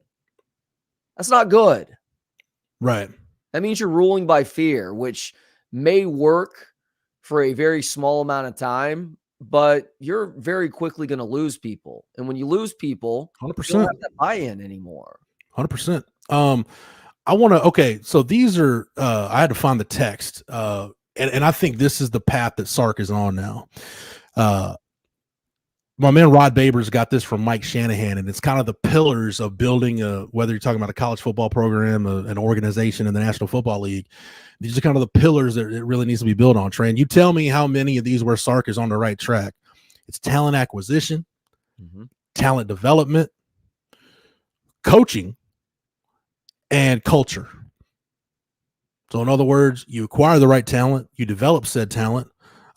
If you've got the right coaches in place, scheme and culture and everything else should take care of itself. I think Sark, probably closer than anybody's been post Mac, he's got all of those things working for him. Yeah, boy, this is getting my gears turning. I love the subject of leadership, and this kind of speaks to leadership too, right? I think those are 4 good pillars I'm thinking about if I were to add a fifth to that, what it might be. Like maybe the general subject of leadership, but is that a part of culture? I think you could make the argument that it is. But in a roundabout way, it's also a part of talent acquisition. Like part of what you're looking for is not just guys who have physical talent, but some guys, especially at key positions, who can be those vocal leaders. Yeah. Roschon Johnson, he was a good quarterback prospect coming out of high school. I'm guessing a big reason why they recruited him is because they saw how awesome of a leader he was, not just on the field, but when they brought him in on a recruiting visit. They saw how magnetizing he was to some of the other recruits and maybe even guys on the team too. He's just one of those guys who has that ability about him. Yeah. But those are 4 great pillars. And obviously it comes from somebody who has had a lot of success coaching football. It just makes me go back to when the strong staff, when they offered Sam Ehlinger, there was at least one more quarterback that they were going to offer before Sam and maybe a couple more. And I remember Sam going to camp. It was an under the lights camp, so it's in the stadium. And you look at Sam Ehlinger going into his junior year, Trey, and he's 6 foot. He's, 195, 200 pounds. If somebody wants to describe him, like, dude looks like a hockey goalie playing quarterback. And you're like, man, I don't think Sam can be the guy. And then you get him on the field and you let him compete. And then you're like, oh, there's no question who the best guy here is. And another time that happened, and this kind of speaks to the Roschon example you're talking about. Just some guys, you got to see them in the fire to see how they're going to react. And that's why, in-person evaluations are so pivotal. I went to a Steve Clarkson throwing session in Bastrop, of all places. And he had Tate Martell, who was committed to A&M at the time, Sean Robinson, who was committed to TCU, and Sam. And I remember trying to talk to Steve Clarkson about Sam, and he kept talking to me about, I've been working with Tate for so long, and I think Sean Robinson's got it. And Sam was kind of put on the back burner. Then I started watching all 3 of those guys go through drills together, and I'm like, yeah, one of these things is not like the other. I can tell you which of these 3 has a better chance to be a really good Division I quarterback, and it's not the other 2 guys that are getting pumped up here. It's the 6-foot hockey goalie from Westlake. So that's just, sometimes you got to really figure out what guys are all about. And you don't know that until you get around these kids. And part of that, Trey, honestly, that's part of why you take some guys. I mentioned, hey, this guy can take coaching hard. This guy, sometimes enter your locker room, you need some assholes in your locker room. You need some guys like that on your team. And it's not guys that are just going to holler and scream. But when, one of the great stories I hear about, a lot of the great stories I hear about the 2008 team are what just an intimidating leader Brian Arakpo was. Because if Brian Arakpo tells you to stop screwing around in the weight room, who's going to get in Brian Arakpo's face and tell him no? Right? Yeah, exactly. So, I'm kind of like you. I'm fascinated by, leadership and culture and whether it's military leaders or CEOs, coaches, just kind of how a successful organization is built, because there's multiple ways to do it. But I feel like Sark and a lot of that stuff in that realm is on the right path. Yeah, there's a really good book that just came out by Marty Smith from ESPN, who obviously does a great job hosting various things, interviews. He's just a world-class storyteller. He spoke with, I want to say something like 20 to 25 championship winning coaches at the college level from a bunch of different sports. It's called Sideline CEO. And he just gets their thoughts. I want to say like 7 or 8 different leadership traits. And it's a fascinating read. A lot of times you'll get these coaches saying the same thing about a given trait, like whether it's delegation or communication / listening, or another good one is, I forget what the exact word was, but it's essentially what you were just talking about, how people handle when the shit hits the fan, because there are 2 directions there's one of 2 directions that a person goes. You either completely freeze up and make the situation worse, or you get laser focused in that moment on figuring out how to get out of that scenario, or how to maybe survive that scenario, move on, and extract the necessary lessons going forward. I once heard the story, Neil Armstrong, when they were trying to get back from the Apollo mission, and they didn't know if everything was going to work right. And somebody asked him, well, I mean, if things didn't go right and you realized you were going to die, what are going to be the last things, what are the last things you'll think about? And he said, I'm not going to be thinking about anything. I'm going to be trying to get the damn thing to work. That's just one of those examples that some people are different. I need to get back to reading books because my dad, before he died, one of the last books he read that he said really impacted him positively was Tony Dungy's book, and it's Quiet Strength, because I'm looking at the dust cover right now, and I remember that cover sitting on the kitchen table. So yeah, So I'm glad I'm doing this with you, Trey. I need to get back into reading books and then picking them up. I've got some books here on the shelf. Some of them I read, some of them I haven't, but I need to get back into reading. I've only read one of Tony's leadership books. He is one of the best, most qualified people to talk about leadership. This Marty Smith book, though, is very accessible, and you can do it in bite-sized chunks also, because he's not letting any one coach drone on, although he does have Urban Meyer, and Urban tries to come close at times. He doesn't let any one coach go on for multiple pages on end. Highly recommend it. Sideline CEO, it's what it's called. Nice. Marty Smith. It is out as of earlier this week, so you should be able to get it through Amazon, Barnes & Noble, etc. I just want to shout out to some people in the chat. CB, I see Jake, I see Big Craig. So shout out to even those of you who aren't in the chat.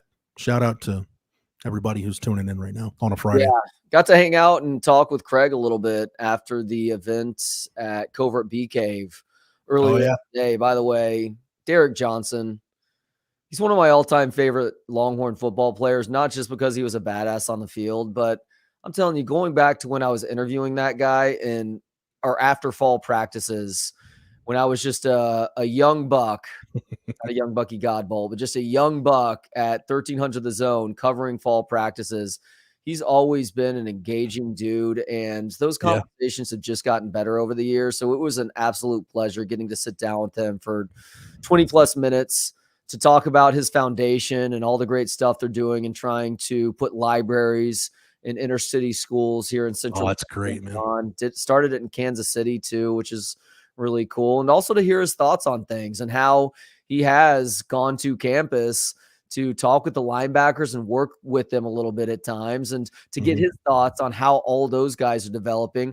I had to ask him about David Benda, Jeff, with how David has really come along and how he's trying to do his own Derek Johnson impersonation with going sideline to sideline with that exceptional speed, even if DJ was a little bit bigger size-wise. Yeah, the one joke that I always remember about Derek Johnson is I once heard Dan Fouts say Derek Johnson had the best reach around in college football. Oh, man, Dan. Yeah, it's probably one of those in the heat of the moment. You said it, and like the brain and the mouth didn't really connect, and you wish you had that one back. But no, dude, wow, what a badass Derek Johnson was. That was one of the first guys I'll never forget, because Derek's a year older than I am. He graduated high school in 2001. I graduated in 2002. And growing up in Florence, it was weird because I would get the Waco TV stations and I would get the Austin TV stations. So while I was watching the Waco stations, I would get a bunch of Waco High stuff. And I remember watching him just, the sideline kind of highlight stuff for the first time. And I remember thinking, man, he looks like one of those like Florida State, Miami type linebackers. And I'm like, Texas, I had not remembered. I didn't grow up like with, Britt Hager and Jeff Lighting and some of the great linebackers before, Brian Jones. I don't really remember those guys playing, but I'm like, man, this would be a different cat than Texas has ever had. And it was funny because you watch him as a freshman and you're like, man, what was that blur? Oh, that was Derek Johnson flying across the screen. Speed, athleticism was always there, but once he figured it out, he was easily the best defensive player in program history, not named Tommy Nobis. And you can have the argument between those two till the cows come home. But his pro career is fascinating because you hear about guys all the time that they're like, well, I mean, this guy was before his time. Yeah, DJ came into the league way before his time, but he managed to have longevity enough to where by the time he was in his all-pro years, the league had changed to a spread league. And it's like, oh, not only does he fit, he's one of the best off-ball linebackers in the league now. So he's not at all a draft bust, and he ends up being one of the greatest Chiefs defenders ever. So that's fascinating. Not a lot of guys that are quote unquote ahead of their time extend their career to where it is their time and they get to enjoy some of that. DJ should find his way into the Pro Football Hall of Fame at some point, shouldn't he? I think what's going to hurt him is the fact that he didn't win a Super Bowl There's no, and there's a couple of Chiefs like that. Like, to me, the reason why I don't think Priest Holmes will make it in for a really long time is because I think Jamal Charles probably has a stronger candidacy, or vice versa. And I don't think, two Chiefs running backs that never really had any postseason success of note. I don't see, whoever the sports writer is in Kansas City, I don't see them going to bat for both of those guys. You kind of got to pick one and throw your weight behind all of them. My deal with the Hall of Fame, Trey, first of all, Tommy Nobis should be in the Hall of Fame. It's a travesty that he's not. Yeah. But, my guy that I know will probably never be in there because he doesn't have the numbers is Casey Hampton, because how do you quantify what a damn good and elite and all pro level nose tackle meant to a team like the Steelers in a 3-4 defense?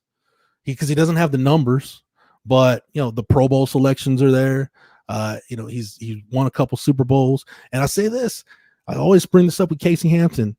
If whenever the Steelers have an anniversary team, if you make it on the defensive line and it's like Mean Joe Green, LC Greenwood, and then like you right there, then it's basically you in the steel curtain.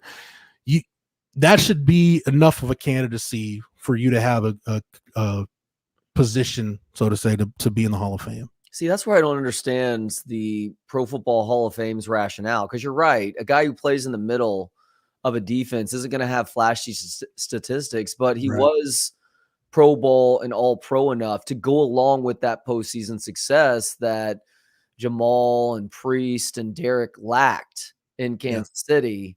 So at that point, you just have to throw your hands up and hope that people with a deeper understanding for the sport eventually realize the mistake that's being made by keeping him out. By the way, how silly is it to think about the fact that Texas defensive line and I think technically it started in the late 90s, but early 2000s, the inside was Casey Hampton and Shawn Rogers.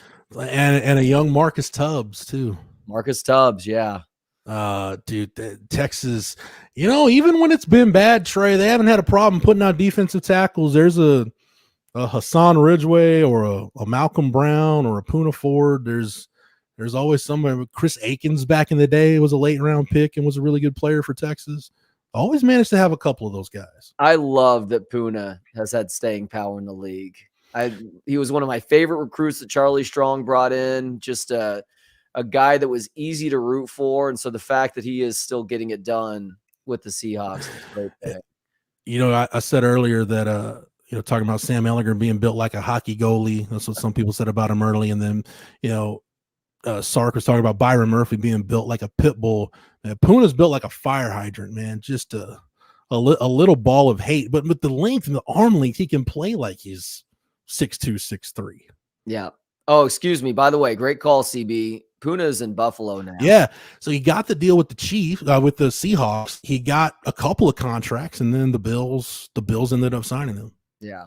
Which as a space eater playing next to Ed Oliver, that's perfect for him.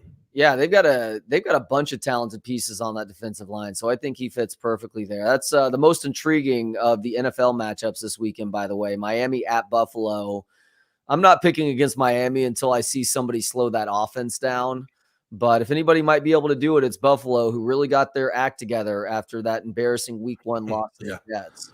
Dude, what is it? Okay, so I thought in the AFC East, I thought like Buffalo, New England, I thought that they had to go to Miami early in the year, and then in turn Miami would go up north later in the year.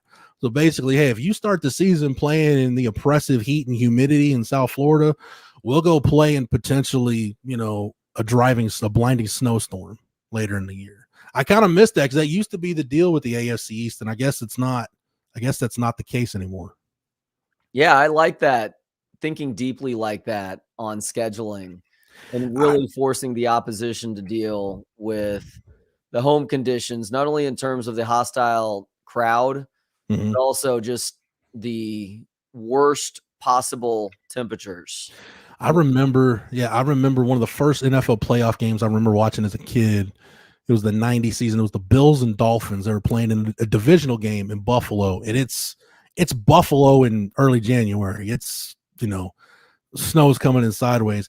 And I'll never forget just the badass image of, there's two images. One was of Thurman Thomas making a cut in that game and just seeing the snow and everything else. I'm like, man, and he had like blood on his pants. It was so cool.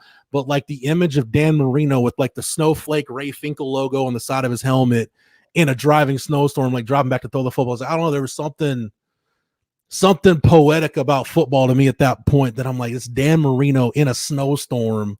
Like, you think about Dan Marino and the Dolphins in South Florida in the heat, but he's in a snowstorm in a playoff game and it's in Buffalo. I don't know, Trey. How it said, how can you not be romantic about baseball? How can you not be romantic about football? And I mean that honestly. Like, there was something in that moment when I was like 5 years old that was just like poetic for me to see that image of Dan Marino. No sport plays better in slow-mo than football because you truly do get to see the beauty of the sport. While other kids were watching Disney movies when they were a kid, I was, no joke, I was watching like NFL films, VHS releases. That's what I was all about. I'm glad you said that, because in my teenage years, as everybody was really getting into the popular music at the time, I was listening to sports radio. Yeah. Calling late night sports radio shows. Well, you grew up in Dallas, right? Yes. So was Norman Hitzges doing a night show at that point? I don't remember Norm on at nights. The Ticket came around, I want to say in like 1994. 94 was the first year the Ticket. There, but even like nationally syndicated shows, I remember doing like having a sleepover with my cousin who lived in the Woodlands at the time, and we would all be sleeping over at his place, me and my brothers, and my cousin and I would stay up listening to national radio, and they would give the number out to call, and we would call, and sometimes it was calling with hot sports takes, and sometimes it was calling and fucking around. And because these on-air hosts could tell that it was kids that were doing this, they were getting a kick out of it too. You know what my favorite prank call was back in the day? What's that? Call a bowling alley and say, hey, do you guys have 20-pound balls? Yeah, why? Well, how the hell are you walking then? And you hang up and laugh. That's an oldie but a goodie. Chip, just before you hopped on, because I had I had to make it clear that I wasn't going to make this joke, but I said the term and I'm not going to say it again. And then I said it again for some stupid reason and put my foot in my mouth, and that elicited a Michael Hunt joke out of Chip Brown, which I was very proud of. Except he didn't go Michael, he went Mike. I remember McConaughey was on Conan O'Brien one time, and I forgot what he was filming a movie in Vancouver, and he was talking about staying on the Squamish Nation. So the two things he kept saying over was that he was on the Squamish Nation Indian Reservation, and that the Squamish Nation's chief was Michael Hunt, and and the zinger that got Conan to say, "You're about to be out of here," McConaughey was, "Who needs protection? Who needs security when you've got Mike Hunt?" I had that on a VHS tape somewhere, Trey. It's long since been sent to the landfill, but I wish I still had that clip. Did you used to have a couple VHS tapes that were just filled with the funniest moments that you found on television? Yeah, just random shit you would find on TV. Yeah. There was a bunch of SNL stuff. There was some Austin Access TV stuff. Yeah, there were just movie clips that were being shown on TBS or TNT or something. And I was lazy. I would use the same tape. Yeah. So like my high school football highlight video from my senior year that was dubbed onto a VHS tape, it starts like it's like a Burger King commercial or a Jack in the Box commercial, because I didn't even have the decency to go out and buy a new tape. I'm like, this one will be fun. I don't know what's on here. And like after the highlight video's over, it's like, I don't know, somebody must have been performing that I wanted to see, because I had a random ass year of like the American Music Awards or something on VHS tape. Who are you recording the American Music Awards live performance of? I have no idea. So that would have been late 90s, early 2000s. It would have been like 2000, 2001. Creed or something?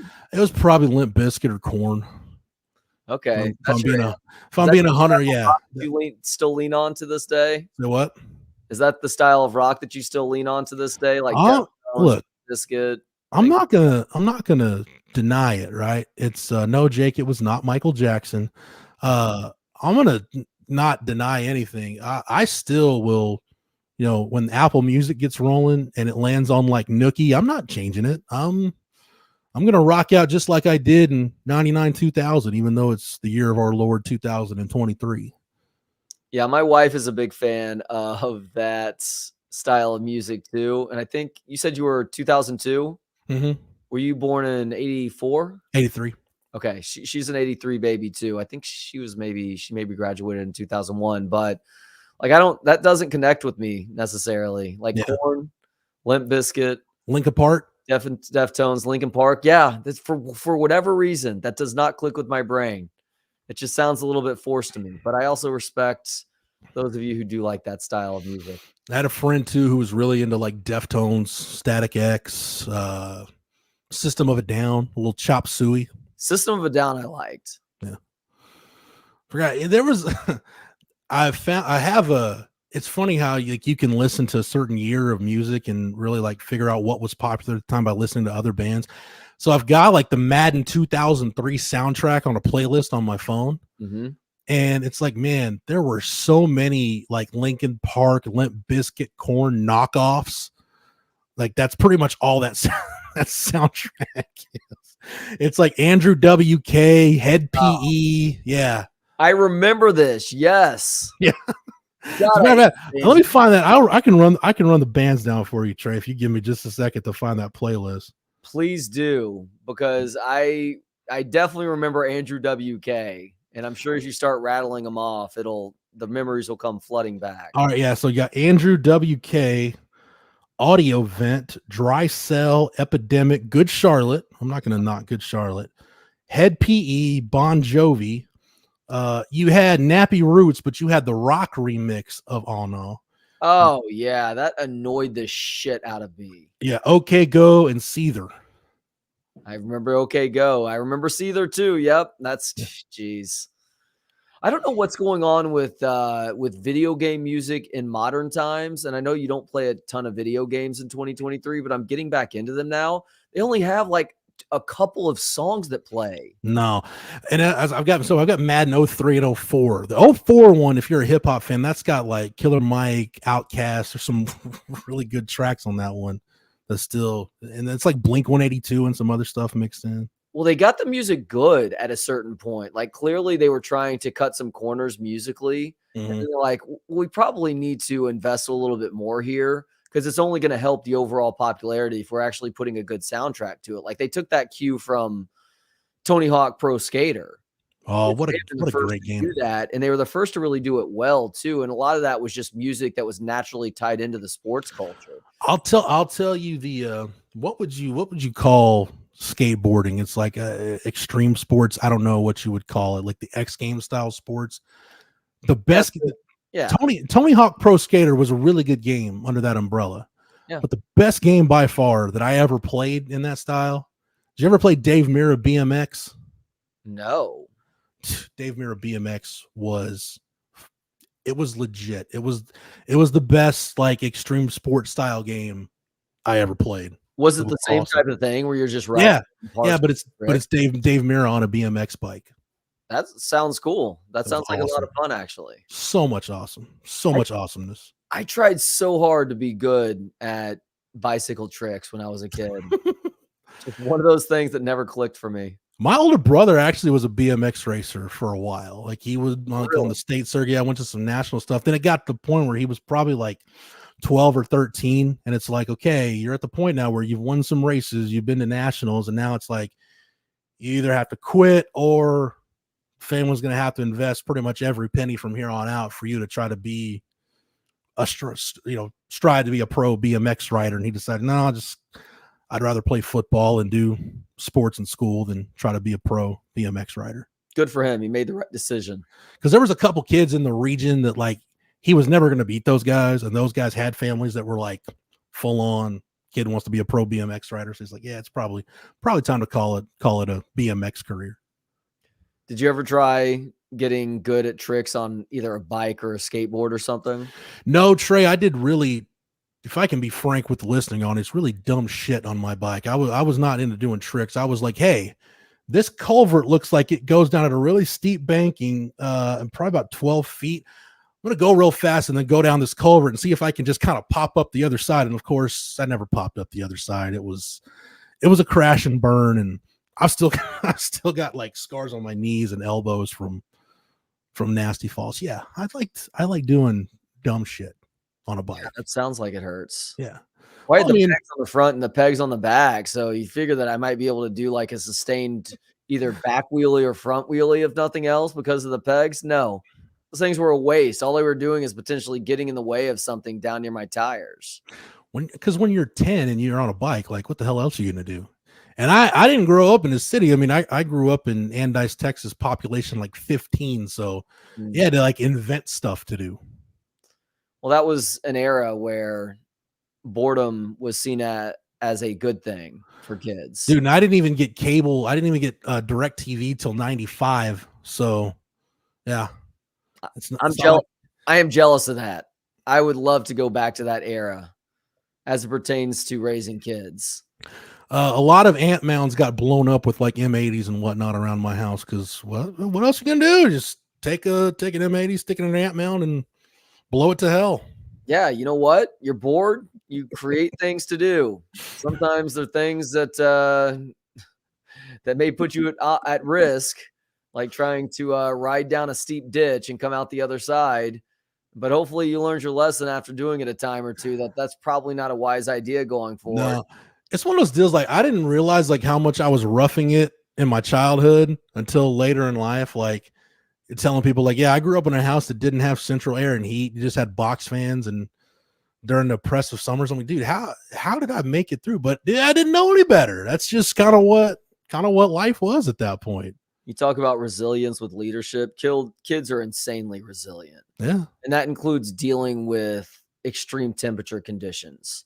Like when we went to Oregon this summer and spent 3 days and 2 nights rafting and then sleeping alongside the Rogue River, even though it was June, the river was still icy. Or not icy. It was still really cold, though. It was still probably in the low 50s, upper 40s. Oh, it's beautiful, man. To where I would get in and I'd be like, oh, this is refreshing, but I also wouldn't want to stay in necessarily. They were just splashing in the same part of the river for hours on end, my 2 kids.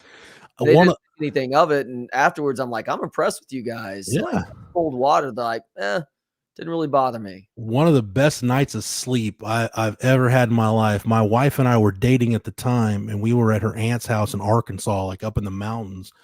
And the house kind of went down into a valley. So, I mean, it would get down, even in the summer, it would get down to, low 50s, upper 40s. And then a fire going, and my wife ended up going inside because she's like, I can't do the outdoors. So I just like opened the tent, right? And the fire's coming in. But between the fire was just enough to keep you warm, but you weren't sweating at all. But then like it drops down into the 50s, but it was like the perfect temperature. And like, it's almost like, I don't know, a mild form of like cryotherapy for your body. It was one of the best, most refreshing nights of sleep I've ever had out in the mountains of Arkansas, of all places. Are y'all big campers? No, my wife is not the outdoorsy type. And I'll be honest, I'm not either, because I brought it up like, hey, we should go camping. Or she'll bring it up and then I'll get serious about it. And she's like, no, I don't want to do that. Yeah, that was our first time to go camping as a family this summer in the Oregon wilderness, which is insane to think about in retrospect, but it serves as a great reminder that I love everything about camping except the having to go to the bathroom outside, having to sleep outside, really having to be outside in the wilderness at night. I pretty much like camping. If by camping you mean being in the great outdoors in the daytime. So what did you do for a receptacle for number 2? Did you dig a latrine, or you just like? You weren't allowed to dig in this wilderness, which is called bear camp, for a variety of reasons, including it potentially attracting bears, which we didn't want to do that. So the group that we were with, which were all very experienced, they had these buckets. Think about the big, I don't know, paint bucket you get from Home Depot. And then they had toilet seats that you could attach to these buckets. And so you would put some sort of plastic bag into the bucket, get it down with a toilet seat, and that's just what you're doing. And you put sand or dirt or something into the freshly used plastic bag for at least to try and get at least a few uses out of it. Right. And once you're done for the night, then you seal the bucket up and put it back on the boat and just pull it back out at the next spot. And it was unsettling. I did not like, even if I was just overlooking this beautiful river and this bucolic mountainous scene around me, I was not a big fan of just crapping in the middle of nowhere. I prefer to have that indoor plumbing like we've all become accustomed to. When you travel, Trey, do your bowels work properly when you're on the road? Because mine don't. It depends. I am very, very aware of what I'm putting in my body because I don't want to have an incident where I'm forced to use the restroom in the public or on an airplane or an airport or something like that. Yeah. I've never gone boom boom on an airplane, and I intend to keep that record intact until I leave this mortal earth. Unfortunately, not. But you have bowel issues when you're out and about, though. Even when I try to poop like in public, I like sit down, and I don't want to give myself like a hemorrhoid or anything. I just kind of sit down. I'm like, all right, surely something's going to happen, but it never fails. Like the minute I get back home, walk through the garage door, it's almost like my innards know I'm home. And that's when stuff starts to relax and release, and you realize your gut's a ticking time bomb at that point. So I don't know what it is. I don't know if that's like some kind of deep-seated phobia about going number 2 in public, but yeah, I have a hard time crapping in public. It does sound like you're a little bit poop shy. I guess. I don't know, man. I respect that. I'm a little bit pee shy in a given situation. Like, I don't like rubbing elbows with some dude next to me as you're trying to one in those nasty troughs at Wrigley Field. Like, that's disgusting to me. I'd rather just hold it. Rather leave the stadium and go find a clean hotel bathroom around. Can someone verify if anybody that's been there recently, the Memorial Stadium in Lincoln, do they have troughs in the bathrooms still? I'm under the impression that they do. I would hope they've upgraded those things. I'm pretty sure Wrigley has actually finally upgraded the troughs. Okay. When they went through that big renovation that expanded the outfield and then did a bunch of stuff around the stadium, and then also some locker room stuff as well. You ever been in one of those bathrooms where the trough or the urinals or whatever, like you can tell, like, oh yeah, these are people that manufacture like prison shitters and prison urinals. I mean, I'm pretty sure that's what was in Wrigley for the longest time. But I will say that Wrigley did try and neutralize that by putting ice in the urinals, which I'm sure has some sort of scientific effect on how bad things smell, but it also turns into a fun video game too, to try and distract you from the fact that you're touching elbows with another adult male. Yeah. Trying to go number 1. Yeah. Okay. So Jake says in the chat, they're paying $450 million for renovations. I think that probably tells you there's a trough or two that Husker fans share, the communal urination device. Y'all are vagina slims, all shit in the trough. Well, you're disgusting, DJ. That is gross. There's something wrong with you, DJ, and you should probably get that checked out by a licensed medical professional. Does a Trey shit in the woods? Jake asks. Yes, begrudgingly. I do shit in the woods sometimes, Jake, when I absolutely have to. But I did go as long as possible before having to crap into a bucket. I wear no fear t-shirts when I duke it up. Wow. Okay. Thank Trey, you. how many No Fear or Big Johnson shotgun t-shirts did you own back in the day? It is, oh boy. I definitely owned one Big Johnson shirt. I think that was it though. I did. I was asked at school one time to change out of a Big Johnson shirt. Can't remember what the tagline was, but I'm sorry. I'm having to answer an unexpected text message right now. Say that again, Jeff. No, I did get in trouble at school once and had to change shirts for wearing a Big Johnson shirt to school. Oh, you got in trouble for that in school? Yeah. Those were probably banned from my school too. Yeah. We're also part of the era where wrestling was really big, like when everybody watched it. And yes, my school was one of the ones that, okay, no crotch chopping out in the hallways or in the cafeteria. The crotch chop was frowned upon. The Generation X. Yeah.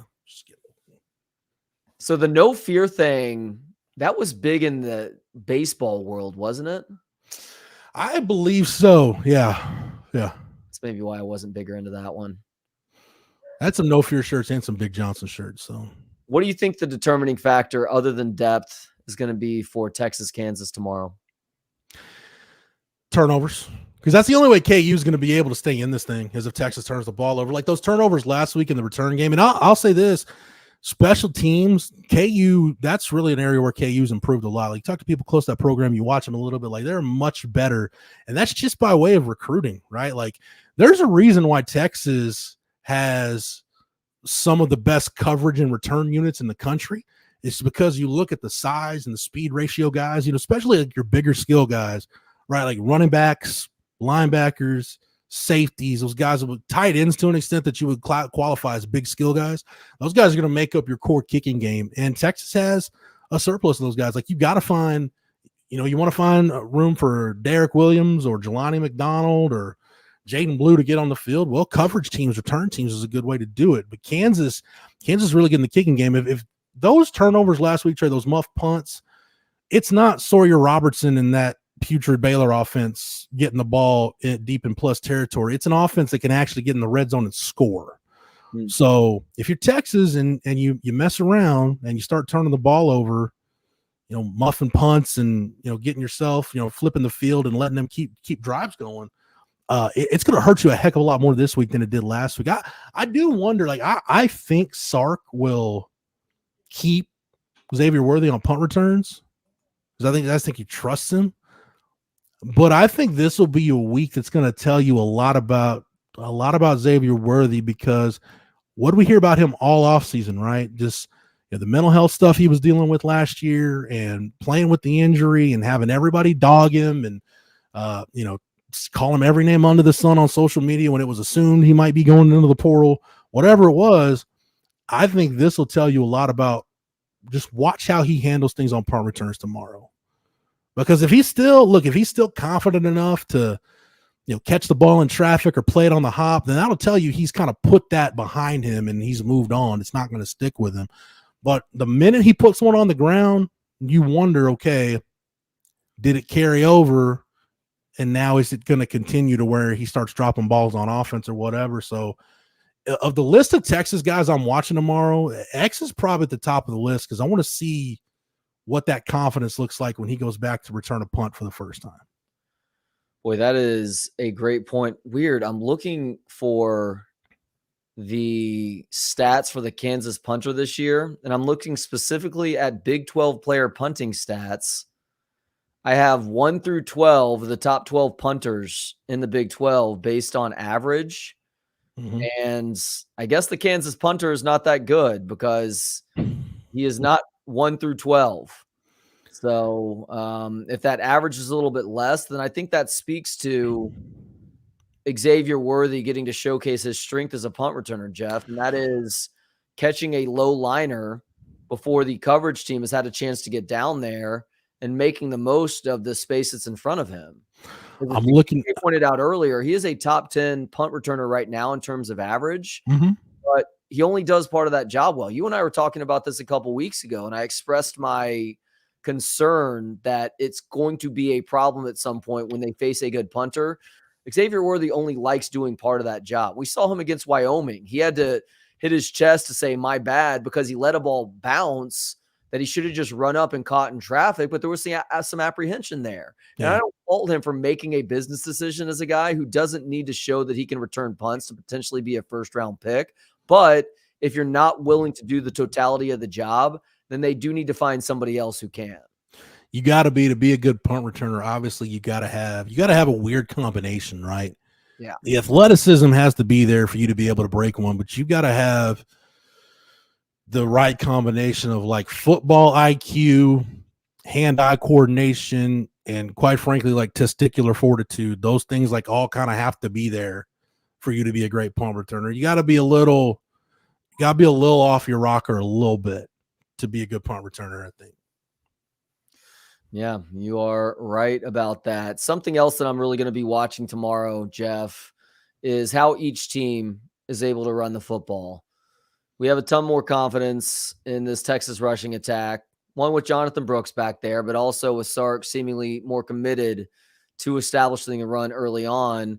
And we also believe that this Texas defense, as good as they are across the board, their biggest strength might be that defensive line, which has been exceptional against the opposition's rushing attack most of the year. Now, there was the one really bad play against Wyoming that caught folks off guard. Alabama had a little success running the ball early in that game too. But for the most part, this Texas front has been very difficult to run on. And Kansas poses the greatest challenge as a rush offense, but also the totality of their offense to this Longhorn football team, not just to date, but I think for the rest of the season. This is going to be the toughest offense that they will have faced by the end of the year. Probably. Yeah, off the top of my head, probably. Who else are you thinking? Maybe OU or Kansas State? OU probably not, because I don't know. OU hasn't played anybody. Right. And I don't know. I just don't know what you're going to get from OU next Saturday. I mean, they play Iowa State tomorrow. We're still not going to know. We'll know a little bit more because, Iowa State will at least put up a fight defensively. Yeah. I don't think they won't be able to match scores with OU. Just trying to think of the rest of the league. Yeah, BYU is interesting, but yeah, it's definitely the most explosive offense they'll play the rest of the year. Maybe we'll see what kind of strides TCU makes with Chandler Morris. But I think it's a couple things, Trey. I think one, Andy Kotelnicki, their offensive coordinator, is really good about scheming up the run. And two, actually, I had lunch with Kevin Flaherty today. Him and his wife are in town for the game, and he was on with Bucky and BK earlier this week, and we were talking about it about KU's run game. He said, if you look at their games against BYU and their games against Illinois, so they're almost polar opposites of each other in terms of how they ran the football. Like Illinois was so big up front, but they weren't really that athletic, so they just kind of started swinging everything wide, and Illinois couldn't run them down. Against BYU, it was the opposite. BYU was really athletic sideline to sideline, so they just wanted the second half and just tried to just pound the ball right at BYU and had success doing it.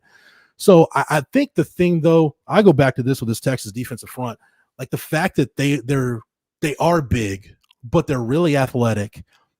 They understand things like hand placement, leverage, all that stuff that you need along with the athleticism to be able to go win one-on-one battles. Defensive tackles, Trey, they win a lot of one-on-ones, like Sweat, Murphy, Collins, Broughton. They win a ton of one-on-ones.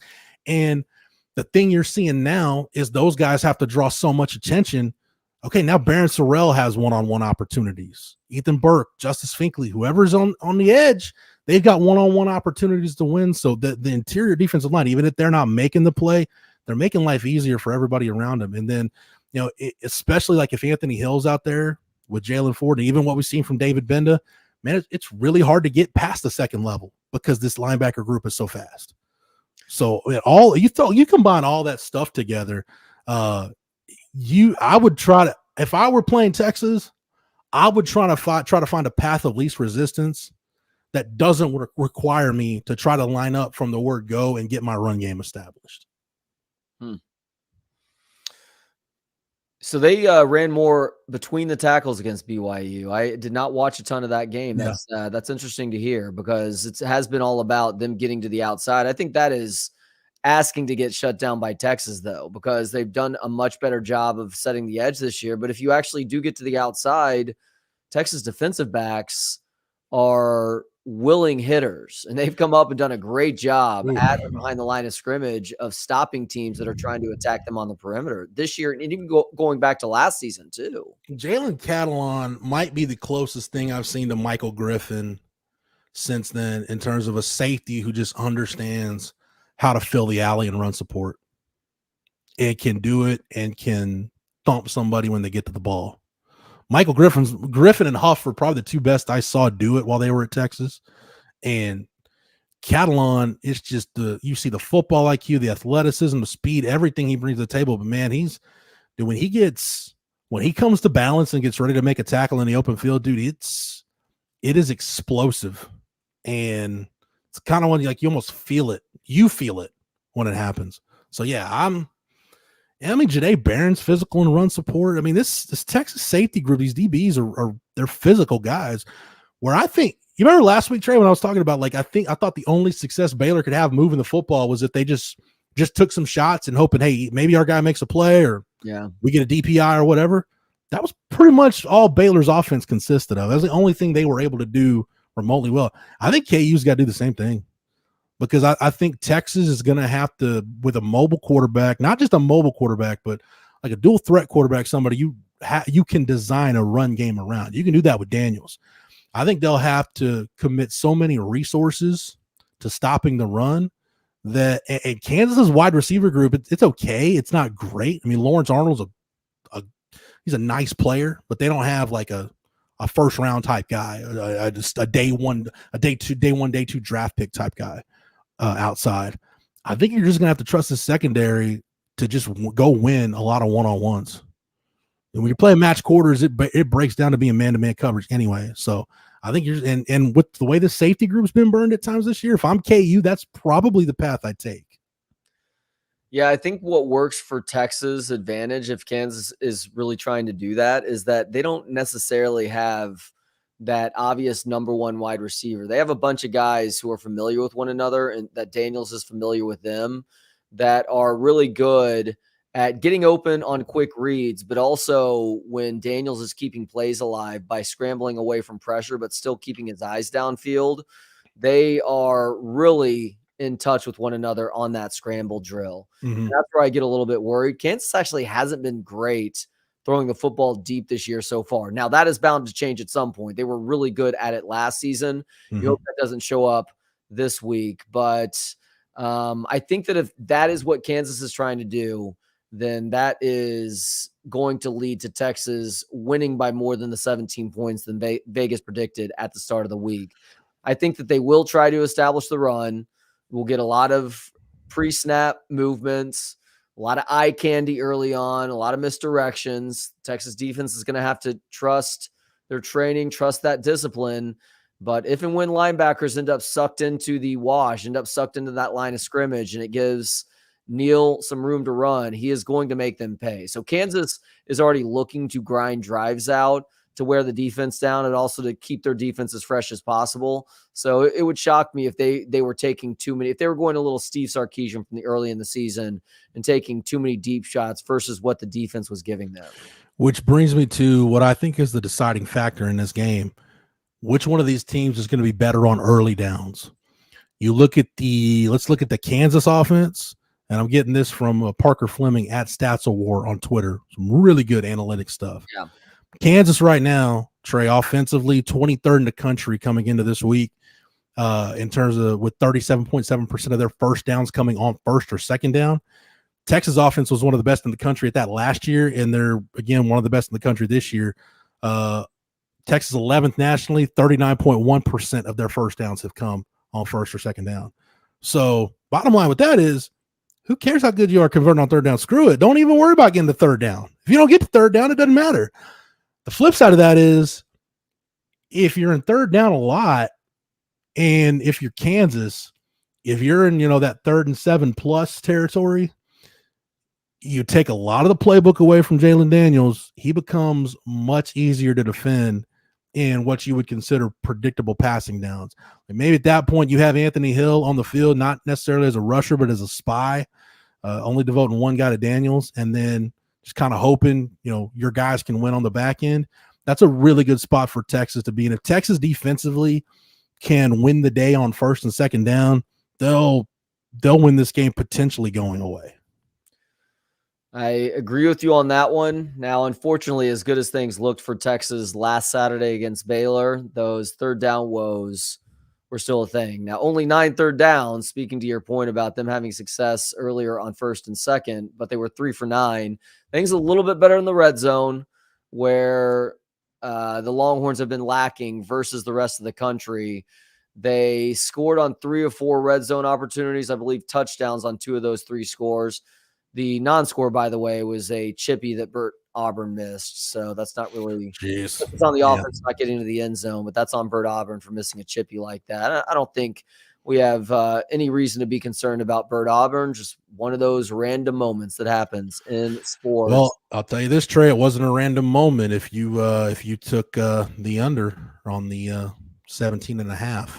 Oh, boy. Yeah. That was the difference. Yeah.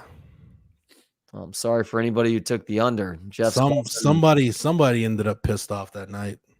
Jeff's cousin, BK's cousin, and Bucky's cousin, and lots of other cousins out there, perhaps.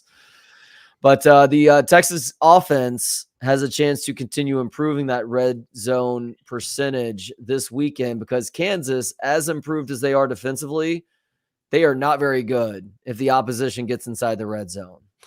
Yeah, I'm pulling up. I was trying to find the number. Texas, by the way, Trey, 92nd nationally in third down conversion rate. It's not good.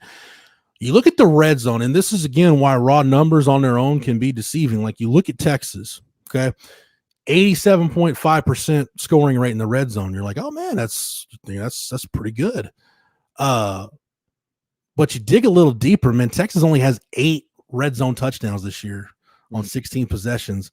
Only Baylor and Iowa State have fewer red zone touchdowns than Texas does among Big 12 schools. And those are two pathetic offenses. Yeah. So the red zone, Sark's red zone play calling, red zone execution, it could all stand to improve from here. What's the key in improving? Is it just being better on first and second downs? I think maybe catching the football at times for well-thrown balls that would have you walking into the end zone. What's the key? It's called the touchdown play. No, I do think though Sark being a little more creative in the red zone. To me, a lot of red zone stuff goes down to play calling and what you could dial up. Especially, you got to think like when the field is compressed, it takes a lot of your playbook out. So it's precision execution down there. So you've got to call stuff that works in a compressed field situation, but that you're comfortable your guys can go execute. So I just think, I don't know, maybe it's kind of felt red zone play calling for them has kind of felt like trial and error, because like the last 2 years, Sark hasn't had to be a genius in the red zone, dude. Just get Bijan involved, get Roschon involved. Maybe every now and then you throw a jump ball to Jatavian Sanders, but you're pretty squared away. This is where it helps you to get the run game going, because as heavy RPO based as Sark's offense is, a really good selling really good run action and then hitting, what's Worthy or Whittington, whoever on a little glance route, that's money more often than not for Texas. So I just think it's felt though, Trey, like a lot of trial and error in the red zone so far. So I think it's Sark. I think Sark just has to settle on, this is the kind of stuff I want to call in the red area, work on it during the week, and then hope your guys can go execute it on game day. Now, Texas-Kansas is not the only ranked matchup in college football this weekend. It actually starts tonight with Utah and Oregon State, a game that I have to admit I don't care much about. Like, Utah is interesting because they continue winning in spite of not having their starting quarterback, Cam Rising, who is recovering from a serious knee injury suffered in the Rose Bowl last year. But they're really good defensively and look to continue this undefeated season tonight against a ranked Oregon squad that lost to Washington State last weekend. But the other most intriguing matchup to me, I get that LSU at Ole Miss is a potentially good game. No idea what to make of either of those teams, but I am paying close attention to the state of North Carolina and Notre Dame traveling to Duke, which is where College Game Day is going to be tomorrow morning. Do you have a feel for this one way or the other? No, but I will say this, like Clark Lee's name is going to be one of those names that gets, Mike Elko's name is going to be one of those names that gets mentioned for that Michigan State job. I know Michigan State can pay a lot of money, right? Like we saw what they forked over for Mel Tucker. Is Mike Elko maybe just better off staying at Duke, where you're kind of under the radar? I mean, I'm sure he has aspirations to get a bigger job, but would you want to walk into that mess at Michigan State right now? I wouldn't. Michigan State is a mess as an athletics department right now. You want to stay as far away from there as possible. Like Lance Leipold, I am seeing his name as being mentioned as a potential target for Michigan State people. If I'm Lance, I'm staying with Kansas in the Big 12 until a better opportunity comes around. I forgot what the other name that I saw associated with the Michigan State job. But yeah, I was just thinking about that too. No, as far as Duke the one time I was going to watch Duke this year, Trey, was that Monday night game they played against Clemson. But my cable provider that rhymes with rectum having some issues with the 4-letter network, so I was unable to view it. Spectrum damn near killed him. The other guy that I saw in a report from Bruce Feldman earlier was Jake Dickert, who is at Washington State right now. Gosh, who was I can't freaking remember who it was, but no, I think if you're Lance Leipold, look, Kansas has some money, right? They're making stadium renovations. He's gonna be pretty well compensated, and honestly, the work he's done to revive that program and at least make it respectable now. Hell, I'd just stay in Lawrence. Again, you're under the radar, as long as Bill Self's there, the basketball program is. By the way, how'd you react to the Arterio Morris news that came down today? Maybe wonder why Chris Beard didn't more seriously consider suspending him for a couple of games when he started his Longhorn career out, but also left me thinking that Rodney Terry not kowtowing to Arterio Morris was a good idea. As far as what I was told from that deal, they pretty much told him, hey, him and the people around him, hey, here's what we're going to do for you. And if you don't want to be here, then we'll shake hands, part ways, and best of luck to you. Very talented basketball player. It was a huge loss talent-wise, but back to the point that you made at the start of today's conversation. Sometimes really talented guys aren't good culture fits. It's by the way, if you're scoring at home and you just look at a straight up trade, basically it was Chris Johnson for Arterio Morris. I'd say so far Texas won that trade in a landslide, considering their guys still on the team. Tell me if any of these names were who you heard linked to Michigan State. This is from that Bruce Feldman Athletic article. Mike Elko, of course. Chris Kleiman. Kleiman's name was the other one, yeah. No way he goes to Michigan State. No. Why would he? No. Yeah. Kansas State is such a better setup for Chris Kleiman than Michigan State is. And he's a smart enough guy to realize that too. Yeah. And then how about PJ Fleck? What the heck is Bruce Feldman smoking? I don't think either side would want that one. Maybe PJ Fleck would, because it might mean a pay increase. I don't think Michigan State would go after PJ Fleck. That was oh man, I remember with NC State, I want to say when they fired Chuck Amato and hired Tom O'Brien, who was the Boston College coach. I'm like, so you fired one middling, BCS conference head coach to hire a middling, mediocre BCS conference head coach. Okay. That's almost like turning your underwear inside out. Like, it's not solving the problem. Like, yes, you fixed the issue, but you've not solved the problem. Man, Bruce Feldman gets really weird with some of these candidates, but I think I found the one that I'm rooting for. Bill O'Brien leaves his job as the OC for the Patriots to go coach at Michigan State. Oh, man. He is familiar with the Big Ten from his Penn State days. Was he not a graduate assistant or something for Saban when Saban was at Michigan State? Was he? I seem to remember, man, I've got his Wikipedia right here. No, was I thinking about somebody else? No, Bill O'Brien was not at Michigan State with Saban.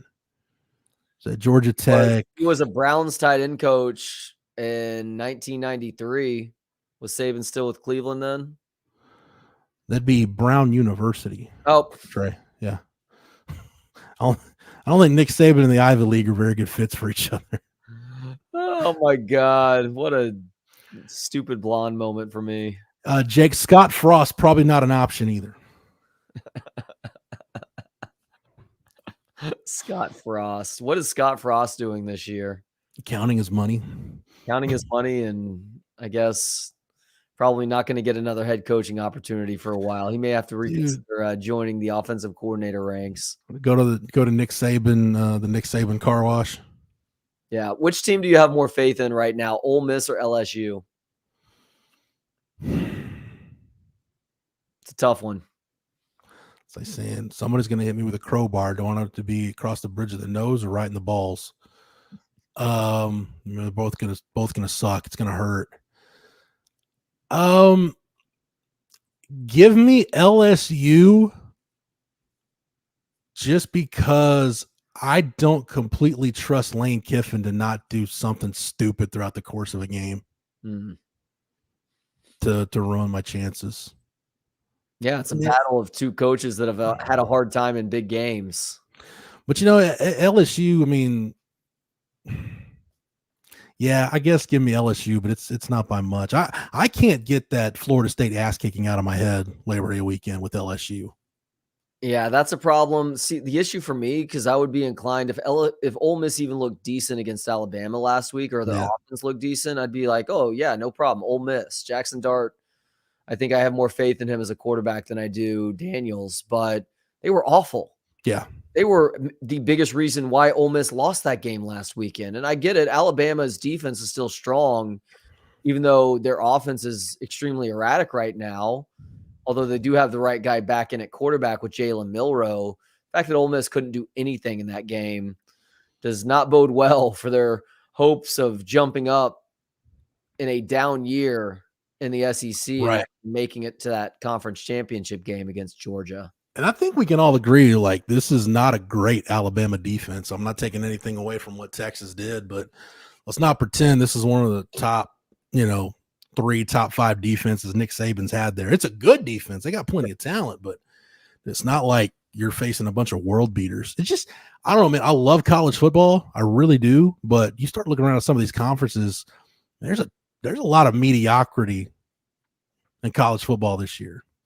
I don't know if that's like the portal catching up with everybody or what, but just see like the big, like you look around the Big 12, like I think Texas has a chance to be an elite team. I think maybe Oklahoma has a chance. I mean, whoever comes out of that game next weekend on top is going to be the team that we're talking about is very much in the driver's seat to win the league. But other than that, Trey, have you seen anybody? I mean, Kansas State, I think, has the potential to get their stuff together, but I don't see a what I would deem a college football playoff caliber team outside of Texas and maybe Oklahoma. I don't see one of those type teams in this league. No, I'll have to see it out of Oklahoma before I believe the second half of that statement. Texas is the one team right now, but they also look like one of, if not the most complete team in college football. Yeah, it's to think about because they were an 8-4 regular season squad last year, and they lost 2 of their best players on offense, 1 of their best players on defense. Sure, they returned a ton of dudes, but they also had legitimate question marks. Even as optimistically as Sarkisian and his players were speaking all offseason, there were some hurdles that needed to be overcome, and they've passed all those tests so far this year, including that difficult test in Tuscaloosa. Even if Alabama is a little bit down, it's such a strange year in college football, Jeff. Ironic, I guess, that the Pac-12 looks like the best conference right now. Yeah. The Big Ten is the second best conference based on the strength of Michigan, Ohio State, and then Penn State, which is a team that I don't think people are talking enough about right now. But after that, who's the third best conference in the country? You could make the argument that the SEC is maybe T4 with the Big 12 as far as the worst of the Power 5, with the ACC having the third best conference right now. I mean, I'm gonna run down. Let's just run down the top 5 in the AP poll, right? All these teams have blemishes where we've seen them look not very impressive. Georgia, we've seen them look not very impressive. Weren't they down at the half to South Carolina? Yep. Yeah. I think maybe tied or trailing going into the fourth quarter, too. That was a close game going into the fourth quarter. I mean, Michigan's undefeated, but the same thing I would say about Michigan, and this is what I say about Oklahoma. They haven't played anybody. Nobody. Texas. That's why that Harbaugh suspension was such a joke. Yeah, you can argue Texas has the best win of anybody this year, going to Alabama and winning. But, I mean, we've seen Texas look against Rice and Wyoming look pretty pedestrian. Ohio State, they're in the conversation for best win in the country. And I think because I think they should have lost. Yeah, exactly. They might have a chance to hit a stride and get some things together, but I still don't like how they match up with Michigan. At Florida State, we've definitely seen Florida State be flawed. A couple close wins. They lost to BC. And by the way, Ohio State, their quarterback has got to show a little bit more for them to be a true national championship contender. I mean, you start looking through this thing, Trey. I mean, I could see all these teams being in the playoff. I could see Penn State in the playoff. being a one-loss Big Ten team. I can see Washington in the playoff, maybe as a one-loss Pac-12. I can see USC in the playoff, maybe Oregon. That's 3 Pac-12 teams back-to-back, make it 4 with Utah. They're in the top 10. But I'll tell you what, man, Alabama fans wanted to jump off the nearest bridge after they lost that game to Texas. Trey, they're not out of it by any stretch. Like, it could be one of those like 2007 type years where you're sitting there at the end going, shit, does anybody want this thing? Like, who wants to line up and play for a national championship? Any of y'all? So I don't know, man. It's just one of those. This is gonna be one of those chaotic years where we could get into like second week in November and there's still like 7-8 teams that you think have a realistic shot to get in the playoff. Boy, out of the top 10 that you just listed, Washington is probably the team I'm watching the closest right now, just because that offense is electric with Penix. Do they have enough defensively to survive what is a pretty rough gauntlet in the Pac-12? They were much better watching them in the Alamo Bowl firsthand last year. They were much better defensively than I initially gave them credit for. I'll say that. And granted, it's a Texas offense without Bijan and Roschon, but much better than I initially gave them credit for. Now, their schedule, by the way, they play Oregon in 3 weeks. So they have an off week the weekend of Texas OU. Then they play Oregon. That game is at home. Then Arizona State at home, at Stanford, at USC November 4th, Utah at home, at Oregon State, and then Washington State at home. So that's a pretty rough 4-game stretch for them to end the season. If they can pass that test by going 3-1, they'll almost certainly earn themselves a spot in that Pac-12 championship game. I don't think they're going to end up going undefeated. I still think USC has the best chance of doing that, but who knows with USC at this point? I mean, they dropped several spots in this week's poll because of how terrible they were defensively again against Oregon, against Arizona State, who's one of the worst teams in the Pac-12. You know, what's interesting about the Big 12 and the SEC, it's not that, like, you know, I think we all figured Texas had a chance to be really good this year. So that's not a surprise that Texas is in the top 5 right now from that standpoint. They're undefeated. Then we figured Oklahoma would bounce back. But, you know, you look at the SEC, it's the same deal where, like, the teams that are like from that you would rank probably from like 3 to 8, they've pretty much all not been as great as you thought they would be. You know, like, there's been some Big 12 teams like Tech started the year ranked. Not so much anymore, right? Like, you know, Kansas, I'm actually kind of surprised Kansas is undefeated because I saw BYU on that schedule and they typically don't play very well on the road. So to go to Nevada and win a football game, that was a big deal for them. You look at the SEC, like Tennessee didn't impress me even before they lost to Florida. I mean, Florida went to Utah and got boat raced, but I'm not saying they could beat Georgia, but Billy Napier could pull the nose up on this thing and they could end up record-wise having a really good year. So I don't know if it's parity, if you want to call it mediocrity, but whatever it is, there's just the list of potentially elite teams this year. I don't see a big list of potential elite teams. I just see a bigger list of, in what I would say, that good to elite tier. That's like you're right on the cusp.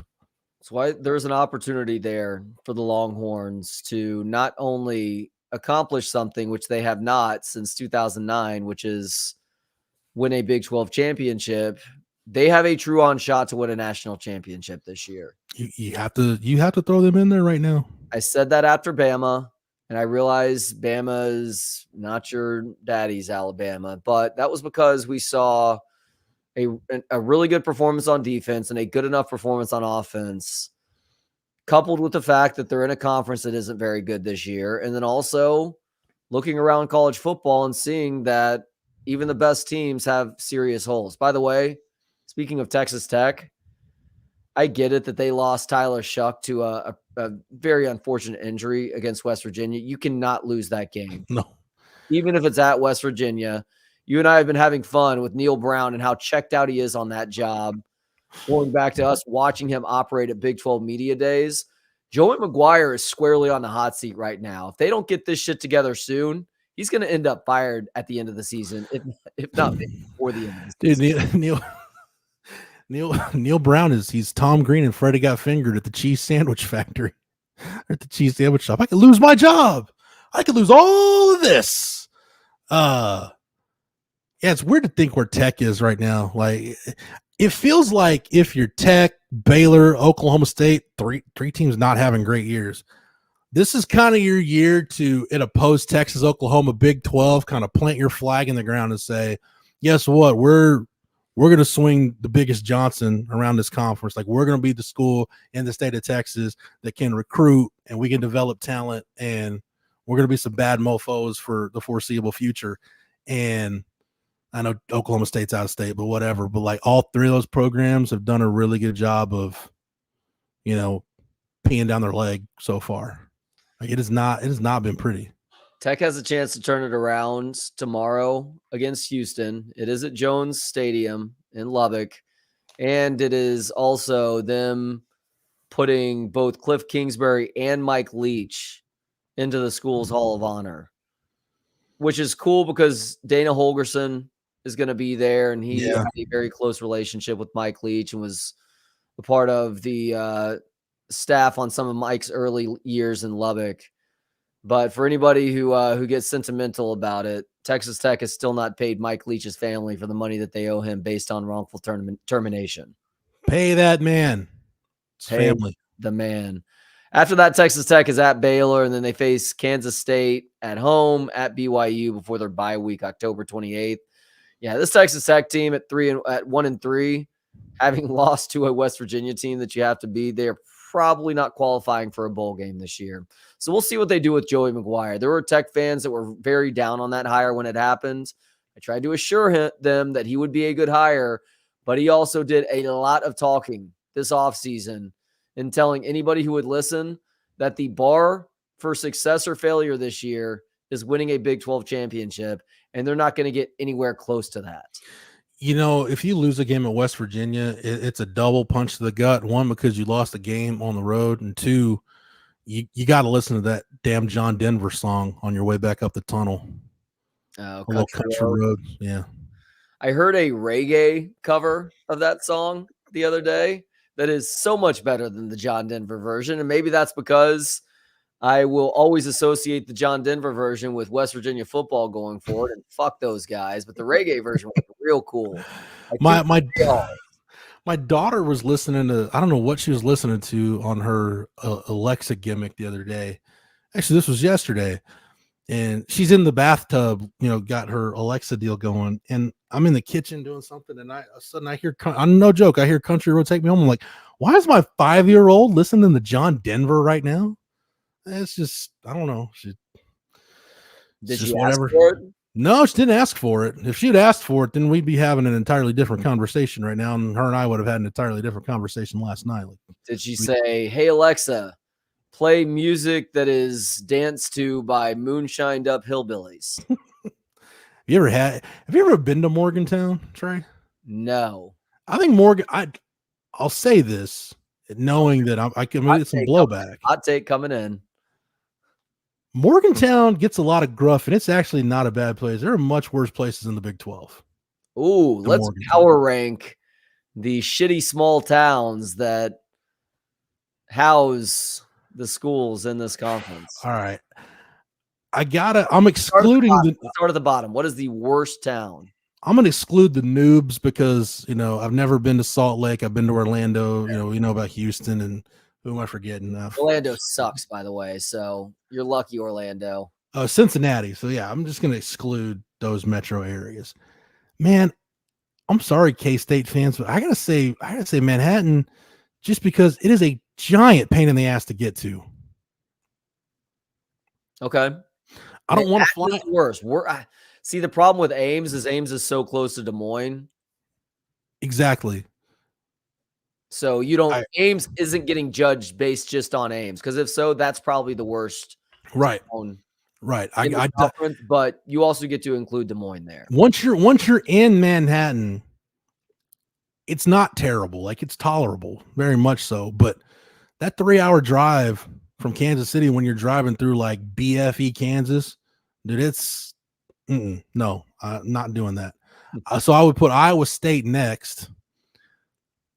even though I am a Central Texas guy and it's, you know, a lot of my roots are in that area, I got to put Waco in there. Absolutely. I put Waco in there. Look, Texas guys who have to travel for road games, you're lucky. You don't have to spend the night in Waco. You can drive up and back in the same day if you really want to. That's what I did this year. Yep. Because to have to stay in Waco is that shines a whole new light on that town. There's only so much, you know, Chip and JoJo essence and gut packs from VTEX that can wipe out all the bad. Look, I get it. Health camp is a fun place to stop, but you can't yeah, stop there for multiple meals if you don't have to. right. My colon would not forgive me. Next, I would go Stillwater next. I kind of, part of me wants to put Stillwater above Waco, just because like you said, Waco might, like, for the same reason Manhattan gets docked points. Yeah, Waco might gain some points because I don't have to be there very long, and it's an in and out deal. that's true. Like, even if you're flying in from someplace north, like you fly into DFW, you're in a car down, and you probably are not staying in Waco if you can help it. It's like getting a colonoscopy. You know, it's going to suck, but you're under while it's happening, and, you know, you get to go home, and now maybe your wife will stop at Chick-fil-A and get you a sandwich because you haven't eaten in 16 hours. It's like a colonoscopy or the end of the Art Briles hair, one of the two. Jesus. I was going to say it was kind of like getting I don't remember what I was going to say. So you know what? I'm going to go ahead and give Waco a little bit of grace. Okay. I'm going to go Stillwater below Waco in the power rankings, closer to the bottom, because dude, Stillwater sucks. I'm sorry. It's even like the fact that you can stay in Oklahoma City and it's only an hour away. That doesn't change the fact that it's Oklahoma City is not Austin or Dallas. It's still Oklahoma City. So you're not even Des Moines. Des Moines has a coolness about it. Believe it or not, anybody who's never been to Des Moines before, Oklahoma City doesn't have that. Des Moines does have kind of their downtown scene. You can find you a couple bars or eateries or whatever. Des Moines it's tolerable. Even, you know, during the snowfall, during NCAA. What? Oklahoma City is filled with Oklahomans. True. Yeah, Stillwater sucks. I'm sorry. It doesn't have but the only redeeming quality Stillwater has is that I can be in Oklahoma City in an hour. That's about it. And then I would go Waco. What am I left with? Lubbock. This is a hot take too. I don't mind going to Lubbock. Okay. Because you do have an international airport there, so you can get on a plane and be from Lubbock to Austin in like 2.5 hours. I thought you were going to say Lubbock to Mexico City or something. Okay. Now, at least you can get a direct flight from Austin to Lubbock. That's true. I would probably go. I almost want to give them a tie. It's almost a push between Morgantown and Lubbock. Here's why I would put Lubbock beneath Morgantown. I love to drive out there, Trey. I'm not gonna lie. Like, you do see some shady stuff, like while you're driving out to, you know, the South Plains, but it's a peaceful drive. Like, I'll get me some podcasts, and I usually leave like around lunchtime on a Friday. I'm not in a rush, so I can take my time going. Like, I like that drive. I like the scenery on the drive to Lubbock, but that drive back is soul crushing. It's like, I just want to be home. I'm tired. I've got swamp ass. Like, I just want to be home and take a shower and sleep in my own bed. And then you get to Brownwood and you're like, dude, I got 3 more hours of this shit. Like, make it stop. I wish I had like a jet propelled car right now. Just make this end. So love for everything I love about the drive going there. I hate about the drive coming back. Right. So I go Lubbock, and then Morgantown, like I said, is a little more tolerable. And then you're just kind of left with Austin, Norman, Fort Worth, and Lawrence. And I think I have the accurate ranking for this one, even though I've been to all 4 of these. Number 4, Norman. Yeah, it is still connected to Oklahoma City, and Oklahoma City's not that cool. Mm-hmm. Lawrence, which is a cool college town. It actually is, yeah.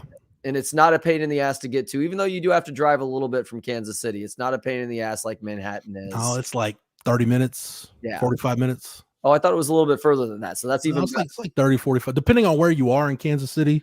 the Kansas City metro area. It's like 30, 45 minutes. Then Fort Worth, and Austin is number 1. Yeah. So Austin, Fort Worth, Lawrence, Norman. That's the top 4. Sorry, Manhattan. I'm sorry I had to put you last, but the 3-hour drive is just unforgivable. You can't be in the middle of a bunch of wheat fields, driving multiple hours after spending multiple hours traveling on an airplane. That's just not good. I need to see civilization, Trey, when I'm on the road. That's the only thing I don't like about going to Morgantown is the drive back to Pittsburgh. Like there are some parts where you're driving through the hills and there's no lights, and you're like, dude, if I was dicking around on my phone and went over this curve right here, it's gonna be a rough rest of the night. But yeah. Morgantown's not bad. And that's before the moonshined up hillbillies happen upon your car. I've seen dudes selling like moonshine on the side of the road when I'm going there. Oh, I'm sure you do. People think that I'm just playing up a stereotype, like maybe a little bit, but that's also happening there. People always ask me too, like, oh, like I've been out to some good eateries in Lawrence and some good bars in Lawrence, found some good food. But people always ask me, where's good to eat in these towns? I'm like, if you're talking about Des Moines, Morgantown, Manhattan, Stillwater, I can tell you where the Chick-fil-A is.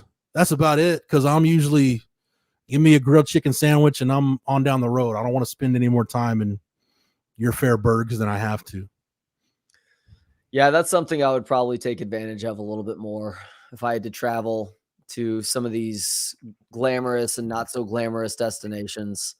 Like I know Craig Way has talked a ton about the Italian scene in Manhattan, Kansas. Yeah. So I would have to have an Italian meal in Manhattan because I've heard too much about this. And I'm sure it would be decent for small town Italian. Right. Right.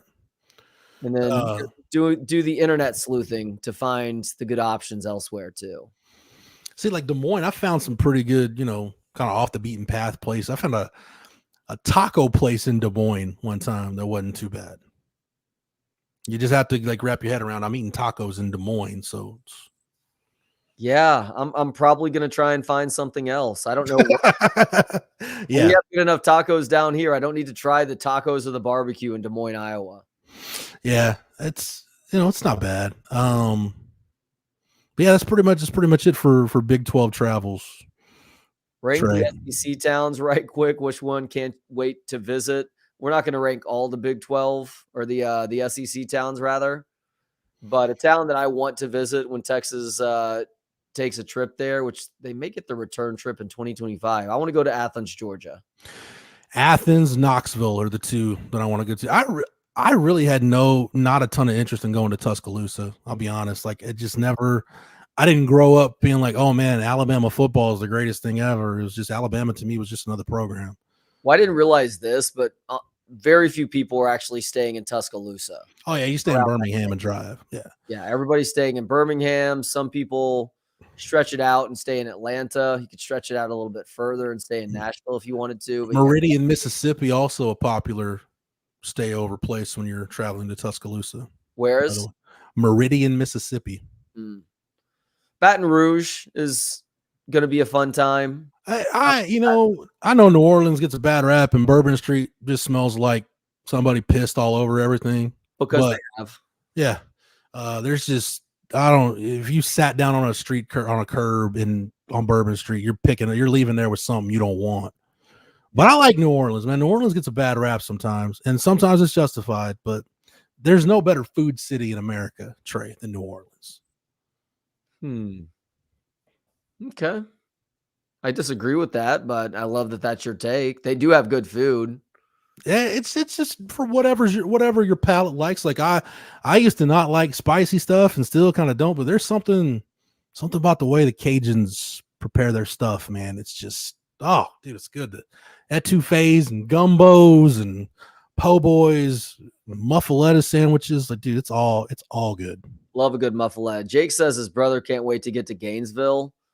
I've actually heard meh things about Gainesville, so that one does not inspire me as much as some of the other ones. Vance Bedford, who's an allergy sufferer, said Gainesville was the harshest on his allergies. So take that for whatever it's worth. I think that's worth something. I don't know what it's worth, but Oxford, Mississippi. That was a stay over in Memphis and a drive down. Dude, the Grove was so freaking awesome though. Like that game day atmosphere, I can't imagine it gets much better than that. Oh, so you don't stay in Oxford though? You stay. No. Okay. You can stay in Memphis, probably Jackson. You can probably stay in Jackson. Oh.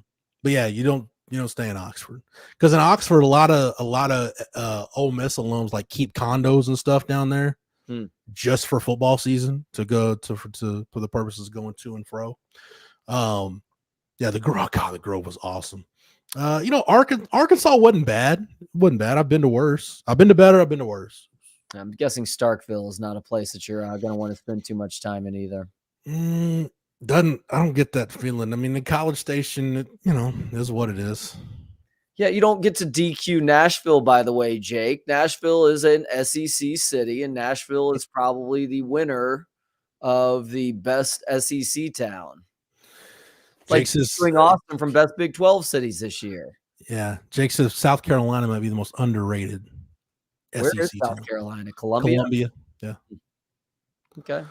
Man, any place that Will Muschamp called home for multiple years is a place I'll be willing to try. That's a great point. Jeff, we're at the end.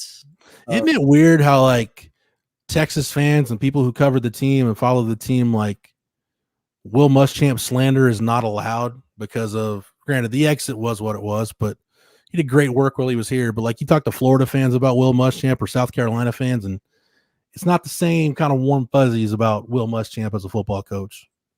No, well, it's one thing when your defensive coordinator is headbutting helmeted players. It's a totally another thing when your head coach is headbutting helmeted players. It's why Texas fans feel the same way about Tom Herman that Florida fans feel about Will Muschamp. Yeah, the problem is Houston fans and Ohio State fans and Iowa State fans pretty much feel the same way about Tom Herman. So that's a fair point too. He is Jeff Howe. Jeff, thank you as always for the great conversation. Trey, this was fun. I look forward to our little rendezvous whenever they're scheduled. And they will be scheduled next week and going forward. For Jeff Howe and everybody else here at Texas Sports Unfiltered, thank you so much for watching and listening today. If you are on YouTube right now, please do click that thumbs up button and subscribe to Texas Sports Unfiltered, the YouTube channel, if you have not already. We will talk to you tomorrow for pregame before Texas, Kansas. It's going to be me and Bucky from 12 to 2. Kevin Dunn and Zay going to be a part of postgame after the game itself ends. And then your regularly scheduled lineup from 8 to 5 on Monday. In the meantime, have yourselves a great start to the weekend and hook 'em.